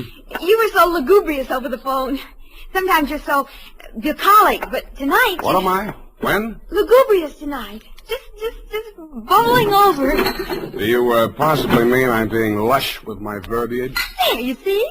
Well, that's because I've been at work in the environs of Snob Hill, where they never use one word if 12 will do. Are you ready for the dictation, I guess it is? I plan to be most amusing tonight. Already I am yet. Look, I haven't even started. Oh. Really, I haven't. All right. Now, pencil. Date. Alan should have such an audience. Date. October 3rd, 1948, to Clifton Cavanaugh, Esquire. Down, Effie. From Samuel Spade, license number 1375596. Subject, the Sugar Cane Caper. On Thursday last, at 11 a.m., as I waited for the traffic signal so that I might legally cross Powell Street in order to board a cable car, a cat rubbed up against my leg. I leaned over to stroke it and noticed that it had 6 toes. I wondered if that meant anything. It didn't. Most Snob Hill addresses don't mean much anymore, but yours still does. The house was big, hideous, and reassuring. Oh. Are you from Peppersnell? No, I'm in business for myself. Mr. Cavanaugh in? Oh. Well, come on in. I can't understand what happened to that boy from Peppersnell.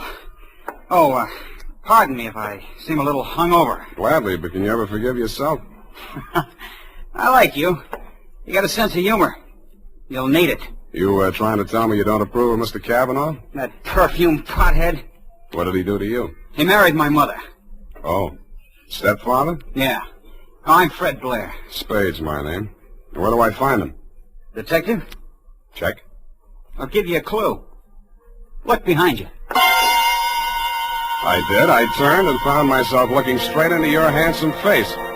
You looked several years younger than your stepson, with regular aquiline features, dark, widely spaced eyes, and blue-black hair. Well, so you're the notorious Sam Spade. Well, I don't want to seem modest. Come into the conservatory. There's just the barest chance that we'll not be overheard. Good.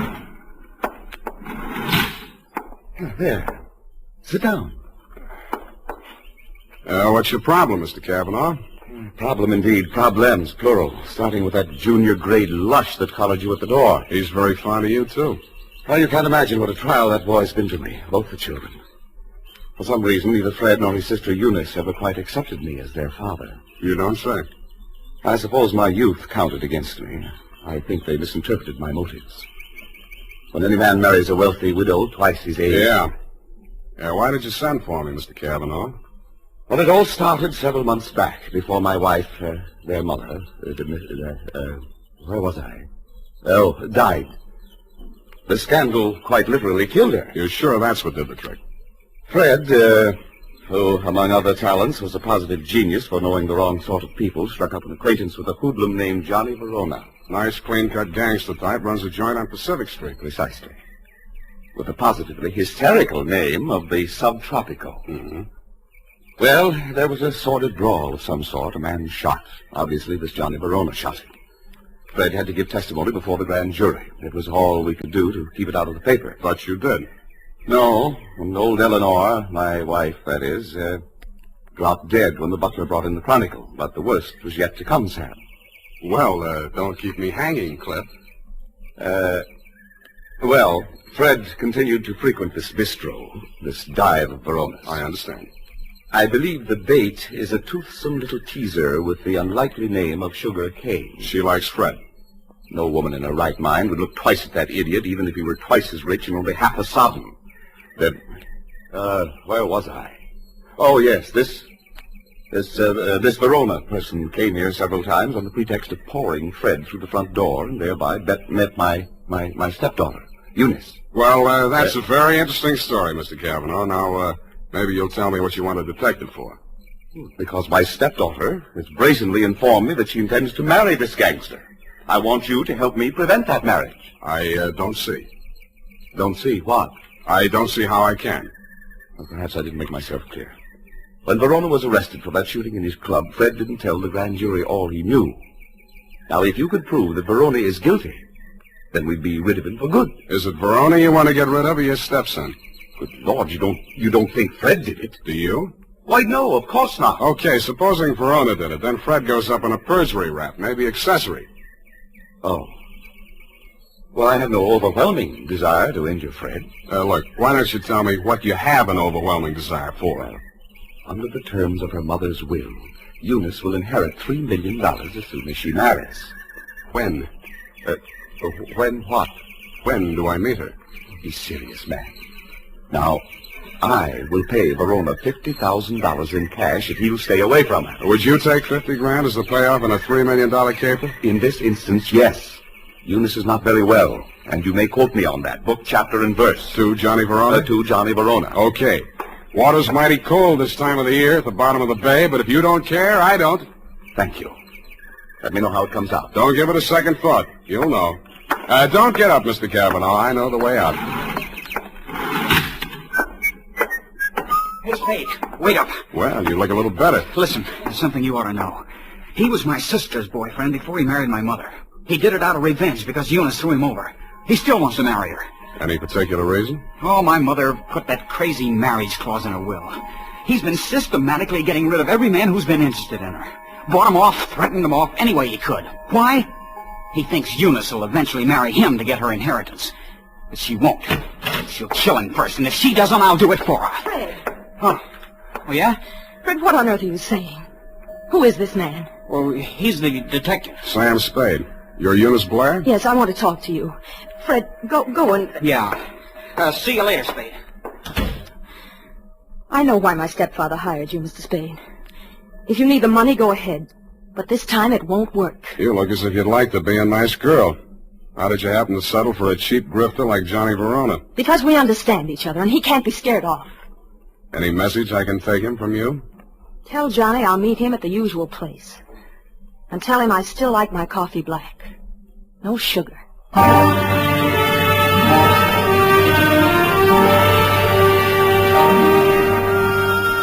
I didn't ask her what kind of sugar she didn't want any of. I thought I knew.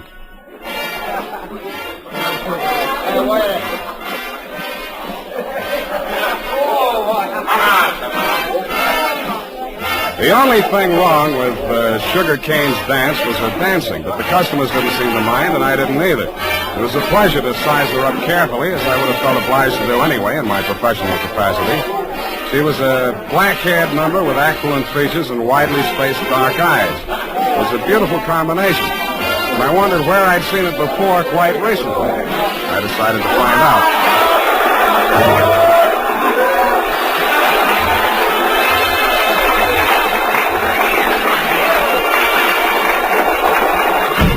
Hey, what's the idea of barging in here after me? Can't you see the sign on the door? No customers in the dressing room. Then let's go someplace else. I want to talk to you. Beat it. Take it easy. This is on business. Good. I'll fix it up with the boss. Johnny! Yeah, Sugar? What's the matter? Is Joe giving you trouble? You trailed in here after me, the cheap masher, on the pretext of discussing business affairs. Okay, out you go. Oh, wait a minute. Come on, move. And don't come back! Well? Sorry I had to give that bum's rush routine. I don't want to get her excited. She's a nice kid, and she doesn't know why you're here. I take it you do. Yeah. Eunice called me and told me you'd be down. Okay, Johnny, I'll give it to you fast and get out. Clifton Cavanaugh will pay you $50,000 to leave Eunice alone. He also made a few idle or not-so-idle threats about what might happen to her if you don't take his money. For example? He said she hasn't been feeling well, might not live long enough to get married.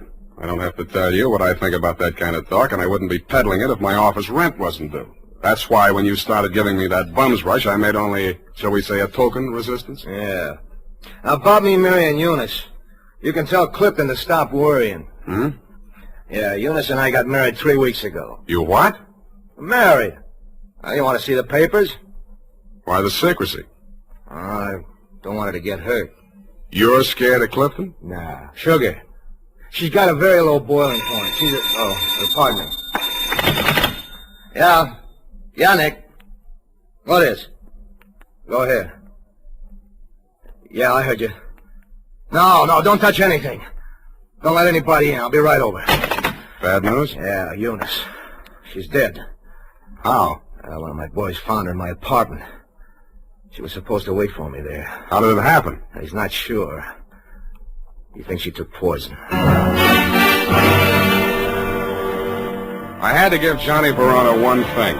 He didn't make any pretense about being grief-stricken. But after all, he just inherited $3 million.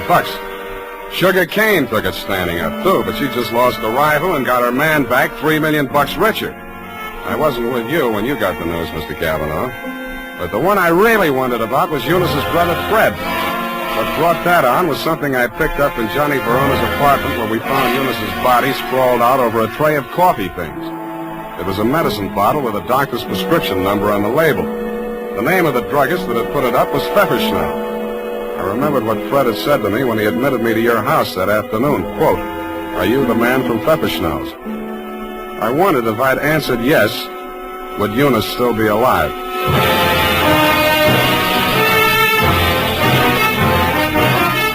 The makers of Wild Root Cream Oil are presenting the weekly Sunday adventure of Dashiell Hammett's famous private detective, Sam Spade.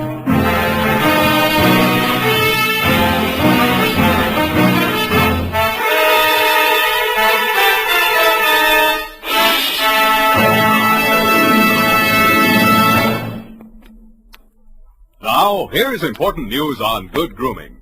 If you want the well-groomed look that helps you get ahead, socially and on the job, listen. Recently, thousands of people from coast to coast who bought Wild Root Cream Oil for the first time were asked, how does Wild Root Cream Oil compare with the hair tonic you previously used? The results were amazing. Better than 4 out of 5 who replied said they preferred Wild Root Cream Oil. Remember, non-alcoholic Wild Root Cream Oil contains lanolin. It grooms the hair naturally, relieves dryness, and removes loose, ugly dandruff. So if you want your hair to be more attractive than ever before, get the generous new 25-cent size of Wild Root Cream Oil, America's leading hair tonic, on sale at all drug and toilet goods counters. It's also available in larger economy bottles and the handy new tube. Get Wild Root Cream Oil. Again and again, the choice of men who put good grooming first. By the way, smart girls use Wild Root Cream Oil too, and mothers say it's grand for training children's hair.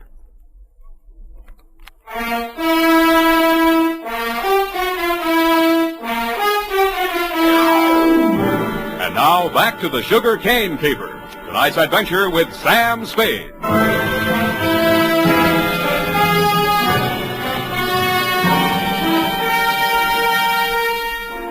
The morning papers didn't carry anything new on Eunice's death. Cause was put down to an overdose of a toxic drug. The doctor who prescribed it said she'd requested it for migraine headaches, which he suggested might have driven her to suicide. He did not explain why she had taken 4 doses in capsule form and dissolved the rest of it in a decanter of coffee. I thought somebody else had dosed the coffee, and so did you, Mr. Cavanaugh. Verona did it, of course. We knew she was taking those pills and dosed the coffee just enough to be fatal when added to what she took voluntarily. You knew all that, too. Well, so did Fred. But you had more reasons, 3 million more. But they were already married. You know that when you hired me? Yes. Then how come? I knew she was planning to do away with herself. I thought if we could pin it on Verona, after all, he's guilty of that old murder, Fred's a witness to that. Well, if he were convicted, the money would revert to me. Nuts. You don't believe me? She wasn't planning suicide, and you know it. Well, then? I don't care who takes the fall, but I got less on Verona than I got on you. Then I'll give you something. Here. Take a look. Verona's lawyer sent this around before her body was cold.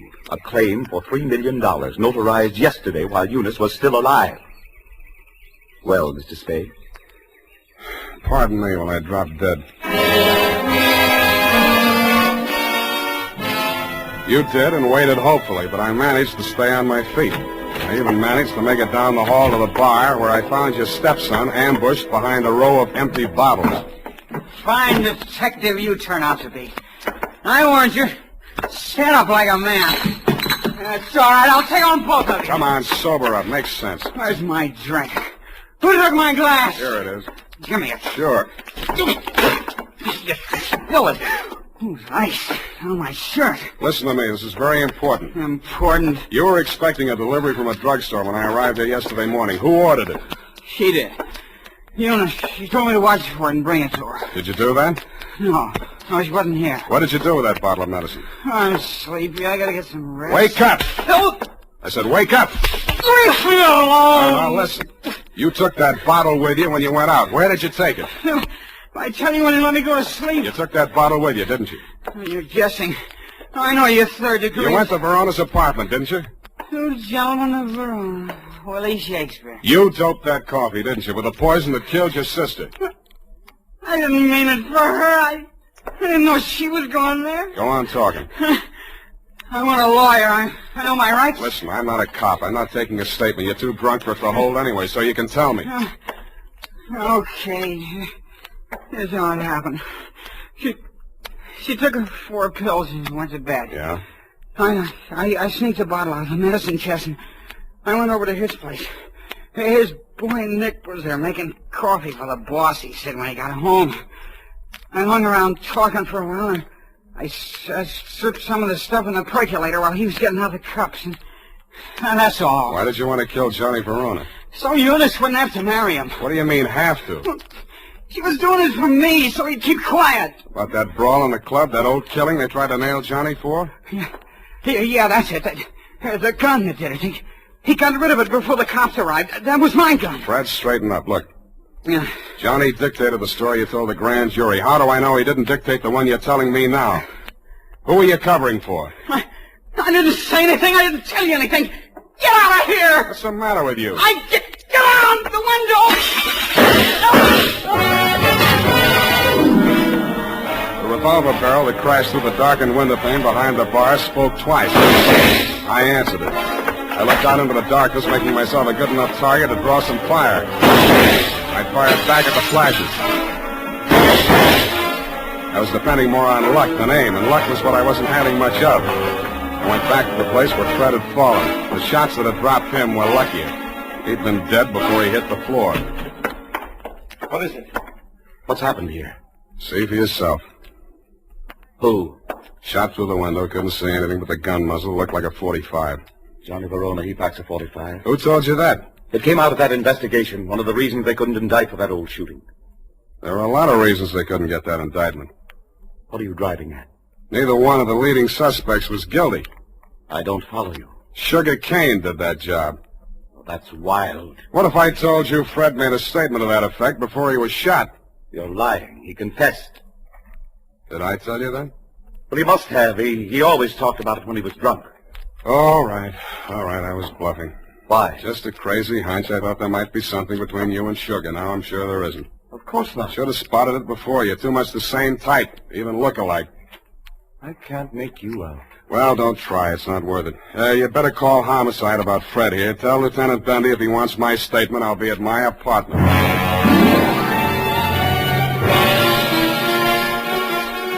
After I pretended to leave, I came back and did a little eavesdropping of my own. You didn't phone homicide, but you did spend an hour filing out the barrel of a .45 automatic. Then you went out. I tailed you to an address on Sloat Boulevard.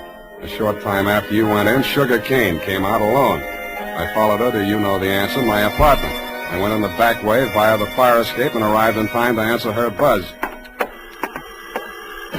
Oh, Mr. Spade, thank heaven I found you at home. So am I. Come in. I know it's terribly late. Forget it. Won't you take off your coat or something? Can't stay very long. It's not safe. I may have been followed here. Oh, surely not. Sam, you don't mind if I call you Sam? No. I'm so frightened. It's about Johnny Verona. I don't know what he may do. He's convinced that Fred killed Eunice, and he's out gunning for him right now. We've got to stop him before he does anything rash. You come to the wrong party, Sugar. I'm working for the enemy. Enemy? Kavanaugh. Oh. It's no skin off his nose if Johnny Verona drops Fred Blair or if you all drop. All he does is sit back and collect. Oh, he can't be as cynical as that. You ought to know. Has he told you anything about me? I'd rather hear it from you. Maybe sit down. Well, there's not much to tell. I played along with Johnny for one reason and one reason alone. To save Fred from that old murder rap. Were you figuring on marrying into that family, too? Oh, Sam. A regular pincers movement, was it? Johnny and Eunice, you and Fred. All right. It's true I wasn't in love with Fred, but it wasn't all the money. I was sorry for him. Money's not what I really want. I know that now. What do you want? Someone. Someone I can trust. Me too, Sugar. Oh, Sam, you're what I want. Say you want me to. Please say it.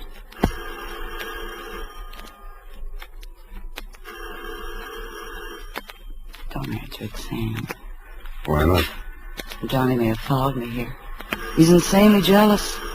Well, I gotta face it out with him sooner or later. Might as well be now.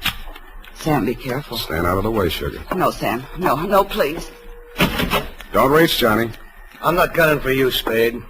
In that case, come on in. Well, sugar. I didn't believe him that you were coming here. I had to, Johnny. He got some crazy confession out of Fred while he was drunk. I had to stall him till you and Cliff could talk to him. To save Fred, I mean. Oh, stop horsing around. We all know that we all know Fred is dead, and we all know that we all know who killed him. Well, then Cliff was leveling. You are trying to pin that on me. I don't need it, but if you want it, you can have it. There's $3 million in my part of it. I'll split down the middle with you. If you throw in with them, it's a three-way split. There's no split at all if you take the rap for Eunice's killing, and you will if you throw in with me. It's their word against mine. 2 witnesses against 1, and all I've got is a confession by a drunk who is now dead. Sam, I was sure for a moment you... Get away from me. Sam, Go on, go to work on him. I should have given you a little more time. That wasn't fair, was it, Sugar? I hate you. I hate you both. I never want to see you again. Get back in that room, Sugar. Cliff. What happened, Sugar? Why were you running away? Johnny double-crossed us. Now Sam knows everything. What does he know? The whole caper. Part of it I wasn't quite sure of until I saw you and Sugar standing side by side. That blue-black hair, the same eyes, plus the fact that the bell on Sugar's apartment on Sloat Boulevard reads Kane, parenthesis, Kavanaugh. You took a crazy chance when you knocked off Fred with me right there in the room. The kind of a crazy chance a brother would take to keep his sister clear. I could have told you that. It would have helped a lot, Johnny, but you didn't. When a man lets his sister go on dancing in a joint like yours after he's in the chips and she goes on liking it, you can be sure they're both playing for big stakes and for nobody but themselves. Where do you think you were supposed to wind up, Johnny? I'll tell you. Drinking that poisoned coffee that Eunice got hold of by mistake. That isn't true, Johnny. I never told Fred a thing. He thought you really loved Eunice. I don't know how he found out you were forcing her into that marriage. Did you also neglect to tell him that he was innocent? That you pulled the trigger in that old killing and shoved a gun into his hand when he was too drunk to know what he was doing? I've heard enough. Watch it, Johnny. No!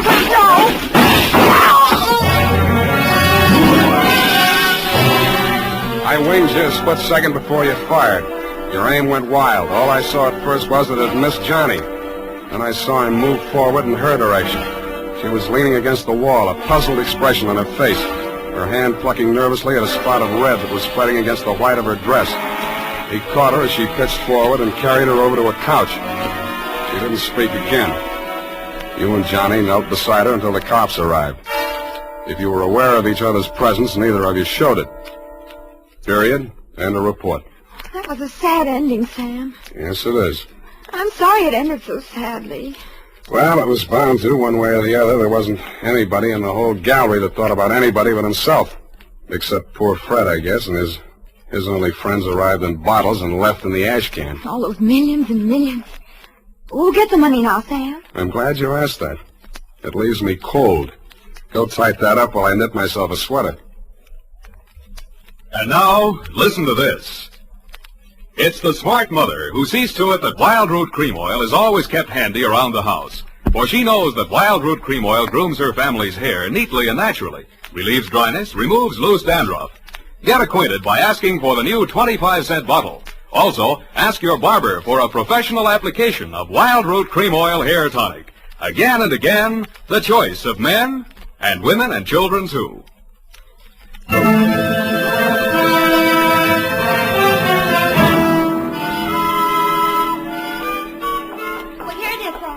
Goodness, what a terrible group of unfortunates. As you say, it just had to end badly. If you hope to get back in my good graces by quoting me, to trick me into agreeing with you, you have succeeded. There you go, Sam. So lugubrious. Effie, what is this? What means lugubrious? Oh, Sam, it's wonderful. It's my new habit. Oh? Every time I read a book now, you know, like you read a book and there's a word you don't know what it means or you're not sure. Yeah. Well, I make it a practice now to write down and learn 3 new words per day. And learn the definitions to use them in conversation. You know, like desultory. And lugubrious? Yes, that's one of my 3 for today. You see? Lugubrious, right here it is. To talk a great deal. Bucolic, state of being sorrowful. and verbose to be out in the country. I see. Very praiseworthy. Enlarging your vocabulary. Yes, love it. I am. But I don't expect to be really lugubrious for the knob. Look, Effie, why don't you go verbose for the weekend? It's the best cure for the bucolic. Oh, Sam, look what I've done. What have you done? I've clipped the wrong definitions to the right words. Well. For instance, lugubrious, well, it isn't that at all. Mm-hmm. And bucolic, Sam, I've learned them wrong. I wasn't going to tell you, Effie. It's better to find out for yourself. It's more, efficacious. A new habit. Oh, good night, Sam. Good night, sweetheart.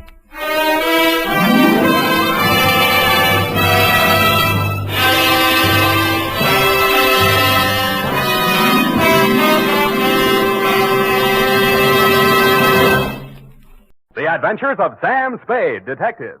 Brought to you by Wild Root Cream Oil Hair Tonic, the non-alcoholic hair tonic that contains lanolin. Wild Root Cream Oil. Again and again, the choice of men who put good grooming first.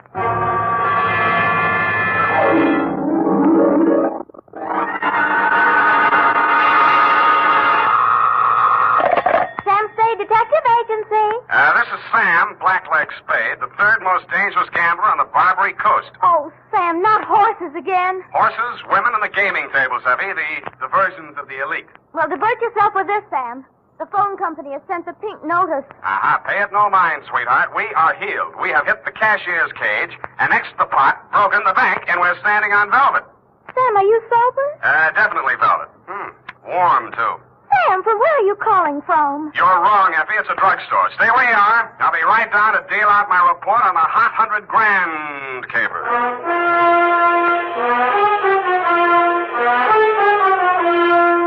Dashiell Hammett, America's leading detective fiction writer and creator of Sam Spade, the hard-boiled private eye, and William Spear, radio's outstanding producer-director of mystery and crime drama, join their talents to make your hair stand on end with the Adventures of Sam Spade. Presented by the makers of Wild Root Cream Oil for the hair. It's smart to buy things the whole family can use, isn't it? That's why I say it's smart to buy Wild Root Cream Oil Hair Tonic. To Mom, to Dad, to the children, Wild Root Cream Oil is really a friend indeed. Non-alcoholic Wild Root Cream Oil with lanolin grooms the hair neatly and naturally, relieves dryness, removes loose, ugly dandruff. I hope you have a big family-sized bottle of Wild Root Cream Oil in your home. Get Wild Root Cream Oil Hair Tonic. Again and again, the choice of men who put good grooming first. And now, with Howard Duff starring as Spade, Wild Root brings to the air the greatest private detective of them all in the Adventures of Sam Spade.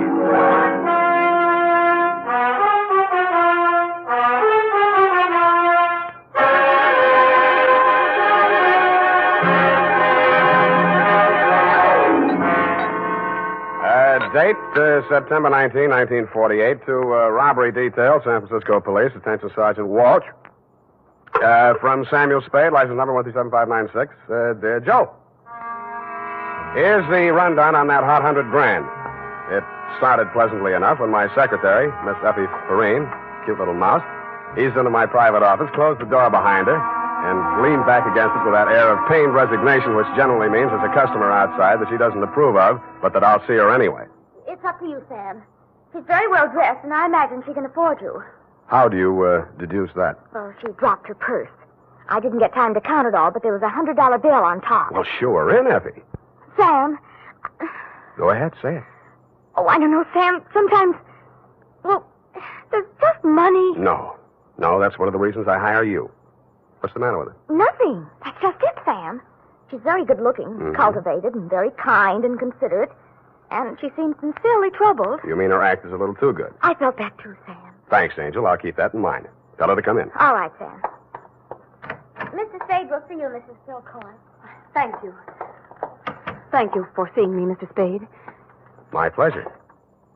Won't you sit down? Oh, thank you. I'm Lorraine Kilcourse, Mr. Spade. It's about my husband, Leonard Kilcourse. Husband? Oh. We've only been married a short time. It was a quiet ceremony at the San Cedro Mission. Leonard didn't want to subject me to any publicity. The difference in our ages, you know? You mean you want me to keep it a secret? Oh, no, except for the newspapers, of course. Naturally, all of Leonard's friends know. Well, he doesn't have many, from what I've heard. I've thought it strange, too, that such a prominent man should have such a small circle of acquaintances. I met him only a short time before I married him. He's been very kind and absolutely devoted to me, and I suppose I should feel ashamed of myself for coming to you. But there are so many things about him that are mysterious that sometimes I can't seem to find my handkerchief. Here. Kleenex. Oh, I'm sorry. Thank you. I take it you're not a San Francisco girl. No, I met him at a dude ranch. Well, maybe I can clear up some of your mysteries for free. The reason your husband doesn't have many friends is because they keep dropping dead. I don't understand you. Oh, forget it. He's a big public servant. He's built a lot of sidewalks. The streets of the city are paved with his good intentions. His name is on 1,000 manhole covers. If the names of his former business associates land on headstones, it's nothing to me. I got my own racket. Well, what? I think my husband is paying blackmail to someone. Uh-huh. And upon what do you base your suspicions, Mrs. Kay? It started about a month ago. He began withdrawing large sums from our joint account. First it was $10,000, then $20,000, and last week, $50,000. Mm-hmm. And this morning, he closed out the balance of the account. $100,000. Yeah, well, he's got it to spend, Mrs. Kilcourt. Well, I won't pretend the money doesn't interest me, but what's behind it, Mr. Spade? Each time he withdraws these cash sums, he leaves the house without a word to me. And sometimes doesn't return until dawn. My husband is not fond of nightlife, Mr. Spade. Only a desperate situation could induce him to leave the house after dark. Yeah, so I've heard. They say that's how he kept his health as long as he has. All right, you want me to trail him, find out what he does with the money. Just one question. Why'd you pick me for the job? Why, your reputation That's is... local. You say you're new in San Francisco. Well, I do read the local papers. Your picture was in only 2 weeks ago. Yeah, well, that caper didn't help my reputation. I like your looks. A nice, honest face. A man I could trust. Well, don't buy that. And I'm sentimental, too. Your picture reminded me of someone who is very dear to me. My brother. Of course, you're nothing like him, really, but you do look alike. I suppose that sounds like a silly woman's reason. Yeah. What's your address? Well, I have a little place of my own out on Divisadero. The Balboa Apartments near Normandy Terrace. Mm-hmm. You'd better keep in touch with me there. I don't want Leonard to know. The Kilcourse mansion is at 1316 Clarendon. 1316. Mm-hmm. He returns from his office around 6 in the evening. Do you have a car? No. Do I need one? Well, I don't know where he may go. Here are the keys to my car. It's parked in front of the main entrance, a gray Plymouth. He won't recognize the car. It's my brother's. Now, about your fee. $100 now. If I need more, I'll leave you know.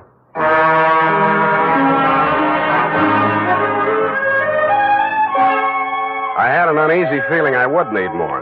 The last detective that tried to follow Leonard Kilcourse had hospital insurance. I don't.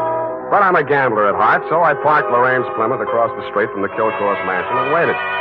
At 9 p.m., Mr. Kilcourse, much too old for her, came out the front door and flagged down a taxi. I made an illegal U-turn and followed.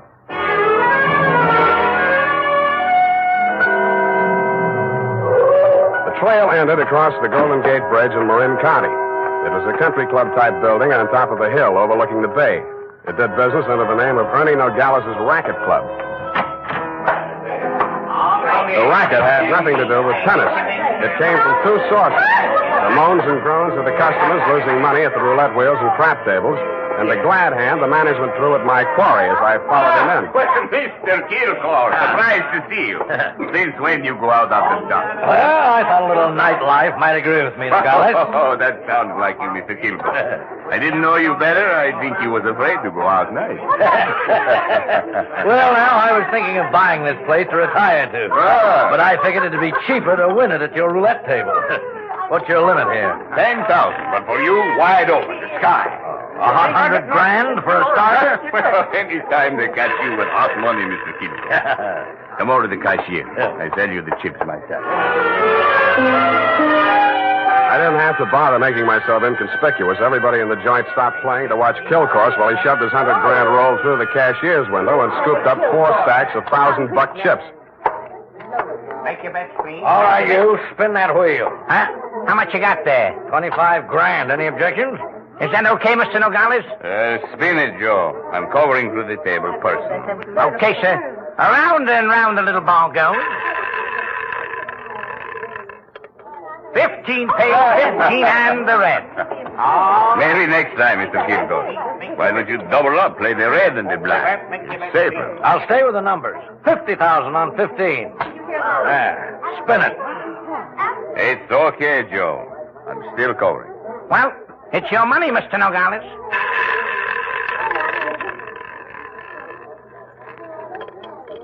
Number 4 paid. Number 4 and the red again. Well, 25 grand more on 15. Look, Mr. Kilcones, go on, enjoy yourself. Take it off your income tax, but please spread them out a little there, those chips, huh? It looks bad for the house. What kind of a joint is this? Can't you cover the bets? Okay, Joe. He asked for it. Okay, sir.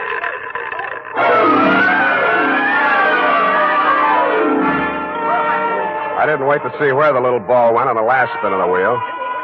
I would have made a side bet with any taker that Kilcourse wanted to lose that $100 grand. I would also have made book he knew I was following him. As I left the table and walked out of the club, I braced myself for what usually comes next. There would either be a dead body in the car or somebody would crease my noggin with a sap. But nothing happened. I switched on the headlights and stood in the glare of them for fully a minute, but nobody even shot at me. I flushed the shrubbery, no gunman. Checked the ignition wires, no booby traps. Driving back to town, I racked my brain for some way to bring them out into the open. I felt like a man with his life savings all on one number, waiting for the wheel to stop spinning, which wasn't far from the truth. Not much of a cliffhanger, but the best we could do this week.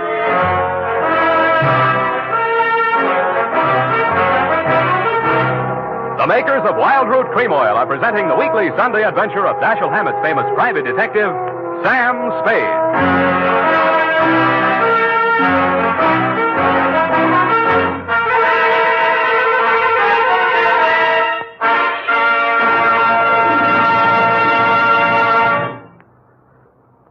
Now, here's important news on good grooming. If you want the well-groomed look that helps you get ahead, socially and on the job, listen. Recently, thousands of people from coast to coast who bought Wild Root Cream Oil for the first time were asked, how does Wild Root Cream Oil compare with the hair tonic you previously used? The results were amazing. Better than 4 out of 5 who replied said they preferred Wild Root Cream Oil. Remember, non-alcoholic Wild Root Cream Oil contains lanolin. It grooms the hair naturally, relieves dryness, and removes loose, ugly dandruff. So if you want your hair to be more attractive than ever before, get the generous new 25-cent size of Wild Root Cream Oil, America's leading hair tonic, on sale at all drug and toilet goods counters. It's also available in larger economy bottles and the handy new tube. Get Wild Root Cream Oil, again and again, the choice of men who put good grooming first. By the way, smart girls use Wild Root Cream Oil, too. And mothers say it's grand for training children's hair.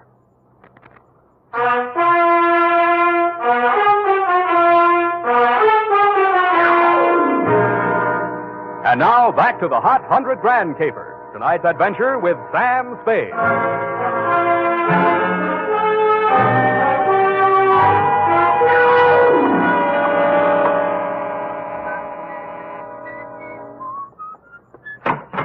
Yeah? This Mrs. Kilcourse's apartment? Yeah? She here? Yeah? Well, can I come in? Yeah? Tommy? Yeah? Who is that, Mr. Spade? Yeah. Oh, this is the detective I was telling you about, Tommy. Remember? Yeah. The one who looked so much like you? Yeah. No. Oh, excuse me. This is my brother, Tommy Lane. Yeah. I mean, Tommy, won't you run down to the corner and buy me some cigarettes for about 20 minutes? I have something to talk over with Mr. Spade. Yeah. nice boy, your brother. Small vocabulary, but big feet. Well, he's shy. Now, what did you find out about my husband, Mr. Spade? He dropped $100 grand in a gambling joint. Ernie Nogales' racket club. You know it? No, but I know Ernie Nogales. I knew him in Reno before I met Leonard. He lost his license there for running a crooked wheel. The way Kilcourse was playing tonight, that wheel didn't have to be crooked. He was trying to lose that $100 grand. But why? Why would he do a thing like that? One of two reasons. Either he's paying off to Nogales or he's paying off to somebody else, and Nogales is the go-between. Well, I don't believe it. Ernie is a crooked gambler, but he doesn't touch blackmail. And your husband isn't stupid enough to drop $100 grand in 3 turns of a wheel. Anyway, I'm not tangled with him and or the Ernie Nogales mob for $100 of your money or anybody else's. Here, take it. Well, And here are your car keys. No, wait, please. You can't desert me now. Why not? Well, I haven't told you everything. I'd hoped I wouldn't have to. About your brother? How did you know? The only place you get a green suntan is in a pokey. Besides, the act's kind of stir-crazy. Spent a little time in solitary, didn't he? He won't talk about it. But that's it, Sam. That's why Leonard is paying that blackmail money to Nogales. You just said Nogales wouldn't touch blackmail. Any other corrections you'd like to make in your copy before we proceed? Yes. Well, I might as well tell you everything. Why not? I knew when I came to you this morning that my husband was paying this money to Nogales. I knew because I asked him to. You and Ernie Nogales are working together? I'm not that rotten. I didn't say you were, but you're a rotten liar. There's that much in your favor. But I'm telling the truth now, Sam. You must believe me. Everything that has happened is my fault. I persuaded Nogales to give my brother a job in his place in Reno. Mm-hmm. They quarreled, and when he got closed down, he blamed Tommy. He swore he'd kill him when he got out of prison. That's why I begged my husband to pay him to save Tommy's life. Who did rat on Nogales about that crooked wheel at Reno? I did. That's why I feel responsible. Leonard is so fine, so generous. But I can't let him go on paying for my mistake. Yeah, like you said, he's going to run out of money. Look at me, Sam. Do I look like the kind of a woman to whom money means everything in the world? No, but you're looking at me, not at Kilcourse. You're laughing at me. Oh, I know what you think. Perhaps I did make a mistake in marrying Leonard, but he was so kind, so considerate, like my father. Everybody reminds you of your relatives. You don't believe my story? Well, since you asked. Well, all right, then, here's the truth. I'm really Jack the Ripper's granddaughter. My parents were terribly wealthy. I harpooned my mother in her Beverly Hills swimming pool, set fire to my father with a $50,000 negotiable bond, and eloped with John Wilkes Booth. That brings us up to 1865. Shall I go on? Don't stop. It's great. Oh, get out of here. Get out of here and leave me alone. After you've told me all your secrets, I'm not that rotten. You won't help me. You never intended to. Why go on torturing me? Oh, now, stop that. Please. I believe you. I believe all your stories. Now, what is my next smart move? Sam, the only way to stop Ernie Nogales is to prove that he's running a crooked wheel. And then he'd pay back all that blackmail money, and he wouldn't dare lay a hand on Tommy. Well, it's going to be hard to prove and expensive. I'll have to lose a little on that wheel before I can figure the way it's rigged. How much can you invest? Well, I have about $1,000 of my own. With you? Yes. Here. You take it. Smells nice. Sam. Yeah? Sam, after all this is over, and after I've put things to right with Leonard, I should have told him before this, but I owed him so much. Oh, Sam, I'm so glad it's you. Yeah. Me too, Angel. Go now, darling, before I beg you not to. What time does that joint close? Well, it runs all night, I think. Good. Let's stay up late and raid the icebox.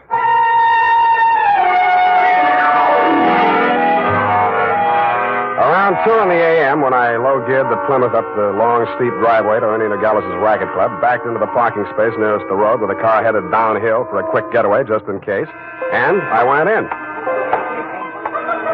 The joint was still going full blast. I bought $500 worth of chips, swaggered over to the table where Kilcourse had dropped his $100,000, and nonchalantly flipped the blue chip onto the red. Appalachia, ladies and gentlemen. Make your game. Okay, that's all. Around and round the little ball goes. I didn't look to see where the little ball went. Most of the money was on red, so it was bound to turn up black. A red, please. What? Number 15. Place your bets, please. Make your game, ladies and gentlemen. Around and round it goes. The chips were spread around more the next turn, so I stacked 100 at the bottom of the 1 to 34 column. With a crooked wheel, my 100 made it the best bet to lose. And 19, and the red wins again. Hey!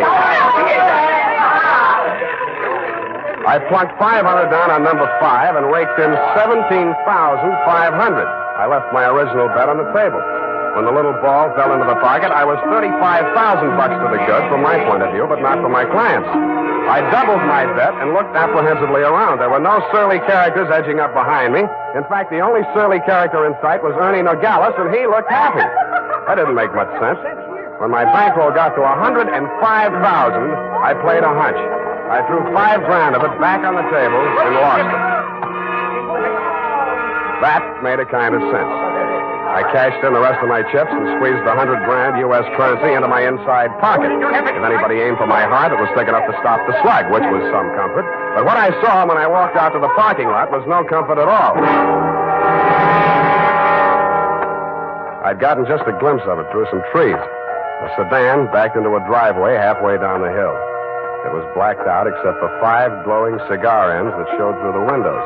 I could think of only one reason for 5 cigar smokers to be parked in that particular spot at that particular moment. The Plymouth was where I had parked it, pointing straight down the hill. I slammed the door but didn't get in. Then I listened.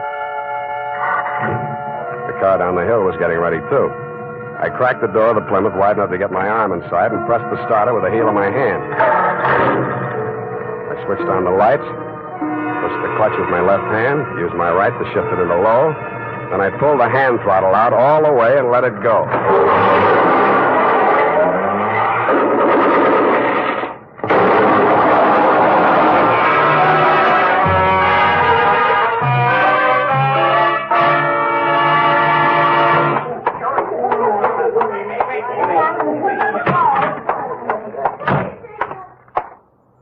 What's the big idea busting into my office? We're going to have a talk, Nogales.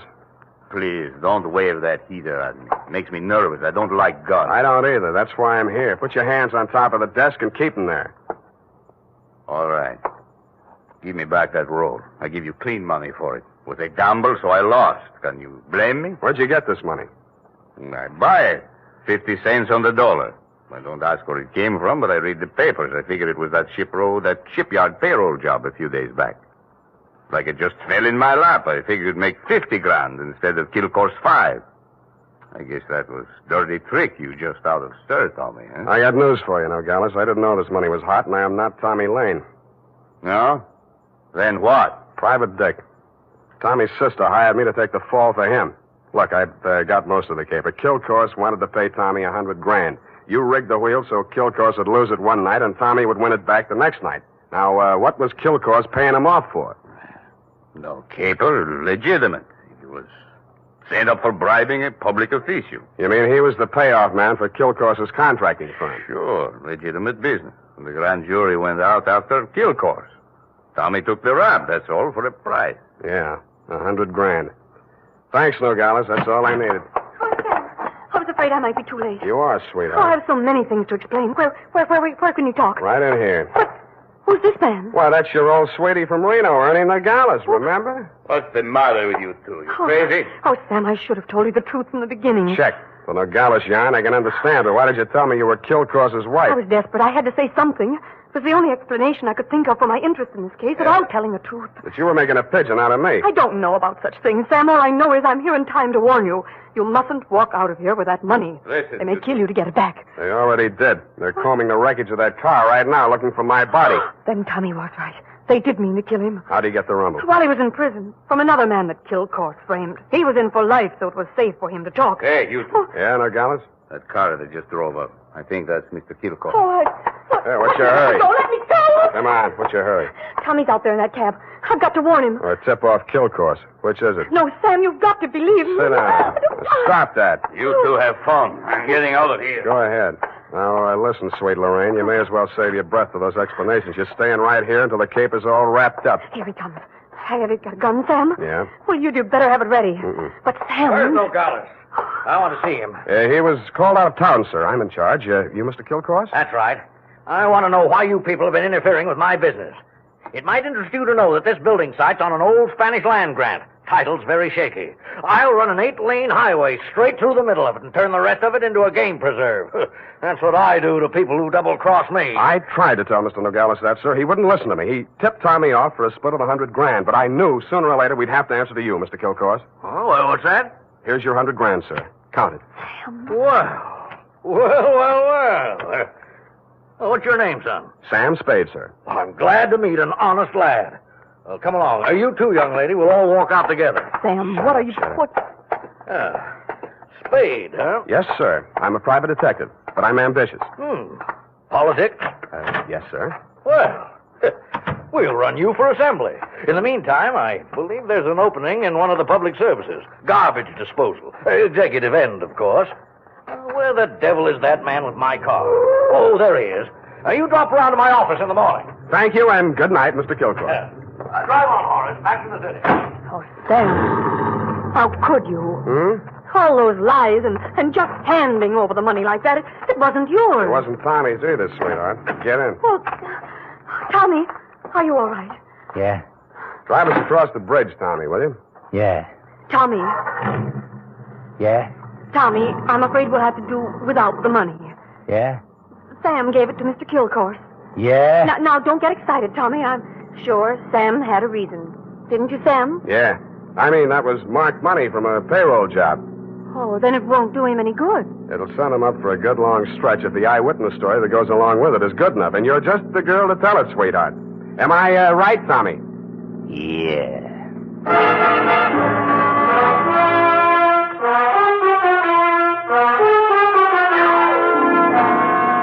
Period. End of report. Already? But Sam. Yeah? What happened?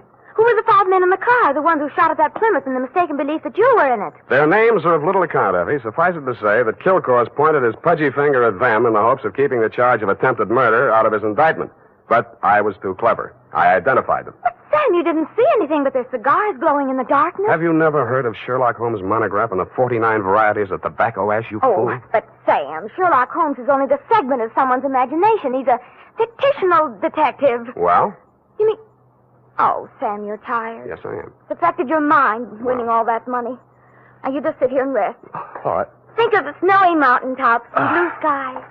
I'll just go and type this up. Snowy mountaintops. Winter sports yet. And now, listen to this. If you haven't yet tried Wild Root Cream Oil, the famous hair tonic that grooms your hair neatly and naturally, relieves dryness, and removes loose dandruff, then here's a wonderful way to get acquainted. Buy Wild Root Cream Oil in the new 25-cent size bottle at your drug or toilet goods counter. Also, ask your barber for a professional application of Wild Root Cream Oil Hair Tonic. Again and again, the choice of men who put good grooming first.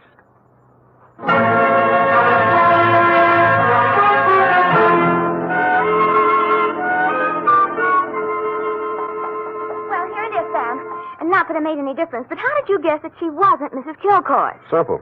Kilcourse didn't recognize it. But, Sam, that was after you denounced her. I did no such thing. From the report, Sam, in black and white. Quote, why did you tell me you were Kilcourse's wife? Unquote. At that point, you assumed that she was not Mrs. Leonard Kilcourse. I did not. I merely wondered why she had told me. Well, with all the lies she told, you might have assumed anything she said was totally devoid of truth. And I did, sweetheart. I did. Oh, well, that's a relief.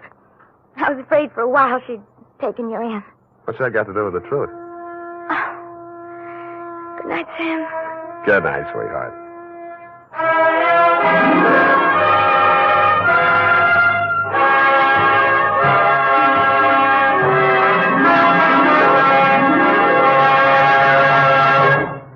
The Adventures of Sam Spade, Detective. Brought to you by Wild Root Cream Oil Hair Tonic, the non-alcoholic hair tonic that contains lanolin. Wild Root Cream Oil. Again and again, the choice of men who put good grooming first.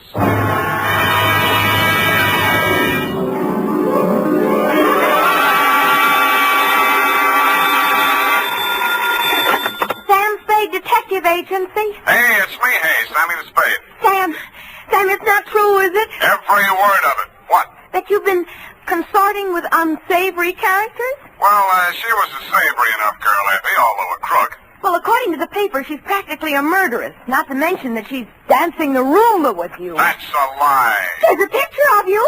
Virginia Vale, gangland glamour girl, caught at the Club Iberia in barefoot Roomba with private eye. It was not a Roomba, it was a bambuco. Oh, Sam, not over the phone. Boom, I can't stop it. Boom, boom, boom, boom. Stay where you are. Boom, boom, boom, boom. I'll be right down to dictate my report on the Lawless capers. Boom, boom.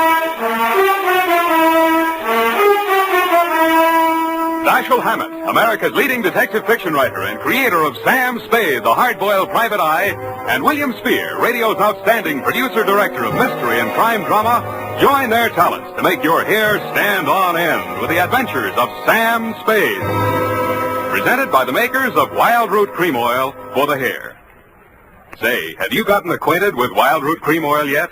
Tell you what, mister, If you haven't, even if you don't use any hair tonic at all, why not ask at your drug or toilet goods counter tonight or tomorrow for the brand new 25-cent Get Acquainted bottle of Wild Root Cream Oil. You'll like the way Wild Root Cream Oil grooms your hair neatly and naturally, relieves dryness, and removes loose dandruff. You never dreamed one hair tonic could do so much. So give it a try. Get the generous new 25-cent bottle of Wild Root Cream Oil. Again and again, the choice of men who put good grooming first. And now, with Howard Duff starring as Spade, Wild Root brings to the air the greatest private detective of them all, in the Adventures of Sam Spade.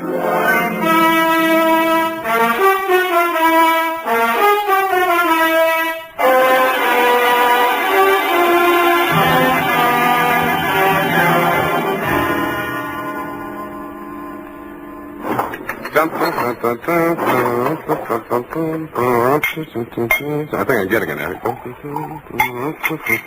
You even lost your shoes. Ready, sweetheart? Yes, Sam. No questions? No, Sam. That picture in the paper doesn't mean a thing, Effie. There was nothing between Virginia and me. Just wasn't room. Well, that bambuco, you know, that's the way we dance it. Authentic. Sam, I troubled to call my girlfriend, Edna Mae Schwartz, who is an instructor at Arthur Murray's. I quote, "The partners exchange graceful nods in the center of the dance floor and then separate. Well, as the senorita provocatively leads the pursuing caballero through a series of gay whirls, turns, and figures." There you see, provocative. But he never catches her, Sam. Well, I have my shoes off. That gave me the advantage. You know best, Sam. Well, that clears that up.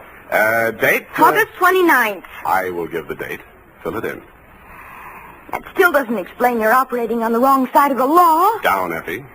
This goes to John M. Lawless. A known gangster. What else? From Samuel Spade, license number 137596. Boom. Well, thank you, Effie. Subject, Joe Morales. Dear Johnny, you hired me yesterday morning, but the real start of it was back in 45. Flashback.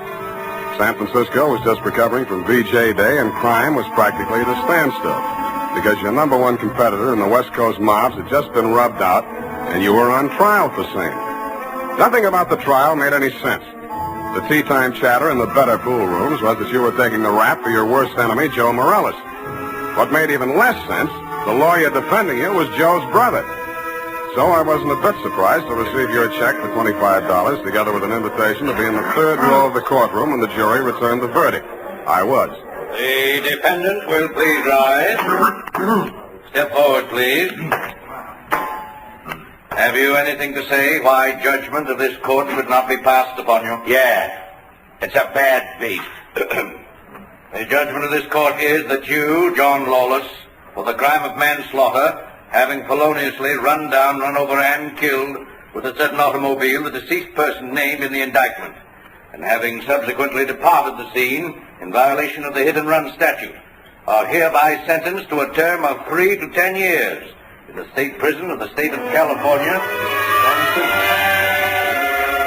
You didn't even look at the judge while he was dishing it out. Your eyes were on the man sitting directly in front of me. The man you were supposed to be taking the rap for. The man you had deliberately planted me behind, Joe Morales. I wondered what that meant. When the judge brought down his gavel, I found out. You came up the aisle with a deputy on one arm and your lawyer on the other. He seemed upset about something. I'm sorry, Johnny. I did the best I could. They give me the judge I asked You for. passed on that jury, you cheap shyster. Okay, just wait till you get my bill. Shut up. Now, wait a minute, Sheriff. I want to speak to a friend. Hey, Johnny, hurry it. We got a train to catch. Hey, you, Joe. Yeah, Johnny? I got just this to say to you. I'm going up, but I'm not staying, see? If I'm not paroled out in 3, I'll break out. Either way, I'll get you, even if it means a murder rap. Oh, now listen, Johnny. You heard me, Spade? Yeah, Johnny, I wish I hadn't. Well, Johnny, we gotta go. Okay. Don't forget what I said, Joe. So long, Sam. Good luck, Johnny. Hey, Sally. Yeah, Joe? You hear what he said? I know. He's gonna knock me. This guy's a witness named Spade. Spade, my brother Sally. Salvador Morales. You may have heard of me. Yeah, if I'm ever up in a hit-and-run, remind me not to hire you. How long, Spade, where we can talk quietly? Just over here. My conference room. Look, we got nothing to talk about. Oh, yes, we have. Watch it. I just got this suit pressed. Yeah, right in here. Sally, is it all over? How did it come out? Where were you? In here, I couldn't force myself to stay out there. What did he get? 3 to 10. 3 to 10, is that... Oh, I mean, how terrible. How terrible. Best I could do. This is Sam Spade, my dear. It's Virginia Vale, Johnny Lawless's fiancée. The San Quentin widow. Well, how's Trex, Virginia? Why did they bring you here? Maybe they know. He's a witness. Witness? To a threat Johnny made against my brother's life. My own client. What's funny? Ask your brother. That threat would even get you writ against him to keep the peace. What do you mean, Sam? Sweetheart, threats don't mean anything in law unless they're backed up by some action. Even if he told you the when, the where, and the how, it wouldn't be worth anything until you're dead. But it would be worth something then? Sure, it shows premeditation. Then if he knew he was overheard, you'd be forced to testify if anything happened to Joe. Hey, beautiful, what are you trying to do to me? Well, I mean, he'd think twice before he tried anything. You'd be safe, Joe. Well, honey, I didn't know you cared. About you, I don't. I just wouldn't want Johnny to do anything foolish.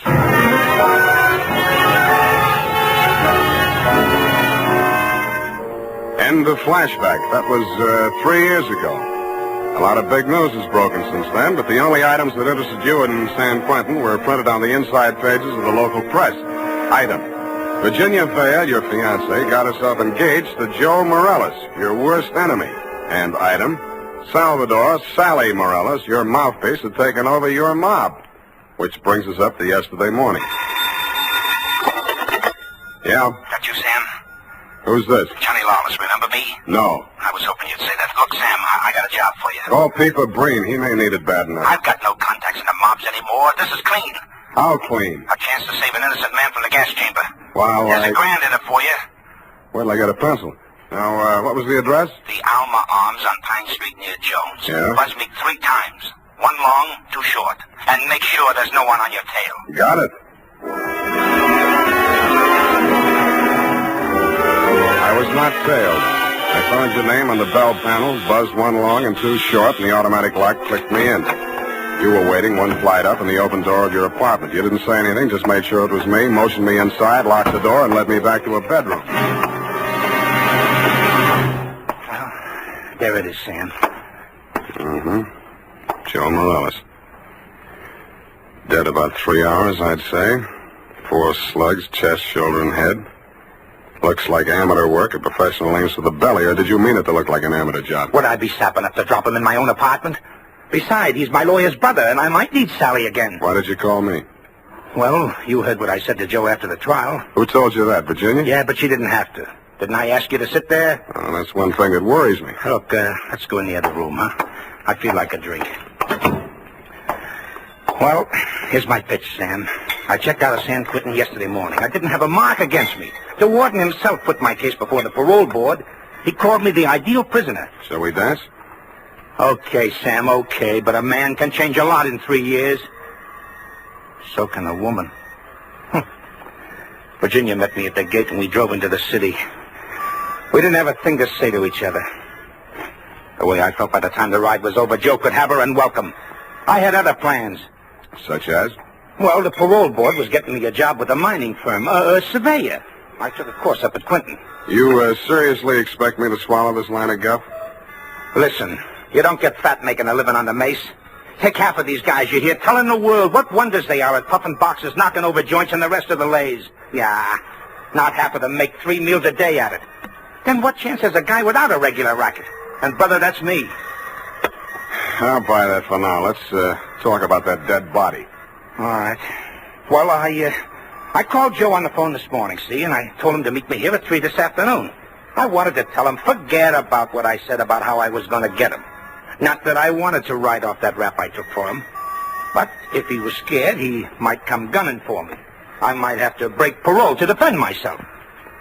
About Virginia, like I told you, we got nothing to talk about. Yeah, it was beautiful while it lasted. So he was due here at 3, huh? Huh? Yeah. I was held up. As a matter of fact, I was with my lawyer at the time. Sally? Yeah, I phoned the building and told the superintendent to let Joe in, and then I got here about 4:15. But I didn't find him till just before 6 when I called you, Sam. How come? Well, I just didn't look in the bedroom. I figured he got tired waiting and left, you know. Mm-hmm. Well, look, Johnny, assuming your story is true, and if it isn't, you ought to be ashamed of yourself. Who do you think did it? Well, that depends on why. If it was somebody gunning for him, it would depend on what's going in the mob since I've been in Quentin. You know more about that than I do. If it was somebody trying to frame me... What do you mean, trying? Hey, wait a minute. I got a phone homicide. You must have known that when you called me. Yeah, that's why I ripped the wires out.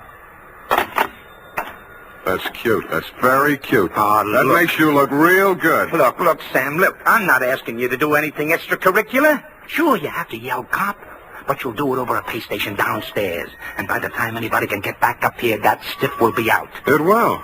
Well, how's that going to be done? I got a friend in the undertaking business. Met him up at Quinton. He just installed a new crematorium. You should have called him first. I did, but I can call him off. You're stir-happy. Look, Sam, look, how about it, huh? So the cops come in tonight, tomorrow. Who cares? Not Joe, the weather he'll keep. What do you say, Sam? What do you say? I say you're probably bluffing, that you got no way of getting rid of the stiff, but on the outside chance that you might not be bluffing, I'll swing along with you for a couple of hours. If I don't turn up anything by then, the deal is off. Okay, that's fair enough. Yeah, but this isn't... Hey! Sorry, I gotta do it.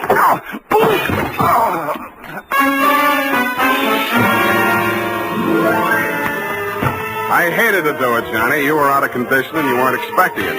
But I wanted you to look like a hospital case. After you went down and out, I transferred my fee from your wallet to mine, examined your wounds, and decided you were good for 2 hours at St. Agnes Hospital, where I know the head nurse. Incidentally, never mind. So without further delay, I toted you downstairs, threw you into a taxi, and delivered you to the ambulance entrance. That's when I remembered that I had forgotten one thing. I hadn't given you a chance to call off your alleged undertaker friend. I was sure that part of your story was bluff, but just to make sure, I rushed back to your apartment in less time than it takes the average undertaker to back his hearse out of the garage, I thought. When I got there, I wasn't so sure. The apartment had been tidied up, ashtrays emptied, glasses put away. They'd even vacuumed the rug.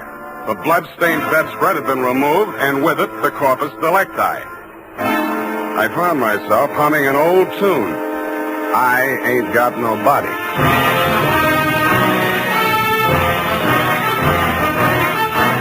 The makers of Wild Root Cream Oil are presenting the weekly Sunday adventure of Dashiell Hammett's famous private detective, Sam Spade.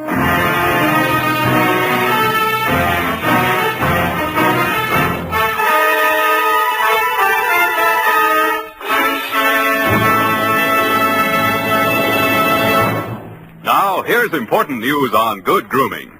If you want the well-groomed look that helps you get ahead, socially and on the job, listen.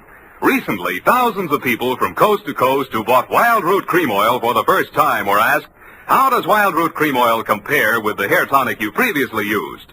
The results were amazing. Better than 4 out of 5 who replied said they preferred Wild Root Cream Oil. Remember, non-alcoholic Wild Root Cream Oil contains lanolin. It grooms the hair naturally, relieves dryness, and removes loose, ugly dandruff. So if you want your hair to be more attractive than ever before, get the generous new 25-cent size of Wild Root Cream Oil, America's leading hair tonic, on sale at all drug and toilet goods counters. It's also available in larger economy bottles and a handy new tube. Get Wild Root Cream Oil. Again and again, the choice of men who put good grooming first. By the way, smart girls use Wild Root Cream Oil, too, and mothers say it's grand for training children's hair.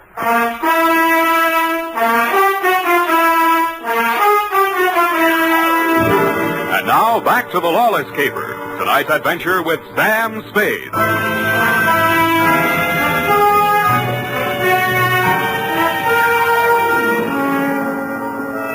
In most murder cases, there are too many suspects, too many motives, and too many clues from the very beginning. I'd been on this one 3 hours, and I succeeded in turning up no suspects, no clues, and the most shameful thing of all, I had lost the body of the victim. I consoled myself with the thought that he was in no condition to tell me anything anyway. But then neither were you, Johnny. You'd checked out of the hospital, no forwarding address. But in a gin mill down in the Mission, I found a character with the unlikely name of Porky Grout. Porky is theoretically alive and will tell all he knows about anybody, which is plenty, for 2 fingers of rye. I gave him a handful. Easy. The Joe Morales mob. Yeah. They dusted this town. They moved to Las Vegas 5-6 months ago. How come Joe stayed in San Francisco? Oh, him and his brother had a beef with each other. That's Sally Morales, the lawyer? Yeah, the mouthpiece. Not too close. What was it all about? Oh, that dame, Virginia Vale. Yeah, after she and Joe framed Johnny Lawless on that hit-and-run job, well, they disagreed on methods of administration.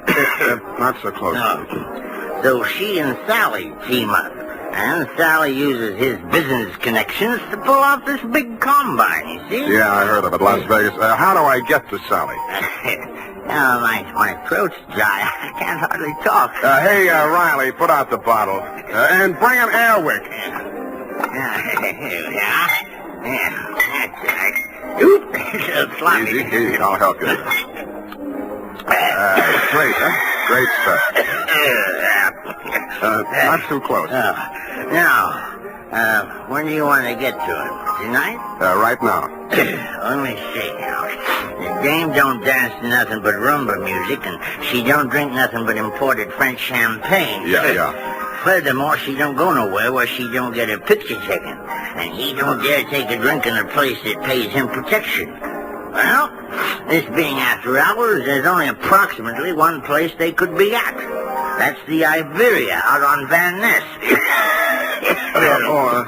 Thank you and good night, Porky Grout. If your friends won't tell you, I will. Please don't bother to answer.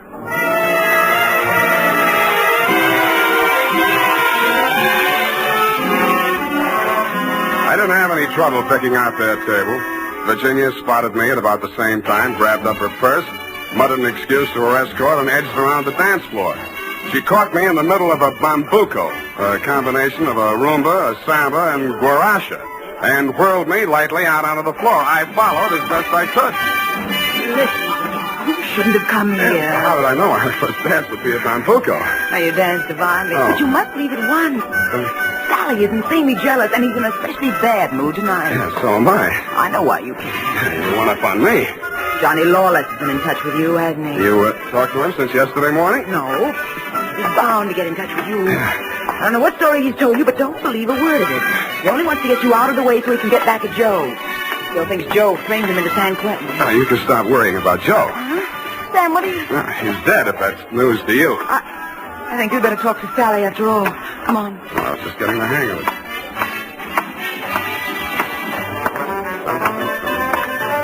Well, my dear, so you've met another old friend. Hello, Sally. Hello. Sit down, Spade. Thanks. Sally. Huh? Sam says Joe is dead. Joe? Murdered? Yeah. Well, it was bound to happen. I wanted him to get out of town before Johnny Lawless came back. Johnny says he was with you when it happened. Juries don't go for alibis, Spade. Best defense I could give him would be that I defend him despite the fact he's accused of killing my own brother. But look here.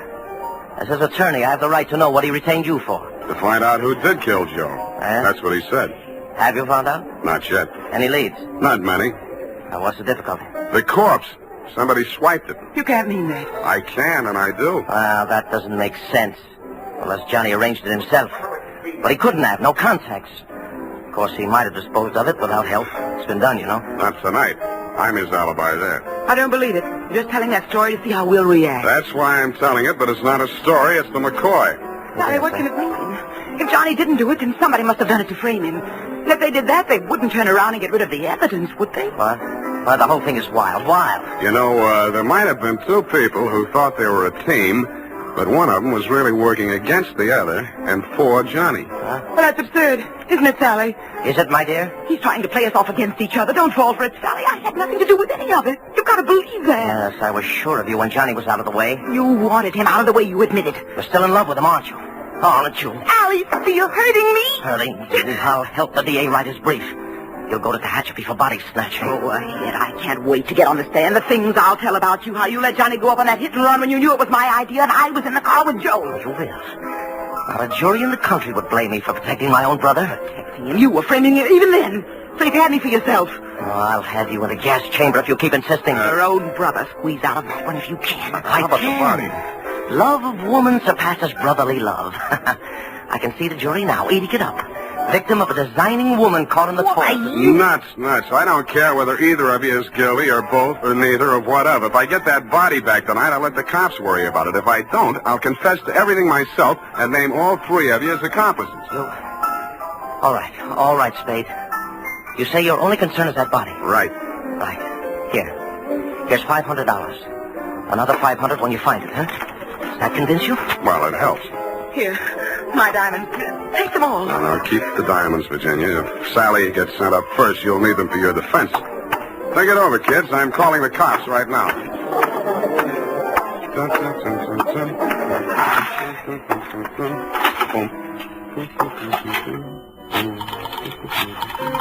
I guess 1 foot back.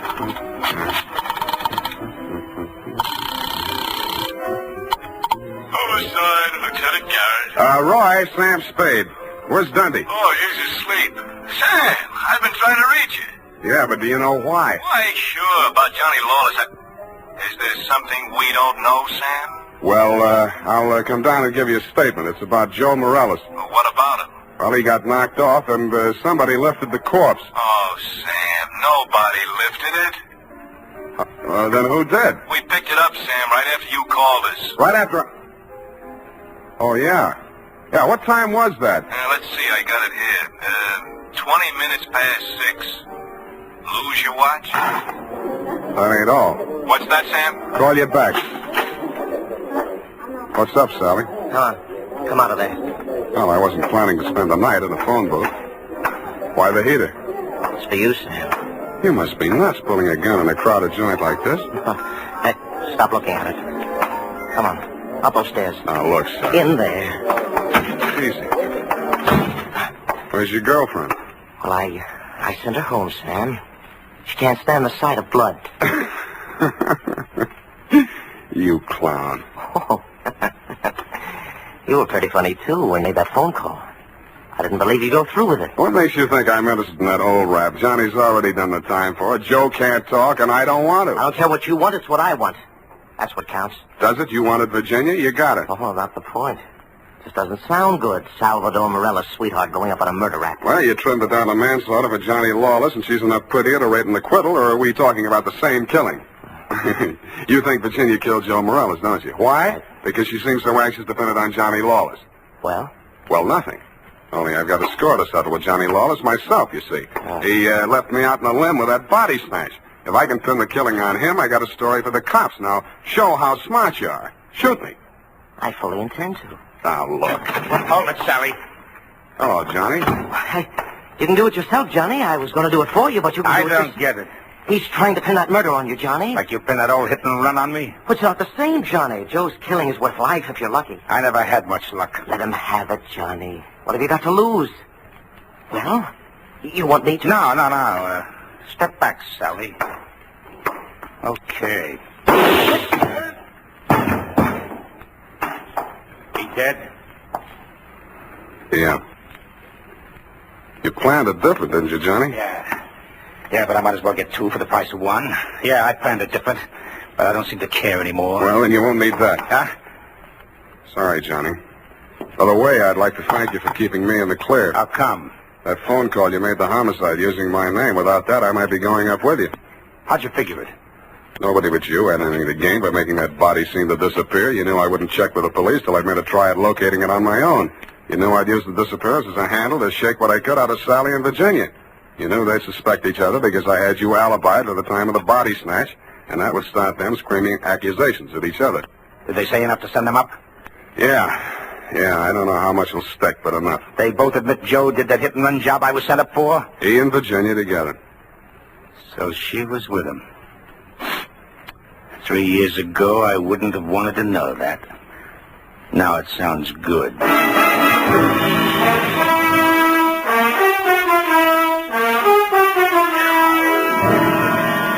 I didn't think it really sounded good to you.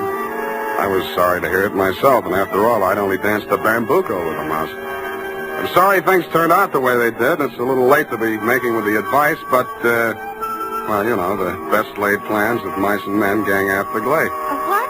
And as you say, what chance has a man got without a regular racket? Period. End of report. Well, heavens to Betsy. Oh. How can you be so sympathetic with a girl who did all those terrible things? Oh, I know, Eph, I know. It's a silly dance, but she looked cute while she was doing it. I don't mean the dance.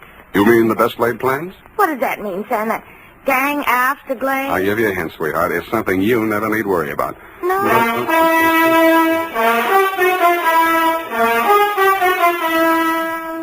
Here's why, men. Here's why Wild Root Cream Oil is again and again the choice of men who put good grooming first. Wild Root Cream Oil grooms the hair neatly and naturally without giving it that plastered down look. Wild Root Cream Oil relieves annoying dryness and removes that loose, ugly dandruff. So if you're not using it now, or if you're not using any hair tonic, get Wild Root Cream Oil at your drug or toilet goods counter in the new 25-cent Get Acquainted size bottle. Also, ask your barber for a professional application of Wild Root Cream Oil Hair Tonic. Again and again, the choice of men who put good grooming first. Well,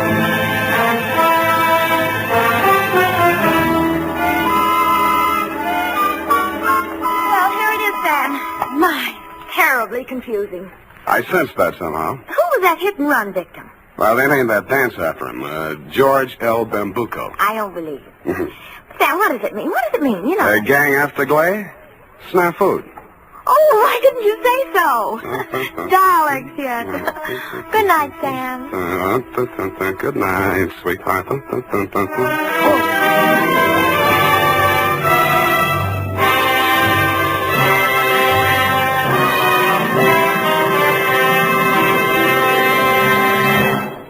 The Adventures of Sam Spade, Detective. Brought to you by Wild Root Cream Oil Hair Tonic, the non-alcoholic hair tonic that contains lanolin. Wild Root Cream Oil. Again and again, the choice of men who put good grooming first.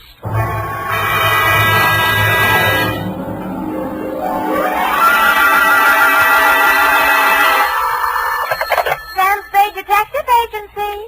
This is Mad Scientific Detective number 137596. Sam, no matter what anyone says, I'll stand by you. You're nothing of the sort. Not scientific? Of course not. You're two-fisted. Well, thanks, Effie, and that ain't all, Effie. I was actually mistaken for a convolutional melancholiac. Oh, Sam, are you all right now? Wrong diagnosis, Angel. It turned out to be melancholia catatonica. Oh, you poor darling. What is that? Well, it's a thing where you lie motionless and silent with fixed eyes and indifference to surroundings. Unquote. Sam, what happened to you? What hospital are you in? Can I bring you anything? No, Effie, I am now at large. Pull down the blinds, check the corridors for men in little white coats, and set a bottle in the window if the coast is clear. Oh. I'll be right down to dictate my report on the Mad Scientist caper.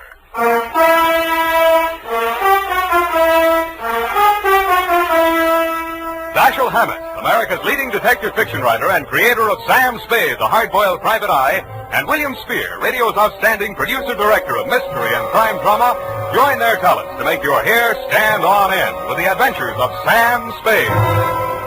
Presented by the makers of Wild Root Cream Oil for the hair. Nobody has to tell you that a neat personal appearance can have a lot to do with helping you get ahead on the job. Now, the first step to a good appearance is well-groomed hair. And I mean hair that's groomed with Wild Root Cream Oil. Wild Root Cream Oil always grooms the hair neatly and naturally. It relieves dryness, removes loose dandruff. Yes, men, to look your best at all times, spruce up with Wild Root Cream Oil Hair Tonic. Again and again, the choice of men who put good grooming first. And now, with Howard Duff starring as Spade, Wild Root brings to the air the greatest private detective of them all in the adventures of Sam Spade.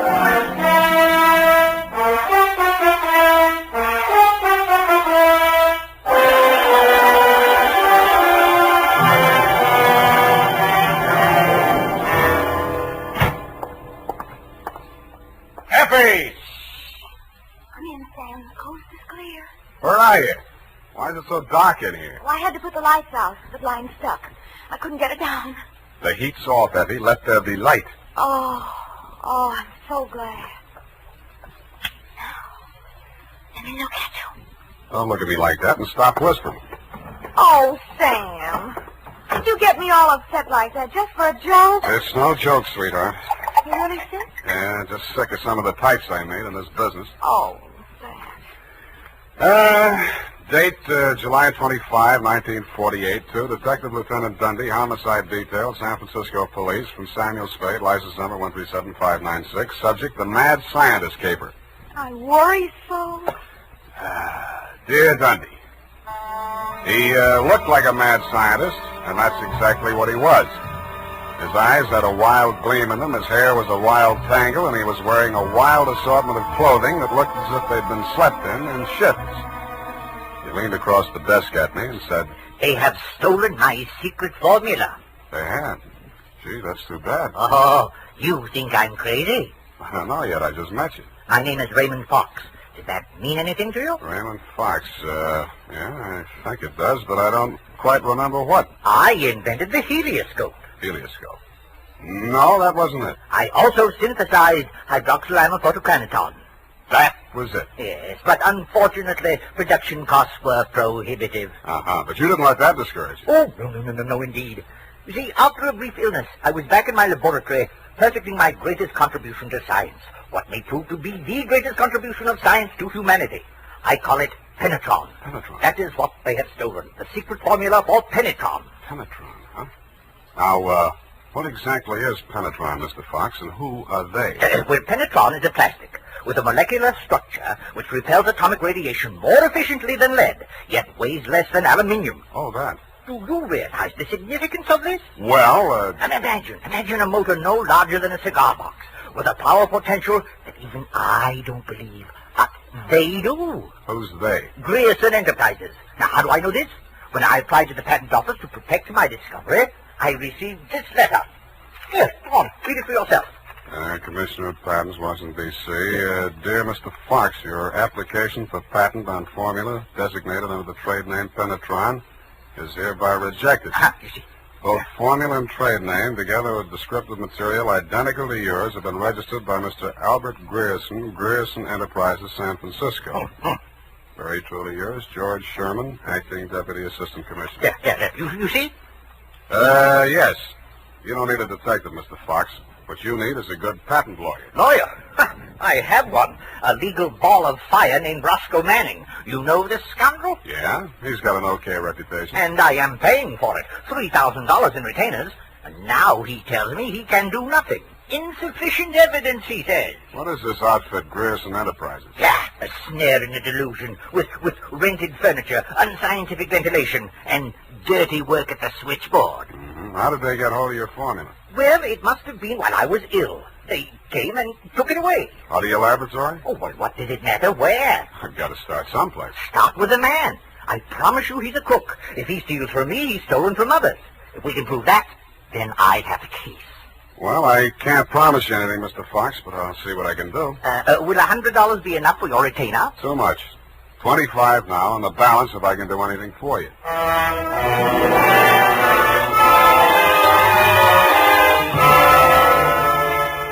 I doubted if I could even earn the 25, but if he wanted to gamble, it was okay with me. The offices of Grierson Enterprises were pretty much as he described them, a beautiful front, especially at the switchboard. Grierson Enterprises, good afternoon. No, Mr. Grierson's out of town. No, I don't know when to expect it. I'll be right with you. That's good news. Grierson Enterprises? No, he is not. No, I do not, and he doesn't want to talk to you in any case, Mr. Manning. Oh, if it would just stop. Can't you shut it off? I might as well. Nobody seems to believe me anyway. You weren't looking for him, too, I hope. Oh, please, just tell me you're selling magazines or collecting salvage or just anything. My card. Oh, detective. Mr. Grierson hasn't done anything, has he? That's what I want to find out. My client says he swiped his secret formula. Oh, not that maniac. You don't look the type. You know he's mad, don't you? Maybe yes, maybe no. Personally, I'm crazy about money. Mad money, pin money, or dirty money. Your employer didn't happen to leave any lying around, did he? No, but he has a charge account at a bar downstairs in the building when it's nearly 5 o'clock. Could you cross-examine me there? I thanked her as gallantly as I could under the circumstances. She said, wait here, I won't be a minute. And while she was gone, I made a quick frisk of the office. The file cabinet was empty. Grierson's desk contained nothing but 2 unsharpened pencils, tobacco crumbs, a rubber band, some rusty paper clips, an old gas bill, a glass ampule, broken, labeled sodium denadrine for intravenous injection, and a business card from one Roscoe Manning, attorney at law. I stuck the card in my pocket, went back to the switchboard, and in less time than it takes to tell, I was calling her Lawless, and she was calling me Sam over cocktails for two. That's all I know about it. I didn't think anything about his taking his correspondence out of the files. He often took work home with him. Mm-hmm. When was the last time you saw him? Oh, it's been nearly 6 weeks. You haven't heard from him in all that time? He was with Mr. Fox just before he left. They had a terrible quarrel, but then Mr. Grayson managed to get him calmed down, and they left the office together. And that's the last time you saw Grayson? Yes, and it's all very strange. What did that maniac tell you? That Grayson swiped his invention. Do you believe that? I didn't even believe in the invention. Now I'm beginning to think it was worth stealing. Oh, Mr. Grayson wouldn't. He's a brilliant man, you know. What else has he invented? Well, I don't know. He always had a lot of projects, but of course he never took me into his confidence. Just exactly what is your job? Oh, it's quite simple, really. I just tell people he isn't in. Yeah. Look, sweetheart, you really mean to tell me it never occurred to you that there might be something slightly fishy about Grayson Enterprises? I know. Why should it? Because there's a smell of red herring up there. It's in the air. You mean Mr. Grayson's a crook? Well, what does that make me? Worry that out on his time. Drink up.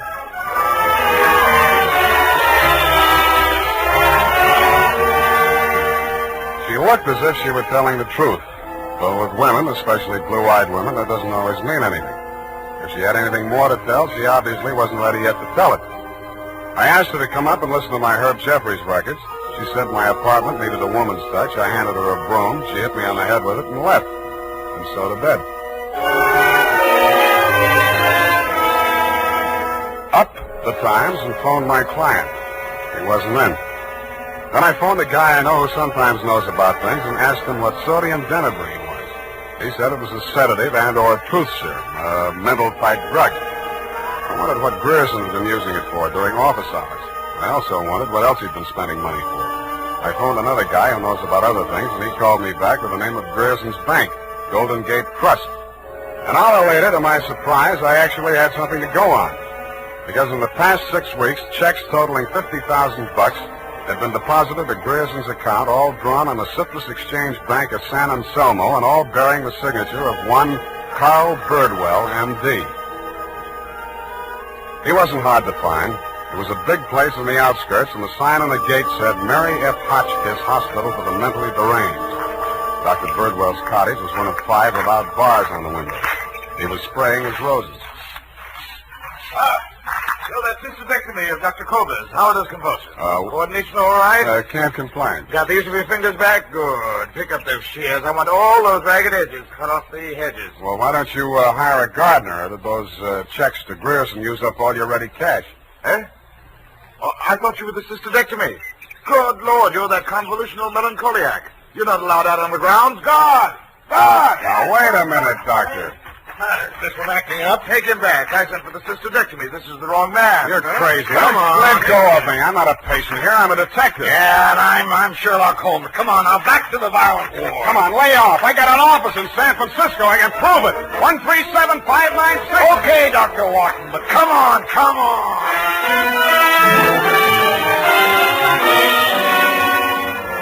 And in more time than it takes to tell, due to the guard's jiu-jitsu, I was disrobed, straitjacketed, and rolled into a wet sheet.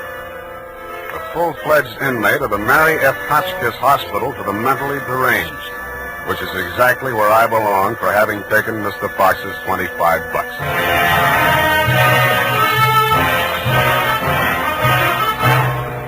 The makers of Wild Root Cream Oil are presenting the weekly Sunday adventure of Dashiell Hammett's famous private detective, Sam Spade.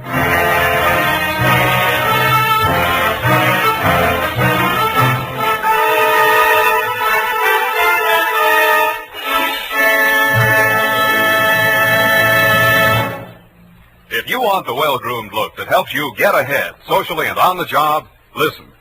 Recently, thousands of people from coast to coast who bought Wild Root Cream Oil for the first time were asked, how does Wild Root Cream Oil compare with the hair tonic you previously used?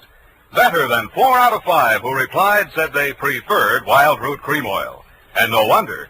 Wild Root Cream Oil grooms the hair neatly and naturally, relieves annoying dryness, and removes loose dandruff. What's more, Non-alcoholic Wild Root Cream Oil is the only leading hair tonic that contains soothing lanolin. So ask for Wild Root Cream Oil Hair Tonic. Again and again, the choice of men who put good grooming first. By the way, smart girls use Wild Root Cream Oil too, and mothers say it's grand for training children's hair.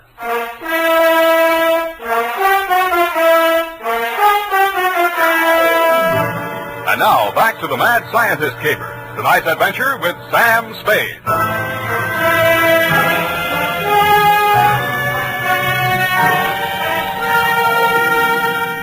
I have been shot, stabbed, slashed, pistol whipped, and sapped into unconsciousness. But until you have spent a night rolled up in a wet sheet, Dundee, you don't know what punishment is. You feel hot and cold at the same time, too miserable to sleep, too exhausted to stay awake. And after 4 hours of it, you just give up and join the crazies pushing up the daisies. There's only one thing I can say in favor of the Mary F. Hotchkiss Hospital for the mentally deranged. They get the patients up early. By 6:30 in the a.m., I have been rolled out of the sheet. By 6:45, I had thawed out enough to be taken out of the straitjacket by an orderly. I was glad to be out of it because it was very heavy, and that gave me an idea. I picked it up and swung it. In less time than it takes to tell, I was in the orderly's uniform, out of the violent wing, and shuffling up the walk through Dr. Birdwell's rose garden and through his cottage door. Good morning, Dr. Birdwell. Good Lord, who let you in here? What do you want? I was trying to tell you yesterday when I was so rudely interrupted. Eh? Oh, yes, the detective. Did you say Grierson sent you? I didn't say that. I'm afraid you'll have to be absolutely specific or I can't help you. All right. My client is an inventor who claims that Mr. Grierson stole a formula from him, got a patent on it, and stands to profit to the tune of about $1 million. The last two items check. I don't know whether Grierson's a crook or not. He's into you for $50,000, so you might know. This inventor. Pale eyes, contracted pupils, big mop of hair. That's a fair description. Fox. Raymond Fox. He's a patient, escaped from this hospital. That man, Mr. Spade, is a homicidal maniac. If you'll jog your memory, you may recall the case. Sacramento, 1935. Sacramento. Wait a minute. Chemistry professor, lab explosion? That's the case. Two of his colleagues, whom he irrationally suspected of stealing the formula for the explosive he used to blow them up. You sure they didn't? The man was adjudged hopelessly insane.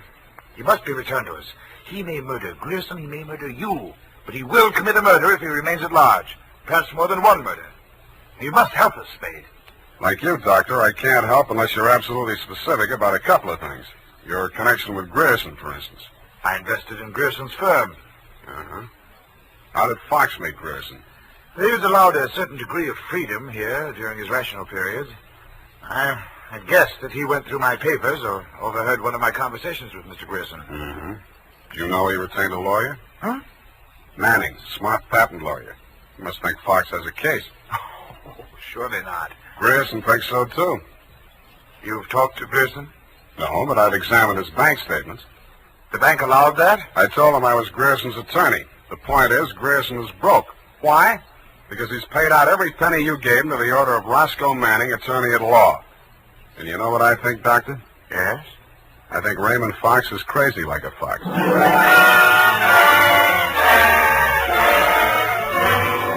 I had the same idea about Dr. Birdwell, but I didn't say so. I didn't feel up to spending another night in a wet sheet. I also didn't feel up to the interview that was awaiting me outside the gates. A limousine, only a little longer than a hearse, was standing at the curb. A round pink head with a gray Homburg on it bobbed out at me from the driver's seat and said, Mr. Spade? Yeah?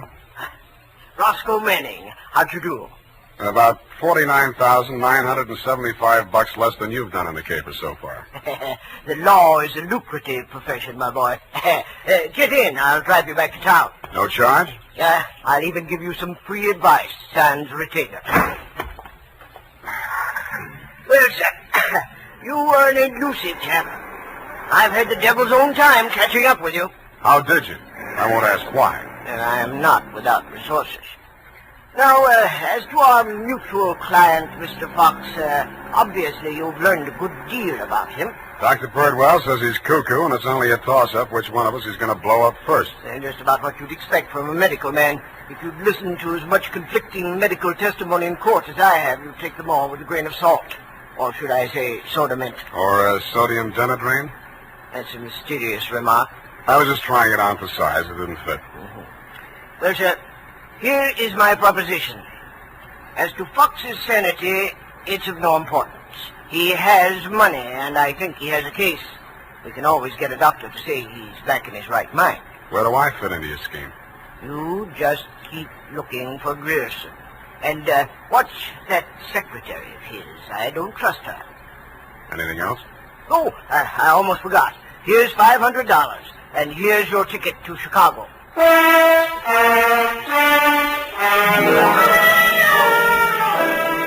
I don't know why, but somehow I got the impression that Mr. Manning was trying to get rid of me. He should have used that ticket to Chicago himself. We stopped at Sausalito for breakfast, and the condemned man ate a hearty meal. We drove the last mile through the Marina District and pulled up in front of his house. Well, sir, have a nice trip. Or take the car, Mr. Spade. I'll pick it up at the depot. Goodbye. It's been charming. Goodbye. He backed across the sidewalk, waving, and I waved back. Then he went up 3 steps, put a key in his door, and opened it.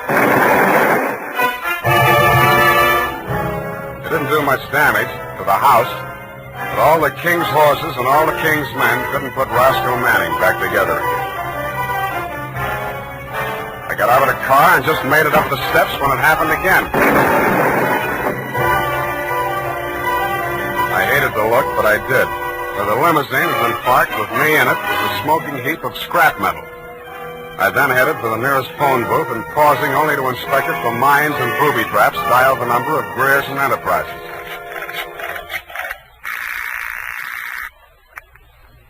Grierson Enterprises. Lois, Sam Spade. Sam, darling, thank you for the present. What present? I haven't had a chance to open it yet, but I think I can guess what it is. A traveling clock. You mean a package arrived and it ticks? Oh, darling, don't be such a tease. Now, Lois, listen. Oh, all right, I'll open it now. Throw it out the window. No, don't do that. Pedestrians, innocent bystanders. Have you got a metal wastebasket there? I think so, yes. Well, fill it up with water and throw the package into it. And ruin my lovely clock? It is not a lovely clock. It's a lovely booby trap. Oh, go on. I'm serious. Manning just got one of them, and what's left of him is on the way to the morgue. Oh, I think I'm going to faint. Lois! Lois! Wake up! Pour some water on yourself. Hello, hello!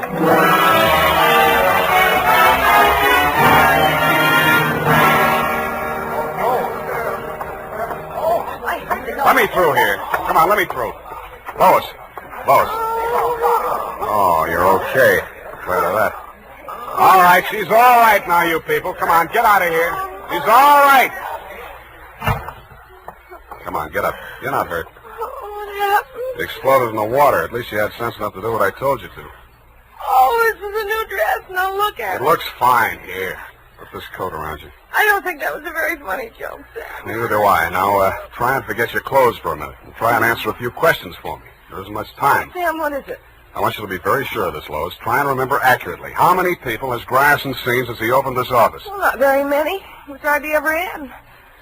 It's strange. Now that I think of it, I can only remember 2. Mr. Manning and that mad scientist man, Mr. Fox. Yeah, did you hear any of the conversation between Grierson and Fox?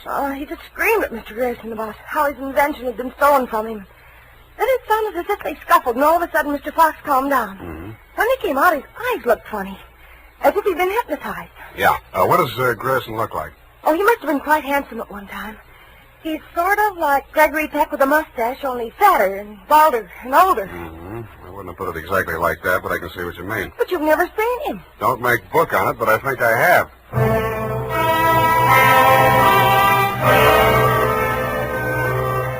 I made 3 phone calls.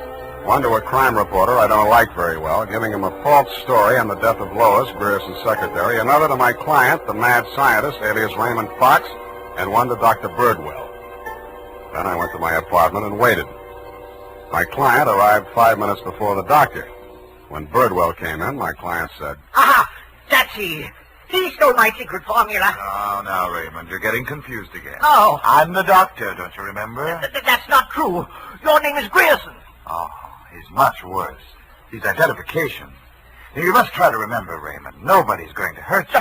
But you'll be much sicker if you don't remember. But I do remember. I remember everything. Do you remember setting the bombs at Manning's house and the one you sent to Mr. Grierson's office? No. Grierson isn't dead. You're Grierson. No, Grierson isn't dead. Only that poor girl. No. She didn't steal my formula. It was you. Oh, you're trying to mix me up. I'm trying to help you. Now, roll up your sleeve. I'll give you something to quiet your nerves, and we'll go back to the hospital. Put it away, Doctor. You've helped them enough. Huh? Now, look here. This man is my patient. He needs medical attention. I won't argue with you, but I think you'd better get it from some other doctor. Right now, he's making more sense than you are. Just keep on the way you're going, Spade, and I'll have you back in that wet sheet. I did it once, and I can do it again. Sit down. You got delusions of grandeur. Stop shaking, Raymond. I said you're making more sense than he is, and I can prove it. You think you're very astute, don't you? No, I'm stupid, but I'm lucky. I should have tumbled to the whole caper when I found that you'd invested 50,000 smackers in Grierson Enterprises. When I found out that Raymond was an escaped patient, I should have tumbled to what that Denadrine file was doing in Grierson's desk. I should have known then that you and Grierson were one and the same person. I told you. When I discovered that you'd paid Manning all that shakedown money, I should have known you were planning to knock him off and everybody else who could identify you. But it didn't work out that way. I got out of the car before it blew up. Dumb luck. And you can identify me as Grierson? I don't have to. Oh, God. Surely you're not counting on Raymond's sanity to that extent. He can't even remember that I was his doctor. Can you, Raymond? You're trying to mix me up. You stole my formula. I didn't kill them, did I, Mr. Spade? Now, lie down on the couch and relax, Raymond. Don't worry about a thing. Well, Doctor, what now? You relax, too. Okay, Lois, come on in. What? Lois! Why, Mr. Grierson, have you been sick? How dare you? How dare you ruin all my plans like this? You stupid girl! Okay, that's enough. Come on, get back there. Get back. Sorry, sweetheart. I didn't mean to let him get that close to you. What were you trying to do? It was an experiment, just to see what would happen. It did. So that's the way you scientific detectives work. For a hard-boiled chap, you have the vaguest way of doing things I ever heard of. Well, plans are all right sometimes, Doctor, and sometimes just stirring things up is all right if you're tough enough to survive and keep your eyes open so you see what you want when it comes to the top or something. Spade, Dundee. I'm at home. I've got two homicidal characters here, one sane and one insane. Now, if you can tell the difference, I'll let you give the story to the papers.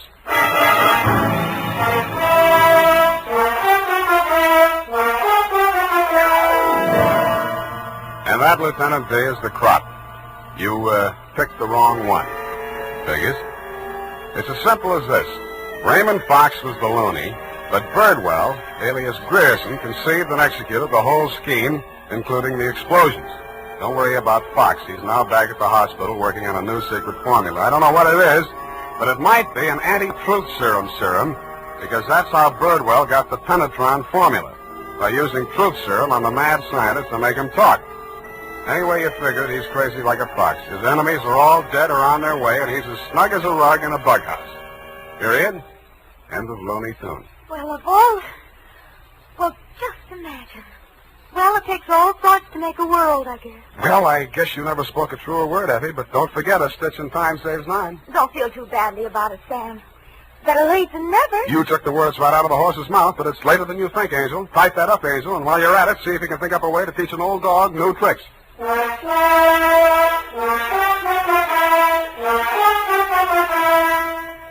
Say, mister, if you haven't tried Wild Root Cream Oil Hair Tonic, why not get it tonight or first thing tomorrow?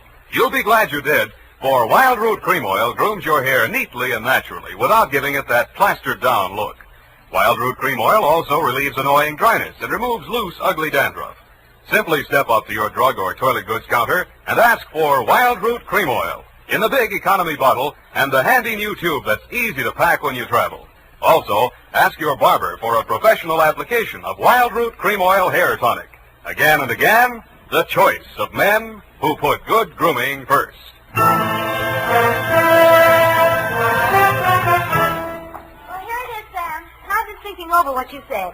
Which? About teaching an old dog new tricks. Mm-hmm. You're only as old as you feel, Sam. Then send in the application for my old age pension. Oh, Sam, I won't let you talk that way now. You're just tired and nervous and run down. Yeah, backaches, stay up nights, sour racket. You're just feeling sorry for that Mr. Fox. I wouldn't worry about him.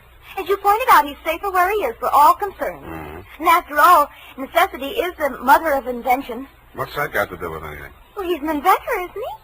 Oh, that. You see? All's well that ends well. Good night, Sam. Good night, Pollyanna. Pollyanna. Oh, she's a glad girl. Oh, no, Sam, that's Shakespeare, that old... You know best. All ashore that's going ashore. Good night, sweetheart.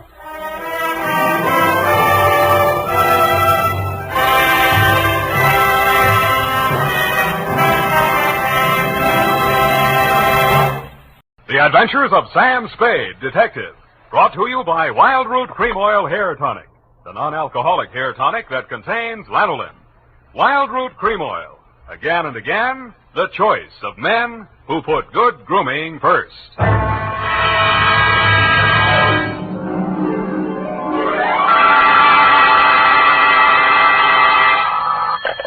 Sam Spade Detective Agency. Bernadine, anything wrong? You sound almost human. It's not Bernadine, Sam. It's me, Effie. F. But I'll tell Bernadine about your compliment. How are things? Well, I've made out as best I could. I don't want you to think that I begrudged you a vacation. After all, you have worked hard. You did deserve it. Sam Spade, is that all you have to say to me? I'm not putting the blame on you. After all, it is a state law, so I can hardly accuse you of letting me down at a time when I needed you most. You might at least ask me if I had a good time. I'm sorry if your conscience bothered you. Oh, well, it didn't. I had a divine time, and I met all sorts of interesting people. Mostly men. You don't say. What else? Well, it was this desert ranch, you know, with a lot of buttes around. You mentioned those. No, Sam, no. They're the result of erosion. Those outdoor types, they go to pieces. Sam, are you pulling my leg? Not over the phone, Effie, but stay where you are. I'll be right down to look at your snapshots. And when you have the time, I'll dictate my report on the missing Newshawk caper.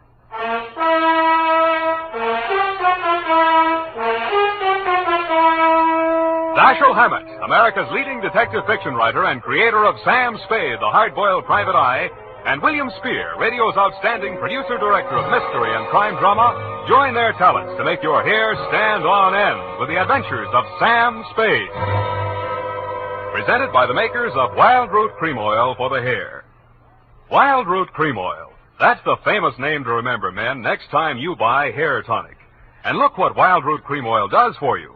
It grooms your hair neatly and naturally. Wild Root Cream Oil also relieves dryness and removes loose, ugly dandruff. Yes, men, Wild Root Cream Oil is your shortcut to really handsome hair. So be smart. First chance you get Wild Root Cream Oil Hair Tonic. Again and again, the choice of men who put good grooming first. And now, with Howard Duff starring as Spade, Wild Root brings to the air the greatest private detective of them all, in the Adventures of Sam Spade.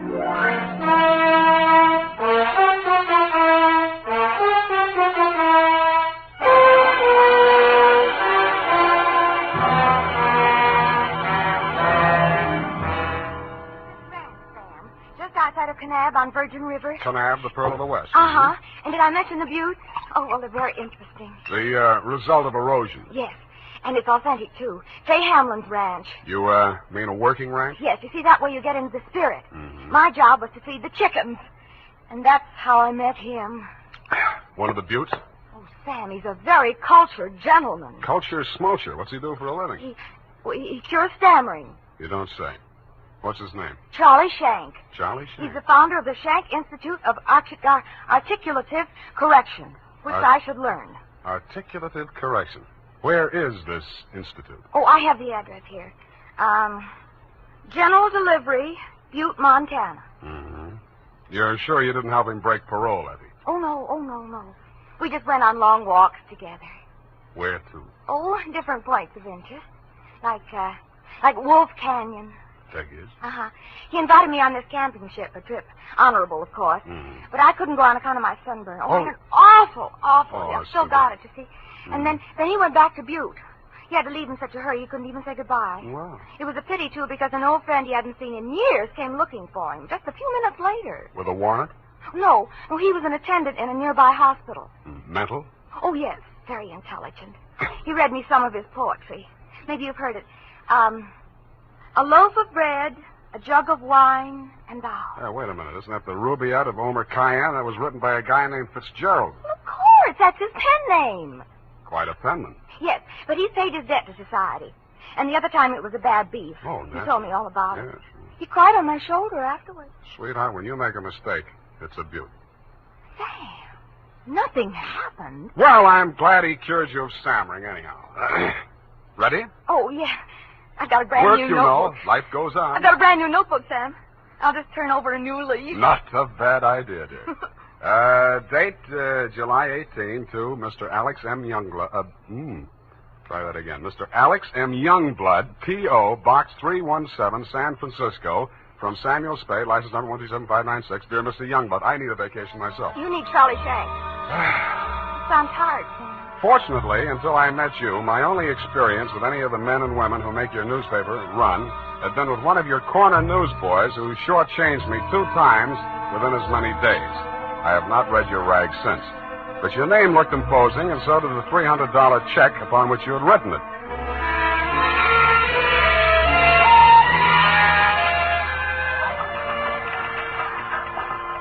Per your instructions, promptly at 4 p.m. on the 15th inst., I mushed through the litter of your city room toward a door marked A.M. Youngblood, publisher, managing editor, and city editor. I wondered if you were ambitious, frugal, or 3 men. I did not know that you had good taste until I saw the trim, 20-ish, and toothsome secretary in your outer office. Hello. You're new here, aren't you? Well, I'm not exactly here. I'm just here to see Mr. Youngblood. Oh. The name is Spade. Samuel Spade? Sam, except for my most intimate friend. Well, my advice to you, Sam, is to beat a hasty retreat. He's in a foul mood. Oh?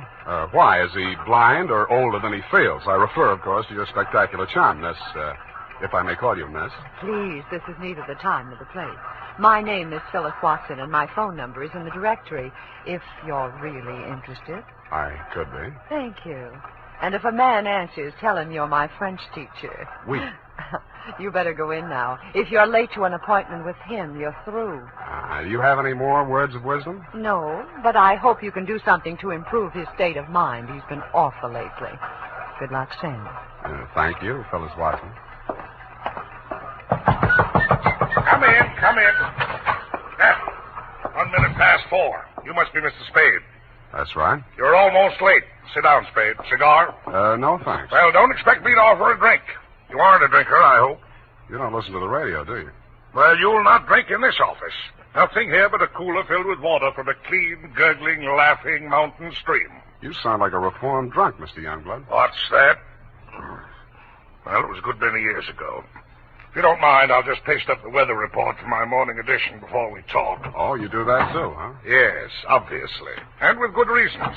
I remind myself that I was once a copy boy, and I find it a splendid way to, at least once each day, to lower myself to the level of the working man. There we are. Very hot in Phoenix, I see. Mm-hmm. Just what do you want a detective for, Mr. Youngblood? I was coming to that, Mr. Spade. Sorry. Now, well, first let me warn you that your assignment is a highly confidential one. They all are. In this case, a man's life may be at stake. Mm-hmm. The situation, my newspaper, at my order and under my guidance, has launched a campaign against crime. Not aimed at the petty criminal, but at the easy-living leeches at the controls of the rackets, the hoods in bankers' clothing, the mansion-house parasites who direct the pickpockets, the second-story men, the housebreakers, who gamble away $500,000 a year and pay income tax. Don't go to pieces. Of that amount. Yes, I understand. You're after the boys on the safer side of the fences. Oh, nicely put, Spade, yes. Thank you. Well, the long and short of it is this. The author of the expose series, Ray McCulley, my top crime reporter, has been missing for 2 days. I want you to find him. What makes you think he's still alive? Good heavens, Spade. Why must you suggest that he isn't? Because if I were a mansion-housed parasite in danger of being unhoused by a newshawk, I'd see said newshawk standing in a cement block on the bottom of the bay. I will accept that only when no stone has been left unturned. Every straw and every haystack has been searched. Every... nook and cranny? Yes. Sounds as though you need at least one police force, Mr. Youngblood. Now, why don't No, you no. Impossible. We've already had a brush with the police over the expose. I'll not be dictated to at this stage of the game. I started this investigation, and I'll finish it alone. Well, it's a pretty big order, Mr. Youngblood, but times are tough. I'll see what I can do. Good. I hereby turn over to you all the resources and power of this, my newspaper. When one of my reporters is in trouble or danger, sir, I will spend every penny of my fortune, if necessary, to deliver aid and succor to his side.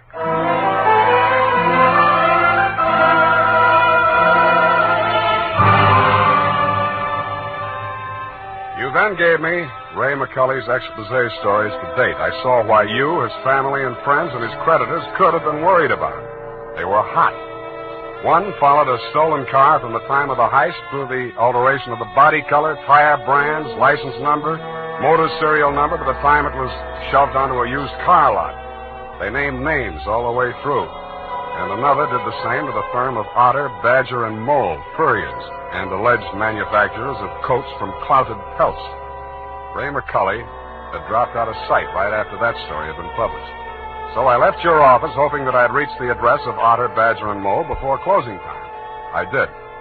The plushy showroom was occupied by a dozen attractive fur-bearing models, female, but waxed. The live models, male, were wearing padded shoulders, pointed shoes, and coats tailored for underarm artillery. They would have looked more natural at Madame Tussaud's waxworks, Bertram the burglar section. Hey, what'll it be? Something for the little woman? Where do I find Mr. Otter? You the law? Leo sent me. He's in his office. Come on. Oh, wait a minute. Don't crowd me. You say you want to see the boss? On business. Stop nudging me with a rod. In there, hey, move. Okay. Hey, boss. Yes, Woody? Here's Joe here to see you. Leo sent him. Well, nudge him in, Woody. No nudging, Woody. Well. So Leo's sending a man to see me. I wonder why. If you'll comb this character here out of my hair, I'll try and tell you. Sit down, Woody. Thanks. You're new in town. Yeah, that's why Leo sent me. A local muckraker named Ray McCully interviewed you. He also interviewed Leo, but it didn't get printed yet. Leo wants to find him. So do I. How can I help? Well, he walked out of here, went to his hotel, wrote the story, and mailed it in. That's the last anybody's seen of him. Leo was just sort of hoping that you'd already taken care of him. Not yet. That's all I wanted to know. Thanks. Just a moment. Yeah? Leo sending you out alone? Why not? That's a tough boy, that McCully. He's got plenty of protection. That's what you need. What kind of protection? Go along with him, Woody. Who, me? You're Woody, aren't you? Now, look, Mr. Otter, I don't want to look a gift horse in the mouth, but the way I see it, this is a lone wolf type caper. Hey, what's the matter, hey? You think I'm too good for you? Well, Woody, I wouldn't say that. Good, it's settled then. Take care of him, Woody, and don't mix it up with any of Leo's boys. If he's out to get that rat McCully, he's our friend.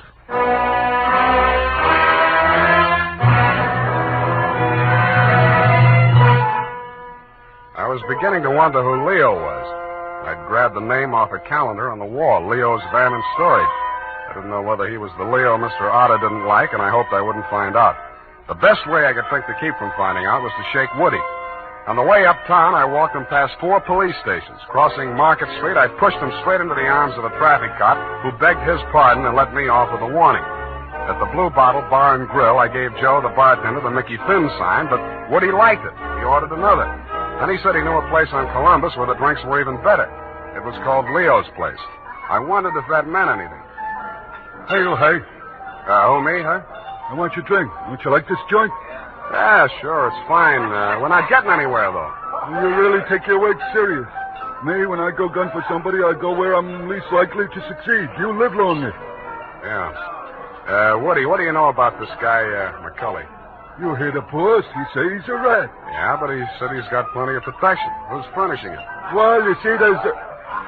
Boy, oh, boy. Look at what just walked in. I looked. What I saw was not disappointing. She was wearing a skin-tight black satin with a plunging neckline and a new look only in places where it didn't matter. But she still looked enough like your secretary, Phyllis Watson, to be out of place in Leo's place. She didn't stay there long. She made a beeline through the kitchen to the rear exit. I made a beeline right after her. Woody was breathing down my neck as I started up the rickety outside stairway at the back of the building. I stopped the landing and turned around to face him. See you later, Woody. I didn't wait to see if he made it all the way to the bottom of the stairs. I was more interested in what was going on at the top. A door had opened, and Phyllis stepped inside. The man who let her in looked like Ray McCully. Who are you? The name is Spade. I don't know that name. Your boss hired me to find you. Private Dick. Yeah. Can I talk to you for a minute? Sure. Put your hands behind your neck and walk up slow. Okay. All right. Go inside. What's the matter? You're not acting glad to see me. This is the guy, fellas. Yes. Alex hired him this afternoon. There, you see. Now, what do you want me to tell Youngblood? You're not going to tell anybody anything. Oh. It caught me right behind the ear. The last thing I saw was that plunging neckline as Phyllis rushed forward. I didn't know whether she was rushing to my rescue or to get in a few licks of her own. 5 seconds later, I didn't care. As the design of the linoleum slammed up at me, I had just time to wonder why, of all the people who were looking for Ray McCully, I had to find him. Then I was out. Boing. Maced for my pains.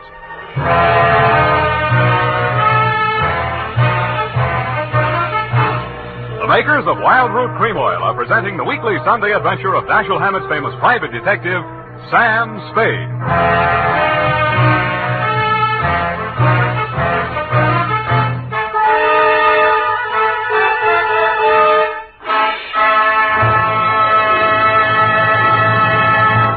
If you want the well-groomed look that helps you get ahead, socially and on the job, listen. Recently, thousands of people from coast to coast who bought Wild Root Cream Oil for the first time were asked dryness and removes loose dandruff. What's more, non-alcoholic Wild Root Cream Oil is the only leading hair tonic that contains soothing lanolin. So ask for Wild Root Cream Oil Hair Tonic. Again and again, the choice of men who put good grooming first. By the way, smart girls use Wild Root Cream Oil, too. And mothers say it's grand for training children's hair.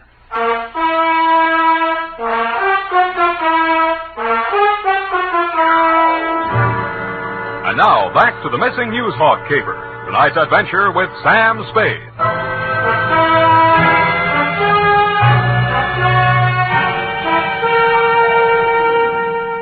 I was lying on the floor in a room with nothing in it but a sink, an army cot, a square of dirty linoleum, and a body. I staggered to my feet, ran some cold water over my head, and took a closer look. It was Ray McCully. He was a very dead crusading reporter. He'd been stabbed clean through with a long-bladed kitchen knife. It said on the handle, property of Leo's place. I went through his pockets. In his wallet, a press card, a police card, union card, and 10 genuine, crisp, new $1,000 bills. That gave me a line on the killer. He was crazy. So was I. I left it on him, too. Folded up in his vest pocket, I found 2 newspaper clippings, one from the Chronicle and one from your paper, both weather reports for the same date. It was very hot in Phoenix, according to both papers. But according to your weather report, the temperature in Needles, California was 135 degrees. That needled me. So did the slip of paper I found on his shoe. The number 9 and a date had been stamped on it with a rubber stamp. The date was the same as that of the weather reports. I turned it over. It said Ruthie's Booth, Manson Bowling Alley.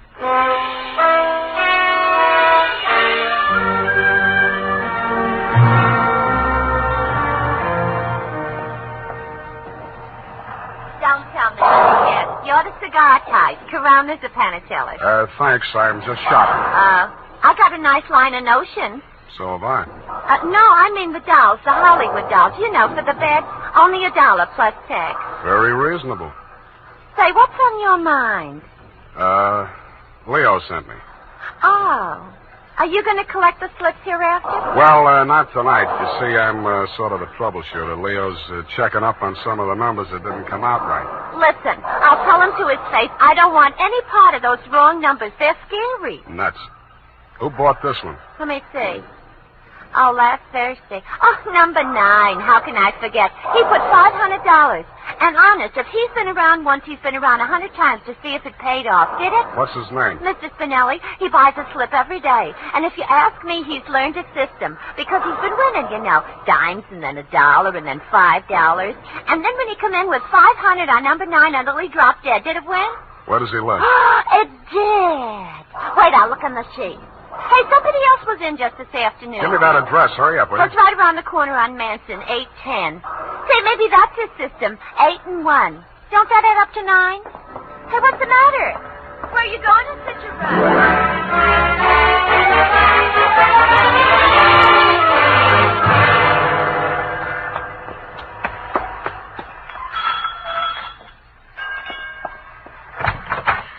Please, come back later. Tomorrow. Next week. Are you Mrs. Spinelli? Yes, please. I had so much trouble. Is your husband home? Oh, my poor man. They take him away. He's dead. Oh, I'm sorry. How did it happen? Who are you? I'm a detective. Maybe I can help you. May I come in? All right. Come on.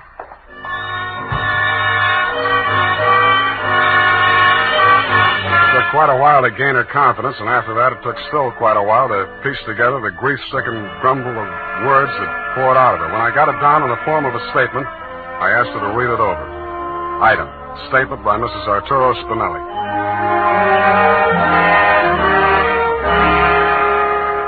All the time he played those numbers. I told him they're just a bunch of gangsters. They don't let you win. Then he met this man McCulley, a writer for the newspaper. My husband says this man shows him how to win. He wins and wins. Then he goes to bank and takes out all our savings. I begged for him not to do it. But no, he was greedy. And this McCulley poisoned his mind. Sure, he won. He brought the money home in his hand. $10,000. I don't want it. I'm scared. I took it while he was sleeping with wine and gave it to the men. I tell him all I want is the 500. He tried to tell me we do good. We help catch the big gangsters. I say we don't want to do so good we get murdered in our bed. So he says, okay.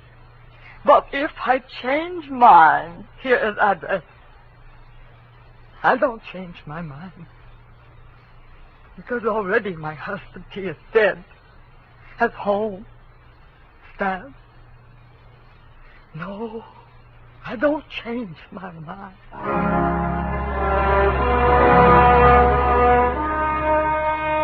She signed it, and I left her alone with her grief. I wasn't working for you anymore, Mr. Youngblood. You hired me to find you a reporter, and I had. And I wished I hadn't. The rest of it I did for myself. You weren't in your office when I got there, but Phyllis was. I found her behind the city desk in the act of dropping tomorrow morning's weather report into the slot. I grabbed it out of her hand. What? Oh, it's you. Where's your boss? At home, I guess. We'll talk in his office. Come on. Sam, I can explain how I have You're going to to explain plenty before I'm finished with you. Sit down. Oh, you... I have to be so rough. What's the matter with you? Plenty. I'm stupid. I was stupid to take this job, and I was stupid to play it cagey with you. I should have beaten the story out of you before the trouble started. It's a little late in the day now, but not too late to send you up for McCulley's murder. Oh, you're insane. Ray McCulley was... I'm the only one who ever tried to help you. And I'm the only one who can place you in that room, not 10 minutes before the murder. I told you I can explain Stop trying to save your own skin. Spinelli was only one of a 500,000 poor dumb yucks that lose their nickels and dimes and dollars every day in the policy racket. Only he had the bad luck to win. There won't be any more lucky dead people like him if I have to make a patsy out of you to stop it. It won't stop it. Nothing will. Ray talked big and brave like you. Now he's dead. Yeah, with $10,000 dirty money in his wallet. I won't let you say things like that. Ray was an honest reporter, too honest. He thought Youngblood meant what he said about that cleanup campaign. Yeah, he did. He wanted to run this town by himself, clean up his competition. When Ray started collecting material on the numbers racket, he still thought Youngblood was on the level. But that was before he stumbled onto the thing about the weather report. Yeah, that was a new one. The old Dutch Schultz mob used to add up the stock market quotations. If they cheated, they knew their customers weren't good enough at arithmetic to prove it. But who knows how hot it is in Phoenix unless they live there. I don't know what you're talking about. Listen. That's how the number game works, sweetheart. The suckers pick a number from 1 to 10, see? The operators tally up the slips, and the least popular for that day has to win. The weather report doesn't have to pass through the copy desk, and with Youngblood pasting it up with a few strategic corrections, it was easy to make their winners look as if they were on the level. Oh. But of course, you had no way of knowing that. You only watched them do it day after day. You know, I couldn't understand why he did those things. It seemed silly falsifying a weather report, but it didn't seem as if it could do any harm. What did you meet McCulley for? To get your cut of the 10 grand Spinelli was killed for? How dare you? I went there to warn him about you. Who killed him? I don't know. You're lying. All right, I'm lying. But I can prove that Ray was on the level. I've got the proof right here. The whole story he wrote on the numbers racket, even naming Youngblood as the head of it, his own publisher. I went there to get it. I was going to take it to another newspaper. Why didn't you? I can't tell you that. You don't have to. Mrs. Spinelli was confused, grief-crazed. She had to put the blame on somebody, and when she did, she got her revenge the only way she thought she could. She may have been right about that, but she killed the wrong man. Why didn't you tell me you knew who killed Ray? I wanted to give you a chance to tell me yourself. I'm glad you didn't.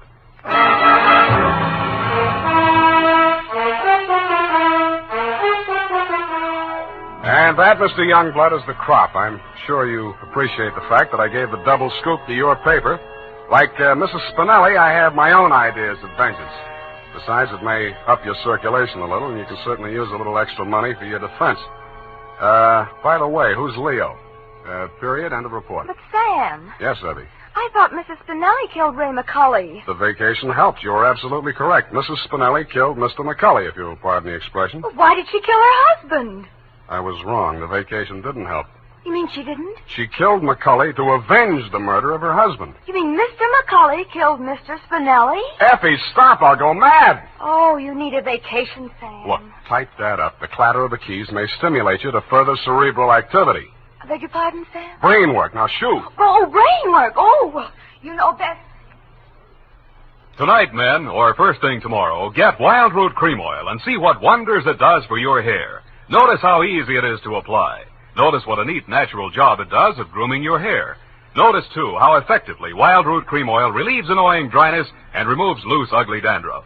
No getting around it. Once you try it, you'll never be without it. So tonight, or first thing tomorrow, call at your drug or toilet goods counter for Wild Root Cream Oil. Get the big economy bottle and the handy new tube that's easy to pack when you travel. Also, ask your barber for a professional application of Wild Root Cream Oil Hair Tonic. Again and again, the choice of men who put good grooming first. Well, here it is, Sam. And you were absolutely right. The typing cleared my mind. It's all clear now except for one thing. Well, let's clear that up right away. Why did Mrs. Spinelli kill her husband? She did not kill her husband. Oh, I'm sorry.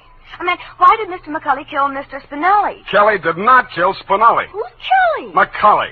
McCulley's real name was Kelly? Now, let's start all over again. Disregard everything we said up until now. Make your mind a complete blank. All right, Sam. In the first place, McCulley did not kill Spinelli. That's what I said. It was his wife, wasn't it? Now, wasn't it, Sam? Oh, stop teasing me. Hey, why do you look at me like that? Effie, Mr. Spinelli was killed by one of the policy racket hoods to get back the 10 grand he won on the numbers game. Then how did the money get into Kelly's pocket? McCulley's. Why do you insist on using his alias, Sam? Effie, that was a tip of the tongue. I mean, look, Mrs. Spinelli took it to him because she was afraid her husband might be killed for Then it. why didn't they take the money when they killed him? Because Mrs. Spinelli had already taken it. Then she did kill him. Go home, Effie! All right, Sam. I'm sorry I'm so irritable to you, but I thought it... Well, it's been so long since I've been here, you know, Sam, Angel, you're just tired. Vacations have a habit of doing that to you. After a week or two in the office, you'll be all rested up again. I'll take it easy. You act as though you thought my mind were affected. Come here. Sam, now don't, my sunburn. Yeah. Oh, it hurts. It's nice to have you back. You look good, too. All tanned and healthy. Your roof. It's great. I think my nose is peeling. Well, don't pick at it. Good night, Sam. Good night, sweetheart.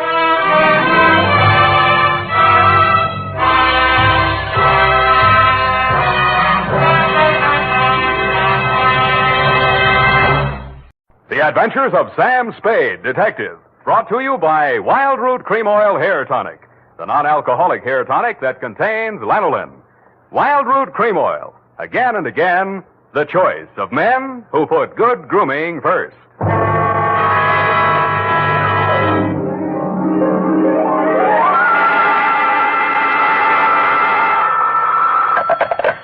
Sam Spade Detective Agency. Are you still there? I believe that interpolation is hardly rhetorical, Mr. Spade. To what have you been up, if you'll pardon the expression?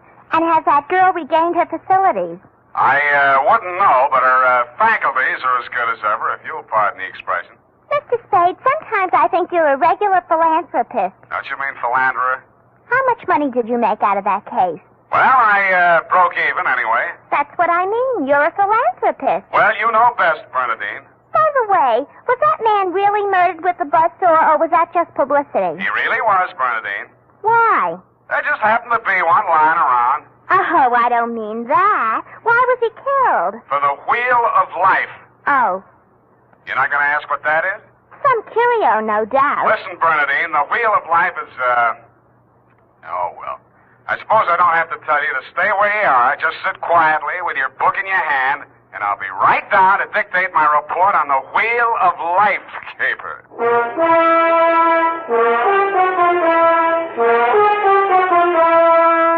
Dashiell Hammett, America's leading detective fiction writer and creator of Sam Spade, the hard-boiled private eye, and William Spear, radio's outstanding producer-director of mystery and crime drama, join their talents to make your hair stand on end with the Adventures of Sam Spade. Presented by the makers of Wild Root Cream Oil for the hair. Come on, mister, give the gals a break. Treat them to a look-see at a really handsome head of hair, neat, well-groomed hair, the way yours is going to look when you spruce up with Wild Root Cream Oil Hair Tonic. Famous Wild Root Cream Oil grooms your hair neatly and naturally, relieves annoying dryness, removes loose, ugly dandruff. So, how about it, men? Why hold off any longer when now's the time to get Wild Root Cream Oil Hair Tonic? Again and again, the choice of men who put good grooming first. And now, with Howard Duff starring as Spade, Wild Root brings to the air the greatest private detective of them all in the Adventures of Sam Spade.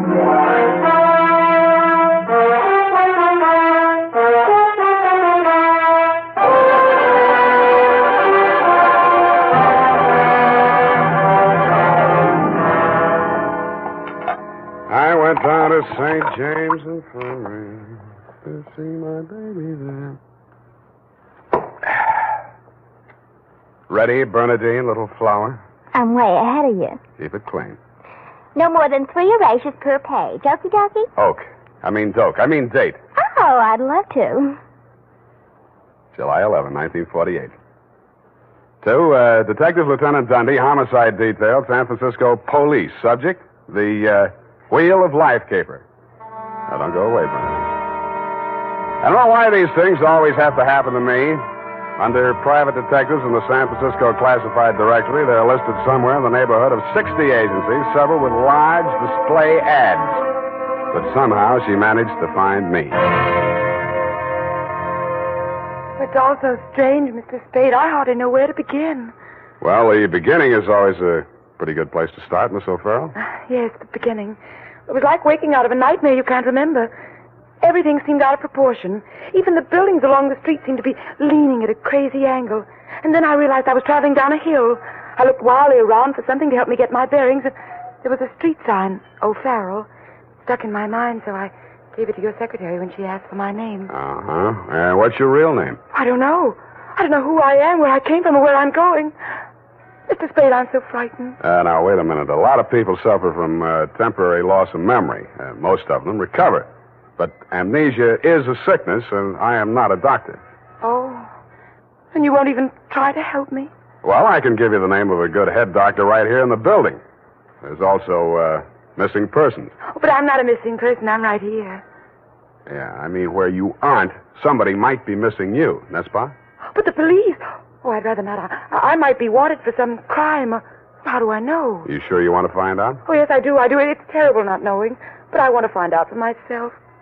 Can't you understand that? What do you think I can do for you? You might save my life. From what? I'll try to tell you exactly how it happened. First, I looked at my watch. It was 3 minutes past 10. The cable car stopped at the corner and a man got on. I couldn't remember ever having seen him before, but then I couldn't remember anything. He sat down beside me and he caught hold of my arm. I tried to pull away. You can see the marks, Ray. Yeah. Well, who was he? He acted as if I was... I think I know what you mean. Did you find out who he was? No, I was too frightened to speak. What did he say? He sort of growled it out of the side of his mouth, but it sounded as if he said, Lathrop wants to see you. Mm-hmm. You remember anybody named Lathrop? I can't remember anything before 3 minutes past 10 this morning. Well, let's go on with since then. The guy grabbed you, said somebody named Lathrop wanted to see you, and then what? I went into a panic. I managed to jerk away from him, and I jumped off the moving car, and then I looked in the classified section, and I found you. Why me? I don't know. The name, I guess. A spade to dig up my past. Please, Miss O'Farrell. Do you think I'm very silly? No, I think you're very beautiful. I wish you could remember whether you're married or not. Oh, no. Well, at least I have no wedding ring. What have you got? I mean, besides what's visible. Well, I couldn't find much of anything. I went over my clothing. There don't seem to be any marks of any kind. Oh. Well, you got any money? A little over $300. Let's have it. The purse, too. All right. Lipstick, aspirin, bobby pins, Kleenex. Nothing here. They couldn't have been bought in any drugstore. Powder. Hey, what kind of powder is it? Then there was this in my coat pocket. A match folder. Sailor's Rest Bar, Hotel Calcutta, 1100 Embarcadero. Little number written inside. 120. What's that, a room number? I don't know. My purse, you have to destroy it. Here's $10 of your own money. Buy a new one. Wow. Did you find something? Coin, Chinese bit. Good luck piece, probably sewn in by whoever made it, maybe in China. That ring any bells? No. No, I'm afraid not. Shoe. What? Your right shoe. Let's see it. Take it off. You aren't going to tear it up the way you did the purse, are you? Dust. Plaster dust. Is that a clue? I don't know, is it? I'm not a detective. Well, you are in this case, baby. If it doesn't mean anything to you, it doesn't mean anything. Well, it doesn't. That's everything. What am I going to do? Well, let me see. First, we better give you a name. O'Farrell's all right. You look like, Lana would do, but, well, that's in use. How about, Poppy, for forgetfulness? Poppy O'Farrell. That's a funny name. No, you think so? I think I like it. You do? I think I like you, too.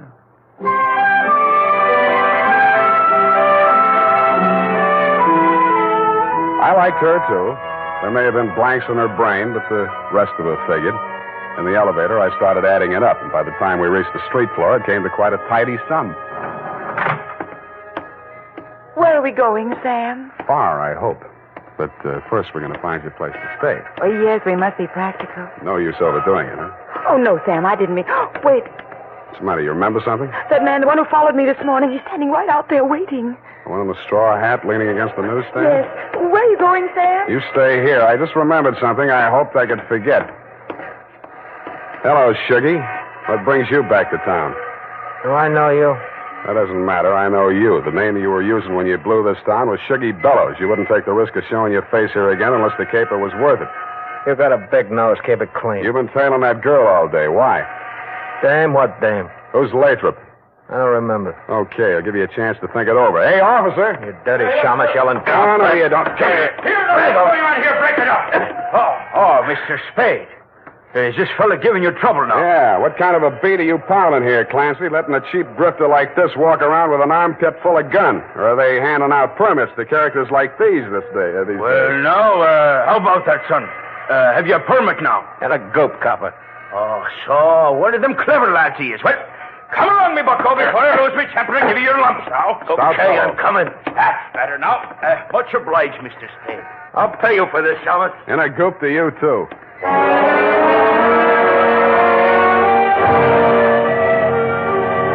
I was sure he would, but I was also sure that I wouldn't have to worry about him for the rest of the night. I checked Poppy O'Farrell in at the Belvedere, locked her in her room, and told Tiny Stover, the house dick, to keep an eye on her. When I left him, he was, and he seemed to be enjoying his work. Then I headed for the Embarcadero.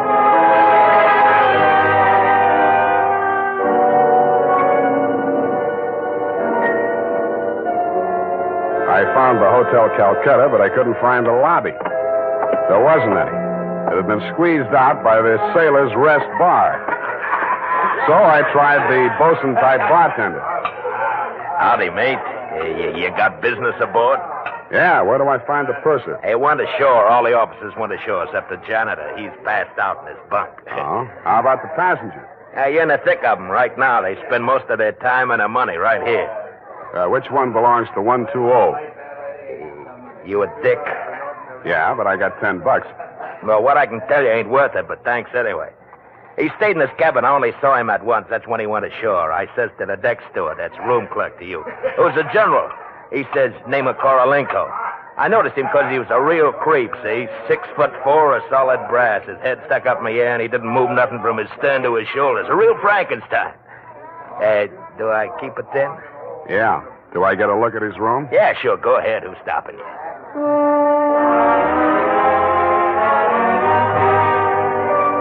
So I went. Nobody stopped me until I opened the door to 120. Then I stopped myself. It was an inside room with one small window and an air shaft, but it looked as if a flurry of snow had blown in. The floor and the rest of the flat surfaces were sprinkled with a fine, dirty white powder. It wasn't snow, it was dust, plaster dust, like the stuff I'd found in Poppy's handbag and on her shoes. I shook the place down, not expecting to find anything. I didn't until I opened the wardrobe.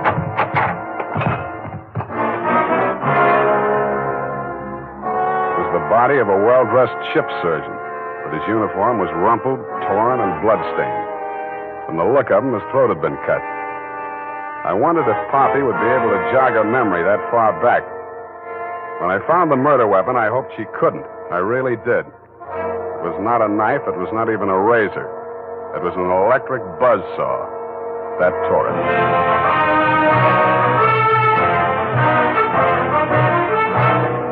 The makers of Wild Root Cream Oil are presenting the weekly Sunday adventure of Dashiell Hammett's famous private detective, Sam Spade.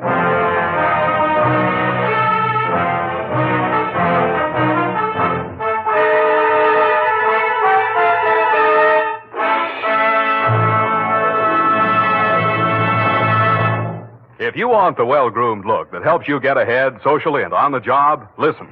Recently, thousands of people from coast to coast who bought Wild Root Cream Oil for the first time were asked, how does Wild Root Cream Oil compare with the hair tonic you previously used? Better than 4 out of 5 who replied said they preferred Wild Root Cream Oil. And no wonder. Wild Root Cream Oil grooms the hair neatly and naturally, relieves annoying dryness, and removes loose dandruff. What's more, non-alcoholic Wild Root Cream Oil is the only leading hair tonic that contains soothing lanolin.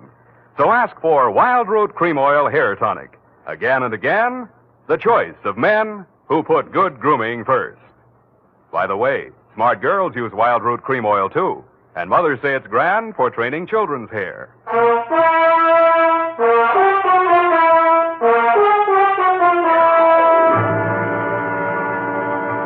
And now, back to the Wheel of Life caper. Tonight's adventure with Sam Spade.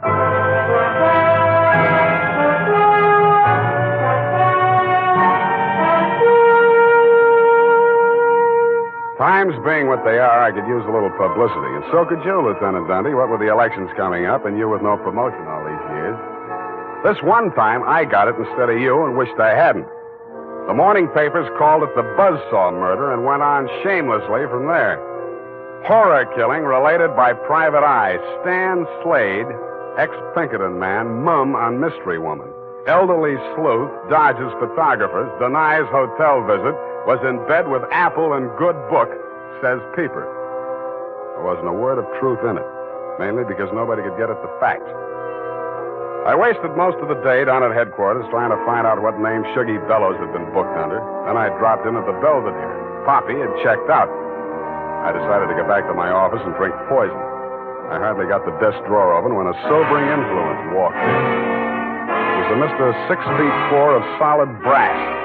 The Frankenstein who had been described to me by the bartender as the occupant of room 120. Excuse me. I am Korolenko. Please, I shall sit down. I am so heavy. Make yourself at home. Mr. Slade. Slade. Excuse me. I am so heavy. I am Korolenko. So you told me. I am really Spade myself. So, why are she hiding from me? Who? That girl, Miss Paget. Her I am paying 1 month in advance, $300 American. Me, she have dessert. I am not rich, only moderately wealthy. But you understand, it's not question for money alone. That ship's doctor, he was most kind to me. He cared to me even after I arrived. Now he are dead for his pains, his dirty trick. Yeah, I know how you feel. Now, if you'll take it a little easy, I think we'll get farther. You say this girl's name is Paget, and she traveled with you. From Macau, where she is the Florence Nightingale for Portuguese hospitals, forcing me to employ her, all others being Chinese nuns. That figures. You sick? No, only I am so heavy. They are breaking my back in traffic accident, a rickshaw collusion. You're wearing a plastic cast? Yes, like a turtle. I am closed with my neck sticking out. Look, see? Now it is better as before. The ship's doctor trimmed the rough edges with buzzsaw. Buzz, buzz, buzz. I can walk. But it's like soot from armor, for which I alive. Look.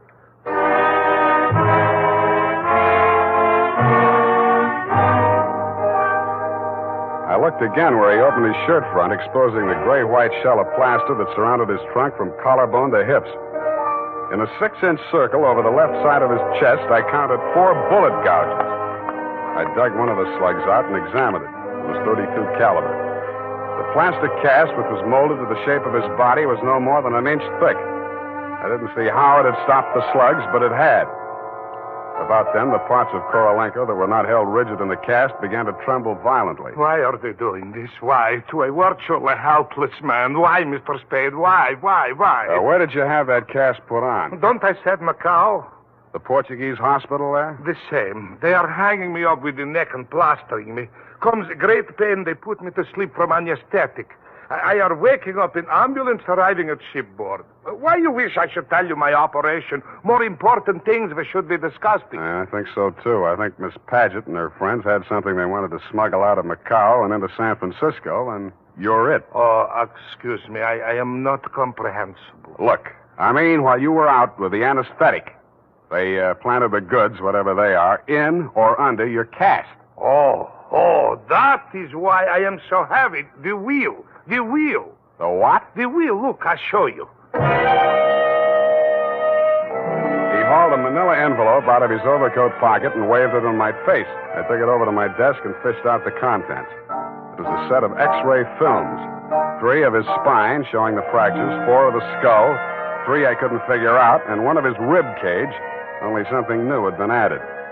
In silhouette, it looked like the wheel off of a child's wagon. What is it, this wheel? What to do?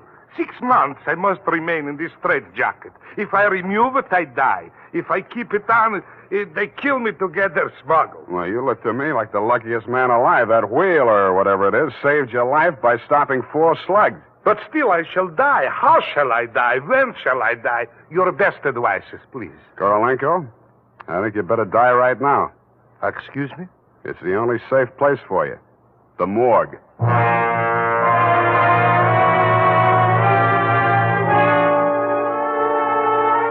I called my friend Maxie the morgue man, gave him pitch number 137596. He agreed to play along. An hour later, I stood on the curb, head bowed, hat in hand, as the morgue wagon drove away into the gathering mist. Straight facing the way, What do you want, Shuggy? I want to blast this gun straight through you, and I will if you give me any excuse at all. You sound like you mean that, Shuggy. You're getting smart, Shamus. Now get going. Where to? Mr. Lathrop wants to see you.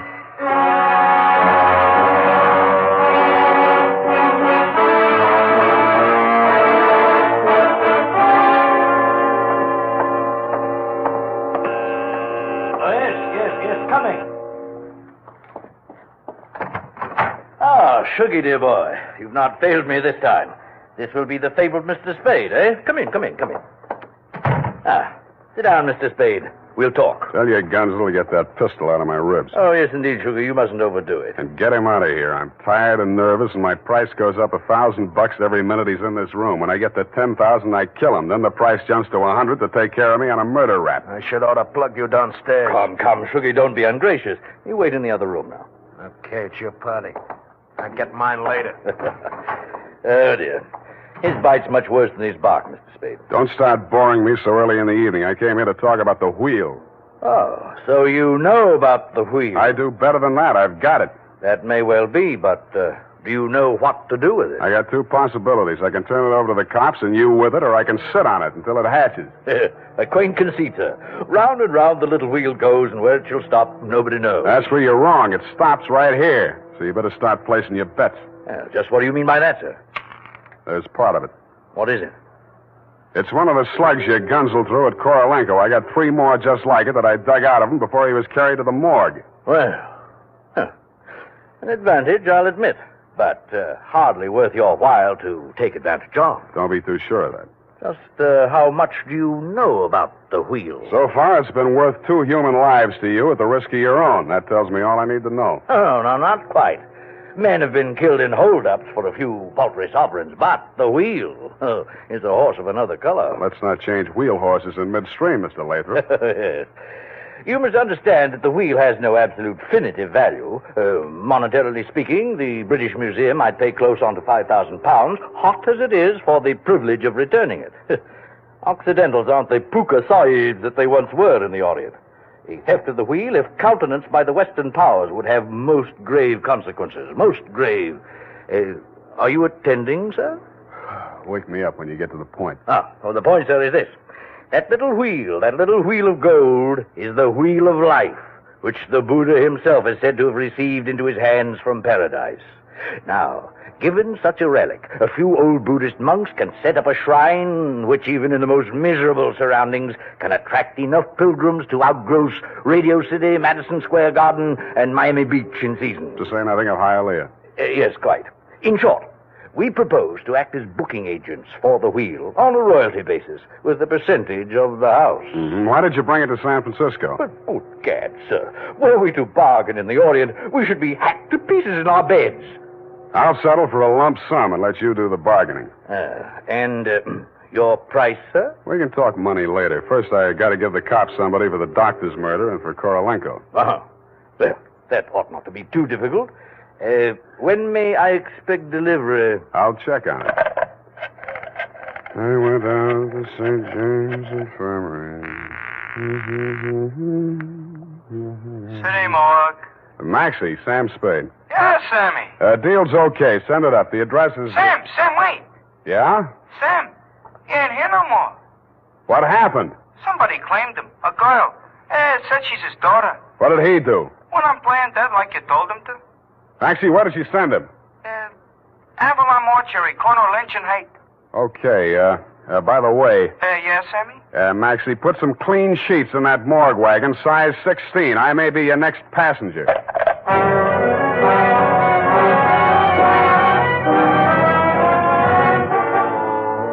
At the Avalon Mortuary, the night watchman let me in. He said Mr. Korolenko's daughter had brought an overnight bag and was keeping a vigil by his bier in slumber room number 7. I approached on tiptoe. Just as I reached the door, I heard the most terrible sound I've ever heard. It was a buzzsaw biting into plaster. How deep, I didn't like to think. I did the first thing that popped into my head. I grabbed up a lamp from a console, smashed the bulb, and plunged it into a vase of flowers. As luck would have it, slumber room number 7 was on the same fuse box. As luck would not have it, I was facing a desperate woman in the dark. I hugged the carpet while she emptied her gun. I hoped she didn't have a spare. I forgot about the buzzsaw. The room lighted up momentarily from the lights inside my head, and I staggered back against the wall. I waited for her to get her bearings again. There was no hope of me getting mine. Then I heard a big, hollow thud. The whole room shook, and the lights went on. Poppy O'Farrell and/or Paget lay on the floor under the stony weight of Korolenko plus 60 pounds of plaster. Get up! Get up! You're crushing me! I can't. I'm so heavy. You comfortable there, Korolenko? Comfortable in such situation? Do you ask the turtle, are he comfortable? Is Faker on bed of nails? He's equally here as elsewhere. Yeah, okay. Just hold her there until I get a statement. And he did. Item, statement by the aforesaid. It was like waking out of a nightmare you can't remember. Everything seemed out of proportion. That was her story, and I had to admire the way she stuck to it. But if you keep trying, I'm sure she'll get back enough of her memory to confess that she planted the wheel of life in Korolenko's turtle shell when she decided to double-cross Shuggy and Lathrop. They never tunneled to her hiding place. They were gunning for Korolenko because they thought Poppy was working with him, which was true in a way, but not the way that they thought. That's why they tortured the doctor in an effort to learn Kay's whereabouts. I understand your boys have picked up the rest of the trio, and they can tell you everything except why I conceived the brilliant idea of having Korolenko play dead. Between you and me, amnesia's a handy little gadget to have around, Dundee. I'm trying to draw a few strategic blanks myself. Period. End of report. Pardon me, Mr. Spade. Yes. There are just a few little coincidentals that I do not find entirely reprehensible. Such as? Well, I don't want to appear lucid or anything of that type. Believe me, you doesn't. I mean, don't it? Oh, you say the sweetest thing. But it's about the wheel. Oh, yes, the wheel. Well, I'll tell you what you do. You type that up. I've got to call in about that now.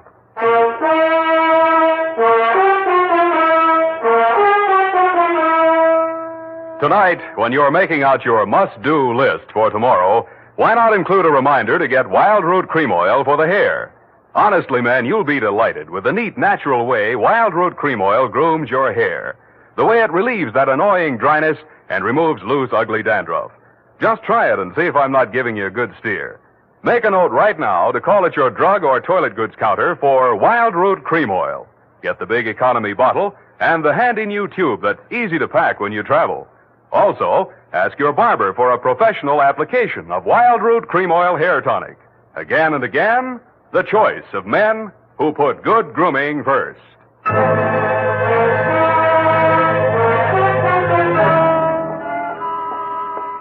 you ascertain the lowdown on the Wheel of Life? I certainly didn't. No, we won't know about that for 6 months.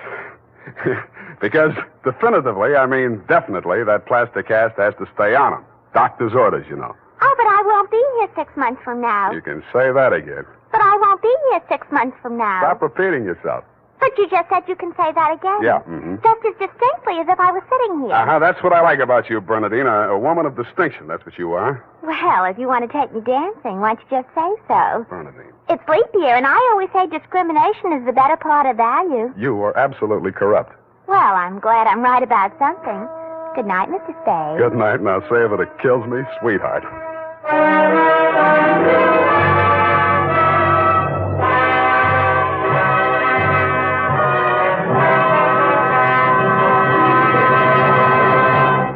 The Adventures of Sam Spade, Detective. Brought to you by Wild Root Cream Oil Hair Tonic, the non-alcoholic hair tonic that contains lanolin. Wild Root Cream Oil. Again and again, the choice of men who put good grooming first.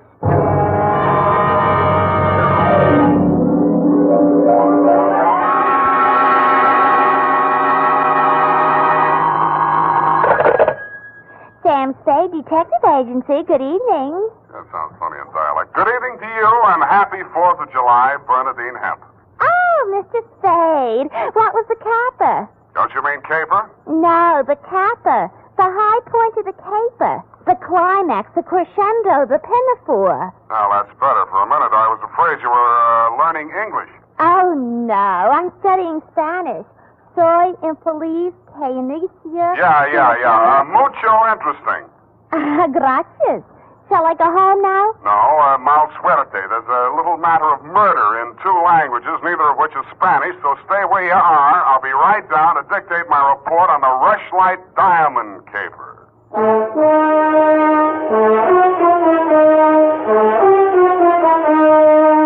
Dashiell Hammett, America's leading detective fiction writer and creator of Sam Spade, the hard-boiled private eye, and William Spear, radio's outstanding producer-director of mystery and crime drama, join their talents to make your hair stand on end with the Adventures of Sam Spade. presented by the makers of Wild Root Cream Oil for the hair. Listen, men, to this holiday tip on good grooming. To help spark up your whole appearance, first be sure that your hair is well groomed. Be sure it's groomed with popular Wild Root Cream Oil Hair Tonic. Wild Root Cream Oil grooms your hair neatly and naturally, the way you like it, the way she likes it. Wild Root Cream Oil also relieves annoying dryness, removes loose, ugly dandruff. So look your best all the time by sprucing up right with Wild Root Cream Oil Hair Tonic. Again and again, the choice of men who put good grooming first. And now, with Howard Duff starring as Spade, Wild Root brings to the air the greatest private detective of them all in the Adventures of Sam Spade.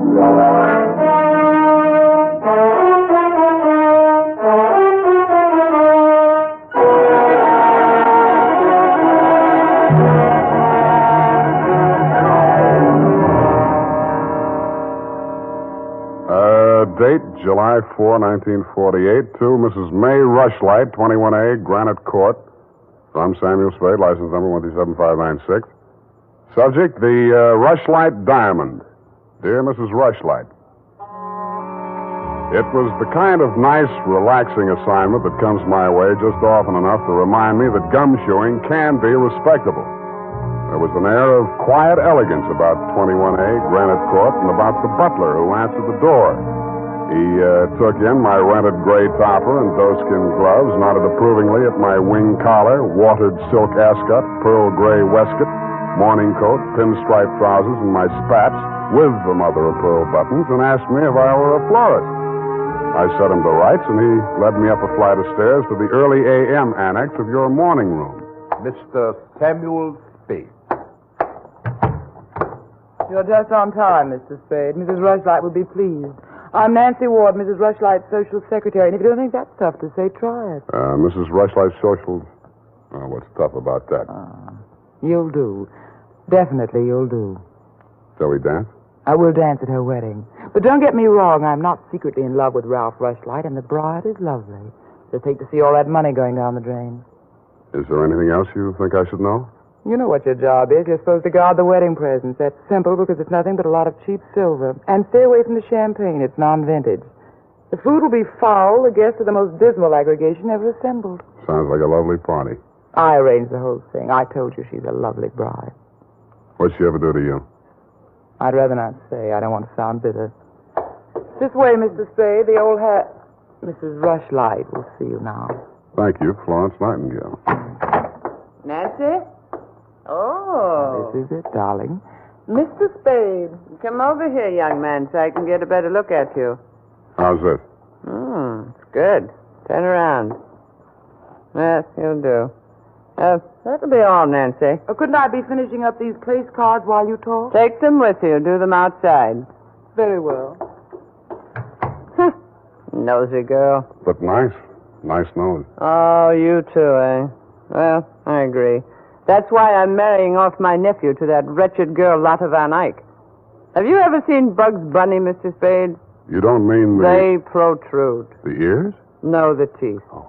As my late husband used to say of her mother, she could eat a tomato through a tennis racket. Oh. There's only one thing that'll prevent this wedding from being an utter disaster.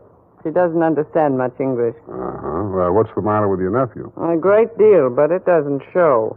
Suffice it to say, he has criminal tendencies and the mentality of a snail.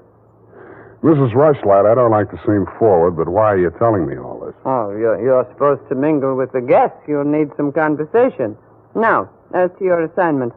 The bride, being what she is, the wedding presents are hardly worth guarding except for one.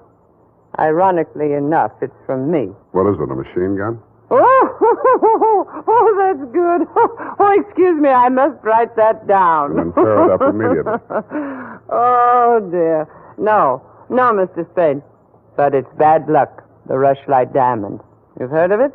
Something about it in the American Weekly a while back, wasn't there? Yes. It's not as large as the Hope Diamond, but there's not a flaw in it.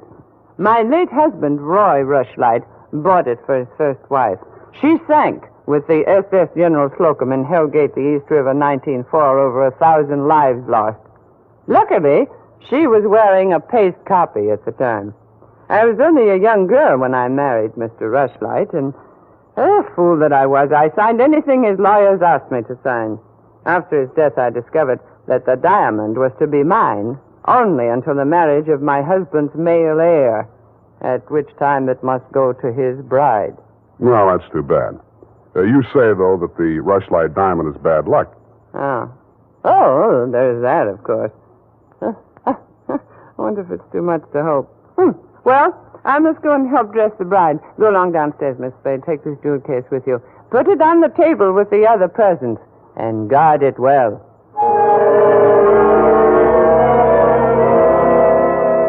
So I took the old velvet-covered case you held out to me and checked the contents. It was an old-fashioned lavalier with a clear stone pendant only slightly smaller than an 8-ball. Didn't look like a diamond, but smooth-cut diamonds hardly ever do. It didn't look like bad luck either, but a mirror broke in the hall as I passed it, then I fell all the way down the stairs, and as I entered the ballroom, I knocked over a punch bowl. Nothing really terrible happened until just before dark when the guests began to arrive. In theory, a detective guarding wedding presents is supposed to make himself indistinguishable from the other guests. In practice, it never works out that way. He has to spend most of his time within sight of the booty, so he is very easily spotted. I don't believe it. He's too good looking. Oh, but he must be. He's not anybody we know. Well, ask him. It's leap year. Oh, here comes Colonel Bixby. He'll know. Wow. Beauty gathered round the booty, eh? And much more beauty than booty, though. Say, when are they going to hang the diamond on that drip? No, there's no way to talk about the blushing bride. Is that it in the crummy old case there? That case is heirloom, young lady. The stone that reposes in it is worth a king's ransom. Now take your grubby hands elsewhere. You go on. Well, just because he's going to give the bride away, thinks he can order everyone around. Mr. Spade, allow me to congratulate you, sir. These affairs, one all too often sees the detective on guard duty at the punch bowl. I was forewarned. Oh, yes, very bad champagne. Flat. I'll be glad when these ill-starred nuptials are consummated. And by the way, Bixby's my name, Colonel Lysander Bixby. Colonel? It is my melancholy and thankless duty to give the bride away to the hapless groom, Ralph Rushlight. However, it's much better to give than to receive. You tell that to May Rushlight, eh? You're quite a trinket. Mustn't touch grubby hands, remember? Oh, sense of humor as well as sense of duty, eh? Candidly, if I knew a place to fence it, I'd be the... Colonel Bixby. Oh, Miss Ward. How lovely you look. Poor Ralph. Mrs. Rushlight asked me to warn you to get ready. The bride will be down any moment. Good grief. Well, I suppose I must steel myself. Where did I leave my glass? Keep your eye on that old goat, Mr. Spade. I don't trust him. Who is he? He's the only one here who knows why this wedding's happening. The bride's foster father. You mean he's got something on the family? You'll never know how much until you kiss the bride. Look, Nancy, it's none of my business, but Starting. I'll have to go in now. Now, wait. What? How does it go? Speak now, forever hold your peace? No, I can't do that. Thank you for understanding.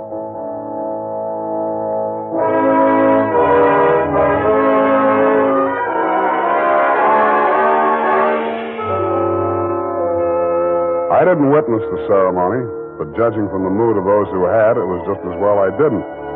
They shuffled back into the ballroom looking as if they'd witnessed an execution, and nobody seemed to be in a hurry to join the receiving line. After a few half-hearted handshakes, the groom left the bride standing alone, looking kind of bewildered, and came over to take inventory of the presents. Look at that junk. I'm Ralph Rushlight. Who are you? Spade. I was hired to guard this junk, as you call it. Sorry I'm wasting my time. A Rushlight dime. It's bad luck. Look at what it did to me. Look at her. Did you ever see anything? Keep it to yourself. Why should I? Because I'm liable to slap you clear across this room. Haven't I been punished enough? Go on, scram. Keep your hooks off that necklace. That's mine. I heard it's your wife's. Come along, you heard Come wrong. along over here. Oh, Mr. Spade, you haven't met the bride yet, have you? No. Thank you. I wish you a lot of luck, Mrs. Rushlight. You're going to need it. Thank you. Well, I suppose now as well as any time, Colonel. Oh, very well, my dear. Quiet, please. Quiet, everyone. Mrs. Rushlight, the elder Mrs. Rushlight, that is, has something to say to you. Mr. Spade. Yes? The necklace, will you please hand it to me? With pleasure. I'm tired of looking at it. Oh, you're not done yet.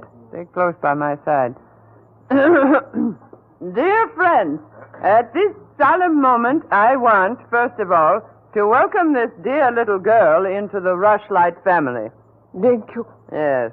And now, dear Lotta, I will place around your neck the gem which was my heritage when I became a Rushlight and which is now yours. Thank you. Oh, what's wrong? Lotta, come back here. Lotta! I'll go out to the carport and hit her off. You leave her alone. I'll take care of her. Whose wife is she, anyhow? Lotta, come back here. Lotta, bring it back!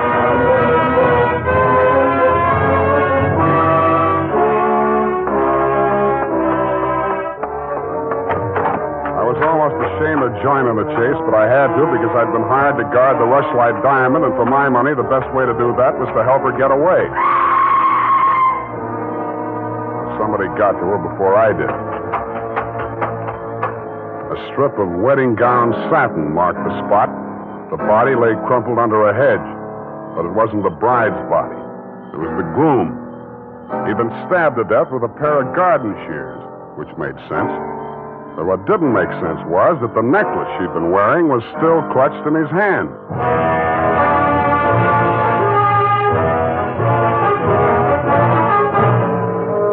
The makers of Wild Root Cream Oil are presenting the weekly Sunday adventure of Dashiell Hammett's famous private detective, Sam Spade.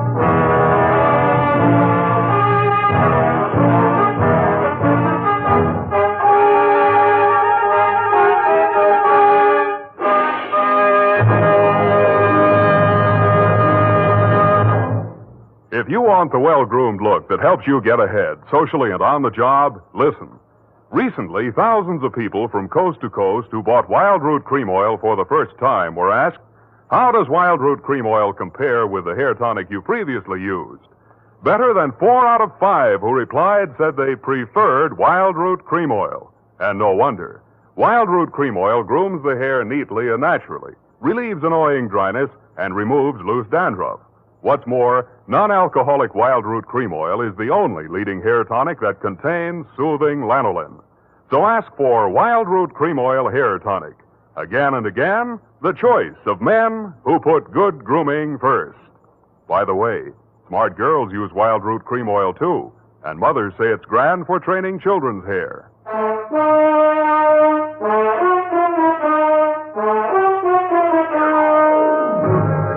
And now, back to the Rushlight Diamond Caper. Tonight's adventure with Sam Spade.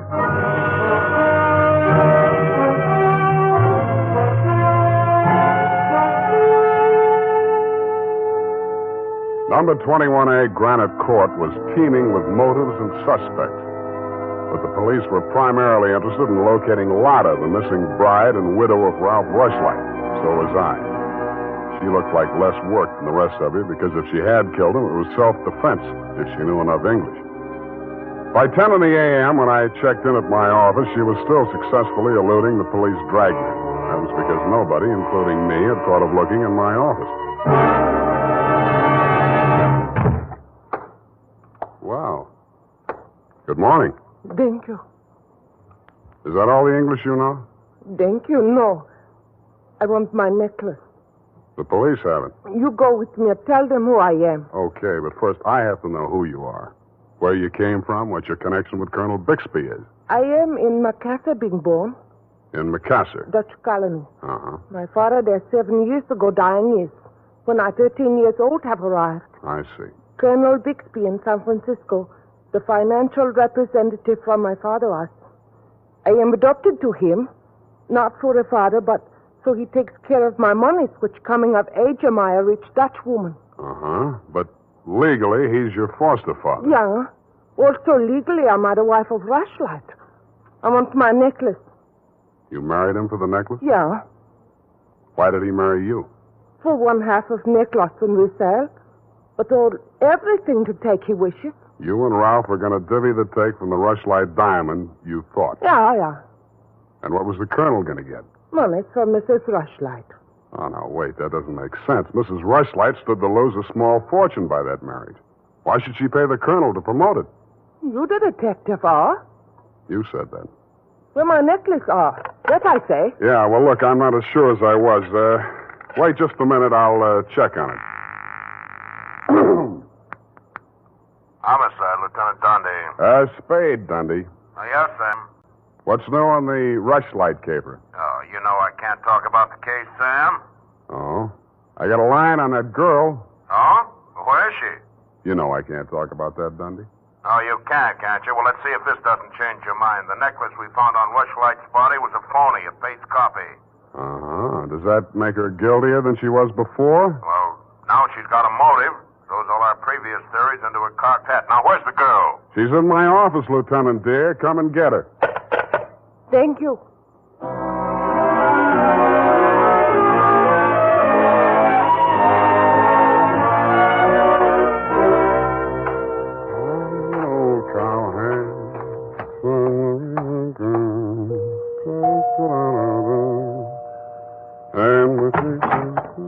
Oh, it's you, Sam. Back again? Yeah, do you mind? Well, that depends on who you came to see.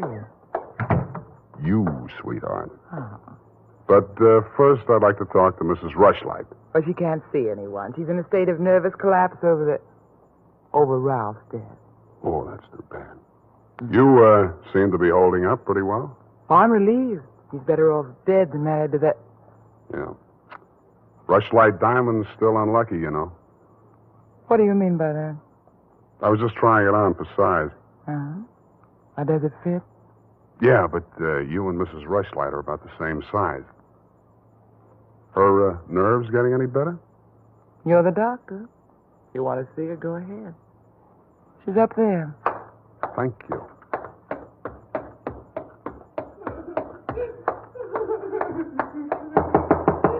Mrs. Rushlight. Go away, I'm ill. I'm sorry to break in on you like this, but I haven't got much time. How dare you? Nancy! Try that girl. Mr. Spade, please leave me alone with my grief. Funny thing, yesterday Nancy was carrying a torch for Ralph, and you were holding the torch to him. Today it's different. Oh, good heavens, you don't think I'm grief-stricken over Ralph. Good, that's one less mystery. Mr. Spade, what do you want? Your nephew's killer. Oh, does it matter? It does to me. Somebody getting knocked off right under my nose is bad for private detectives everywhere. Oh. For a moment, I thought that... Say, wouldn't you rather make some more money? I refuse to marry Lotta. Oh, no, nothing like that. It's the necklace, Mr. Spade, the genuine. What is? I don't know. All I know is the other one isn't. Who told you that? Well, the police know. It's in the papers, isn't it? Not yet. Well, how else would I learn? The murderer's the only one who could have told you, unless you're the murderer. I see. Very well, Mr. Spade. I'll tell you what I know. I'm not as wealthy as you might think. In fact, I have for 4 years lived from pillar to post, from hand to mouth, ragtag and bobtail, struggling to make ends meet. Yeah, what you mean is you're eking out a meager existence, keeping your head above water, one jump ahead of the sheriff, stalked by the grim specter of poverty. Is that right? Oh, how well you put it. In fact, Mr. Spade, I'm something of a crook. I've borrowed large sums of money from Colonel Bixby, putting up as collateral something that was not mine to forfeit. Don't tell me. Let me guess. It was the Rushlight diamond? Well, you seem to know everything. All but one thing. Why did you think he could palm off a paste copy on an operator like Bixby? He sent you here. I won't tell you another single thing. Well, then I'll tell you a few things. The only way the Rushlight diamond could be transferred legally into the hands of Colonel Bixby was by tricking Ralph into marriage with Lotta, since Ralph's wife automatically became the legal owner. With Ralph dead, Bixby would be in line to inherit the diamond from her. Inherit? California state law. Foster parent may inherit from a foster child in absence of any direct heir. Well, why, then he planned. He'd kill her, too. Mr. Spade, we must stop him. She's safe for the time being. I had her thrown into the pokey. They can hold her 48 hours for questioning, but they can hold you longer. They can even hold you as an accessory before the fact. Why, I didn't know he was going to kill anyone. Lotta was just going to hand over $1 million diamond to Bixby out of the kindness of her heart? Oh, no. Lotta wanted to become an American citizen. Marriage is the quickest way. For her, Ralph was the only way. Okay, I'll buy that. Now, tell me honestly, Mrs. Rushlight, what happened to the genuine stone? I honestly didn't know. I wasn't sure. But now there can be only one answer. Nancy with the laughing face? She went with me when I went to the bank vault to get the Rushlight diamond to present to Lotta after the ceremony. Uh-huh. She looked after all my jewels, including the paste copy that I habitually wore.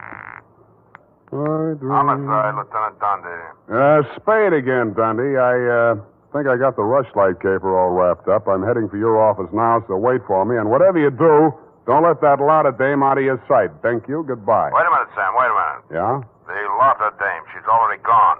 Escape? Bailed out. Custody of her foster father. Wait a minute. I got the name here, son. Bixby. He's a colonel, and no wonder you're only a lieutenant. Mr. Spade, can't you stay for tea? Not thirsty. Nancy?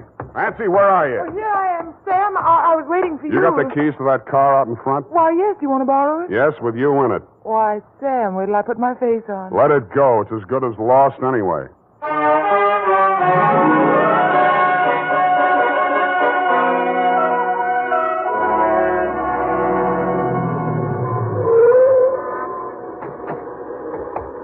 Come on. What is this place? Where are you taking me? Never mind. Just hang on. I'll fly you up to the second floor. Sam, that was a shot that sounded like Lotta. You stay here. Don't come in until I call you.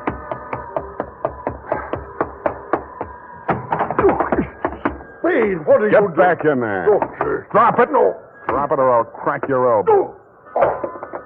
That's better. Now sit down. I want to look this over. Looks real cute. Uh-huh. Powder burns, gun beside the chair, and what's this? Well, a note in Dutch. It's a suicide note. She killed herself. I could almost believe that. You've handled this very well, considering the bad breaks you've had. Only one thing wrong.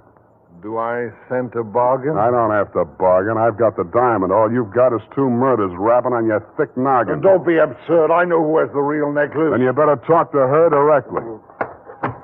You can come in now. Sam, was that... Oh, that poor, homely little dame. What did she ever Stop, do? you're breaking my heart. She committed suicide. You know better than that. She committed suicide. If the colonel's price is right. Oh, I see. I'll put it to you directly. It's not easy to fence. It'll have to be cut. That'll decrease the value considerably. Say, $10,000, no questions asked. Pardon me, that suicide shot, it's ringing in my ears. I can't hear you. 20,000. 50.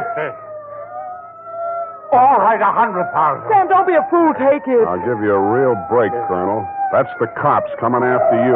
Anything, Spade. What do you want me to do? I want you to try and get out of here. What are you going to do? There's the door. Go ahead. All right. Thank you, Colonel.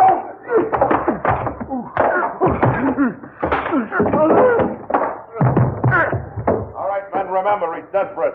Bixby, we're giving you a chance. Come down or we're coming up after you. Come on. Come on, get up, Colonel. Here he comes. Careful, it may be a trick. Watch it, Dundee. Here he comes.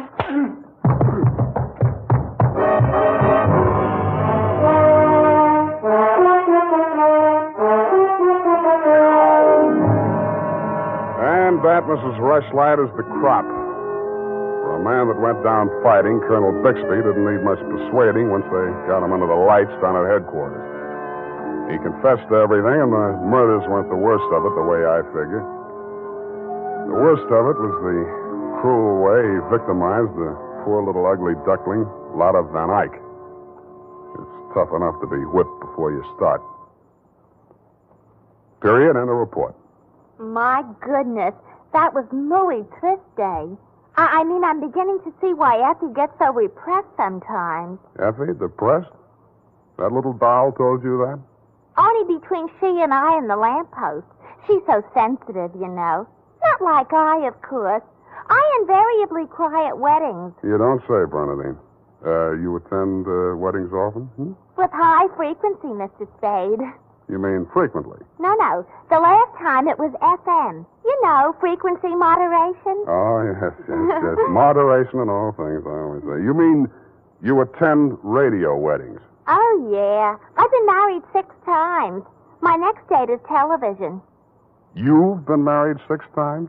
Well, to each his own, Mr. Spade. You mean 6 men have... Oh, no. No, I only marry my husband. Repetition is the spice of variety, I always say. Is that legal? If it's not after 6 weddings, what isn't? To each his own, you say. Well, we don't presume to make a career out of it. As soon as we get the mangler and the deep freeze, we're going on our honeymoon. Well, congratulations, and type this up when you have the time. Mrs. Bernadine Hemp.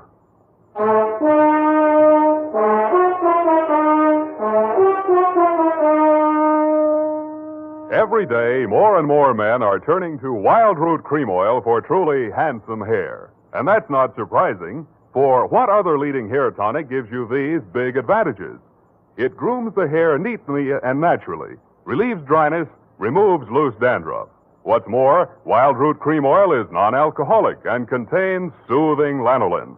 No wonder Wild Root Cream Oil is the favorite with so many millions of smart, particular men. Get Wild Root Cream Oil. Again and again, the choice of men who put good grooming first.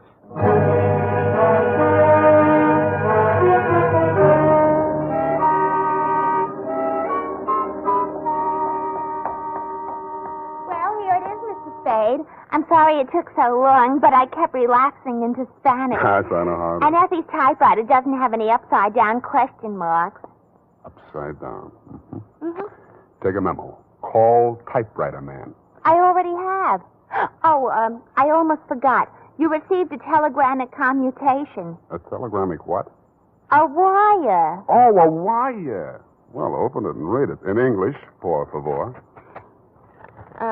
It says, Dear Sam. Figures.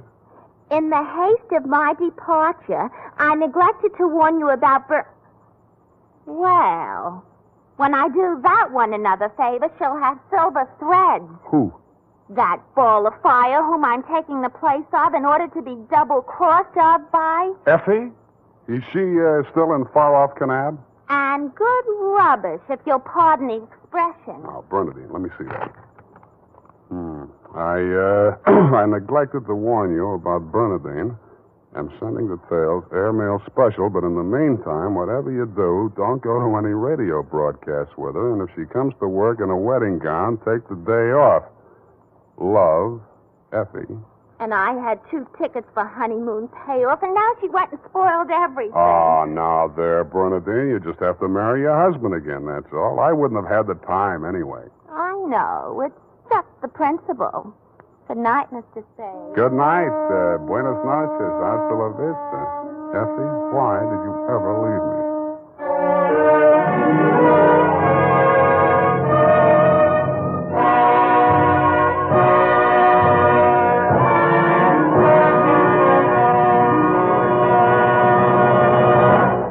The Adventures of Sam Spade, Detective.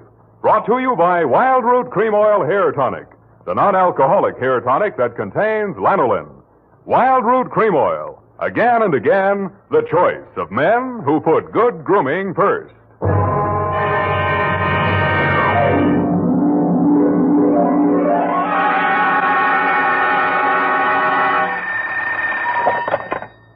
Office of Samuel Spade, Private Investigations. Good morning. Evening. Effie? Miss Perrina's on a vacation. Perhaps I may be of assistance, no doubt. I don't know. To whom am I speaking to? I am sorry. I cannot divulge that information to an entire stranger. May I take a message? Look, Miss Whoever you are, I don't want to discommode you, but... I am sorry, but I will have to ask you in no certain terms to resist from this line you are handing me. I am not the type secretary. Forget it. I'll just call Miss Perrine long distance and dictate my report over the phone. Oh, my servant daughter, how utterly gouch of me, Mr. Spade. Oh, I'm Bernadine, Effie's relief. I mean yours. I could use some. Oh, shall I send out for some medicine? Yeah. The phone number's on the wall behind the water cooler. Tell them the 100 proof, bonded, and hang the expense. I'll be right down to dictate my report on the bail bond caper.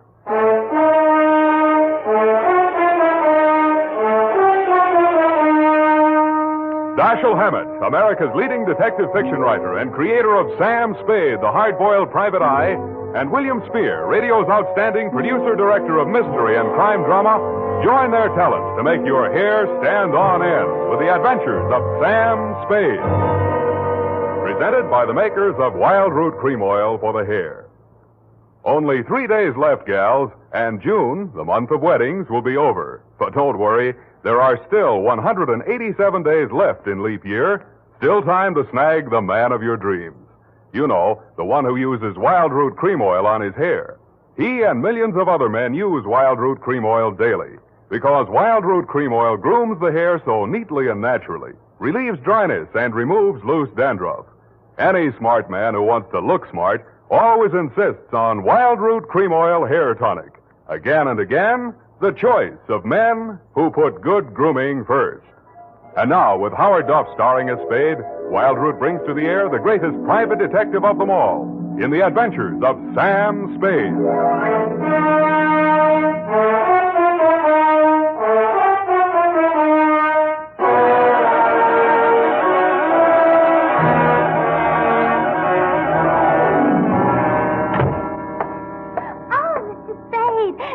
Mr. Spade, you just gotta be. Yes, but why? It was fate. I knew it was going to be like this. I had my qualms, too, Bernadine. Oh, that's good. I sent the other back. The other what? I called that number, but it was euphonious. They said whiskey. Is something the matter? No, nothing at all. I'm perfectly calm. Well, I'm glad. My previous employer was very nervous, which is why I just happened to be tentatively at large when Effie reproached me about being a relief to her. Figures. Bernadine, now I'm not being fresh. Honestly, I'm not, but do you take shorthand? Yeah, but I don't speak it. What is that you speak? Don't answer. Ready? Rodney. I mean Roger. Date. I'll have to ask my mother. Down, Bernadine. Date, June 27, 1948, to Miss Effie Perrine, care of Perry's Lodge, Kanab, the Pearl of the West, Utah. What? Oh, wrong letter. I'll get to that later. Date, June 27, 1948, to Leo M. Scarlett, care of Leaf Branch, Root, Knox and Wood, attorneys at law, 333 Pine Street, San Francisco, from Samuel Spade, license number 127596. Subject, the bail bond caper. Dear Leo, I'm sorry things turned out the way they did, Leo, and I'd like you to know how I got into it. It wasn't for the reward. I don't take rewards. I'm not in love with your wife, no matter what she says, and I wasn't sore at you about anything. I was just sitting in my office, minding my own business, when the door opened, and Vivian walked in. She looked every bit as beautiful as she did when she lived under me in Ma Tuttle's boarding house in 41. In fact, I didn't recognize her until she slithered out of her mink. Hello, Sam. Surprised to see me? Yeah, but I'm trying not to show it. What's on your mind? Is that all you've got to say to me, Sam? Well, you're here on business, aren't you? All right, I don't blame you. It all happened pretty sudden, Leo and me. I should have written or phoned you, I suppose, but somehow... Forget it, Vivian. Now, what do you need a detective for? You, thinking of divorce already? Oh, please don't, Sam. If it was a mistake, I'm the one who has to live with it. And I made up my mind when I married Leo. This time it's for keeps. No matter what. Mm-hmm. What's the what? He's in trouble, Sam. Well, that's nothing new. Well, this time I don't think it's his fault. When Leo went legit, he meant it. What's he say he's doing now? He's a bail bond broker. Judging from your new look, I'd say he's a success. Sam, A man called him on the phone today. I answered. He said his name was Holliday, but I recognized his voice. It was an old friend of Leo's, Charlie Rosenfoy. Charlie, huh? When did he get out? A couple of weeks back. He was paroled. I don't know what he said over the phone, but Leo looked scared and sick. I don't wonder. The word around town was that Charlie took the rap for Leo. And I don't know anything about that. All I know is Leo's on the level now, and Charlie never will be. He did plenty on his own during that time he served. Well, I won't argue that, but from where I sit, it looks like Leo better start wearing a gun again. He has. That's what I'm so frantic about, Sam. You hear any of the conversation from Leo's end? He didn't say much. But I did hear him say, "All right, 10 tonight. I'll meet you there." That wasn't very smart of him. I know, but that's the way he is. It might be only for a payoff. I thought of that, too. But Leo hasn't got that kind of money. He's been dropping a lot at the racetracks lately. And even if he had it, he's not the type to pay blackmail. I don't like it. Why should I stick my neck out? Why did you have to come to me anyway? 'Cause I trust you, Sam. I know you were jealous of Leo. I was? Sam, if we ever meant anything... If you meant half the things you said to me when we... Stop it. That's blackmail. Oh, I feel so lost and alone. I don't know where to turn. Okay. I'll see what I can do. Oh, Sam.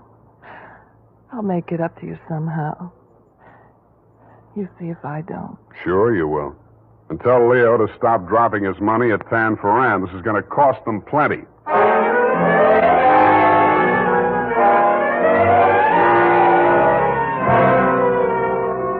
Vivian had said that your rendezvous with Charlie was scheduled for 10 in the p.m. and that you were too upset to go to work that day, so you'd be at home, 1246 Dunbar. I took a plant in your apartment building from a Sleepy Lagoon-type cocktail bar across the street called, you guessed it, the Sweet Leilani. Your wife joined me, and after a while, we got around to talking. At least she did. I bet you can't guess what I'm thinking about. Huh? Listen, Sam. You remember that night we drove to Half Moon? Bay. Oh, you do remember. Oh, we used to do the craziest things. I should have married you, Sam. Please, not while I'm drinking. You know what? The trouble with crooks, they have to work day and night. Yeah. Hey, you're not listening. No, but everybody else in the place is. Let's talk about you, Sam. Did I ever tell you how I met Leo? No, and please don't. And then he opened a bucket shop. You know what a bucket shop is? Yeah. It's stockbrokerage. Brokerage. Yeah, that's right. Only it's crooked. That was the first business Leo started when he went legit. Mm-hmm. He had to shut it down on account of those securities. Somebody was always stealing out of the safe. Were they insured? Yeah, but they wouldn't renew his policy. So after the second nightclub burned down and he couldn't get any insurance at all, even on his own life.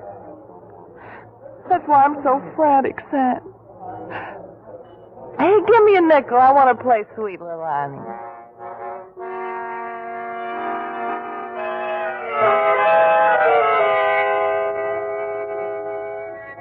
$50 nickels, and 2 hours later, Sweet Leilani broke under the strain, so we had Princess Papuli to leave a knot gave out, and we were starting on the Hawaiian war chant when she disappeared through a door marked Wahine, Hawaiian for powder room, and never came back. Around 9:45, I mumbled something to the bartender about the lady will pay, put on my smoke glasses, and strolled out and across the street. You came out of the building a couple of minutes later.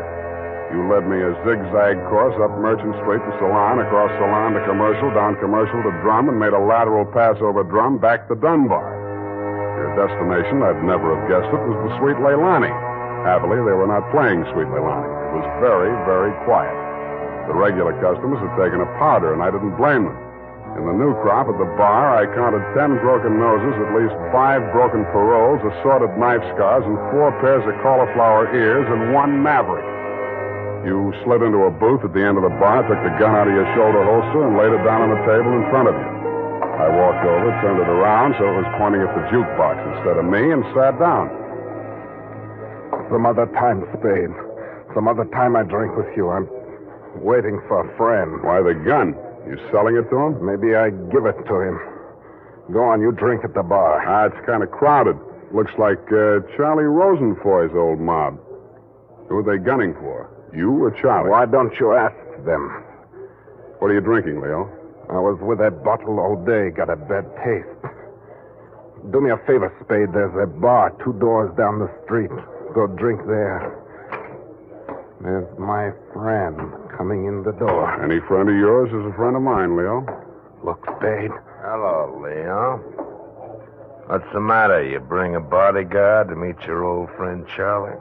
This shamus threw his weight in here. I didn't ask him. I don't need him. Huh. That sounds like the old Leo Scarlatti I used to... The name is Scarlet. Oh, pardon me. I've been on the rock for so long, it's hard to catch up on all the changes. There's been a war, Charlie. Anyone tipped you to it yet? You got a smart bodyguard, Leo. Let's talk. Let's go somewhere else and talk. I like it here.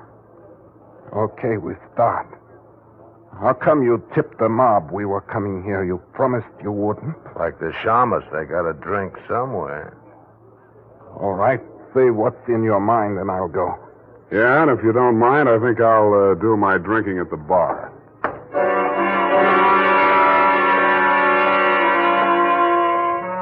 Both of your guns were on the table. It didn't look as though you were going to use them on one another, and I figured that neither of you was going to do much talking in front of me anyway, so I strolled back to the end of the bar to look at the television.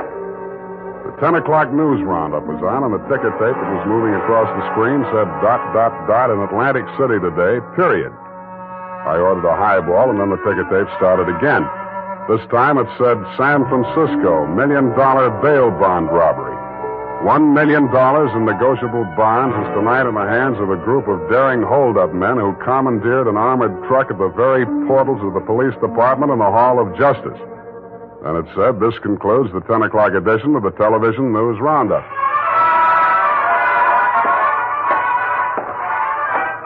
I had a slight hunch that if the television boys had had their cameras on the big bail bond robbery, that at least some of the characters would have been played by at least some of the bad actors that were foregathered in the Sweet Leilani.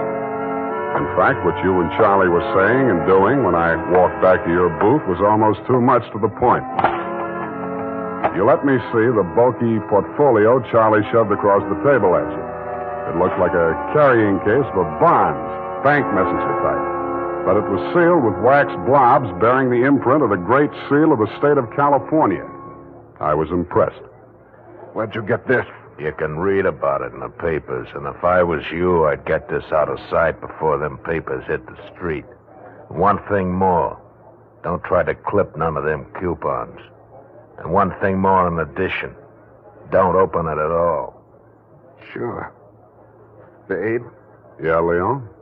I think I hire you after all.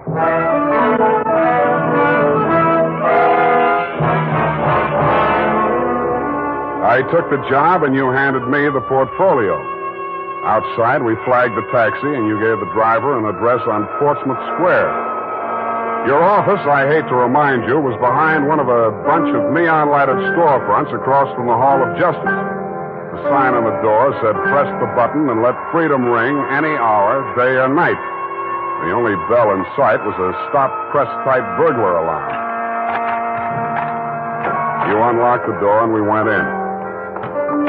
You paused in front of a big green safe with a combination lock and started twirling the knobs. The tumblers clicked into place. I picked up an inkwell and waited for the safe to open.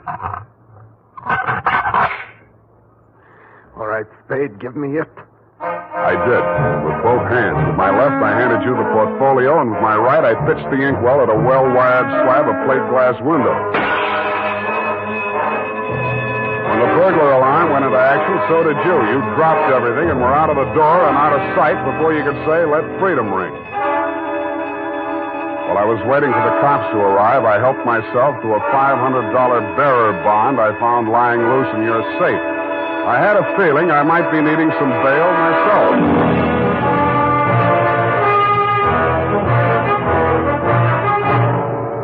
The makers of Wild Root Cream Oil are presenting the weekly Sunday adventure of Dashiell Hammett's famous private detective, Sam Spade.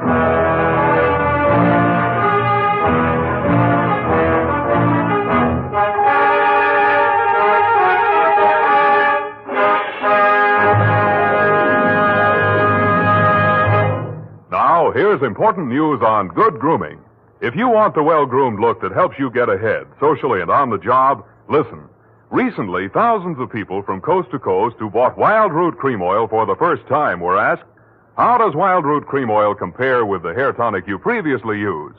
The results were amazing. Better than 4 out of 5 who replied said they preferred Wild Root Cream Oil. And no wonder. It gives you the advantages that men consider most important. Wild Root Cream Oil grooms your hair neatly and naturally, relieves annoying dryness, and removes loose dandruff. What's more, non-alcoholic Wild Root Cream Oil is the only leading hair tonic that contains soothing lanolin, that's like the oil of your skin. So ask for Wild Root Cream Oil Hair Tonic. Again and again, the choice of men who put good grooming first. By the way, smart girls use Wild Root Cream Oil, too, and mothers say it's grand for training children's hair.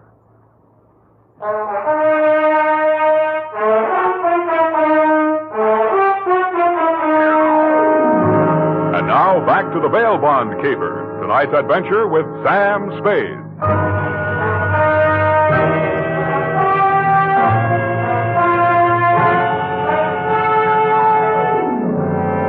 I had hoped, Leo, when I made my spectacular move in your bail bond office and set the bells to ringing, that I'd get the caper off my neck and onto the capable shoulders of the police, where it now belonged.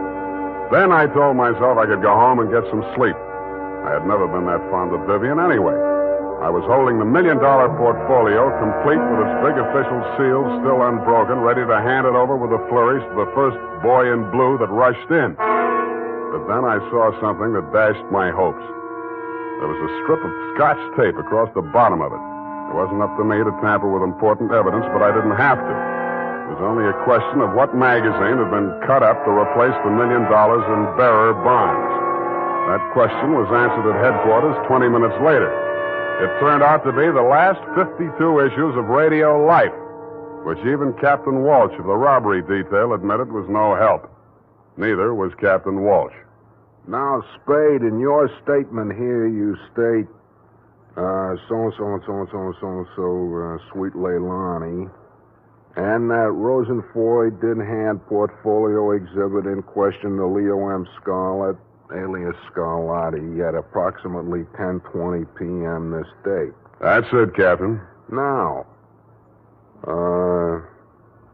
you sure you want to stick with this?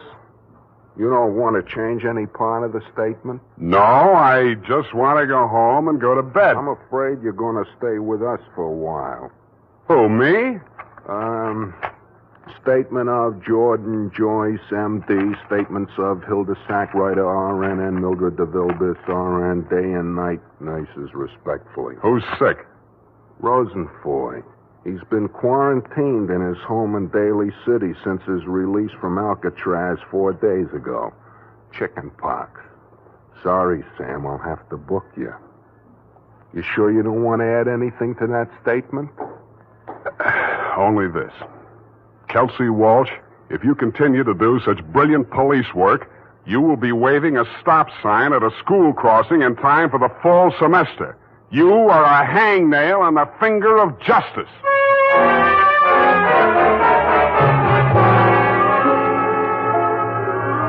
I thought I had been courteous and cooperative, but even so, it was the middle of the afternoon by the time they set my bail. $1,500. That made it light. But I hadn't had time to hang the curtains in my cell when I got even worse news. My bail had been posted by who? Vivian, a banana peel in the steps of progress. She met me outside. Well, aren't you going to thank me? What for? Getting me in jail or getting me out? Getting you out, of course. It was all the money I had in all the world. Leo's money was impounded, you know. But, Sam, when I thought of what you and I once meant to each other, and maybe we still can. Yeah. Well, you'll get your money back. I'm not really guilty. Oh, I know that. What else do you know? I guess it's safe to talk. Leo phoned me today. Where is he? He wouldn't say. Some pay station. He kept putting in nickels. Sam, you've got to talk to him. You've got to convince him it's best to give himself up. Now you're beginning to make sense, sweetheart. But how can I get to talk to him? I've arranged it. He's to meet us at the Club Leilani. Where we had our reunion yesterday. That place on Dunbar? Yeah. Oh, that's great. A crowded saloon less than a block from the police department. Besides, the place has lousy memories for me. By the way, did you ever get out of the ladies' room? If you don't mind, I'd rather talk about something else. Okay, let's talk about how do we bring this big secret meeting off in a crowded cafe. Is Leo coming in a false beard? You really think I'm stupid, don't you? I didn't say so. Well, it so happens that the place is closed on Tuesday. See that sign in the window? Closed Tuesday? Mm-hmm. Now, how do we break in? I was counting on you. You're a detective. Can't you use a glass key or something? Did you say that bail bond you bought for me was all the money you had in the world? That's the truth. Then get ready to forfeit it. It's a risk I've got to take. You've got to take. Sam, please, if we ever meant anything... Yeah, I know. Half Moon Bay. But sometimes I wish we hadn't been childhood sweethearts. Wait here. I'll case the alley.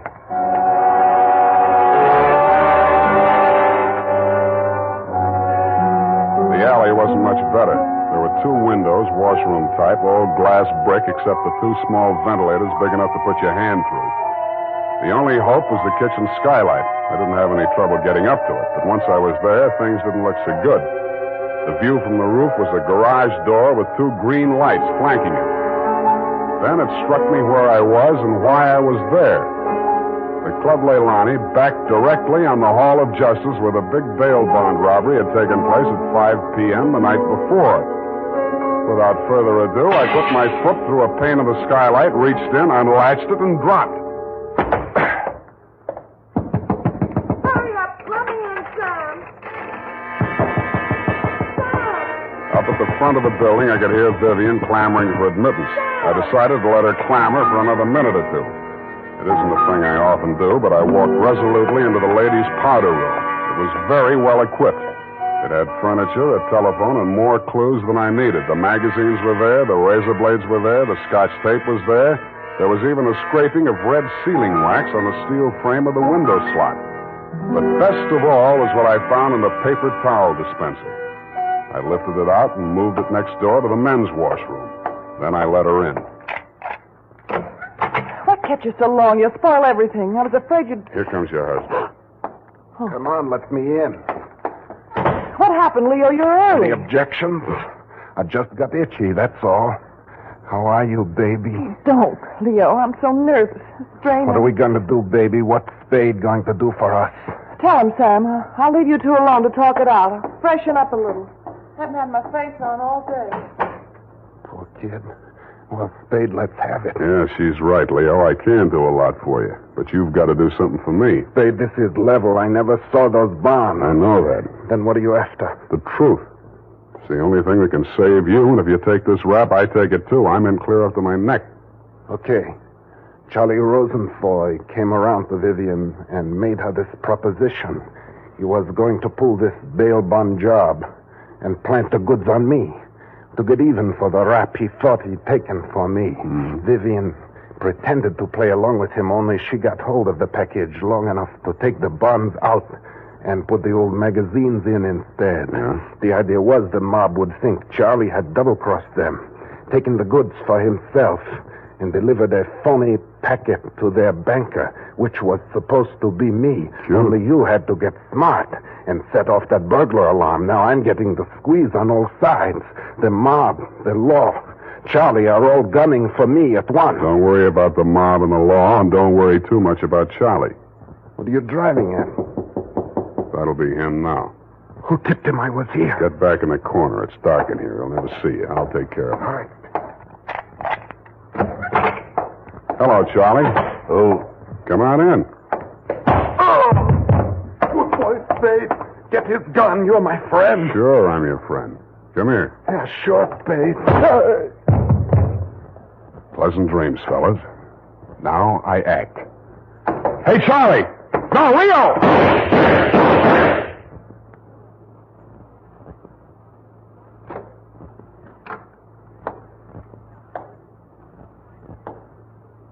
Vivian? Sam? That you? Yeah. The last of your boyfriends.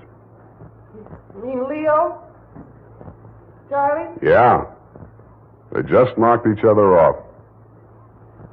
Oh, Sam. I can't see. Dark. right here in front of the jukebox. You sure? Hope to die.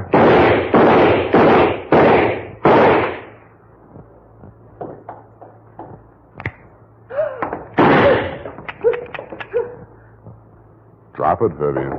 It's empty. Sam,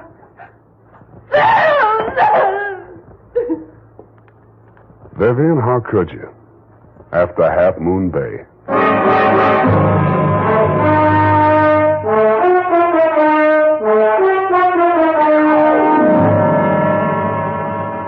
I'm sorry I had to knock you boys out, Leo, but better lumps than bullet holes, eh?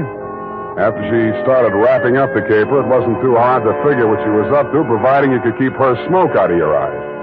She told Charlie how to operate on you and told you how to operate on Charlie.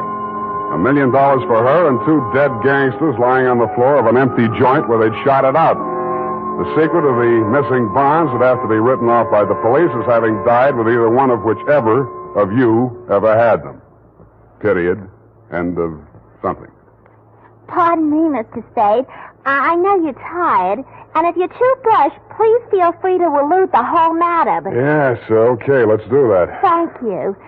Effie said that you were always glad to qualify any little points that she didn't understand. She said that, did she? Yeah, but she also said that quite accidentally that you sometimes leave things out that should be left in. Bernadine, times are very bad. They're cutting salaries everywhere.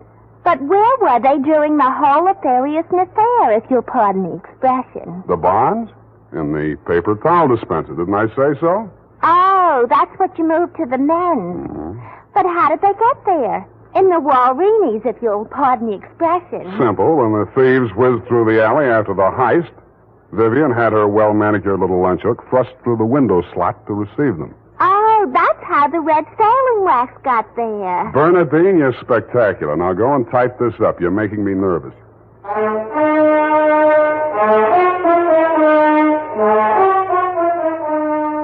You know what they say about people who like mysteries? Once a mystery fan, always a mystery fan. And that goes for hair tonics, too. Once a Wild Root Cream Oil fan, always a Wild Root Cream Oil fan. Just try it and you'll see what I mean. Wild Root Cream Oil grooms the hair neatly and naturally, relieves annoying dryness, and removes loose, ugly dandruff. So tonight, or first thing tomorrow, step up to your drug or toilet goods counter and ask for Wild Root Cream Oil. Get the big economy bottle and the handy new tube that's easy to pack when you travel. Also, ask your barber for a professional application of Wild Root Cream Oil Hair Tonic. Again and again, the choice of men who put good grooming first. Well, here it is, Mr. Spade. I hope it's not too erroneous. Oh, I'm sure it's quite offensive. Don't you mean inoffensive, Mr. Spade? Have it your way. I don't want to sound imprudent, Mr. Spade, but I must say that your conduct through the whole thing was very brave and outrageous. Don't you mean courageous? Oh, now I've got you doing it. You're going to be just like Mr. Cummel. Your previous employer, no doubt. Yeah, poor man. You know, he finally became completely erasable. They had to take him away. What were his symptoms?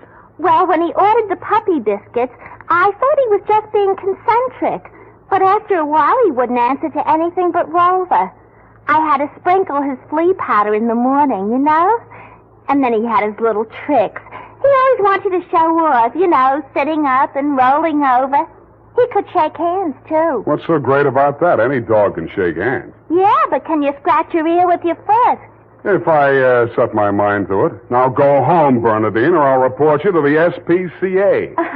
You can't frighten me. Effie told me that your bark is worse than your bite. Good night, Mr. Spade. Effie, in far-off Kanab, come home, sweetheart.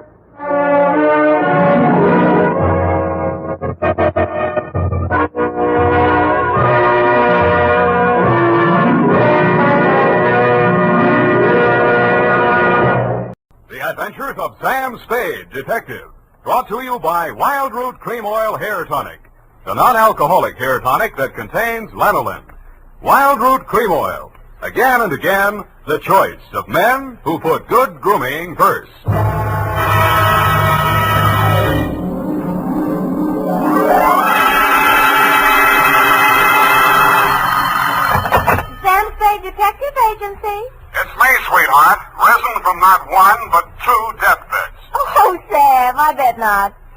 take that lying down. Oh, Effie, you made a joke. Well, you did first, Sam. I did not. Oh, you mean you actually Oh, don't pin me down. Anyway, I was present at 2 dying declarations. Would you believe, Effie, that a man could say something that wasn't true at a time like that? Oh, no. You mean a man will be lying on his deathbed? Oh, Effie, you made a joke. Oh, Sam, now stop it. I don't know It's all right, Effie. I forgive you. You can atone by telling me how wonderful you think I am. I think you're... That you may do when I arrive at a place to dictate my report on the deathbed caper.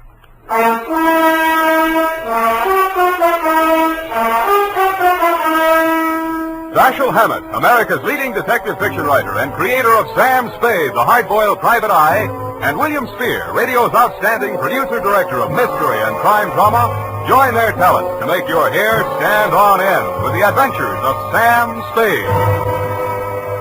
Presented by the makers of Wild Root Cream Oil for the hair. Tell me, mister, how many times a day do you have to comb your hair?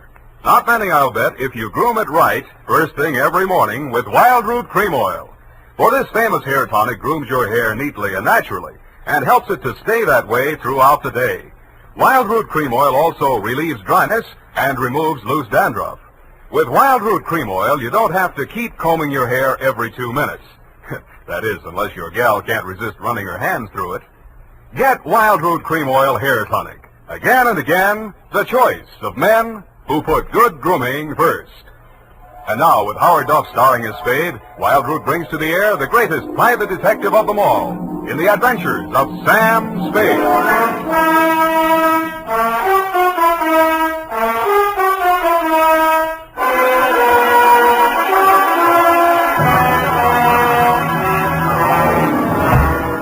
Many brave hearts are asleep in the deep. Sam, you're a sailor. Captain Sam, there's the brig for you. You got your logbook handy, gal? Oh, yes, Captain. So beware. That's awful deep.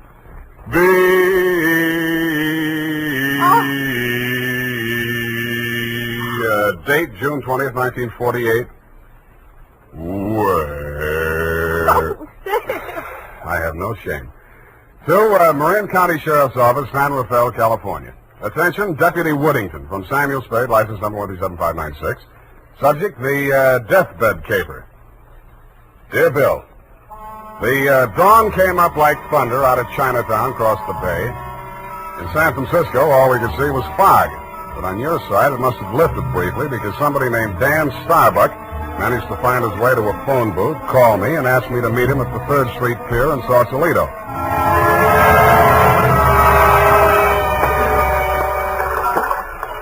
I didn't see him when I first got there. I didn't even see the pier. It was too foggy. And in the glow of the neon lights in front of the Viking saloon, I saw a man who seemed to be waiting for someone. He was a big guy with a good face, but plenty of worry on it. Mr. Spade? Yeah, Mr. Starbuck. Dan Starbuck. Come on down to the end of the pier. I'll explain as we go along. We gotta hurry. You act hot. You wanted for something? What? Not yet. What's the caper? Well, my brother's out there on his yacht, the Marguerite. He's dying. When he's dead, they may call it murder. I want to be there with a witness. That's you. In case he has anything to say about who did it. Who did? They think I did. Did you?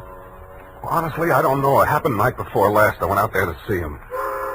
We've hated each other for years.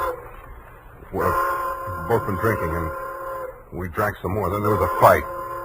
I drew a blank somewhere. Next thing I knew, it was around midnight. I pulled myself together, went into his cabin. Gordon was lying there with his head all kicked.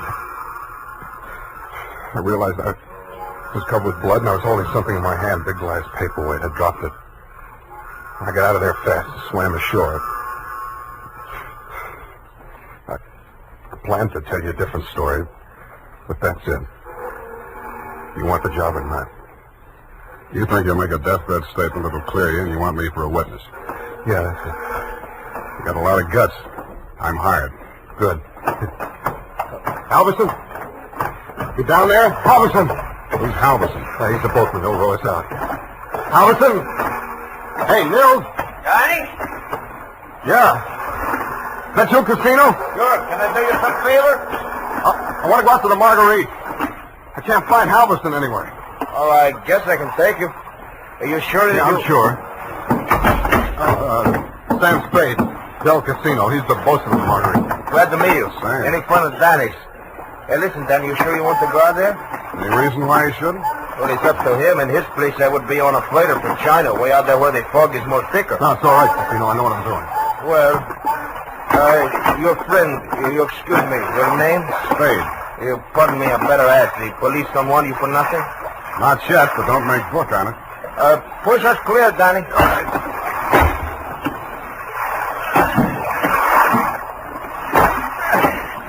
This fog is closing in, but I can still see the light from the Marguerite. I wish we don't find her.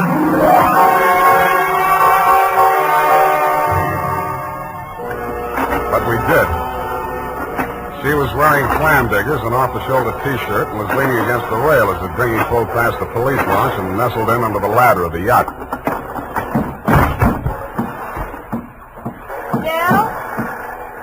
Del, is that you? Yes, Miss Starbuck. Who is that with you? Keep quiet.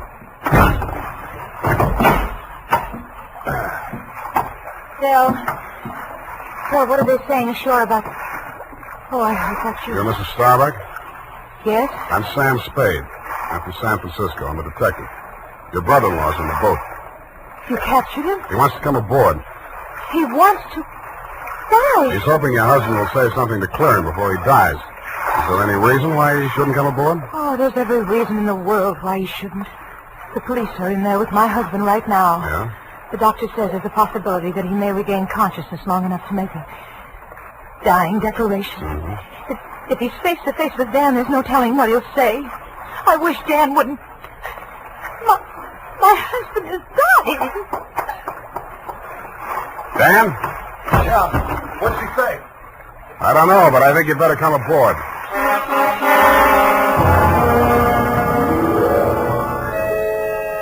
He seemed almost delighted as he swung his weight up out of the dinghy and climbed the ladder. Del Casino, the bosun, followed, wearing a puzzled expression that turned to fear as we entered the cabin. The yellow glare from the lamp swinging overhead was almost blinding to walk into out of the foggy night. The first thing I focused on was the bunk that held the dying man. His head was heavily bandaged, his skin was chalk white, and his lips were beginning to turn blue. The room was tense with waiting. Ranged around him in a semicircle were the supporting players. 2 doctors, 1 family type with a nurse, 1 police medic without, 1 sheriff with cigar, 1 police stenographer, female with pencil and notebook poised, 9/10 of a widow, and us. At 18 minutes past 7, somebody moved. Dying man. The 2 doctors rushed forward, took his pulse and blood pressure. Let's go. Adrenaline 3cc, chlorine 1, so... All right, Sheriff, he's conscious now, but you'd better hurry. Margaret. Mr. Starbuck, you can hear me all right? Take that down. Can you hear me? Affirmative answer. Now, Mr. Starbuck, we have to ask these questions. 1, what is your name? Please try to answer. What is your name? Gordon M. Starr. You got that? What is your name, Gordon M. Starr? That's close enough. Fill it in later. Now, Mr. Starbuck, where do you live? Where do you live? I'm dead. You got that? 1277 Marymount, Pasadena. Hey. Now, Mr. Starbuck, let's try a little harder. This is a long one. Have you been injured, and what was the cause of your injury? Yes. Hurts bad. You got that? Affirmative. Now, the second part. What was the cause of your injury? Head. Head on head. Do you believe that you're about to die as a result of your injuries, or have you no hope of recovery? I know. No hope. Now let's get to the point. Who inflicted said injuries? Mr. Starbuck, please, you haven't much time, you know. Go away. Doc, is there anything you can do? I'm afraid not. This is ghastly. Can't you leave him alone? Can't you let him die in peace? What are you afraid of, Maggie? What are you afraid he'll say? All right. All right, tell them, Gordon. It was Dan that struck you, wasn't it? He was jealous. He always hated you for marrying me. It was dead. Now, Mrs. Starbuck, I know how you feel, but we can't allow this sort of thing. Please step aside so we can finish up here. Mr. Starbuck. Doctor? Very low pulse. I'm not sure whether... Stand here. Here I am, Gordon. Tell him the truth. Do you identify this man, Mr. Starbuck? Yes. Yes, my brother. Dan. Yeah. You got that, brother Dan? He's what? He's lying. Gordon, you know who did it. Why don't you tell the truth? What do you got to lose now? Nothing. I'm finished. You finished me. Gordon! Gordon, not yet. Now come back. Doctor, cancer. He's dead. Well... Okay, Doc. Ennis Starbuck, it is my duty as sheriff of this county to take you into custody on suspicion of murder. I must tell you that anything you say may be held against you. You better come along too, Spade. Routine questioning, you know. Okay, Sheriff. And I don't think we'll need the handcuffs, will we, son? No, I'll go with you.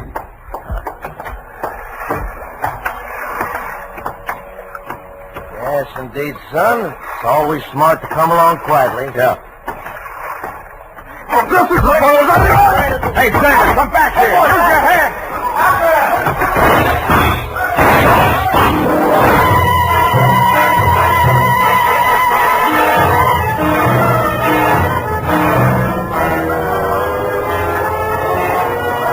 He only had one friend. The best friend in the world for a man on the land, the fog. The searchlights on the police launch spun frantically as the craft heeled around in a half circle to head him off. Instead of cutting the fog, the beams from the powerful lights bounced back from it and blinded the men behind them. After 10 minutes of that, they gave up. The sheriff had a theory. Don't worry. Between the fog and the currents, I doubt if we'll make it. We'll probably recover the body in the morning. And they did. But it wasn't Dan Starbuck's body. It was the bosun, Del Casino. And he was found in Richardson Bay, adrift in the dinghy from the Marguerite. Somebody had creased the skull with the same type blunt instrument that had been used on Gordon Starbuck. But Del hadn't lived long enough to make a dying declaration.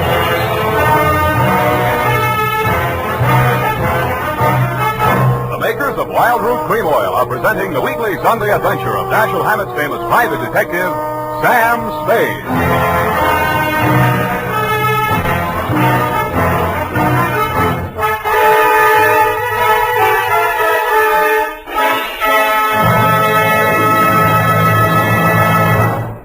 Now, here's important news on good grooming.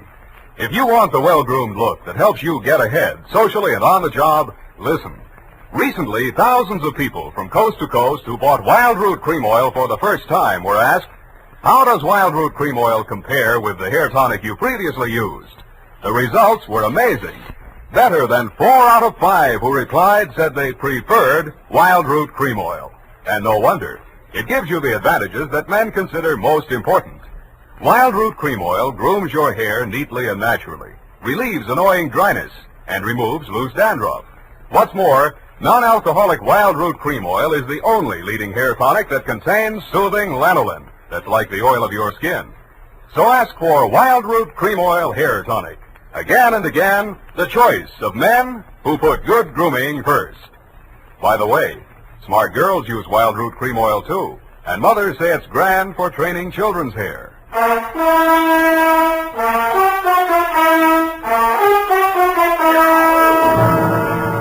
And now back to Caper with 2 Deathbeds. Tonight's adventure with Sam Spade.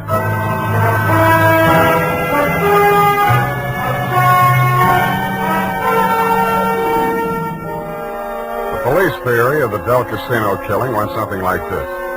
Casino had shoved off in the dinghy to join in the search for Dan Starbuck, had rescued him, and been maced for his pains.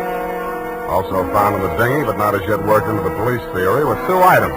1, a waterproof wallet containing the seaman's papers of one Nils Halverson. 2, a tattoo mark on the right bicep of the deceased.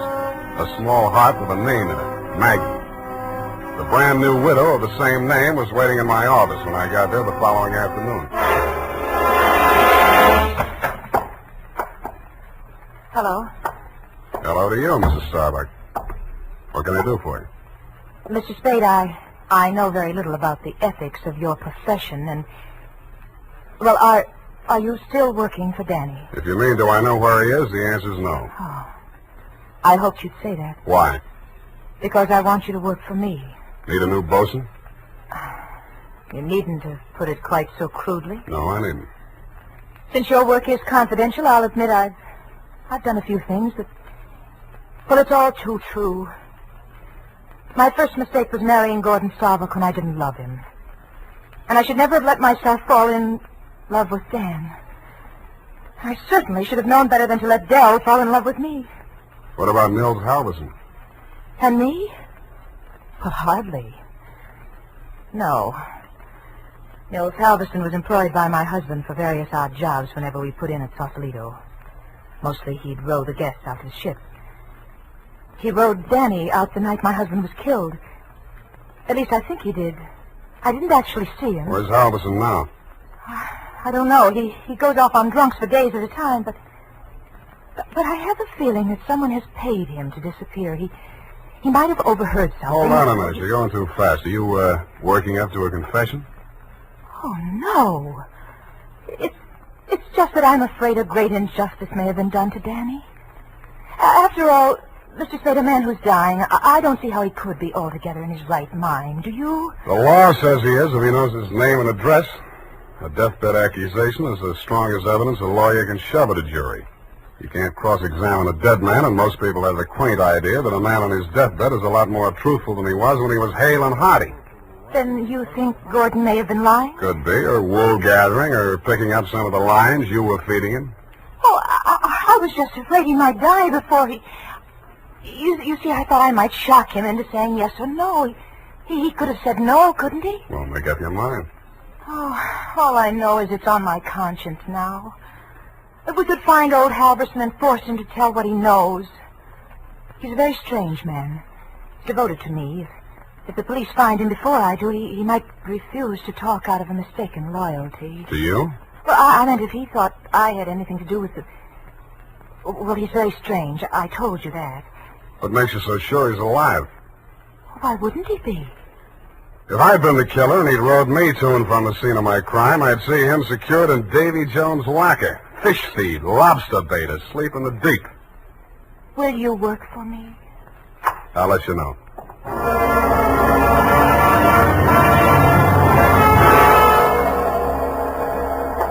I didn't have time to get tattooed, but the rest of me was marinated enough.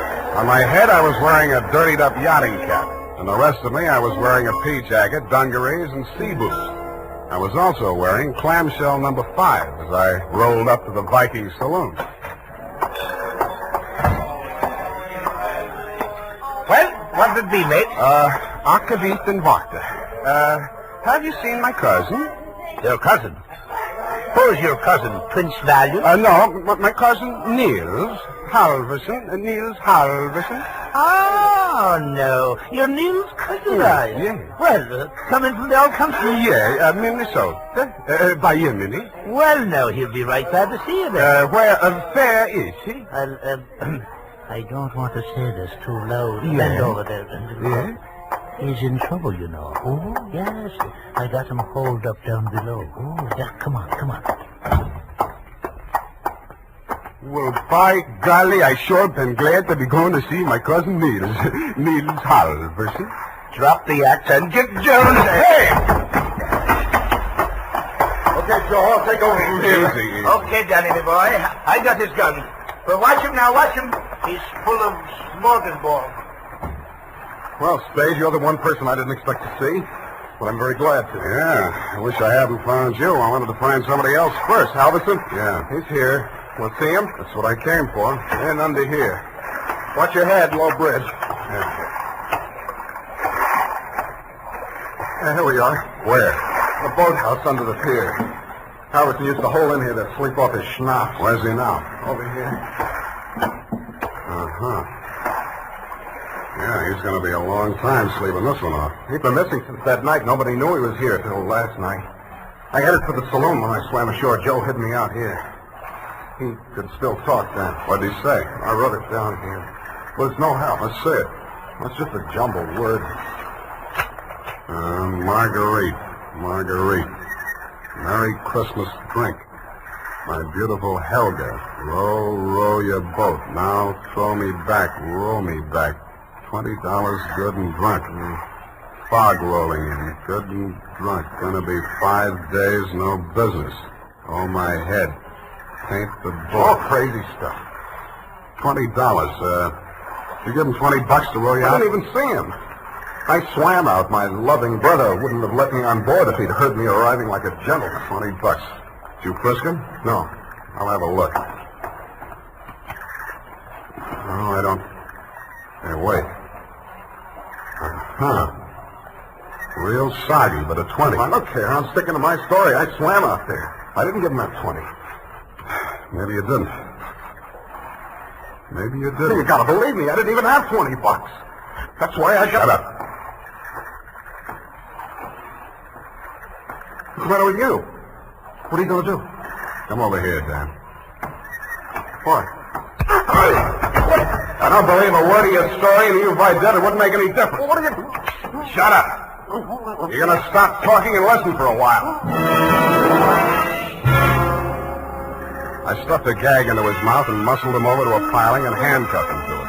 He didn't even look surprised. He just stood there staring at me as if he'd lost his last friend in the world. But I wasn't looking at him as much as I was listening to those footsteps on the boards overhead. I waited for them to come back. They did. I walked across the soggy planks to where Nils Halverson lay in the shadows. Nils, I want you to answer these questions again. Now, this time I'm going to take them down. You get lots of $20 and lots of drink. Now then, I know you don't feel so good. You don't have to talk if you don't feel like it. Just nod your head for yes and shake it for no. Okay, Nils? That counts in a court of law as long as there's a witness. Okay. Now, your name is Nils Halverson. Your address is 213 Bayview, Sausalito. That's correct, is it? Nod your head. Good. Good. That proves you're in your right mind. You know you were injured. Yeah. You know the cause of your injury. Hit on the head and thrown over the side of your boat. What? Huh? Not the... Oh, dinghy. Well, it's the same thing. All right. Now, you know you're dying. You have no hope of recovery. That's obvious, but nod your head. That's the boy. Now, Nils, on the night of the 18th, around 10 o'clock, after your usual working hours, you rowed somebody out to the yacht Marguerite in return for which this person gave you a $20 bill. This person is also the person who killed, who inflicted your fatal injuries.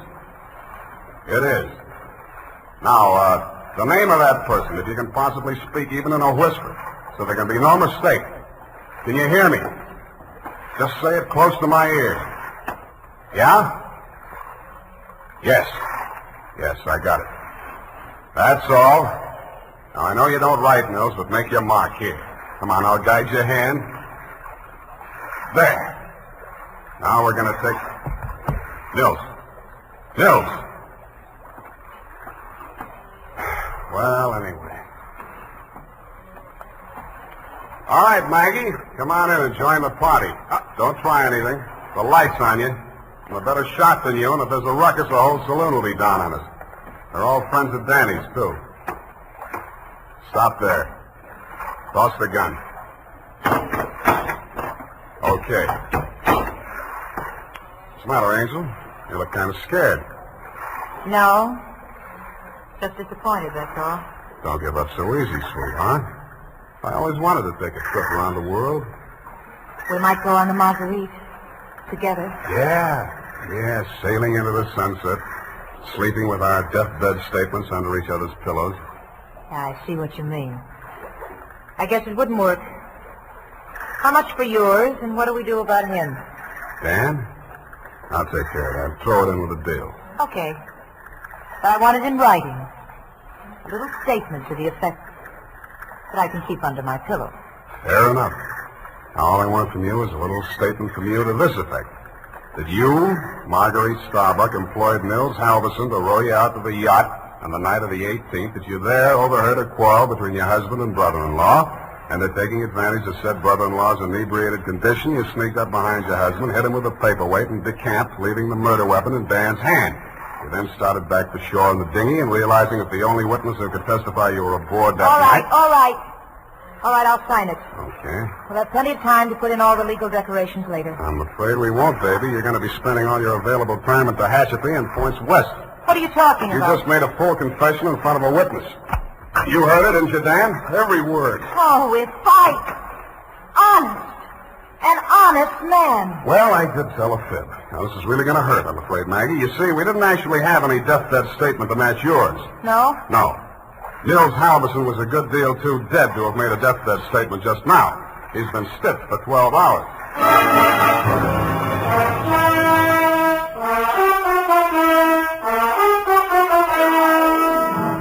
Period. End of report. Well, Sam, I'll type this right up because then I'm leaving. Wait a minute, Effie. I had to do it that way. Don't you understand? Of course, Sam, I quite understand. But you object, huh? A cruel, ruthless, murdering, though beautiful woman, foiled by a clever ruse, a great acting performance by the greatest private detective of them all. Is that all?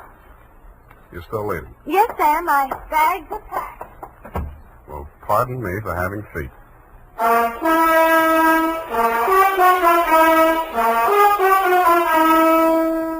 There's a reason, men. In fact, there are 5 big reasons why more men every day are turning to Wild Root Cream Oil for well-groomed hair. Wild Root Cream Oil grooms your hair neatly and naturally. Wild Root Cream Oil relieves dryness and removes loose dandruff. Wild Root Cream Oil is non-alcoholic and contains soothing lanolin. 5 big reasons why you, too, should join the millions with handsome, well-groomed hair. Why you should step up to your drug or toilet goods counter and ask for Wild Root Cream Oil. Get the big economy bottle and the handy new tube that's easy to pack when you travel and just right for the office or plant. Also, ask your barber for a professional application of Wild Root Cream Oil Hair Tonic. Again and again, the choice of men who put good grooming first. Well, here it is, Sam. Goodbye. Now, wait a minute, Effie. You can't leave like this, not without... Oh, all right, I'll talk to you while I'm putting my hat on. Well, can't you at least look at me? After all, you should give me a chance to justify... Well, apparently you're laboring under an apprehension. Of course I am. Oh, boy, am I glad I picked the last in June and the first in July. What are you talking about? My vacation. Vacation? You just had a vacation a few months back. Well, Sam, that's a year. Well, if you want to take advantage of a legal technicality... Now, Sam, don't say goodbye, man. Well, it's customary, I suppose. It's lucky that some of us keep our nose to the grindstone, our ear to the ground, an eye to the future. Huh? Television's just around the corner, you know. Oh, Sam. Come here, sweetheart. You look lovely. Come here. Have a wonderful time. Oh, Sam. Oh, Sam. Yeah. Now, go on. You miss your train. Where are you going? To Los Sierras. Well, just so you don't go to Kanab, Utah. All right, Sam. You know best. Good night. Good night, Sierra Sue. Now, who can we get for that part next week?